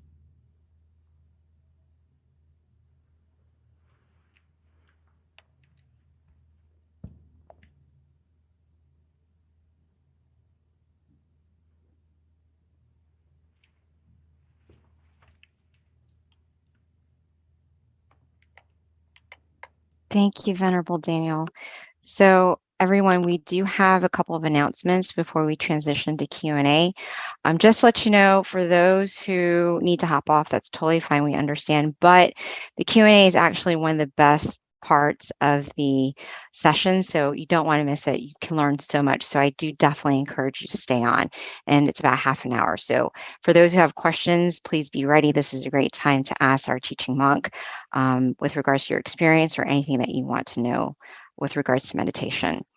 In terms of our announcements, please jot down our next full moon meditation. It's going to be next month, September 10th on a Saturday. So please jot that down, join us, invite your friends, family, everyone in your household, extend it outwards. It doesn't matter where you are. You can all join us online to meditate with us together. Again, September 10th, which is on a Saturday. Also, if you haven't been on it yet, our tamagayameditation.org website, we encourage everyone to visit this page. This is a great page to learn about our meditation technique, the different centers that are located if you're looking for one close to you. In addition, we also have another website I like to share, which is Mind Gem. And here you can learn more about our app. You can download it. We've got over 100 tracks from our teaching monks. It's a great way to supplement your meditation when we're not meditating together. And then also we do have on-site meditation classes. In fact, I think many of our centers are offering the full moon meditation session at their center. I know my center is, which is Georgia. So hello, everyone. I'll see you guys next Wednesday, if not Sunday. And yes, we do have our centers that are open with in-person sessions. Our California location, Chicago, and also Georgia. And you can visit the websites to find out the local times and the class offerings. And then next, we're going to transition to my favorite part, which is the Q&A. So if we can get Monk Daniel back on, please. Thank you. Hello, Venerable. All right, so, oh, look, we already have a question coming in. So this is the part where if you've got a question, please enter it in chat. And those of you in Georgia, please represent us. If you have a question, let John know and he will facilitate it. Nan will actually type it in, or we can open it up to the floor, whatever is easiest. And that goes for any of the centers as well. But you can also put it on chat if you've got a question that way. So we've got one from Amy, and her question is, when letting go of the past and sending those in our past love, what is the best way to forget and completely release them and fully let go forever, even with bad memories or when bad memories arise? And this is life, it happens. I think that's what that meant. Whilst life happens. I've never used that word, sorry. But that's a good question because, you know, I've had that as well in terms of trying to forgive someone and really getting to the point of letting go, because I think it's easier said than done, even for a practitioner in meditation. It's not always easy, depending on what that person did to you. So, Venerable, what is your suggestion for that? I think this is a very deep question and also wonderful question. I know many people struggle with letting go, myself included. The most important thing is, as we practice meditation every time, is that if you notice, we try to end the meditation with spreading love and kindness, or trying to wish or spread good intentions, which the most important thing is repetition, because when we first do it, it's kind of like we are also fighting that initial feeling that we can't forgive or we can't send actual love, but it's kind of like we're just thinking it first. Maybe we don't feel it truly yet, but we're just thinking it. And it starts from that point as we practice every day and we get deeper and deeper meditation. The understanding and wisdom and positivity that you generate within yourself, it increases. So it's easier and easier in the future to do it. But in the sense of that, how can we forget or completely release those people, is that I like to put it this way, that we have people that whether it's good memories, whether it's, people that we love, or sometimes it's bad experiences. What I try to do is to not necessarily forget them completely, but we forget the things that were negative, or forget the things that were dark, and we keep what was positive in that situation, or that with that person. Try to focus on the good and let go of the bad of it. So we'll try to focus on what was good from that situation, or what was positive from that situation, rather than maybe it was a bad memory, or maybe it was a huge traumatic situation, but there was something good that happened from it, whether we learned something new, whether we got stronger as a person. So focus on that rather than the negative situation. And if you ever find yourself drifting back to thinking of the bad memory, or thinking of that negativity again, we also need to realize it as quickly as possible and switch modes, change the channel to whether it's to use the mantra or the visualization, just to take your mind off it as quickly as possible. Because it's kind of strange that physically, when something hurts us, let's say something's hot, we automatically recoil. We don't keep our hand on the hot thing. But mentally, for some reason, we like to keep our mind mentally on something that's hurting you. So if we practice meditation more deeply, when I say to have conscious and comfort in balance, when we practice, we should transfer that kind of understanding to your daily life, that you have conscious and comfort as you're walking through your life. And when the comfort starts to go down, we need to adjust as quickly as possible to get it back on track. So in that sense, you can practice doing that, and also just to hopefully that gives you some kind of answer. I'm not sure. If not, please continue to write in the chat. So Amy did say that it's easy during meditation, but back in reality, it's a little harder. So that was just a comment. So the next question we have, Venerable, is first of all, he wanted to thank you for a wonderful meditation session.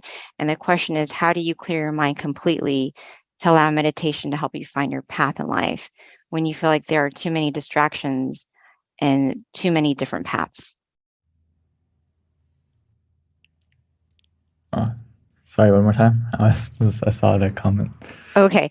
The question is, how do you clear your mind completely to allow meditation to help you find your path in life when you feel that there are too many paths and too many distractions? The most important thing is to still and calm your mind first, and allow your mind to, in the beginning, of course, there's a lot of clutter, a lot of distractions. But as we use the mantra, use the visualization, and just give it time, your mind will begin to settle naturally. And as it does that, gradually you'll get to the point where you feel calm. And in that calmness, in that stillness, there will be more understanding and wisdom as you get out of the meditation. Or even in the meditation, you may have that moment of clarity. And there's many paths. Of course, there's many paths that we have to choose in life, which may be confusing. But from my practice and from Lampal and all the great meditation masters, they always emphasize that the easiest recipe for success, or the easiest way to help guide you through all that, what we feel is difficult and, all these different decisions, is the first decision we need to make is to still and calm your mind. Make sure that your mind is calm and at ease. When your mind is calm and at ease, it'll become bright. And with that brightness, it will help you to navigate your life more smoothly.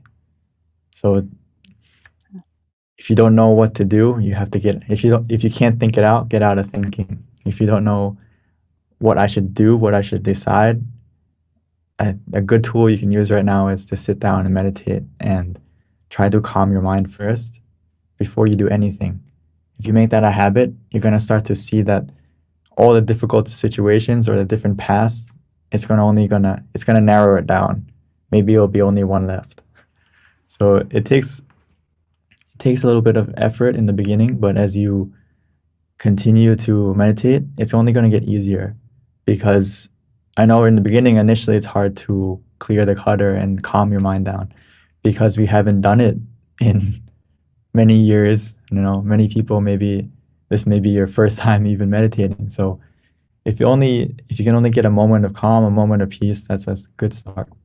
And it's a moment that, people have been waiting for their whole life. So just a moment of where your mind can stop and clear the clutter is a good step. Thank you, Venerable. So the next question is, what does peace feel like? What does peace feel like? I think this is a question that you also have to feel for yourself. A question that you have to, ideally, if you can still your mind, you'll start to understand the word peace truly. But to give you an idea, it's basically, my definition would be where you are content, content of what with your present moment, which is we can all connect to that peace. Actually, we all have peace within us. We all have happiness, but the problem is our mind isn't present. Does that make sense? A lot of times our mind is in the past, whether we realize it or not, even though we say that we're in the present right now, I'm listening to you.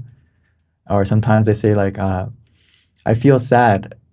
Even though I'm in the present, I feel sad. But if you ask yourself, are you really in the present? Your body is, but your mind that is making you feel sad is thinking of something, whether it's in the past or in the future. So your mind isn't actually present, and your mind isn't at peace. So if you can bring your mind to the present truly and calm your mind, you're going to feel a new kind of peace. And ideally, I would like everyone to continue to meditate, and you'll feel and understand and have your own definition of peace. Thank you, Venerable. That was a question from someone in New Jersey. And then we have a question from someone in Georgia. And the question is, how can I gain more awareness and learn from my mistakes? Well, you're taking the first steps right now by meditating. And this is the best way to develop mindfulness, because as we meditate and we have to feel that balance of being conscious and having comfort, right? We're not using our eyes, we're using our feeling and using our awareness. So we're developing that mental capability to be in touch of how you're feeling as you're practicing the meditation. And as we practice that skill in the meditation and we open our eyes and we continue to live our life, that habit of being aware of how you feel, being aware of your emotions, it will grow and get stronger.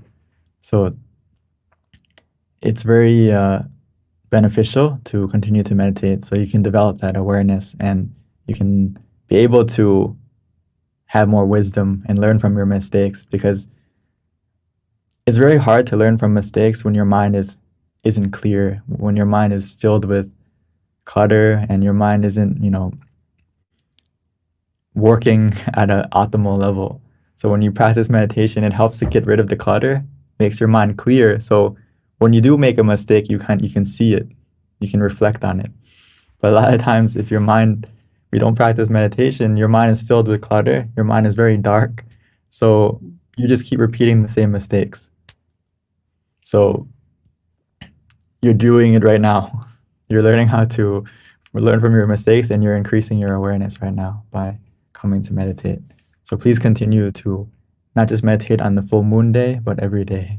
And you're going to start to see a new kind of awareness automatically happen just by meditating more frequently.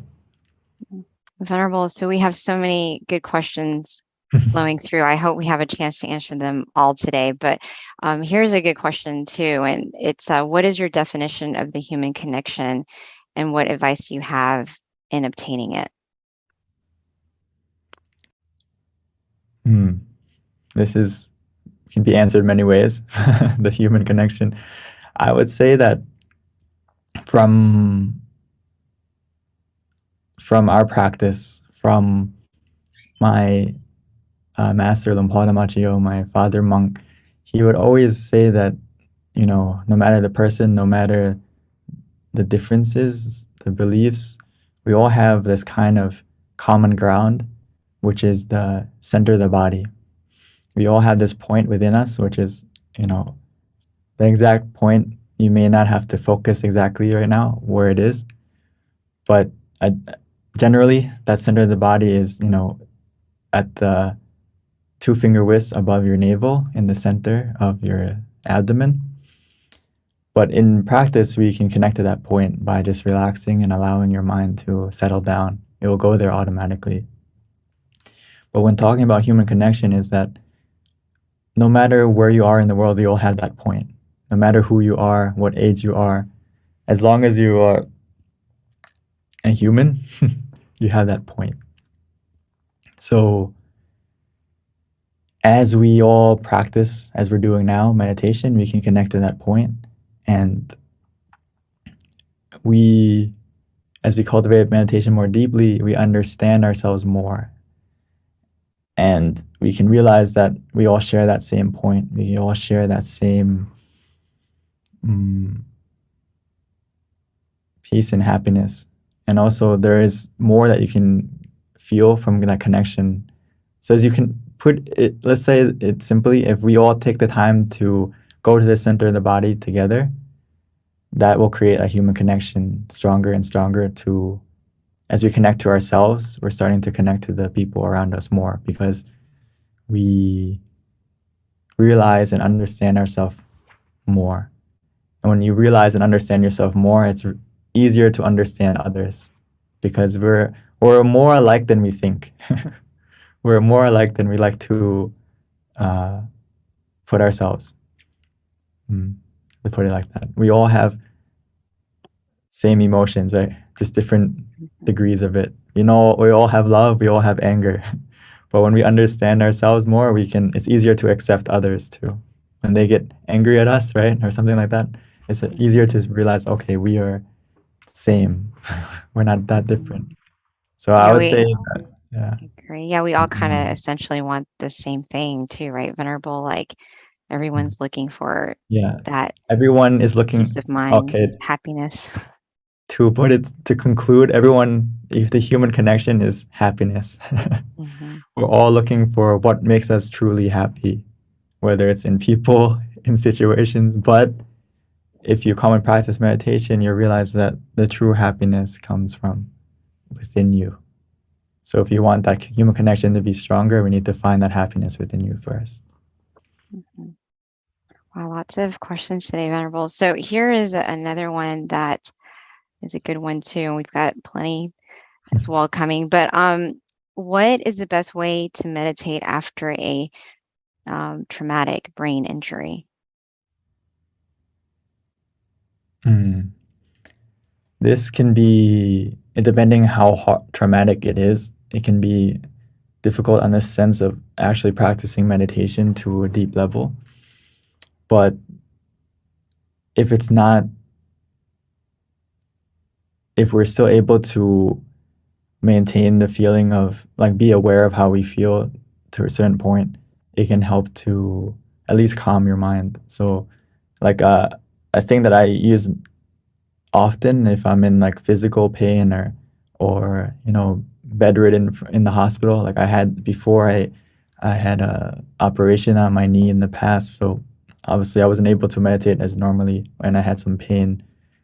So in that sense, I have to use the mantra and just repeat it and kind of build a shield where the mantra is stronger than the pain and kind of take your distraction off of it.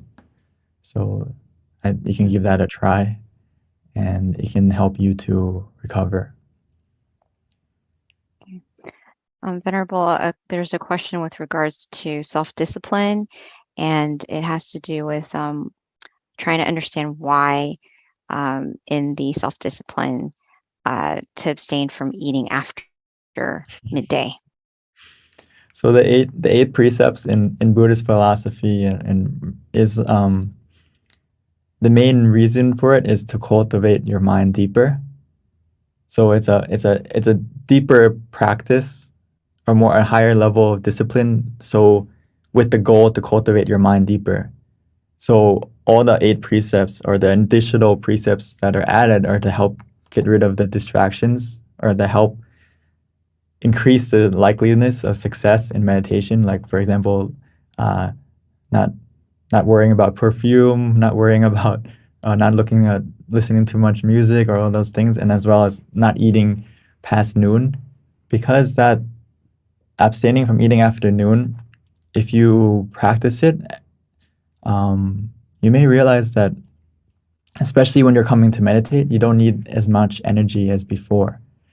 And when you eat less, it's more likely you won't fall asleep because your body isn't using the energy to go and digest. And it's actually, you will be more lighter for the other sessions, like the late or the afternoon session, the night session. You can still take refreshments to help, so your blood sugar and everything doesn't drop and you feel tired and hungry.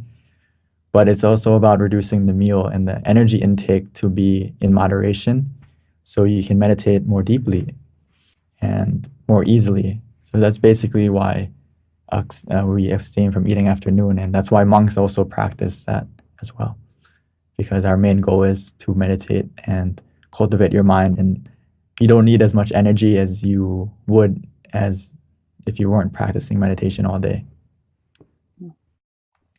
Thank you, Venerable.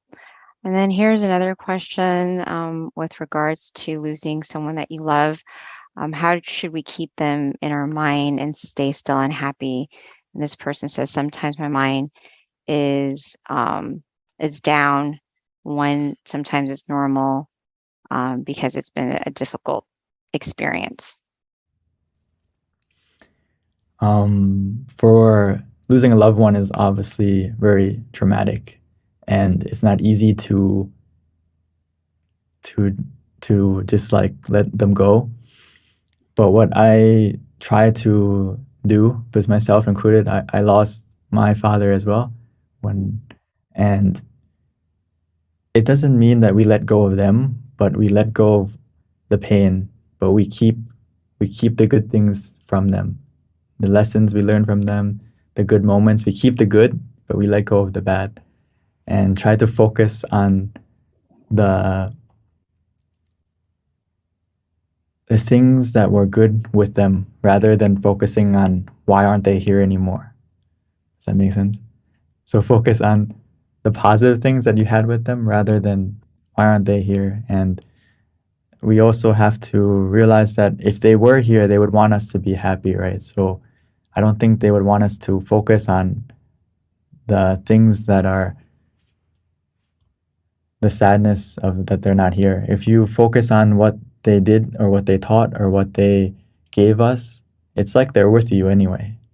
So it's not like we're letting them go. They're obviously they're gonna stay with us, and try to focus on the good times rather than the times of why aren't they here anymore. And most importantly, sometimes we need to focus on, we have many people that we love that are around us here right now.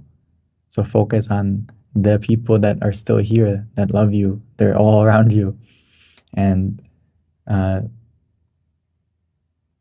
love the people and care about the people that are still here as well. Focus on them too. That can help you to kind of let go of the pain as well of the people in the past that you may not be able to let go of them, but realize that around you there's many people and many things that make you happy as well, and try to focus on that. If it's not possible or you find yourself slipping and feeling devastated, then it's time to meditate. Try to go and sit down and meditate and use the mantra, use the visualization to kind of be like a barrier or a shield to keep your mind, an anchor to keep your mind in the present and not go back to the negativity of the past. So Venerable, there was, oh yeah, that's always a hard one. You know, it's something that it's like you see it, it's a part of reality, and it's just something that everyone has to deal with. It's not pretty, but it's part of life, and we just have to learn to be content and realize that one day it will be us. And so we have to try to use our time as wisely as possible and accumulate as much goodness, because that's all we really have is our actions, and do those good things and think about the person that is no longer here and its energy, they can actually receive it. Right, Venerable Daniel? Yeah. Okay. So here's a question. It's a little lengthy, so I'm just going to kind of summarize it. But this person feels that she's been trying to share her light to her mother, but it seems like her mom and her are having, her mom's refusing it or not really accepting it. And she says, you know, why is it so difficult for you to be able to share it with your parents, but yet it's easy to do it with your, you know, she's having an easier time sharing it with her coworkers and friends, but not her family members. And maybe in this sense, maybe the light means just good deeds. I don't know. She didn't really specify, but she just said she's having a hard time sharing her light with the people that she loves. I would say that shouldn't have to worry too much about are we actually spreading it to them, because we are physically here because of them. So like your blood, your body is from them. So everything we do, which is positive or that energy, it can go back to them automatically. Actually, that's why it's actually very important in Buddhism that as a child to do merit to your blood relatives, because you're connected through that blood and that connection automatically. And even though you may feel that the connection isn't strong, it's actually strong. It is strong. So don't worry too much about it. Hey, I can't. Am I connecting to them? Just try to softly and gently think of them. If you can't think of their face, just think of their name, and that's enough. That's enough to connect. You already have. It's like a Wi-Fi. It's like you already have the password to connect. You just need to get in range. If you get into range, you'll connect automatically. And the way to get into range is just to have a little hint to connect to them, whether it's their name or if you can think of their face. Imagine their face. Thank you, Venerable. So that wraps up our meditation session tonight. It is 10:30. We would like to invite everyone who is still on the call to please take a couple minutes to fill out our survey. It's going to show up in the link shortly, at least it's supposed to, fingers crossed. And if you can fill out the link, the survey, and let us know what you felt about today's session so that we can improve it. For everyone else, goodbye. Please mark down September 11th next month, and we will see you again then. And also, we do have a couple people that are staying on to actually meet with Monk Daniel to give feedback to him directly. For anyone who'd like to participate, please let us know. We'd love to have feedback from everyone who has a time to do it. But other than that, at this time, let us accept a blessing from our teaching Venerable before we wrap up the session. So Venerable. And I like to put my hands together and my palms together and accept the blessing. With the positivity that you have generated within yourself by taking the time to still and calm your mind. Every moment that you do that, your mind creates a positivity within you. It's like a sphere of positivity glowing within you that will help to collect and accumulate all the positive things that you have done in the past. And may that positive energy within you help to bless your life in every way, to be healthy, to be fortunate, to be happy. May you be able to overcome all the obstacles that you encounter with this positivity, with this brightness within you. May this brightness help to guide you, to protect you in every way. And most importantly, may it help you to attain deeper and more profound meditation experiences within you easily and quickly, very soon. Thank you so much, Venerable Monk Daniel. And at this time, the link is on the chat. So if you can take some time to fill it out. Again, we will see you next month on the 10th. Bye, everyone. Have a nice night.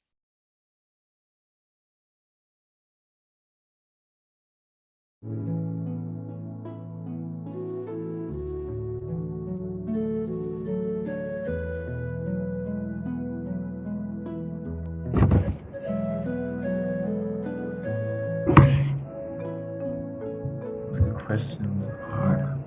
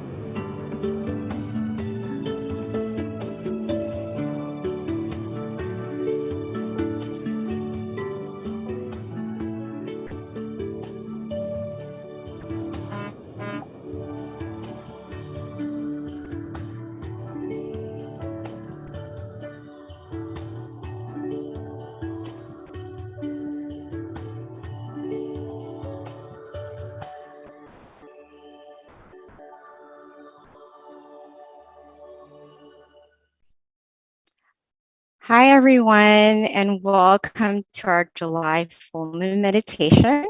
The theme today is on freedom, and as such, I picked a quote out of Pipo, and this is actually perfect for our theme, which is the quote is freedom of the mind, and the joy for meditation is unique. It is a joy that is great and free, expanding farther and farther. When the body and the mind reconcile and unite as one, the impossible will happen. So I hope that's a little bit of inspiration for you today as we begin to meditate. So with that, just a little bit about today. Today is a very special day. It actually marks the day before we go into Rains Retreat, which is a 3-month training period that all the centers around the world actually participate in. And during this time, many people at the meditation centers are going to utilize the time to cultivate themselves, meditate more extensively. So as such, we want to extend an invite to all of our participants in our full moon meditation tonight and invite you all to come up with a resolution to help develop yourself. So it can be something as easy as working on a habit that you want to improve on, such as maybe if you sleep late in the morning, like you wake up late, possibly you can train yourself to wake up a little bit early during this 3-month, if that's your resolution that you want to develop. Or if you want to meditate more, say you're meditating 15 minutes a day, twice a day, maybe increase it to 5 extra minutes or 10 to meditate 25 minutes up to 30 minutes. So whatever the resolution is for you, it is something that we would like to extend an invite for you to cultivate yourself. If you have something in mind and you want to go ahead and share it with us so that you feel a little bit more accountable for your resolution, then feel free to do so. All right. So with that, just a little bit about our teaching monk, Monk Jackie. He is a Buddhist monk. He ordained in 2014 after graduating college, with his passion being to cultivate himself through daily practice of meditation and sharing this knowledge with all of his students. So at this time, let me introduce Monk Jackie.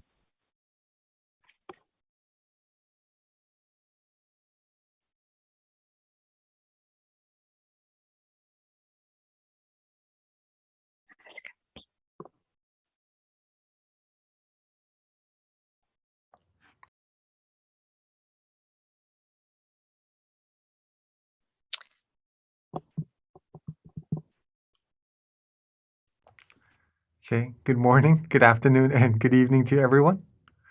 Hopefully, everyone is all right, staying happy, staying healthy, both your body and your mind. Okay. It's been a couple of months since we last met, but last month you did meet with another teaching monk, right, Lumpy Daniel. We come together every full moon night to do our meditations, to purify our minds, to become bright on the inside, so that we could shine out to the whole world and make this whole world brighter, even brighter than it already is, right? Today is another full moon day, a full moon night over there in the US. But this month is related to Independence Day, right? The 4th of July in America. So why not let us talk a little bit about freedom? Okay.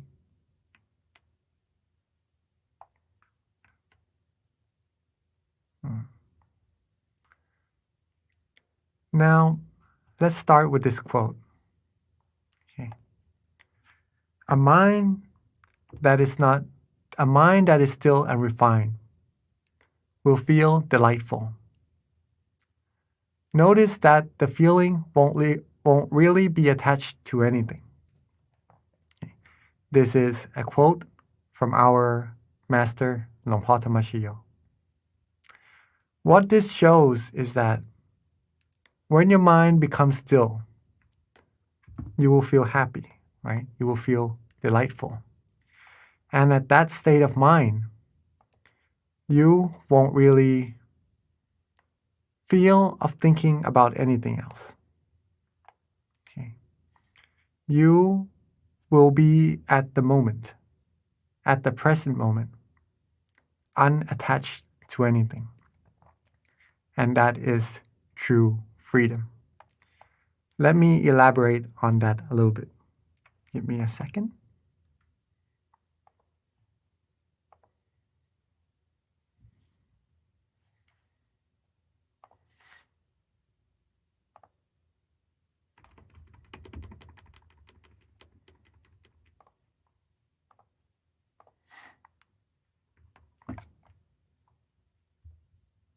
Okay. Sorry about that. Now, when we're talking about freedom, why do we usually want to be free? Okay. Most people around the world, I'm sure most of us, or maybe all of us, would agree that we all like to have freedom. Okay. Maybe some people around the world may not like freedom, I'm not sure, but I'm sure most of us around the world likes to be free. What's the reason for that? Well, it is because freedom brings us happiness. Is that right? We would be able to do whatever we want, do whatever we feel we like, and that would bring us happiness. We would be able to be our own selves, right? This was once what I thought about freedom before I found out the true freedom, okay, just to share with all of us. One of my goals in life when I was studying in university was to have my own freedom, right? To be free from having to, well, basically stay at home, to do my own things, to not have to rely on people around me, so that I would be happy, so that I basically could do what I like, right? And that's, I'm sure everyone here likes to do whatever they like. But that happiness is a type of happiness that comes and stays for a while, and then it goes away. Okay? We may have the sense of freedom. We may have the sense of freedom, but it is a freedom that relies us on other things around us, right? If we do not have them, if we cannot do them, maybe we won't feel the happiness we long for. Now, this true sense of freedom that I have found, instead of just being free, doing whatever we want, we simply walk a path. There's a path for this freedom. That means that there's some things that we have to do, have to follow, in order for us to reach that true freedom. Okay. I'll explain this path a little bit later. Okay. It is not a path that we can see with our own eyes. It is not a path that we can see with our own eyes. It is not anywhere on earth. It is a very, very special path. It is a path that we can find inside of ourselves, right? It is very close. It is right here inside of ourselves. But this path to freedom is a little bit dark. I don't know if you like darkness, but it's a little bit hard to see where to go in this path. Okay. Now, if it's not really visible, or is there nothing we can see, what can we do to go through or to walk correctly along this path and not go off course, right? Well, like walking into a dark room, you might swing your legs around, see what's in front of you so that you don't hit anything, right? Or maybe just pretty much feel your way through this path. This is very important, right? Because we can't see. We have to use our senses. This inner path requires the same thing, which is for us to really feel it, to really work our way through, at first, maybe without seeing anything. It may seem a little bit difficult, but it is not. Okay? But it is not. What feeling are we talking about also? That's important. To walk this path to freedom, we must feel comfortable. Okay? In this dark place, if you feel relaxed and comfortable, that is the feeling that is showing that you are on the correct path, the path to freedom. This path, this method, these feeling around in the darkness is actually what we are about to do together. Okay? It is meditation. The path could be found when we close our eyes softly and gently. We relax our body and mind. We let go of everything.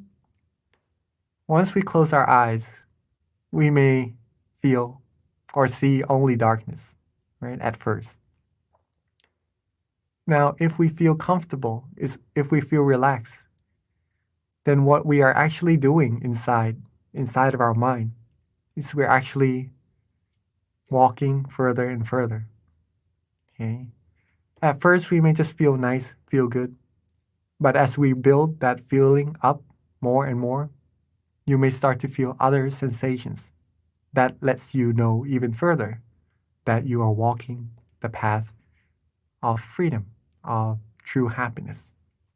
Let me elaborate it a little bit further. This path of freedom requires the feeling of comfort. Bear that in mind. Now, this feeling of comfort, you should feel it in both your body and your mind. Okay? The body should be relaxed, feel good, feel comfortable. Your sitting position, anything that makes you feel comfortable, that's good. All right? For the mind to be relaxed and comfortable is a mind that lets everything go, that is not attached to anything whatsoever. Right? You heard the word not attached, right? That's a signal of the fundamental level of freedom already. Okay. As you can see, there is a heart behind the word comfortable as well. It has a meaning to it, though. It's not just there for no reason. It's because this feeling, comfort, when you close your eyes, you relax, and you find this feeling. This feeling is the heart of meditation, the heart of meditation. If you're walking in the dark room, right, you gotta use your senses to work your way around. This is the same. If you feel comfortable, then you know you're walking correctly. So, if you want to walk further, we must keep the heart of meditation beating. Okay, to be comfortable, to know we are walking correctly, to go further and further.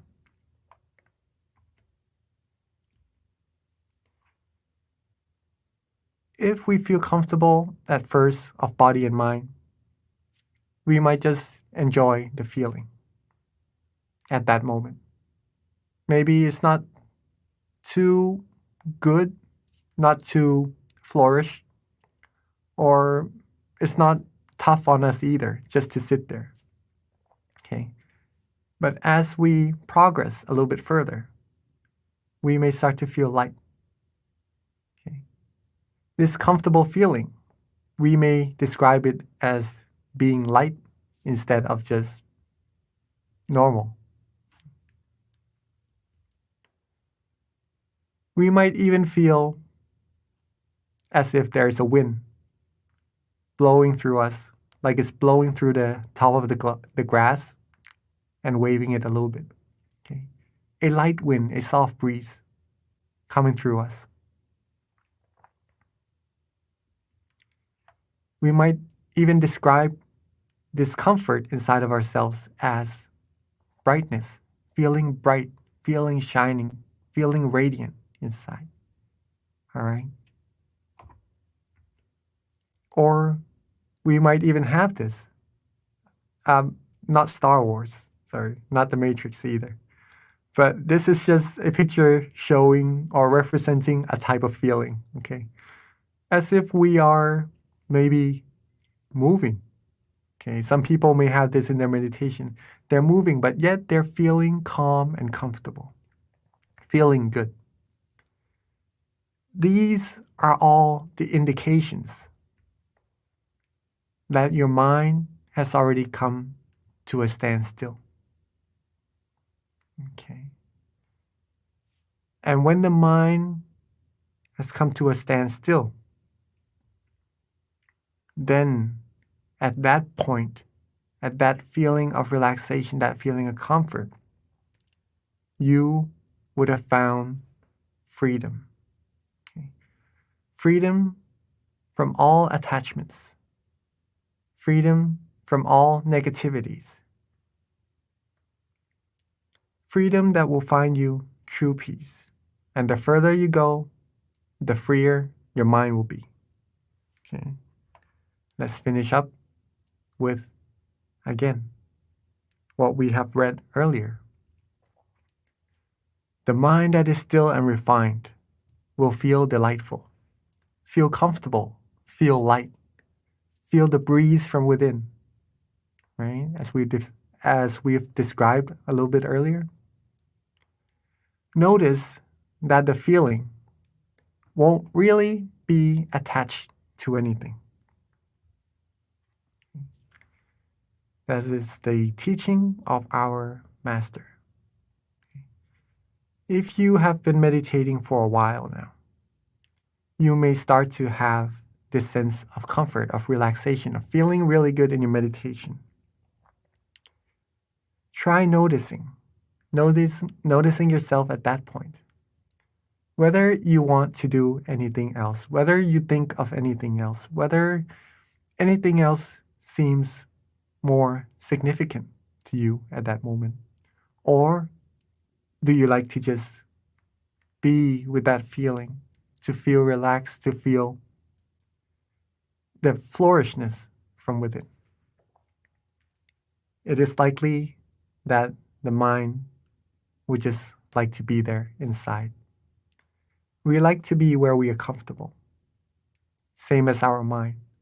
When it has that place of comfort inside, it just wants to stay there, and then it becomes still automatically, and you will receive the true freedom.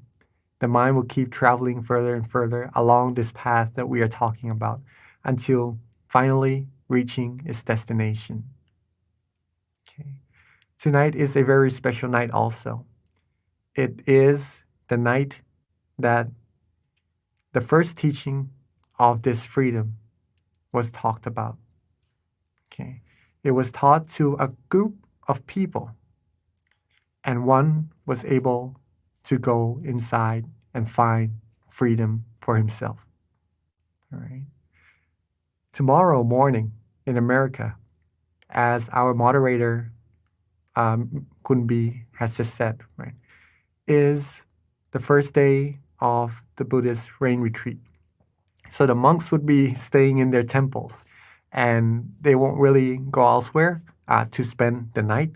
they would have to stay in the parameters of their temple for the whole 3 months. And we have a tradition here at our temple from our Great Master. When we are about to enter a rain retreat, our Great Master would ask each individual of what resolutions they would have for this rain retreat to better themselves, okay? Because it's the whole 3 months. So you can train yourself to be more virtuous, to have more good things that you would like to do to improve yourself, right? Each monk would have something that they feel they need to improve. Maybe better meditation, right? Better practices of themselves, better moral disciplines that they could do. Now, it is a period of time where we could actually stay and focus on ourselves. As Kunbi has just said as well, if any of us here joining the full moon meditation would be joyful to join with the resolution for yourselves, you don't have to come to the temple to spend the night or to not leave the temple the same as the monks, but within your own parameters, within your own work area, your home, you can also, within this 3 months, right, find something that you'd like to improve for yourself, if there is any, okay? And then try working on that. See what would happen within these 3 months. Would we be able to improve ourselves even better? If so, that would be amazing. Okay, we've just done a whole bunch of knowledge sharing right now.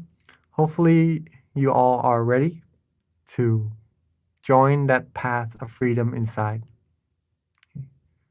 So before we get ready to clean our mind and to find true happiness inside, remember that the heart of meditation is to be comfortable in both body and mind. Okay. So let's get our body relaxed and comfortable. Find your most comfortable sittings, right? Get your body right. Maybe drink some water even. Move around a little bit if you need. And then we'll start our meditation shortly.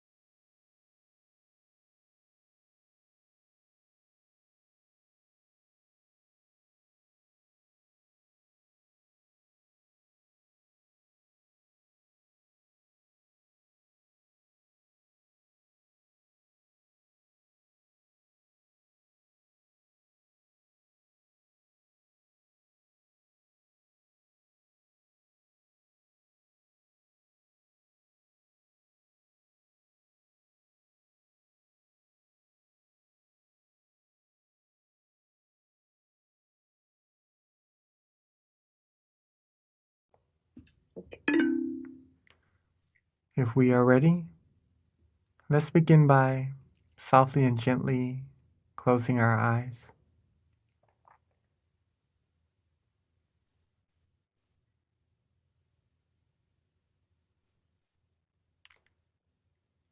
Softly and gently rest our eyes.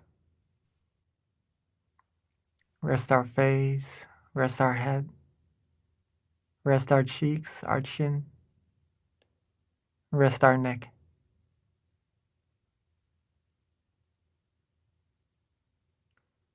Rest our shoulders. Rest our body. Rest our legs all the way down to the tips of our toes.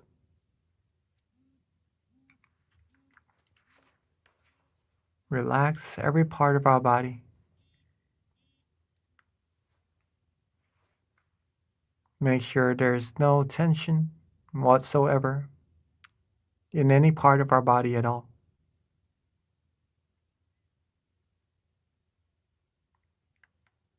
Let's take our time. Let's relax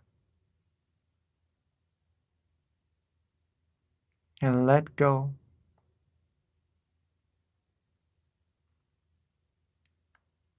Let go of all worries. Let go of all responsibilities.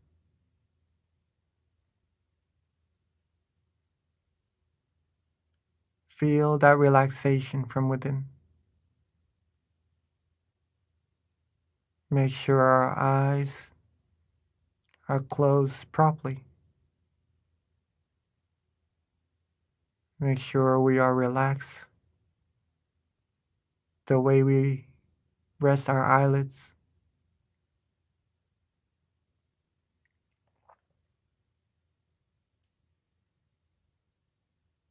And just let everything go.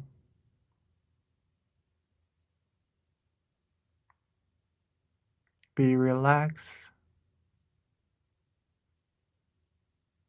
Be calm. Be restful.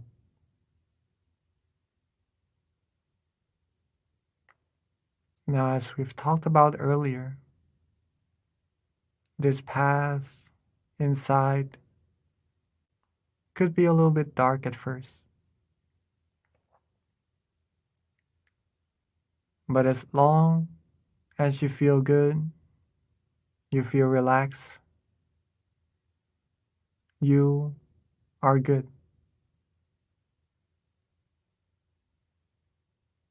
You are walking the path correctly. You are becoming free from all things,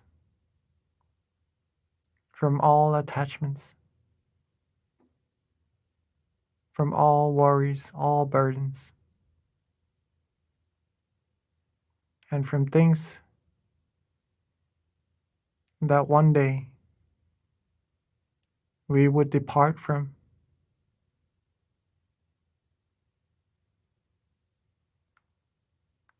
But we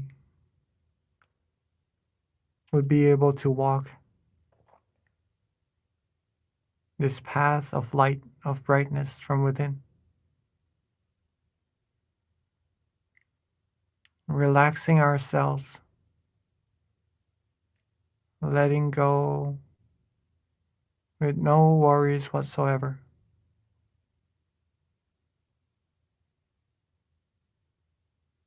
And at this point, you can notice yourself, if your mind likes this feeling or not. Does your mind enjoy this relaxation or not? And whether or not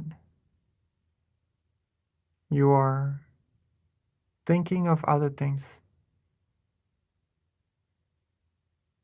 If you feel good, you feel right, you feel relaxed, you like this feeling, you like this moment, not really wanting to do anything else. And that shows that you have found a sense of true happiness already.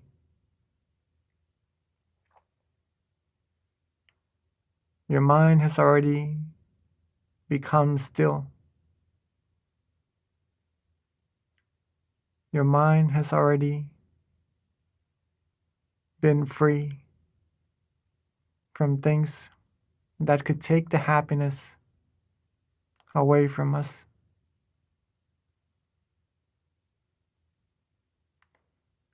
This true happiness, this relaxation, this feeling of comfort is the feeling that we could always access. It's the true happiness that we could always rely on, that is already there inside of us. It doesn't perish. It doesn't depart from us. It is within us, just waiting for us to grab, for us to take, for us to consume upon, like a well of pure positive energy, just sitting there. Whenever we need to drink, whenever we need true happiness, all there is to do is just let go, relax, be comfortable, and our mind will travel to this source of positive energy automatically.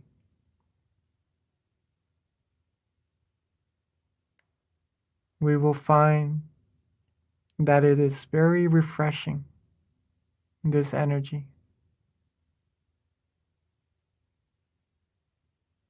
We will find that it feels cool, it feels nice,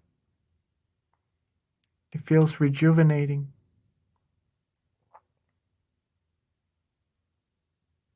And the more we stop, the more we still our mind, the more we'll be able to receive from this source. And not just that, the more we stop, the more we still our mind,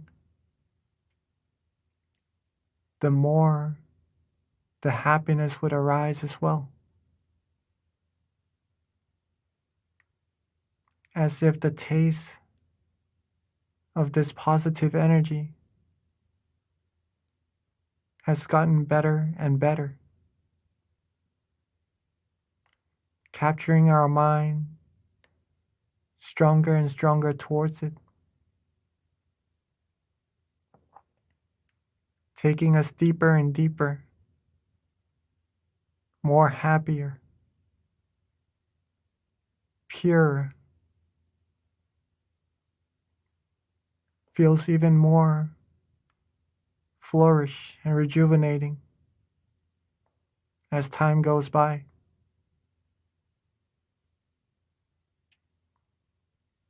And when this happens, all that we need to do is simply be neutral.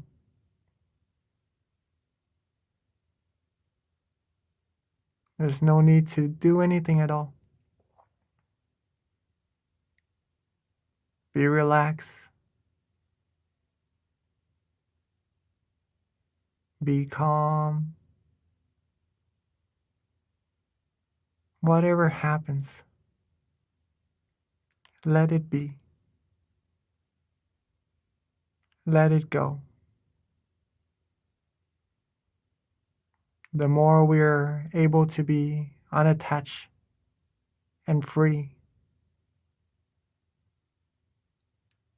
the further we'll be able to travel through this path, this middle path, further inside until reaching the source of true happiness that we are sensing right now.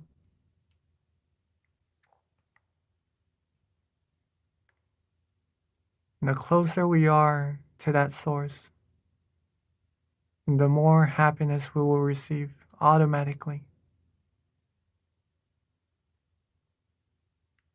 It will be like a magnet drawing our attention, drawing our mind, and giving us purity and blocking out all the negativities, not letting anything impure penetrate our mind.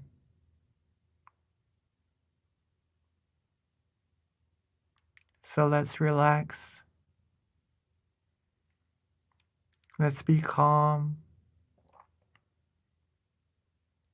Let's let go and have no worries whatsoever. Keep this heart of meditation beating. Keep your body and mind comfortable. As soon as we start to feel any lesser in comfort, you can always adjust. Adjust your body, adjust your mind again. Get it back to being comfortable. Softly and gently, without any rush, without any worries. Let's just enjoy this feeling, this flow of positive energy inside of us, this feeling of lightness, of brightness even, on this full moon night together, the night, the very special night that the first teaching of freedom was taught, of true freedom. Let's cultivate as much purity as we can. Let's rejuvenate our mind as much as we can. Let's take from this well. Let's drink from this infinite source of happiness as much as we can, so that we could bring more positivities to ourselves and everyone around us, eventually to this whole world. Let's relax ourselves. Let's be calm. Be neutral. Whatever happens, let it be. Let it go. And let's flow inside of our minds further and further.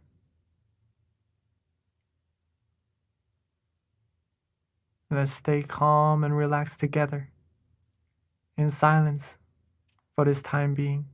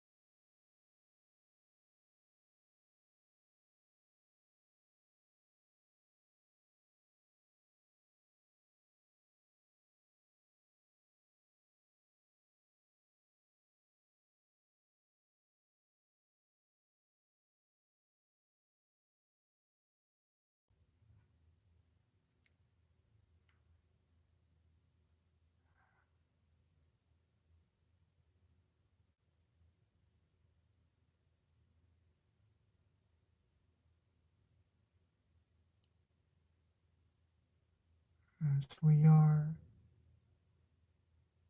relaxing, as we are releasing, letting go.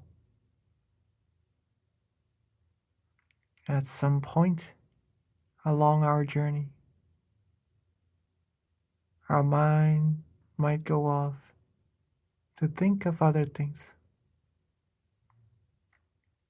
go off to wander just a little bit.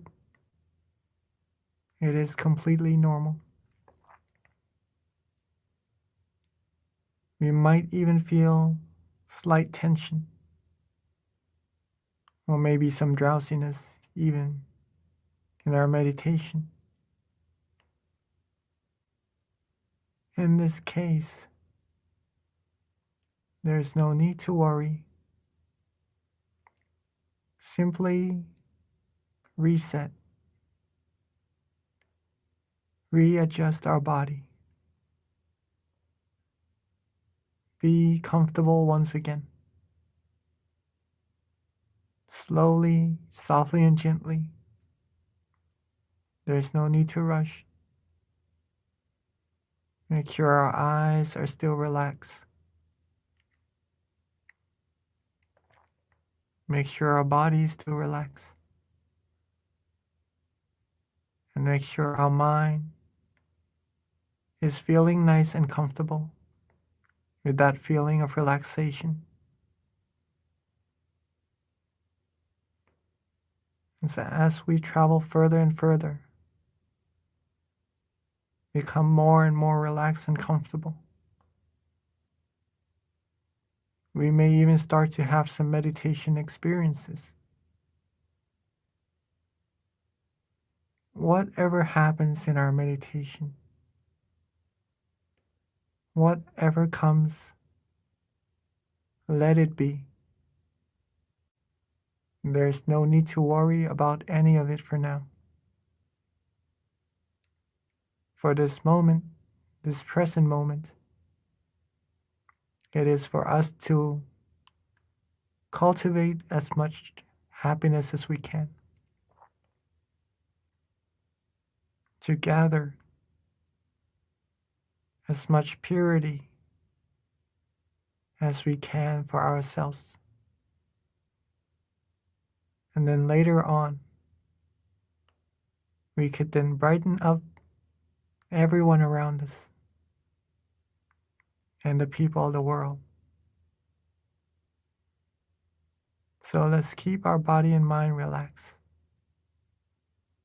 Let's keep ourselves comfortable.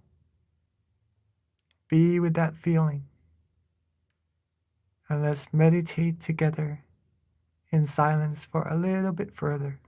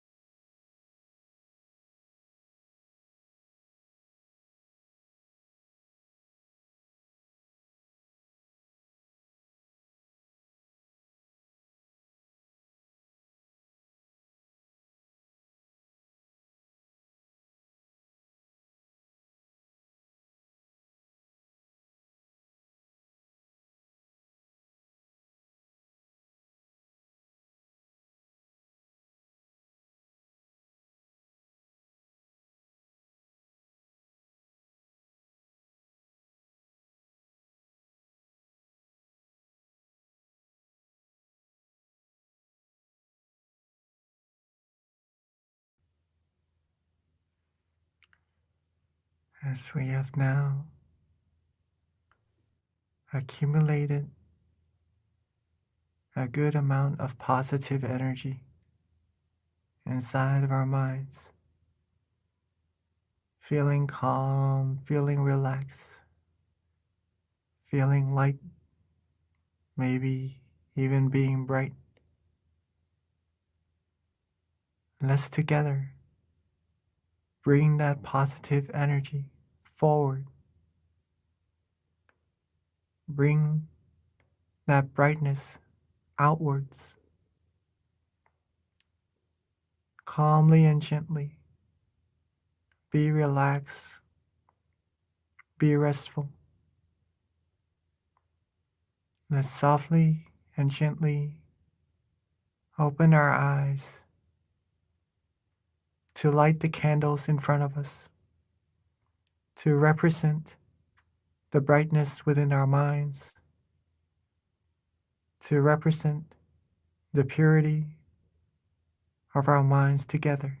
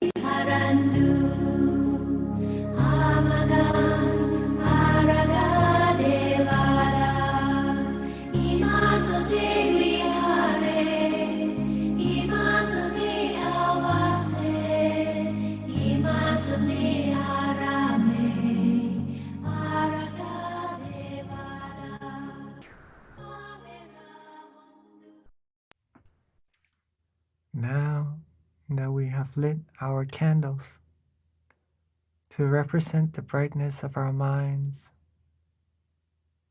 to shine out to this whole world, showing the brightness and making this world brighter together. Let's sit back, relax, close our eyes softly and gently, and reconnect ourselves back to that feeling of comfort.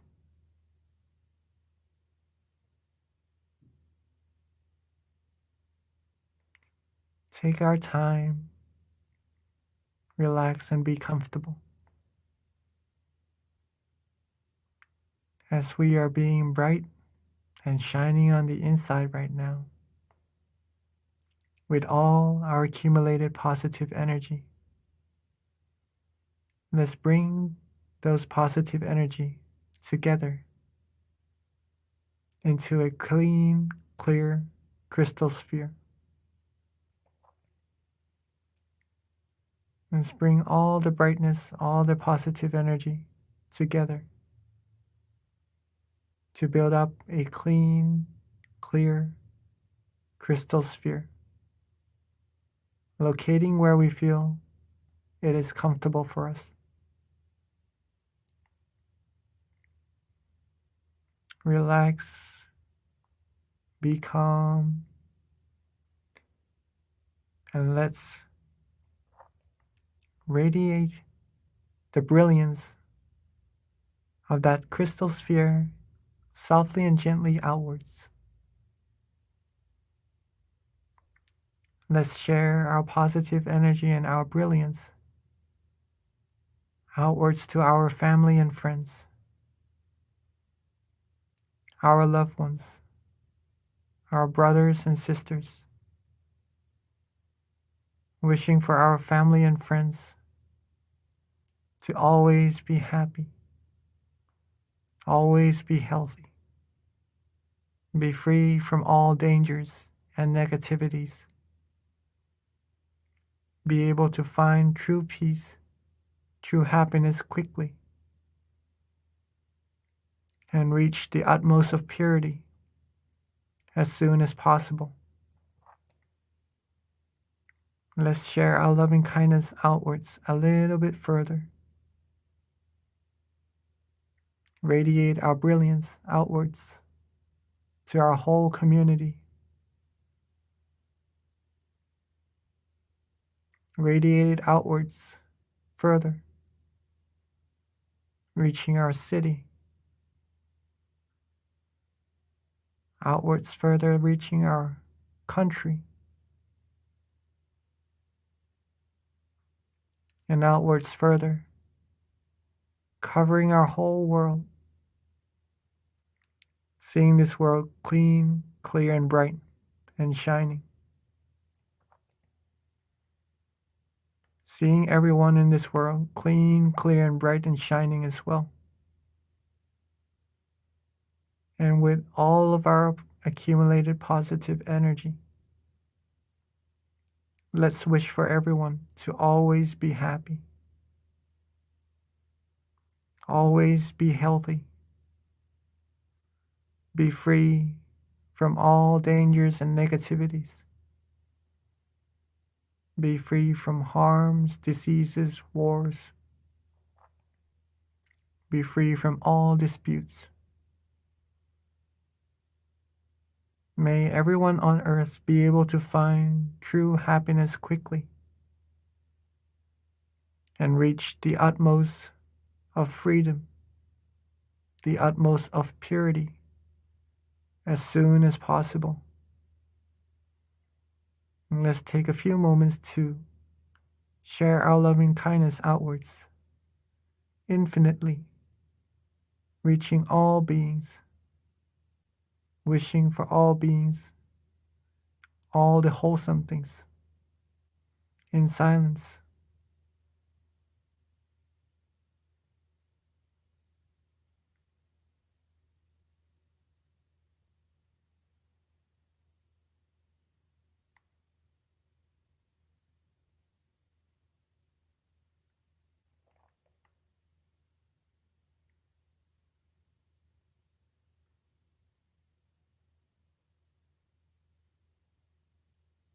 Now that we have shared our brilliance, our light, our kindness and love, to all beings together.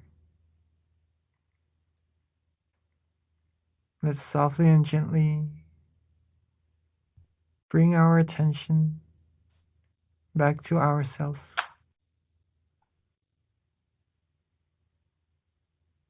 Let's rest our mind with ourselves where it feels comfortable.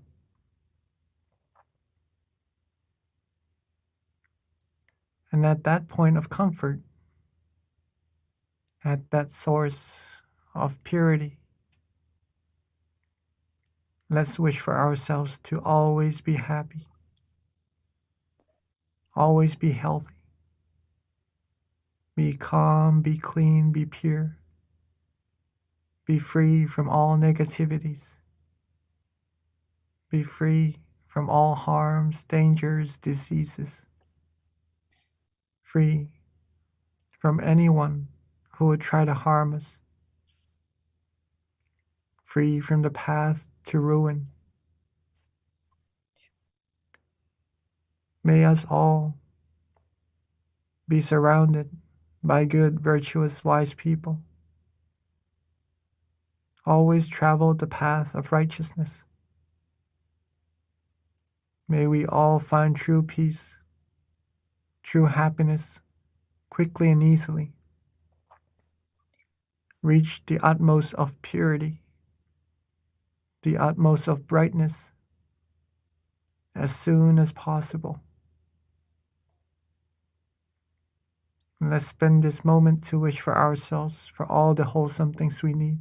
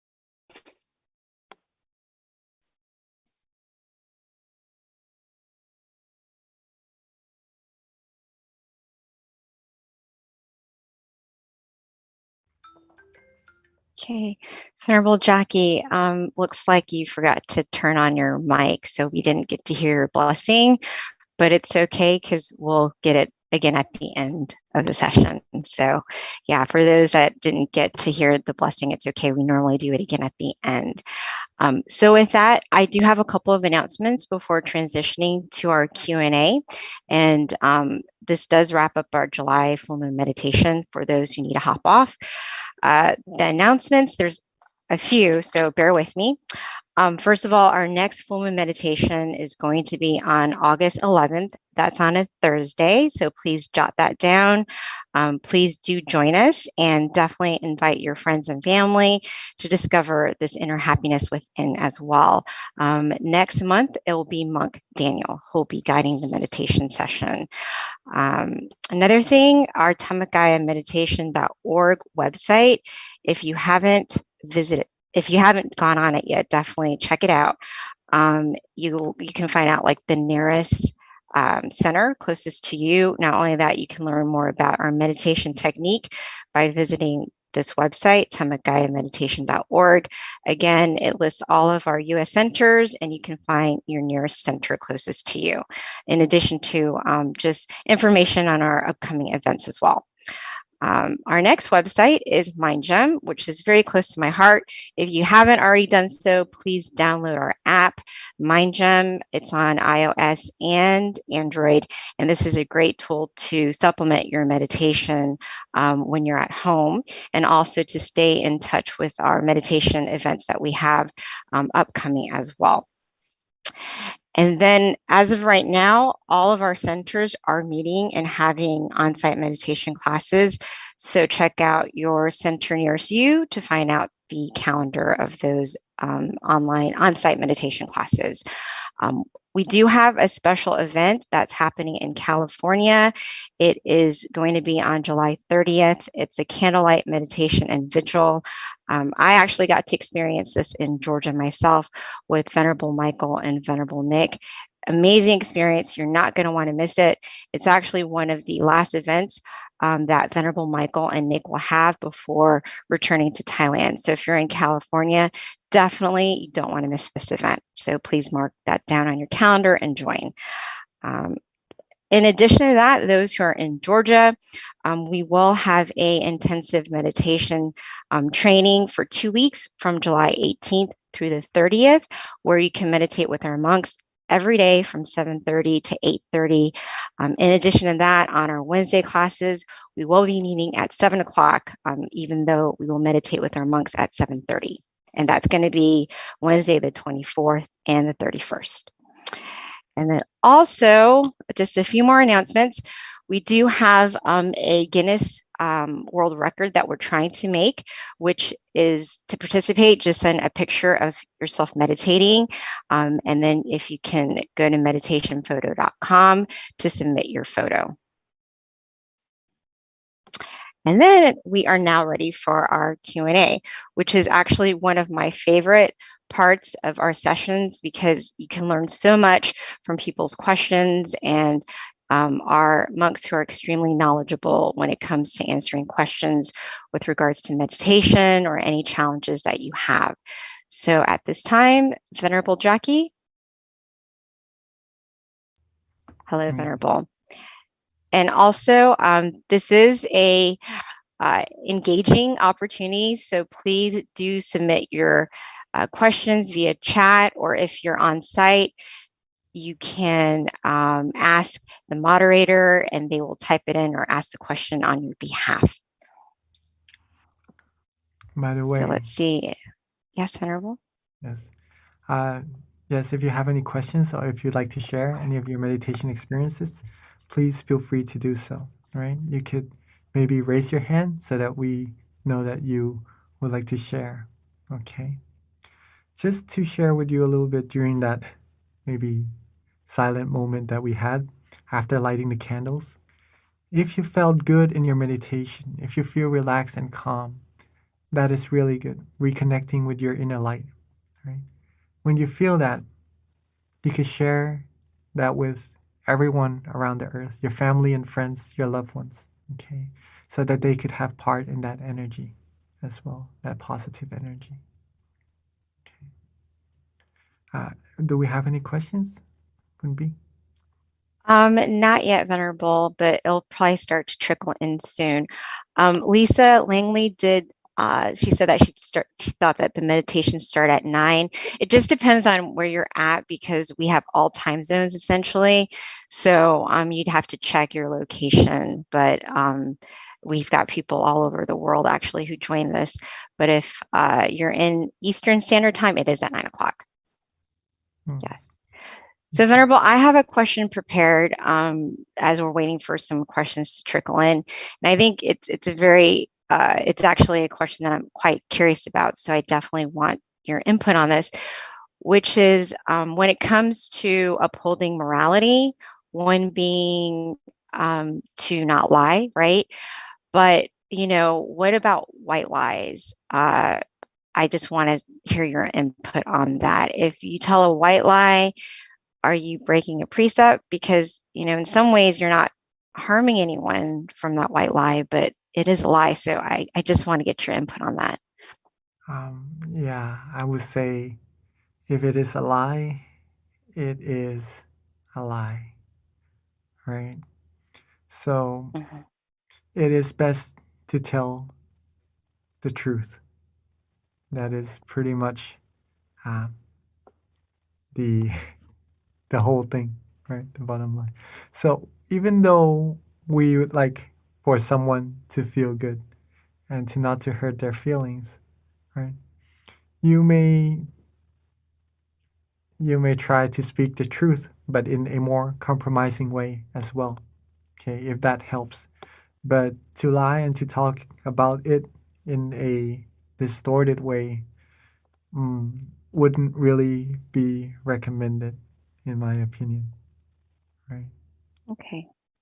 Thank you, Venerable. Because it was a little debatable because the answer was if it doesn't harm someone, then it's okay. And it didn't really sit well with me. So I just wasn't sure because that makes sense too. But, thank you for clarifying, Venerable. All right. So we do have, Yes, we do have a questions. Just to add a little bit to your question earlier. Again, if sure, anybody Venerable. has any questions related to meditation or your meditation experiences, please feel free to ask. Okay, or you can type it in the chat box even. We'll be answering those questions for you. If you have any meditation experiences that you'd like to share, even you can type it down also. For whether or not if we are doing something good to someone and they are feeling good, right? There are 4 criterias of actions that I like to share with all of us here as well. The first criteria is that if we do something that hurts other people and also hurts ourselves, okay, then that is not ideal. We're not really supposed to do that at all. So, recommended not to do. Okay. The second thing is if we hurt others, but we make ourselves happy. Okay? It is good for us, but it hurts the others. That's not really ideal either. So if we can refrain from those actions, that would be really good. Number 3, if we make other people happy, but we hurt ourselves, maybe in this term, there are many ways, right? Sometimes we may feel that it is all right for us, but in fact, it could be diminishing our morality or something like that. Okay, that is another way of hurting ourselves. Okay, that is not ideal either, right? To make someone else happy, but to make ourselves suffer. Okay, so not really recommended to do that. The last thing, number 4, if other people are happy and it makes us happy as well, then that is what we should do, right? Maybe there are ways that we could compromise our projection or what we do to get these win and win situations. It may be difficult sometimes, but if it could be done, truly done, then that is the most ideal. These are the most ideal actions that we could actually do. Thank you, Venerable. That actually really resonated. Thank you. So we do have a question with regards to meditation, which is why is it important to meditate on a full moon day? From Akasid, right? Yes. First of all, let's say full moon only comes once in a month, right? And it is quite special compared to the other types of moon we have in the sky, because the full moon is a whole moon. It eliminates the darkness in the sky. Okay, it shines brighter than all the stars. And so that makes it a little bit more special even. If it was a door, then it's like a door that's fully opened. Okay, keep that in mind first. Now, a full moon is also a representation or a symbol of wholeness. Okay? It is a good opportunity for us all to come together as a whole, right? To do good deeds, to make good in humanity, right? And with this event, this is a little bit special with this full moon, like the open door that I just mentioned earlier. The amount of positive energy accumulated on the full moon day, especially, would be quite more significant, okay, compared to maybe on every other day, right? But the amount of positive energy accumulated doesn't only depend on the moon. It also depends on our mind. It doesn't really depend on the time as much as it depends on our mind. If our mind is clean and pure, we'll be able to receive more positive energy for ourselves, okay, at any time. But with the full moon, maybe you can think of it as the door of positive energy is fully open, and you'll be able to receive that energy wholly. All right, hopefully that answers your question.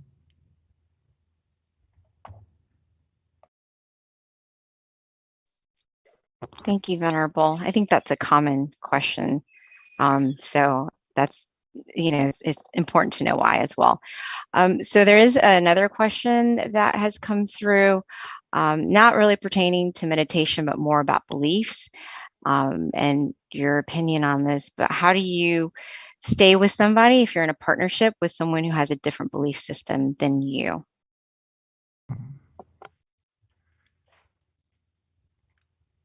Good question. Now, to stay with someone, we do have to understand each other, right? To have different beliefs even. Okay?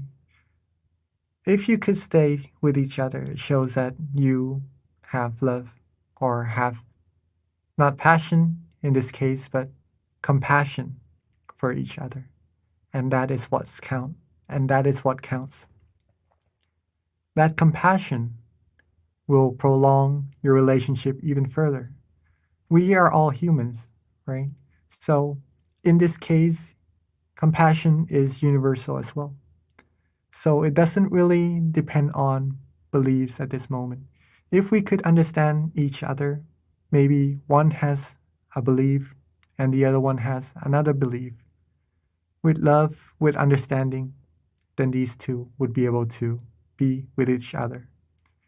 Sometimes being with each other, there could be some disputes though, like wearing two wristbands or two amulets on your wrist, right? If you have one, there won't be any collisions between the two. But if you have two, one day or one time or another, there will likely be a collision for sure. When that happens, a good way to deal with those situations would come in very useful. One way is to act like lions, actually, like what our master, Nongpa Tamashio, taught. When sometimes we have disputes or we have misunderstandings, instead of trying to win against each other, the lion, one would lower its head to almost as if to surrender to the situation, so that there would be no further disputes. In this case, the one maybe giving in seemed to be a little weaker, right? But in fact, the point that a person is able to give in, to lower their ego, to lower the sense that they have to win in order to make the situation better and to go further in harmony, that shows a strong mind. So hopefully that is a good sense and that would answer your question.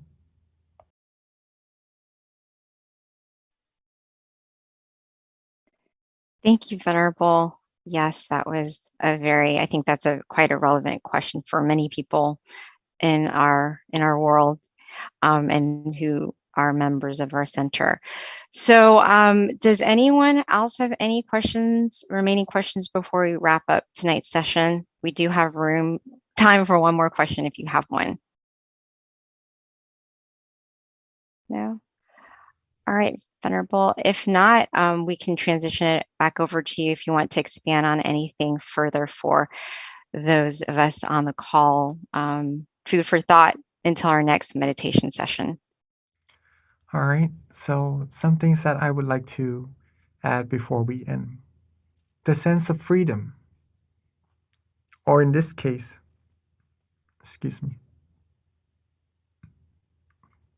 the sense of being independence, right? Talking about Independence Day. Being independence in the sense of meditation has to deal with not relying on other matters for happiness. We do not have to find some things on the outside for happiness. Then we would not really be truly free, right? Even though we can do anything that we want, but we would still need a reliance on something on the outside to make us happy. True independence comes from a mind that is unattached to anything. Okay? When the mind is free from all things, it will be able to find the true happiness on its own. When you're able to find true happiness or find happiness on your own, you are truly independent, right? You would be the source of happiness that could help others around you be happy as well. Practice your meditation. Practice being calm, being relaxed, being happy. That is very important. Hopefully you enjoy the meditation session and continue to be happy throughout the days and to be the light to the whole world also. Right? And with all our accumulated merit, let these positive energy come together and bear fruit to all of us, giving us the best of health, wealth, success, the wholesomeness, and all the virtuous and all the virtualities. May we all be fulfilled in all our wholesome wishes.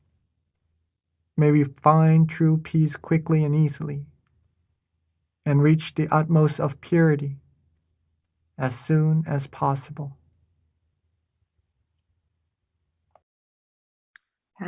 Thank you so much, Venerable, for the blessing. So that wraps up our July full moon meditation, everyone. A couple of reminders. Don't forget about the mind challenge, and definitely utilize this time to have a resolution for yourself, something that you can develop, and something that you can be proud of in the end, whatever that is, be it meditating more or improving a habit that you don't really like about yourself. This is a great time to really work on cultivating yourself. And another thing too is we do have a survey for anyone who has time to go to our website, mindgem.org. Over to the far right, you can click on survey. We always like to know how we're doing, and feedback is welcome. So with that, thank you so much for joining us tonight. We do look forward to seeing you next month on the 11th in August. Thank you.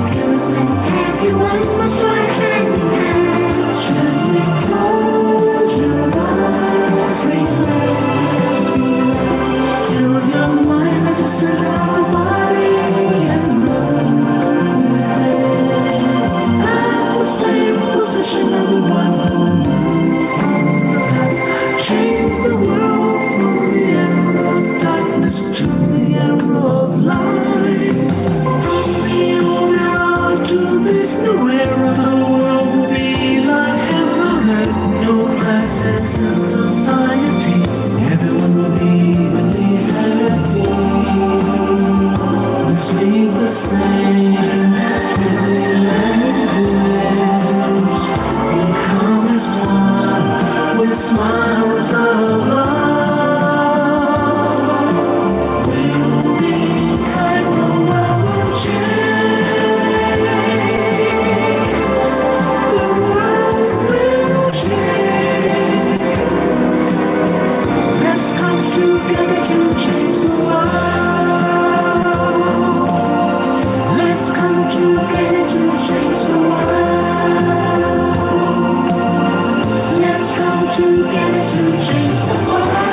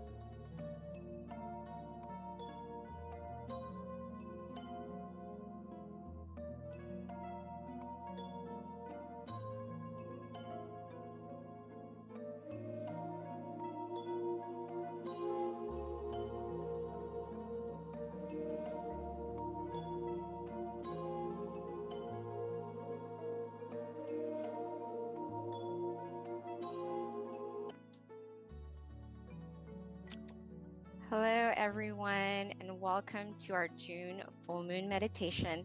So excited to be here today and to have you join us. So, first of all, can everyone hear me okay? Before we start?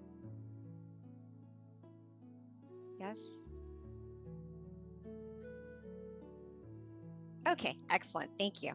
All right, so before we begin, we always start off with a quote and then an intro with regards to our teaching monk, which is Monk Daniel. So I'm going to read one of my favorite quotes for you. It's just such a profound quote. It's very simple. It comes from this book, Pipo, which is actually Peace In, Peace Out.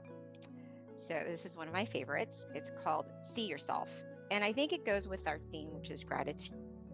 Because, you know, the most important person really to have gratitude for is essentially for yourself, because we have to be kind with ourselves.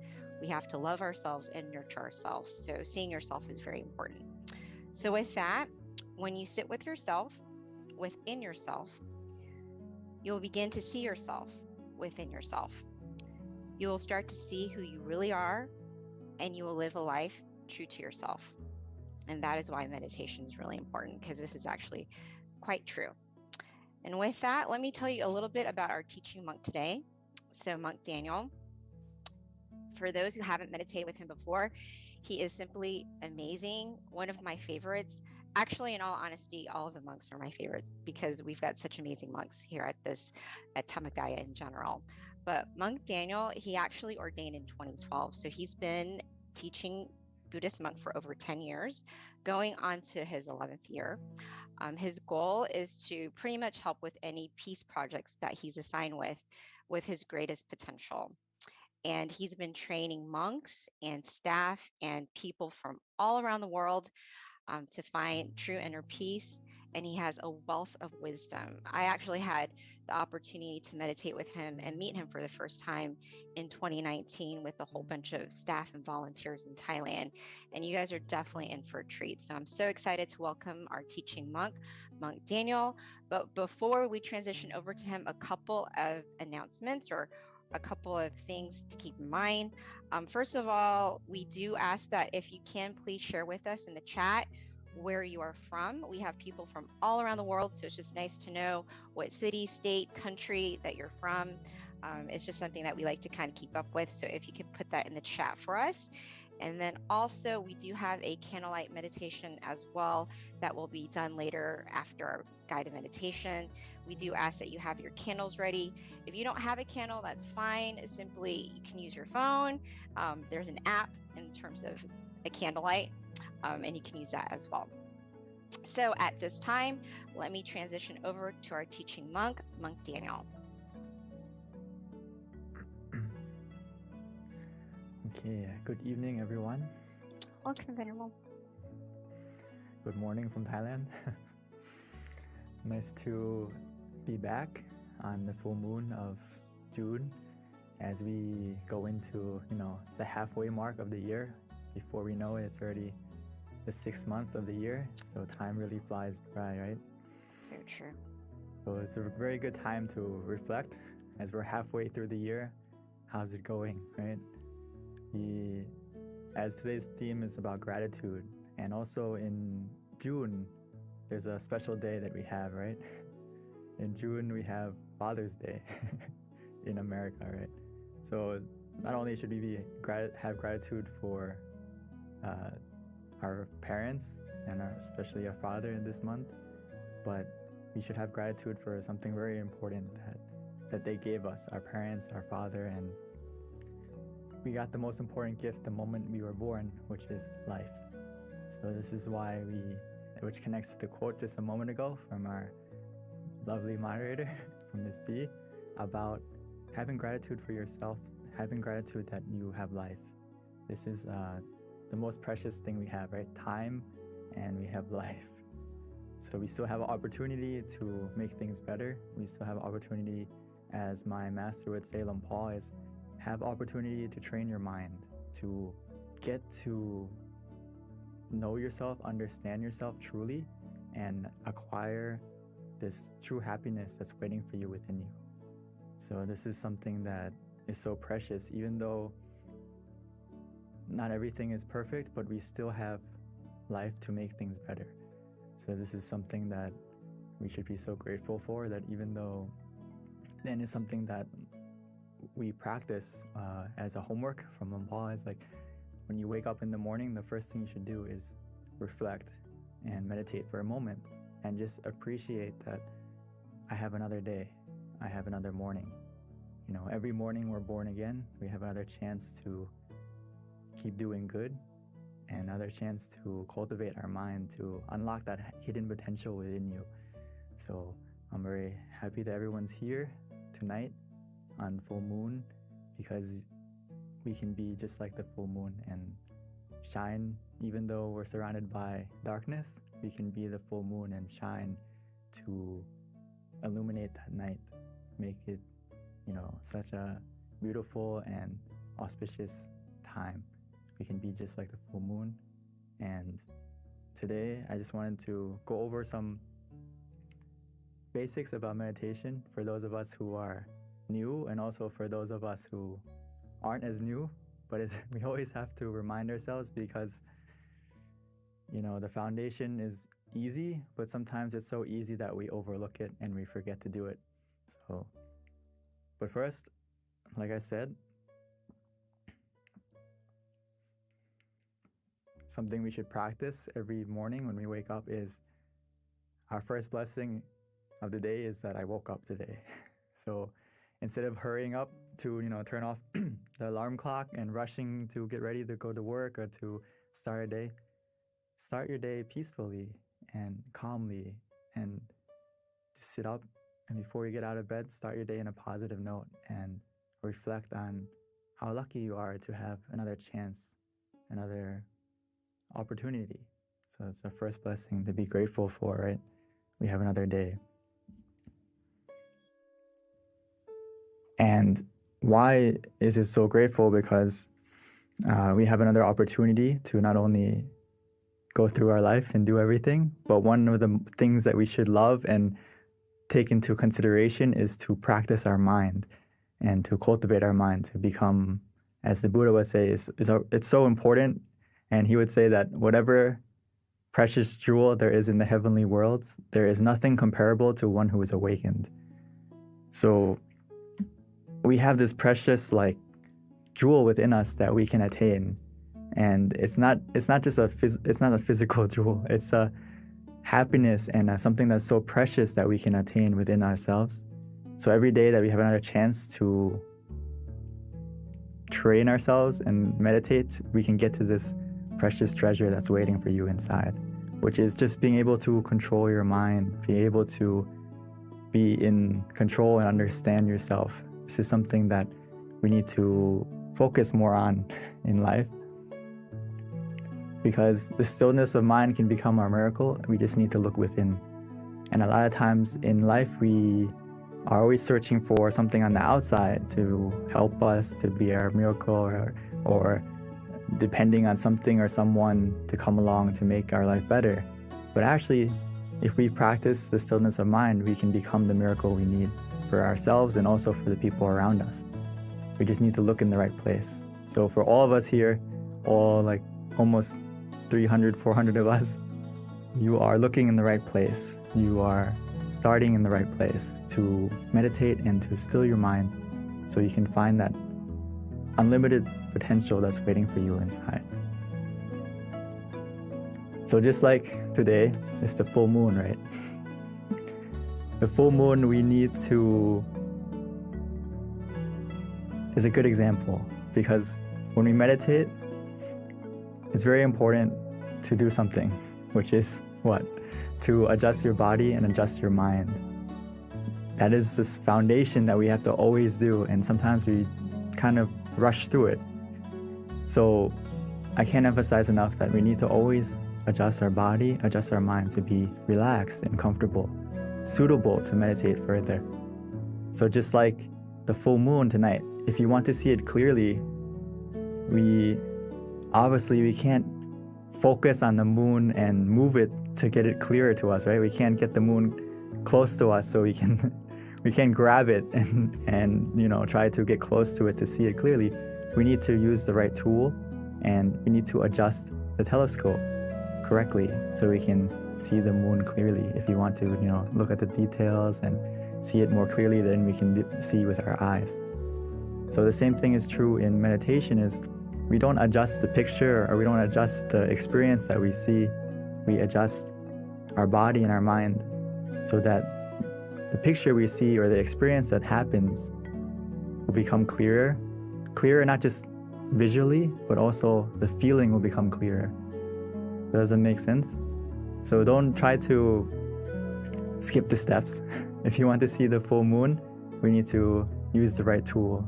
Use the telescope to see it clearly and adjust the telescope to see it clearly. So every time we meditate, it's the same. We need to adjust our body and adjust our mind, not skip that step. Otherwise, the experience or what we see or what we feel is not going to get clear. The feeling and also the image isn't going to be clear. So we always have to adjust at the right place. Adjust your mind, adjust your body.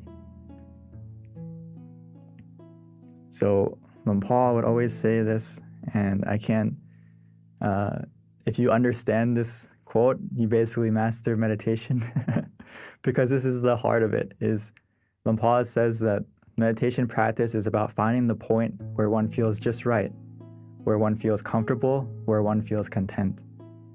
This is something I use all the time in meditation, and that we have to remind ourselves is that where is that point for you? It doesn't necessarily have to be just a point, but also what is the method that works for you that helps you to feel comfortable and that you feel content with?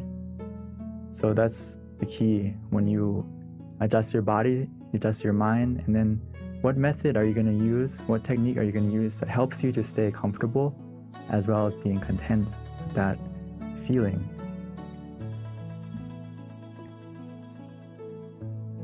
So as we find that point of where we feel comfortable, where we feel relaxed, where we feel physically and mentally comfortable, and we stay at that point contently, what's going to happen is your mind is going to slowly declutter itself. It's going to slowly delete all the clutter in your mind. And it's going to take some time, but as long as we stay there contently, calmly, patiently, and just enjoying the feeling of relaxation, every second that passes by, it's deleting the bad files. It's deleting the negative emotions in our mind, bit by bit. So just stay at that point calmly and contently, and your mind is actually healing itself every second that you stay at that point. It's actually doing two things at once. It's deleting the bad, removing the clutter, and also it's uninstalling all the bad emotions, all the negativity within us, the greed, the anger, the delusion, and also everything that is negative. It's going to slowly get deleted, as well as at the same time it's downloading a happiness within you and making your mind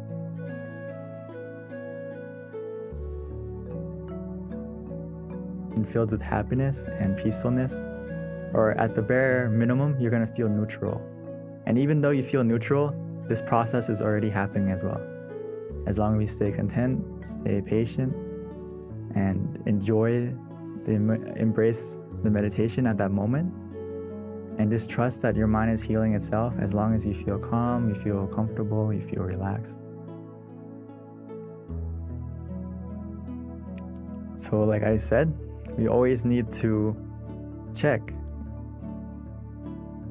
We always need to check our body and our mind. What makes us ready to meditate? Always have to check every time you meditate.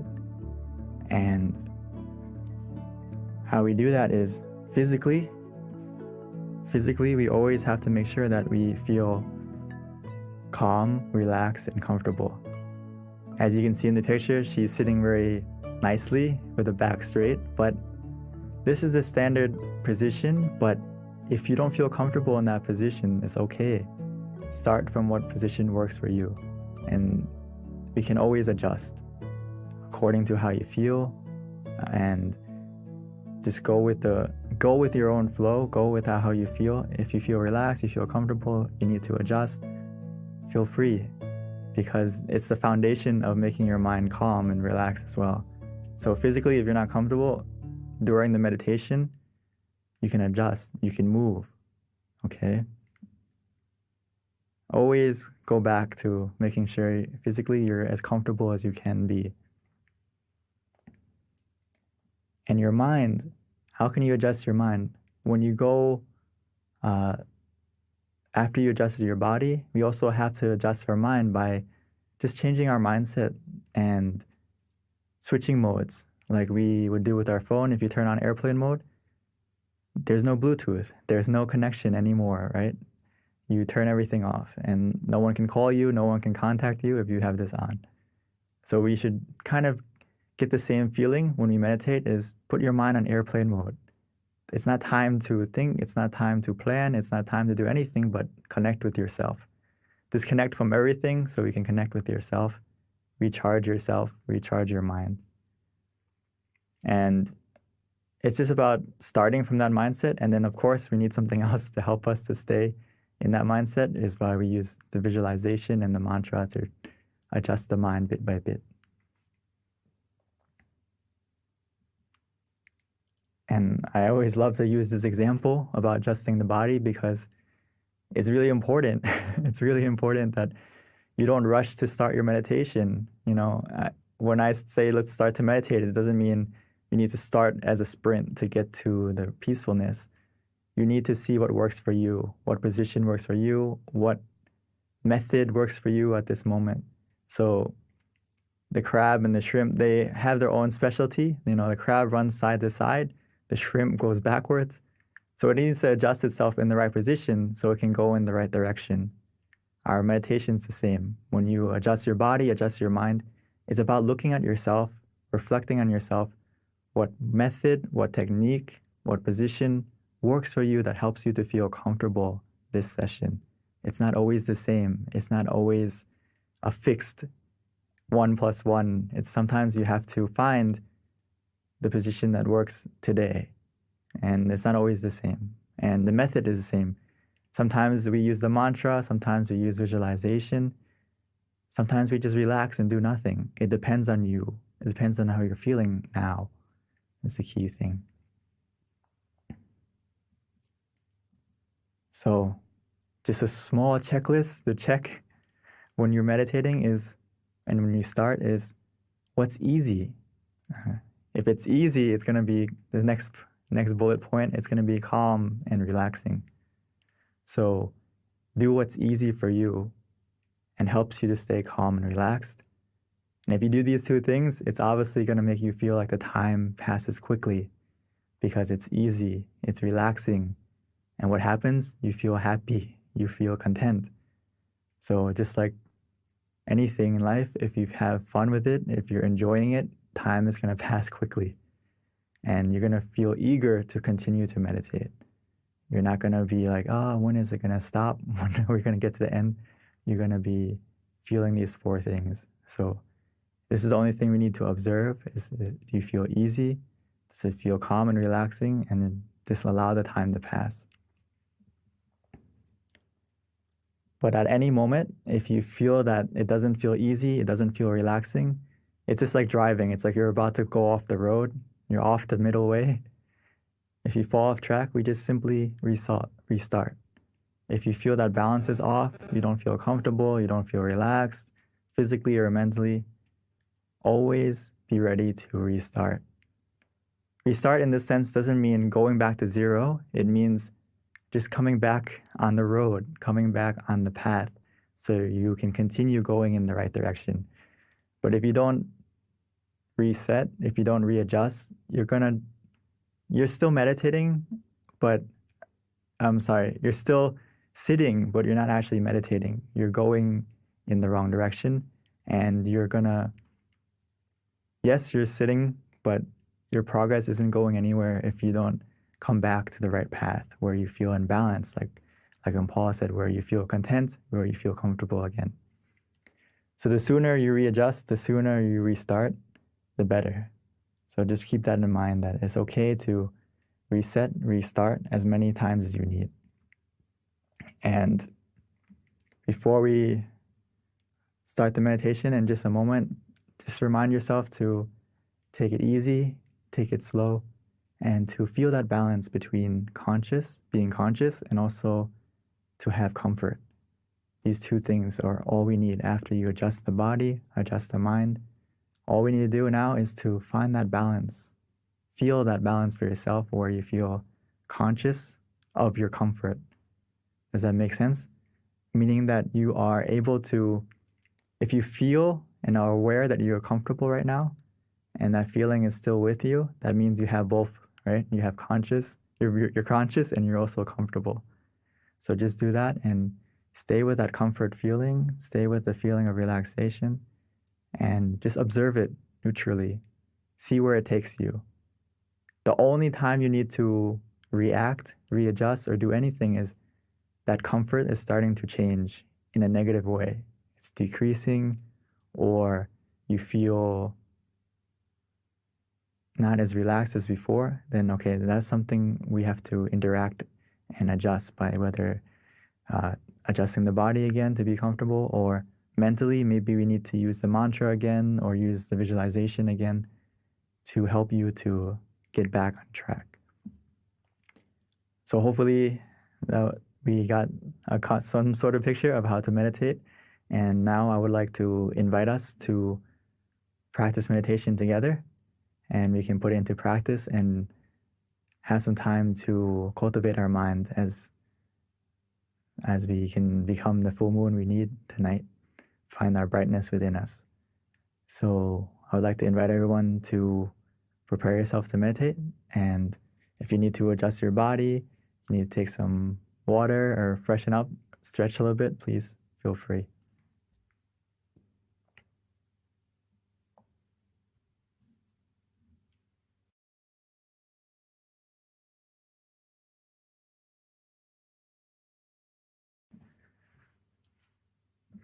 Sorry.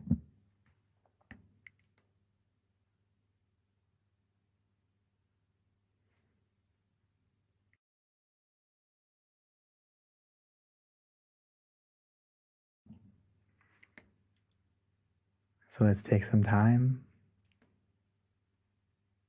to switch modes. Now it's time for us to meditate. Time for us to find the miracle waiting inside. All we need to do now is to look within, easily and simply.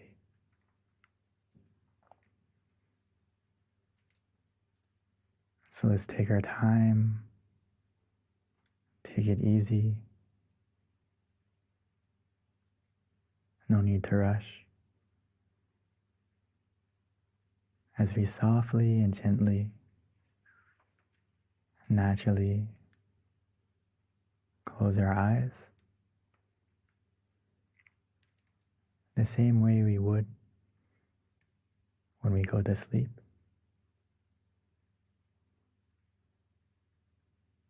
Because now is a time for us to rest, to reconnect, to recharge, to rest our body, and to truly rest our mind.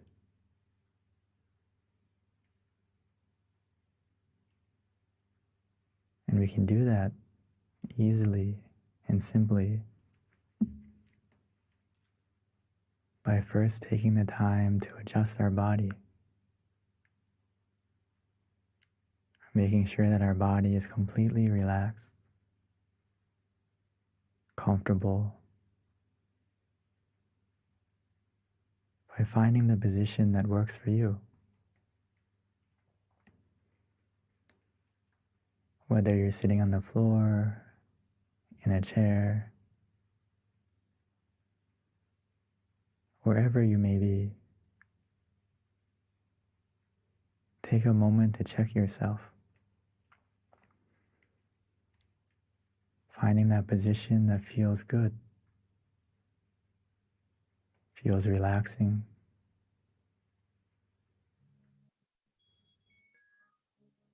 As you continue to relax and release every single part of your body,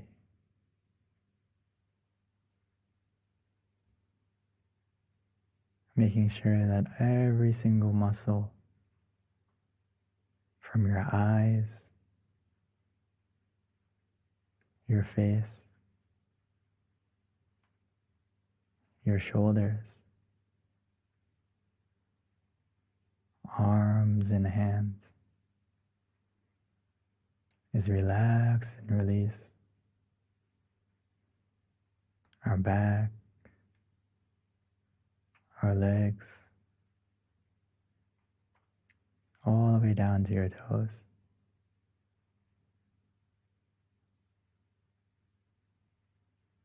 Relaxing and releasing.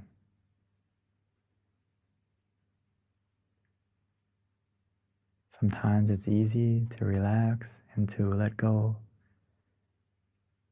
by taking a deep breath, breathing in deeply, exhaling slowly, bringing your mind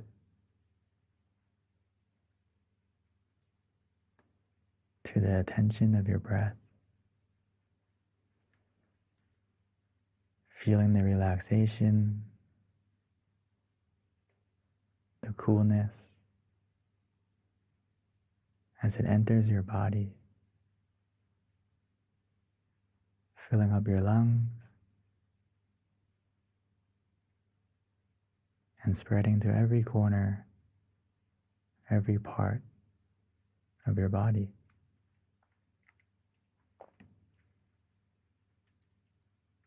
Even as we exhale,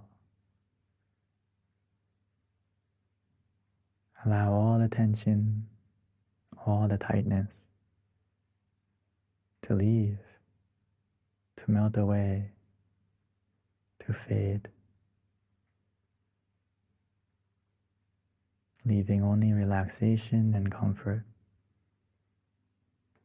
within you, around you, as if we're embraced, surrounded in a cloud of comfort where we feel safe, where we feel free.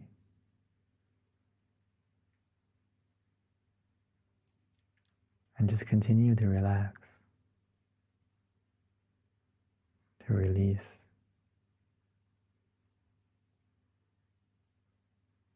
And gradually our body will begin to fade away,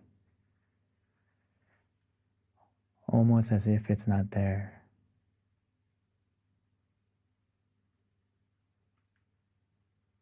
This is the power of simply relaxing, where we feel comfortable physically and mentally.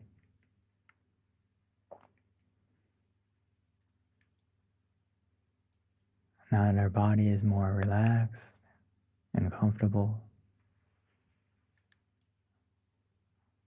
we just need to continue with this feeling, allowing our mind to also let go, to relax, to release. Allow your mind to let go.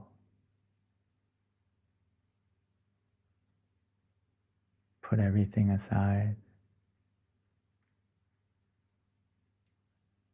whether it's from the past, because it's the only time that we can truly control. It's not time to do anything. It's just time for us to relax, to release.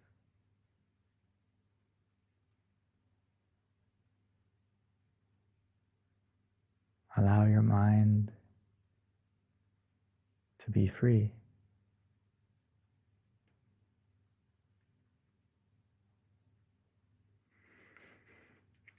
To help your mind to be free and to slowly let go, to stay in the present, we can use any method that feels easy, that we are familiar with, that helps us to stay comfortable as well as conscious.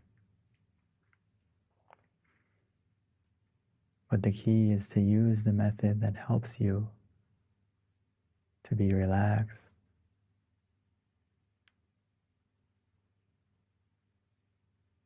so whether we use the mantra, Samma Arahang,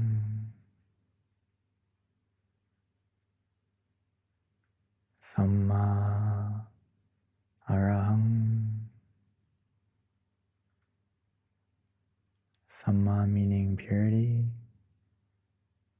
Arahang meaning freedom. So every time we repeat that mantra, allow it to resonate, allow it to help our mind to become more clear, more free from any distractions, as it helps our mind to be calm, comfortable, present.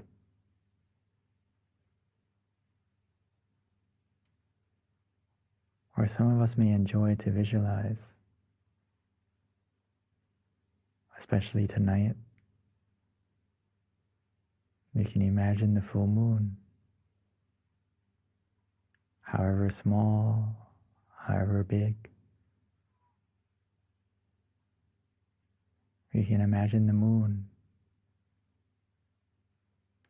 shining,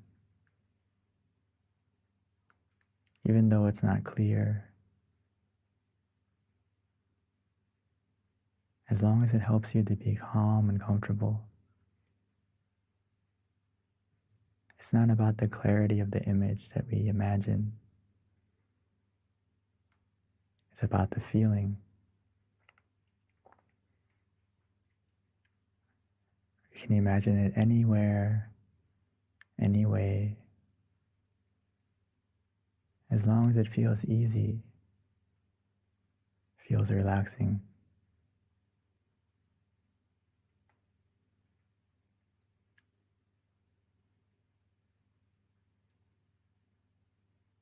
Or for some of us, we feel ready to just do nothing,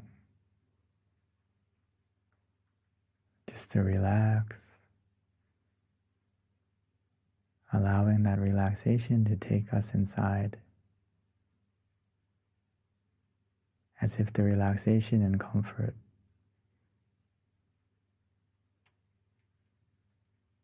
is carrying us like a wave, like a current,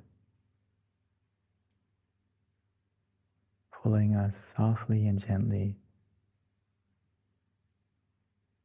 to the point of peace within us.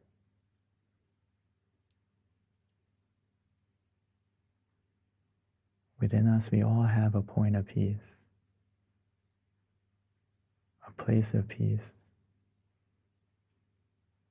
that our mind can go to, that our mind will go to automatically and naturally, as long as we maintain the feeling of relaxation of both body and mind. Our mind will go to the center of the body, the place of peace within us that we all have, that we can all connect to.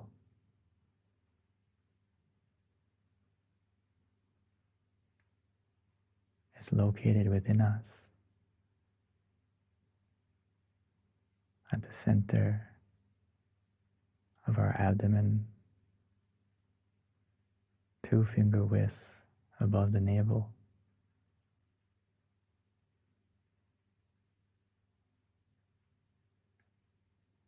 But we can connect to that point just by following the relaxation we feel.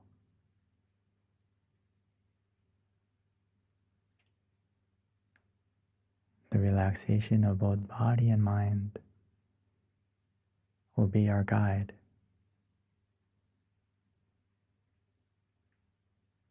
So just trust in your feeling, trust in yourself. Follow that feeling of relaxation.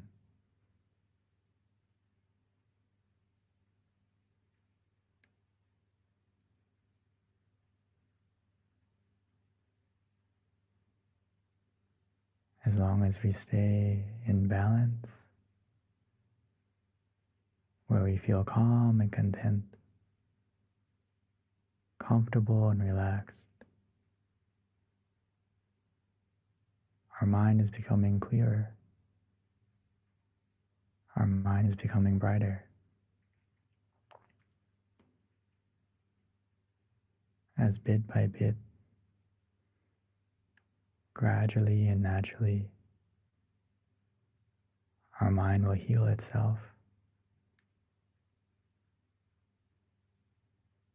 The negativity, the darkness of our mind, the clouds, they will begin to fade and disappear, leaving our mind full of happiness, full of brightness, full of positivity,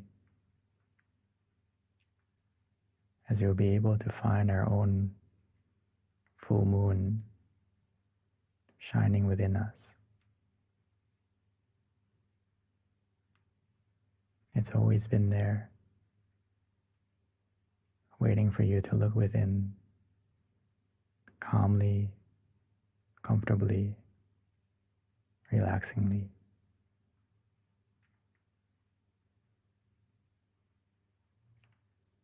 So let's enjoy this relaxation together, allowing it to grow, allowing the meditation to be the wind of clarity, pushing away the clouds so we can be able to see our full moon. Not only see it, but most importantly, feel it. The happiness within us, the contentment that can only come from a mind that is still.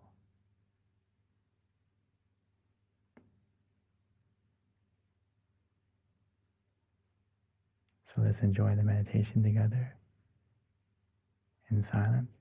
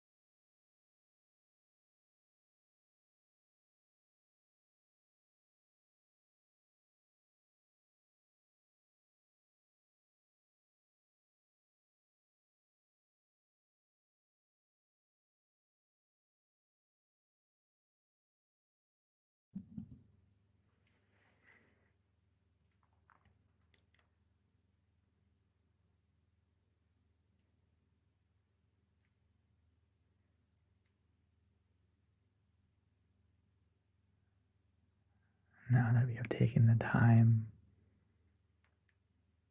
to illuminate our mind, to brighten our mind with relaxation, with comfort. Now that our mind is bright, clear, let's take a moment to light our candle.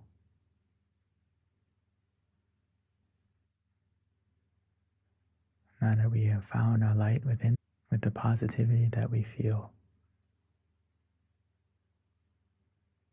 And once we've lit it, we can slowly and gently close our eyes and continue to meditate.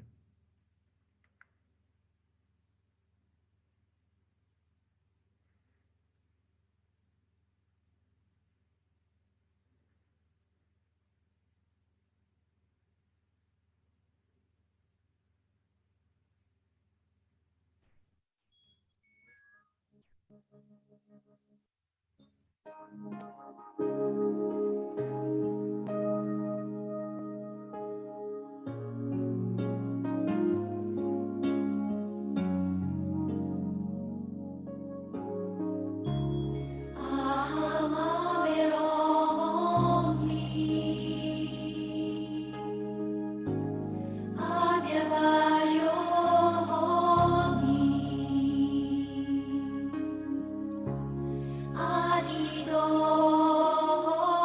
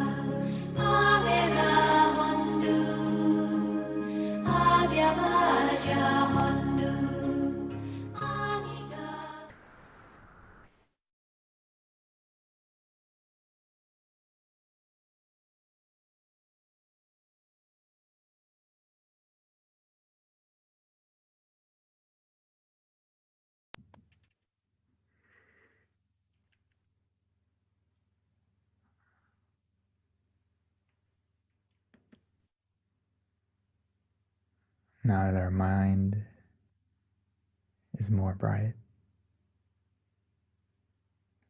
now that we lit the candle on the outside as well on the inside, every moment that we feel calm, we feel relaxed, our mind becomes more pure, more positive. We have taken the time to fill our mind with the brightness of peace, of relaxation, of positivity. Every moment that our mind is still, it creates a brightness, a positivity within us.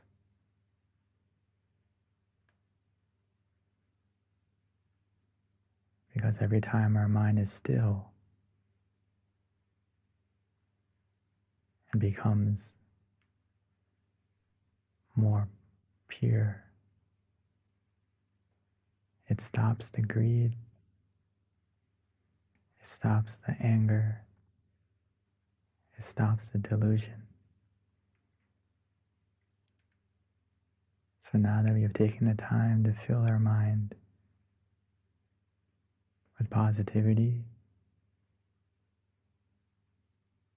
with brightness, let's take a moment to share it, to spread it, to send it.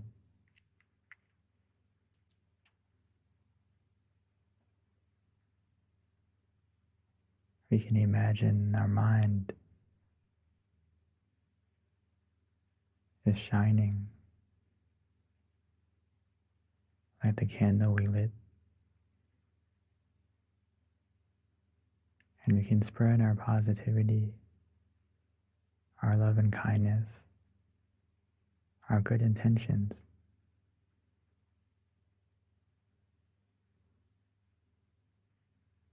by first wishing to ourselves, wishing for yourself to be happy, to be healthy, to be free from any suffering, free from any dangers or any obstacles. May your brightness of mind be able to overcome any darkness, any obstacle. And then as we continue, we can wish the same for our family, for our loved ones. No matter the distance, no matter where they may be, the power of our mind that is still, that is illuminated by relaxation and calm. We can send our positivity, we can send this energy to anyone, to everyone.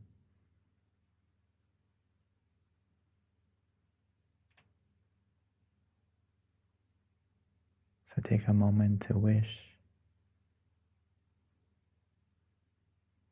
to spread your love and kindness.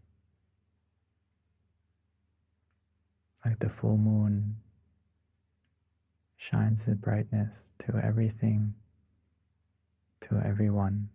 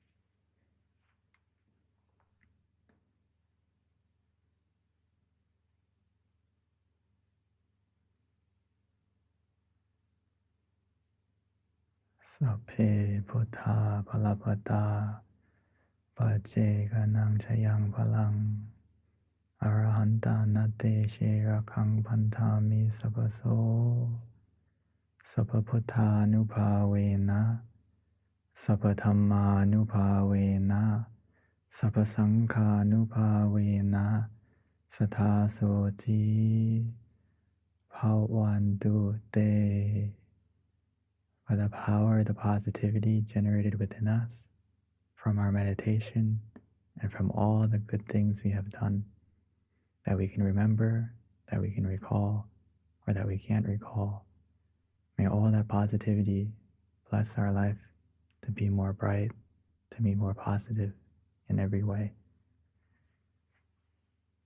And when we are ready, we can slowly and gently open our eyes.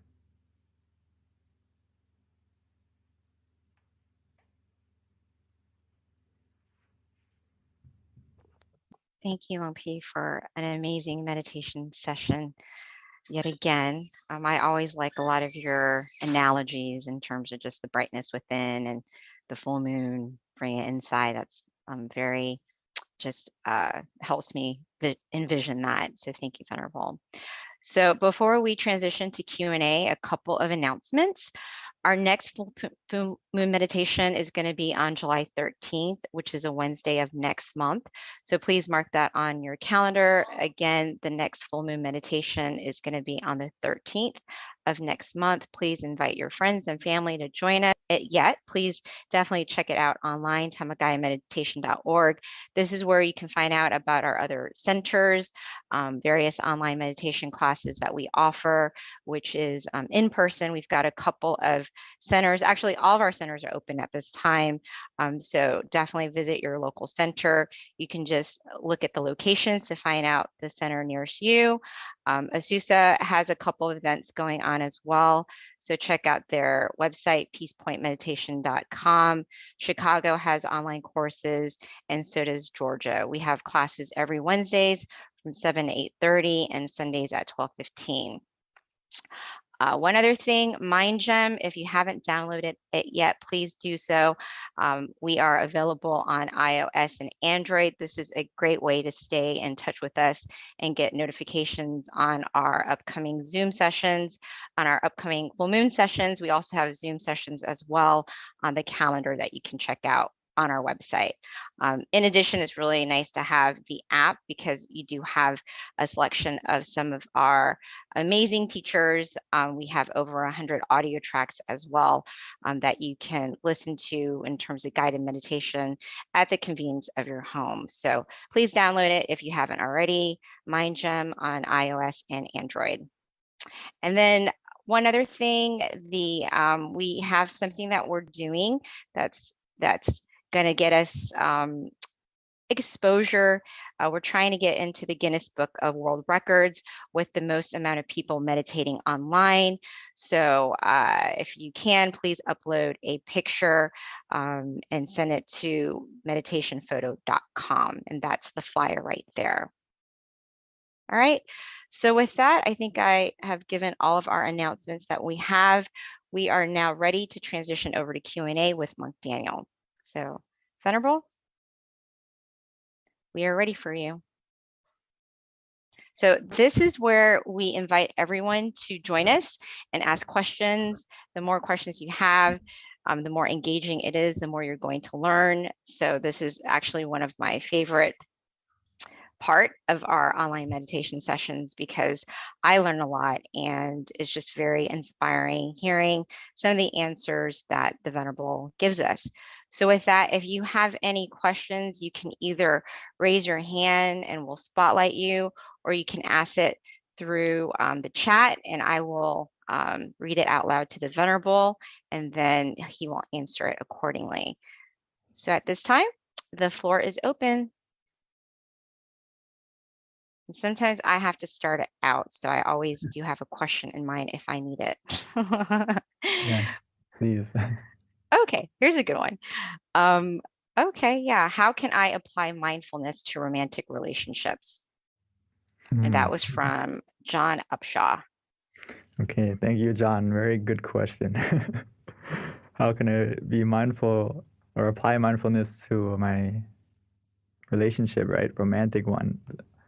The most important thing is through practicing meditation, we take the time to love ourselves and take care of our mind. And Paul Tamachio, my master, would always say, you need to love yourself first before you can love anyone else. So if you can find and not only that is that all our positivity, our true love, is the source of it comes from within you, right? So if you meditate and apply mindfulness to find that happiness and positivity within you, it fills your heart, fills your mind with compassion and understanding, and you will be more present as well in your relationship. So by meditating, it's going to help everything, whether it's your romantic relationship, it's going to help you to be more peaceful, loving, and caring, and most importantly, understanding, which you need a lot of, right, in a relationship. And also, more than that is you're going to be more present, right? A lot of times when we don't practice meditation, we're not present and we, as often as we want. And sometimes when we're not present, we miss the important things or even the small things, right? So if you practice meditation, practice mindfulness, it's going to help you. And how you can apply it is basically just meditate more often. And from meditation, it's going to automatically change the way you think, the way you act, and it's going to come out into your relationship automatically. So hopefully that you get some kind of idea how you can apply it. I think it will be applied naturally as from your practice of meditation, you're going to be more mindful. So hopefully that helps. Thank you, Venerable. Actually, Yes, the I next see a lot of questions question, coming up. yeah, I've been notating them so I can been keeping up with them. So the next question for you is from Shannon, which is how can we deal with the evil in the world? That's actually a very good question. How do you deal with the evil in the world? The first thing is to deal with the evil within yourself first. And we can't really, how do you say, get rid of or control the evil outside of us right away. But the thing that we can conquer and get rid of and control is the evil within us first. And you may say, we have evil inside of us. Think about it. We all have anger. We all have greed. We all have delusion, some more than others. And especially if we don't practice meditation, those seeds of evil that can be inside of us, they grow and they get stronger. And that's what happens is it controls our thoughts, our actions, our words, and we become the evil in this world. We become part of that evil in this world. But if we practice meditation, it helps to get rid of that within us. And by doing that, we do our part to make this world a better place, bit by bit. And how we're going to deal with the evil now is that once you have that purity within yourself, you have that positive mind, your brightness of mind can overcome and help to be that barrier or filter to deal with the evil in the world. And also, the positivity that as we generate collectively, as we come meditate here, it helps we're all putting our effort in to make ourselves more bright, more positive within us. So right now, we are doing exactly that is we're helping to deal with the evil in this world by starting from within us, getting it out of us. And you will be that beacon of peace, that light of peace that can shine to other people and make this world a more bright place. Just like the sky right now, tonight, if there was no stars in the sky, right, it wouldn't be as bright and beautiful. But everyone here is like a star that is practicing your meditation, practicing your peacefulness. You're helping to make the darkness a brighter place. And it only takes a little bit of brightness to make the room bright, right? So keep that in mind. You're doing it right now. How do you overcome the evil? Thank you, Venerable. So the next question is, how does one overcome fear?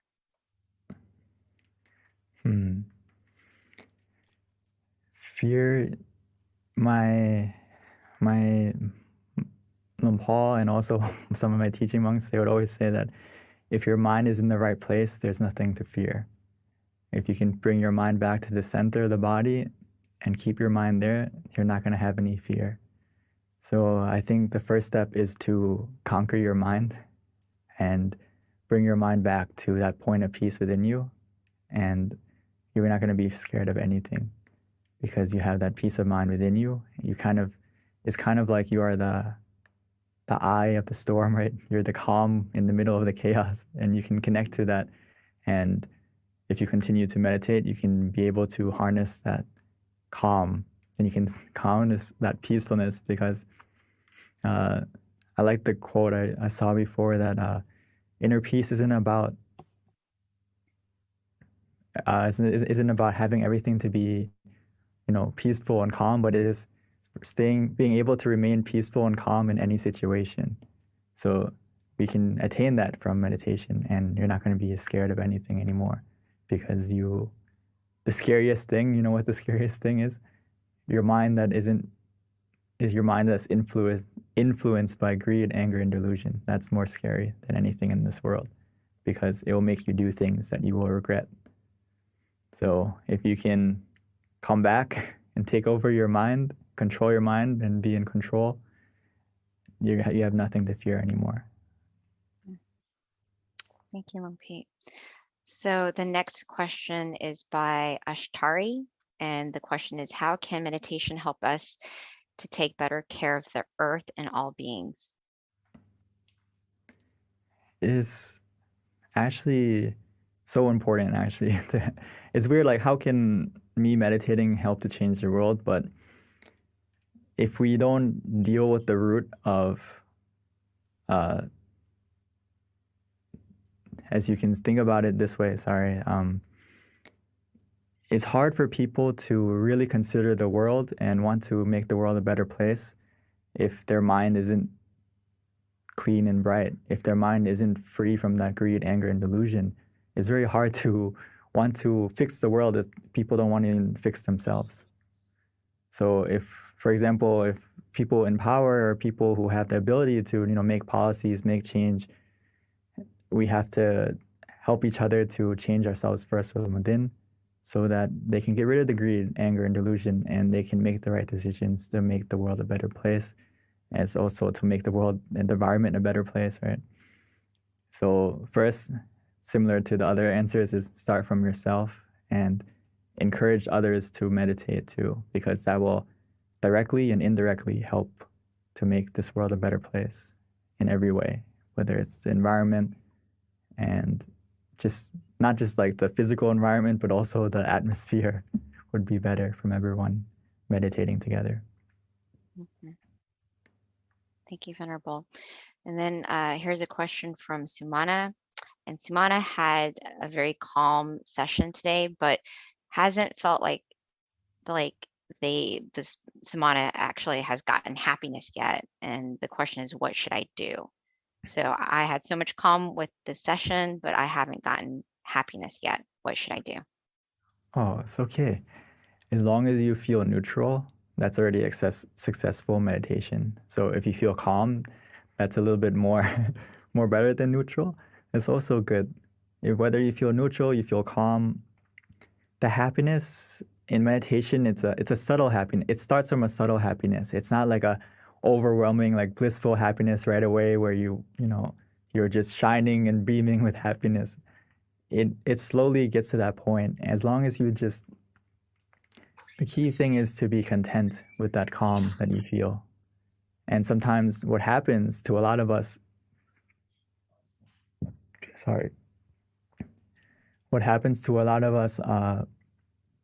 when we feel calm and we feel neutral, sometimes we have an expectation, or our mind isn't in the present, to put it simply. Our mind goes to the future expecting something more, or wanting something more to happen, or why is anything happening yet? So if you feel that way, we have to come back to the present and just be content with that feeling of calm. And if you can stay content, that calm is going to slowly bring the happiness. It's going to come automatically. So you don't need to go searching for the happiness. When is it going to come? it will come as long as you stay content. And just ask yourself, are you truly in the present, or are you thinking of, why am I not there yet? Where is the happiness? If you're thinking that way, that means your mind is in the present. So you just have to come back, and to help you to stay content or to help you get off those thoughts, you can use the mantra, or you can visualize to keep your mind present. And the calm will change to the happiness slowly. Actually, it'll be quickly if you can stay content truly. If the key is about being content with what you have and not worried about what's missing. So sometimes we fall into that trap where we're like, hey, I am calm, but I kind of wish, like deep down inside, that it was more calm than this. And actually, we're already in a good spot, but our mind thought that way. And if we find it thinking that way, no problem. Just come back and use the mantra until you forget about wanting something else. Or use visualization to bring your mind back. Hopefully that helps. Thank you, Venerable. All right, we've got lots of questions, Venerable, so I think we're going to keep you busy until the end. So, and this next question is an interesting one. I'd like to hear how you respond to it too. And it's from Sylvia. And the question is, when we are born, we do have a destiny already, correct? Can we change any actions or events in this destiny through meditation, and how? This is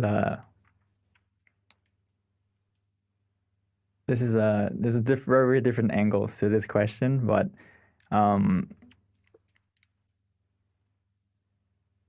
we can change. There are certain things that we have a destiny to have happen because of the things we've done in the past that we can remember or not.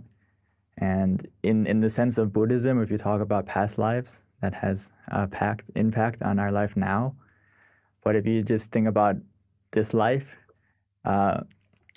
we have control of our destiny in the sense of we can't undo the things that we did in the past, but we can make the future, we can decide the steps we're going to take now by the present.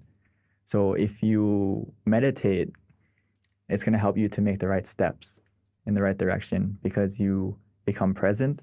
And when you meditate and make your mind clear and bright, it's obviously going to help you to make the right steps. You're going to know for yourself what's the right thing to do from the clarity of your mind.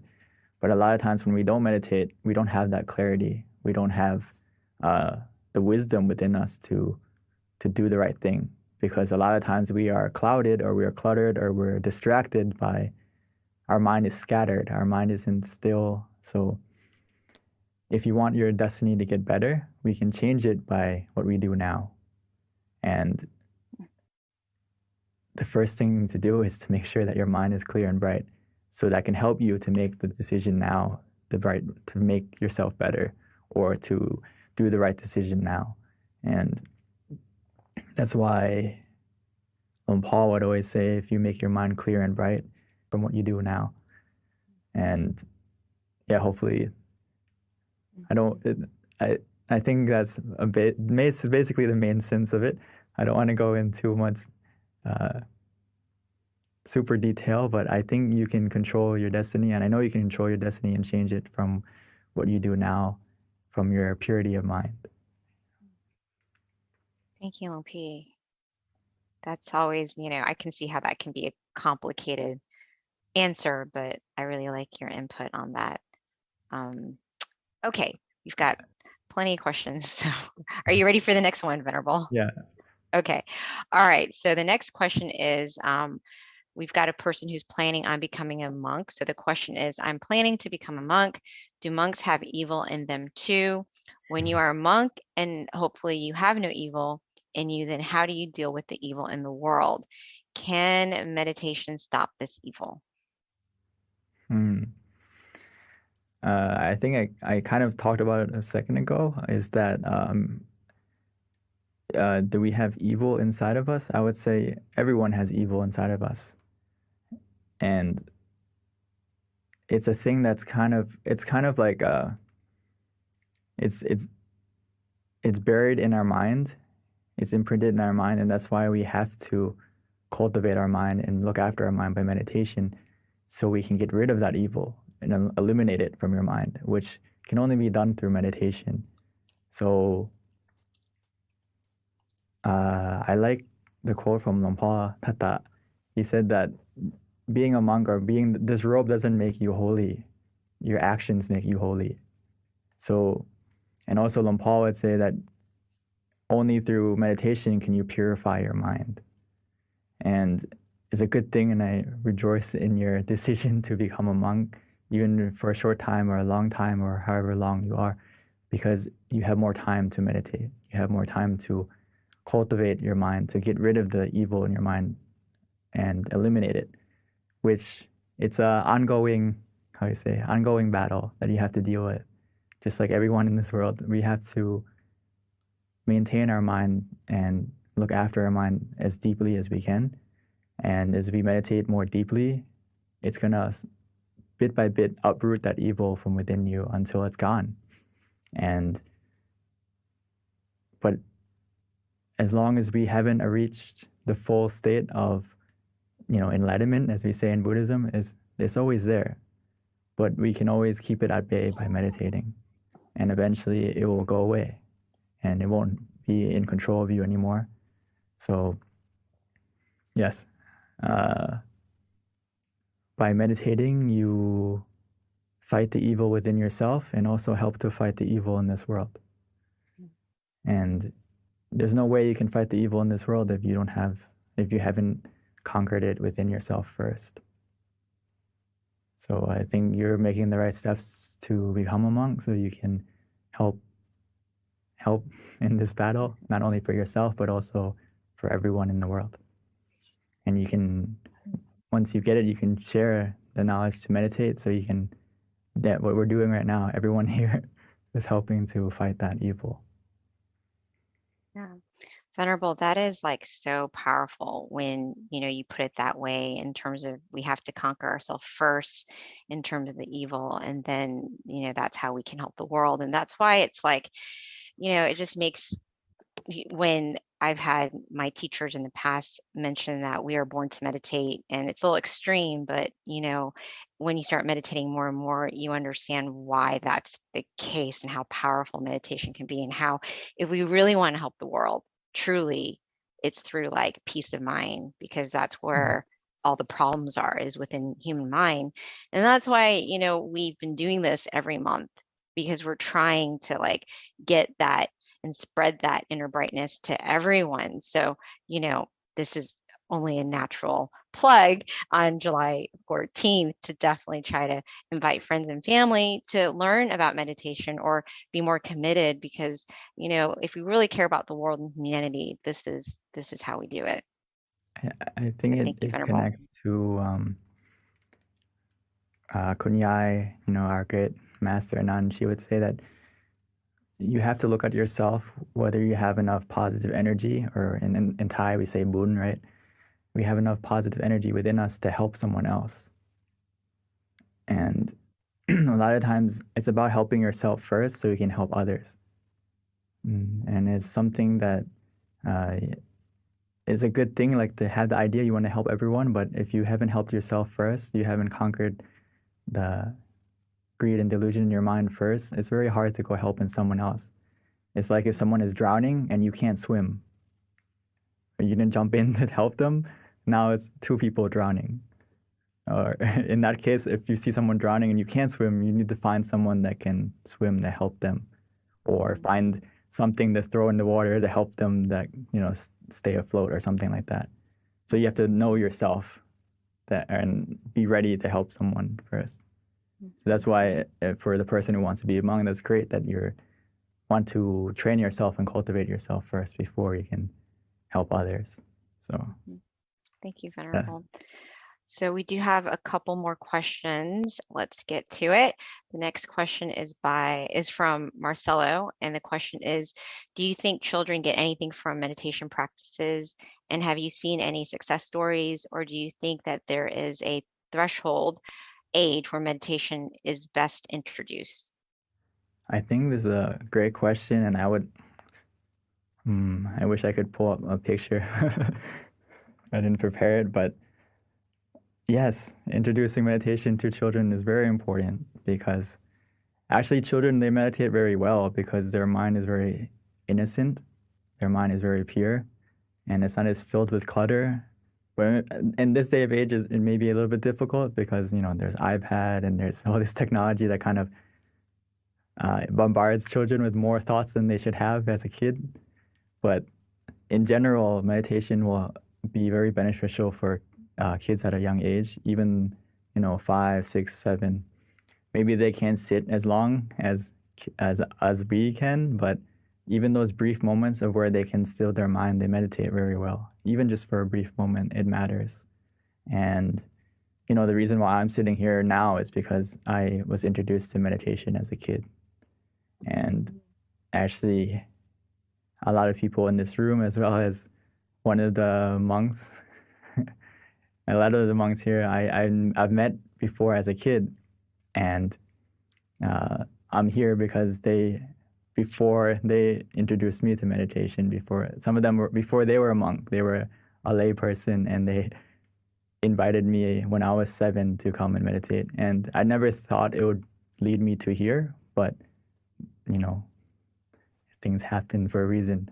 So I think, the sooner you introduce kids to meditation, it can really set them in a good way, especially knowing how to deal with stress and knowing how to, learn how to conquer their mind at a young age, I think is a huge tool and ability that will help them in their whole life, what they can do.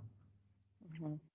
And it's so cute when you see little kids meditating and how peaceful they are. It's so adorable. I love seeing that. We actually have younger kids come meditate sometimes as well, and it's always very refreshing to see. So, Venerable, the next question is from Deb, and this is kind of a long question, but I notice since I understand what peace feels like, my body is very sensitive when I feel any bit of stress or lack of confidence. How do I quickly calm myself to get back into that state of confidence and peace?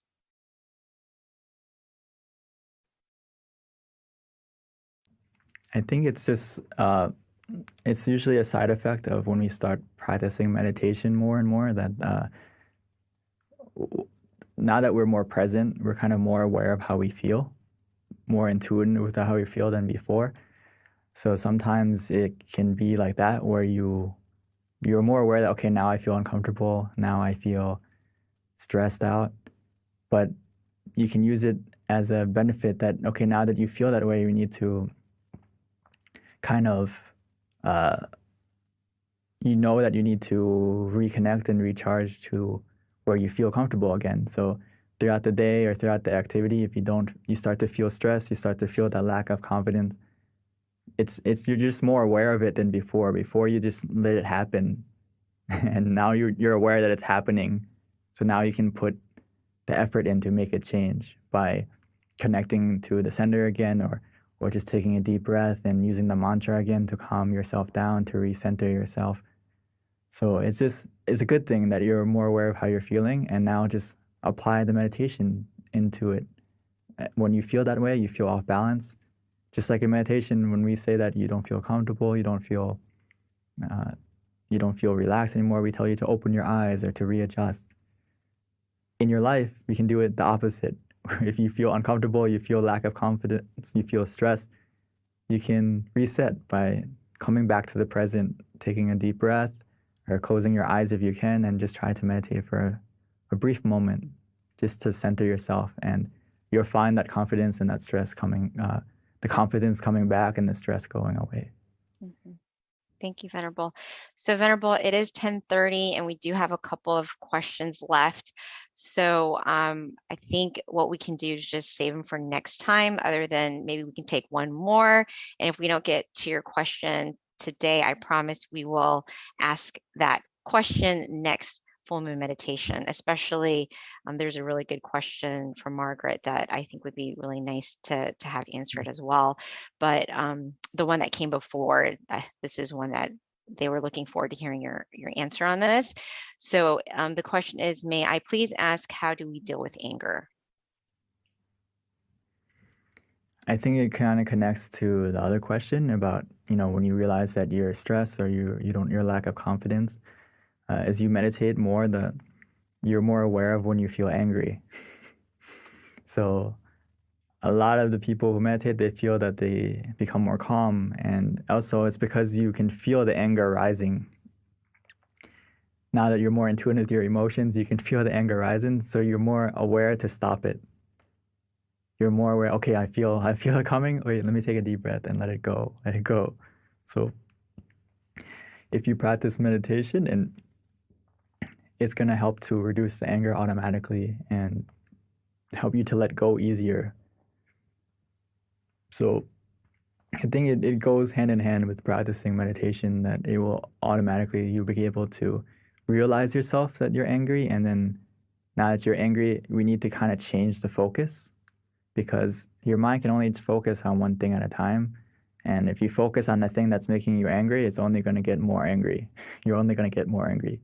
But if you change your focus to like the mantra, or you change the focus to visualizing Lumbu, Lumpur, or the crystal ball, the sphere, whatever you want to do, just to take your mind off of the anger. So the quicker you realize you're angry, the quicker you can react and change the focus. And when you focus on something that makes you peaceful and relaxed, you're going to feel the anger subsiding. Okay, thank you, Venerable. So, Venerable, let's just go ahead and answer this one last question so it doesn't have to linger until next month. It's from Margaret, and the question is, first of all, she wanted to thank you for offering the session, but she is autistic and can easily become overwhelmed by sensory inputs when out and about in the world, and she wants to know if there are techniques that she can use in those situations to reduce the overload to her body. We need something to, our mind, not even everyone is also kind of, we have a sensory overload where our five senses are kind of bombarded by everything around us. So it's always a good idea to have something to help filter your mind when you're walking around and you're doing things. Just like you said, is you can use the mantra. Try to use it as like a song that you repeat in your mind as you're walking, as you're doing activities. Try to repeat the mantra in your mind. Samarang, samarang, samarang. In the beginning, it's kind of like you have to be mindful to say it, but as you do it more often, it's going to be like a automatic song that plays in your mind on repeat. And it's kind of like when you focus on breathing, when you focus to breathe, you have to think to do it. But and normally you can also turn it off and you don't have to think to breathe, right? Right now, I don't think anyone's consciously thinking to breathe. It's the same thing with if you practice using the mantra outside or visualizing outside as well. So whatever is easier for you, you can try to use the mantra much longer. All right, thank you, Venerable. And just to wrap things up, we do have a picture from our Venerable who's actually running the slides of him having kids meditate that, we want to share to you. But correction on the full moon meditation for next month, it is the 13th, which is on a Wednesday. So there he is right there with the little ones meditating. So yeah, it's never too early to train your children, family, friends, nieces, nephews to start incorporating meditation into their life. Yeah, if you look on the far left in the red shirt, that's me. No! Oh, I had no idea. How perfect is that? Wow, that's very touching, Venerable. We get to see you when you were very young. How cute. All right. Well, thank you so much, everyone, for joining us. And we look forward to seeing you in the future. Again, let us share inner brightness with everyone and invite them to join us, because the more people that meditate, the more people find this inner happiness, the happier the world will be. So with that, thank you so much. And we look forward to seeing you again in the future. Bye.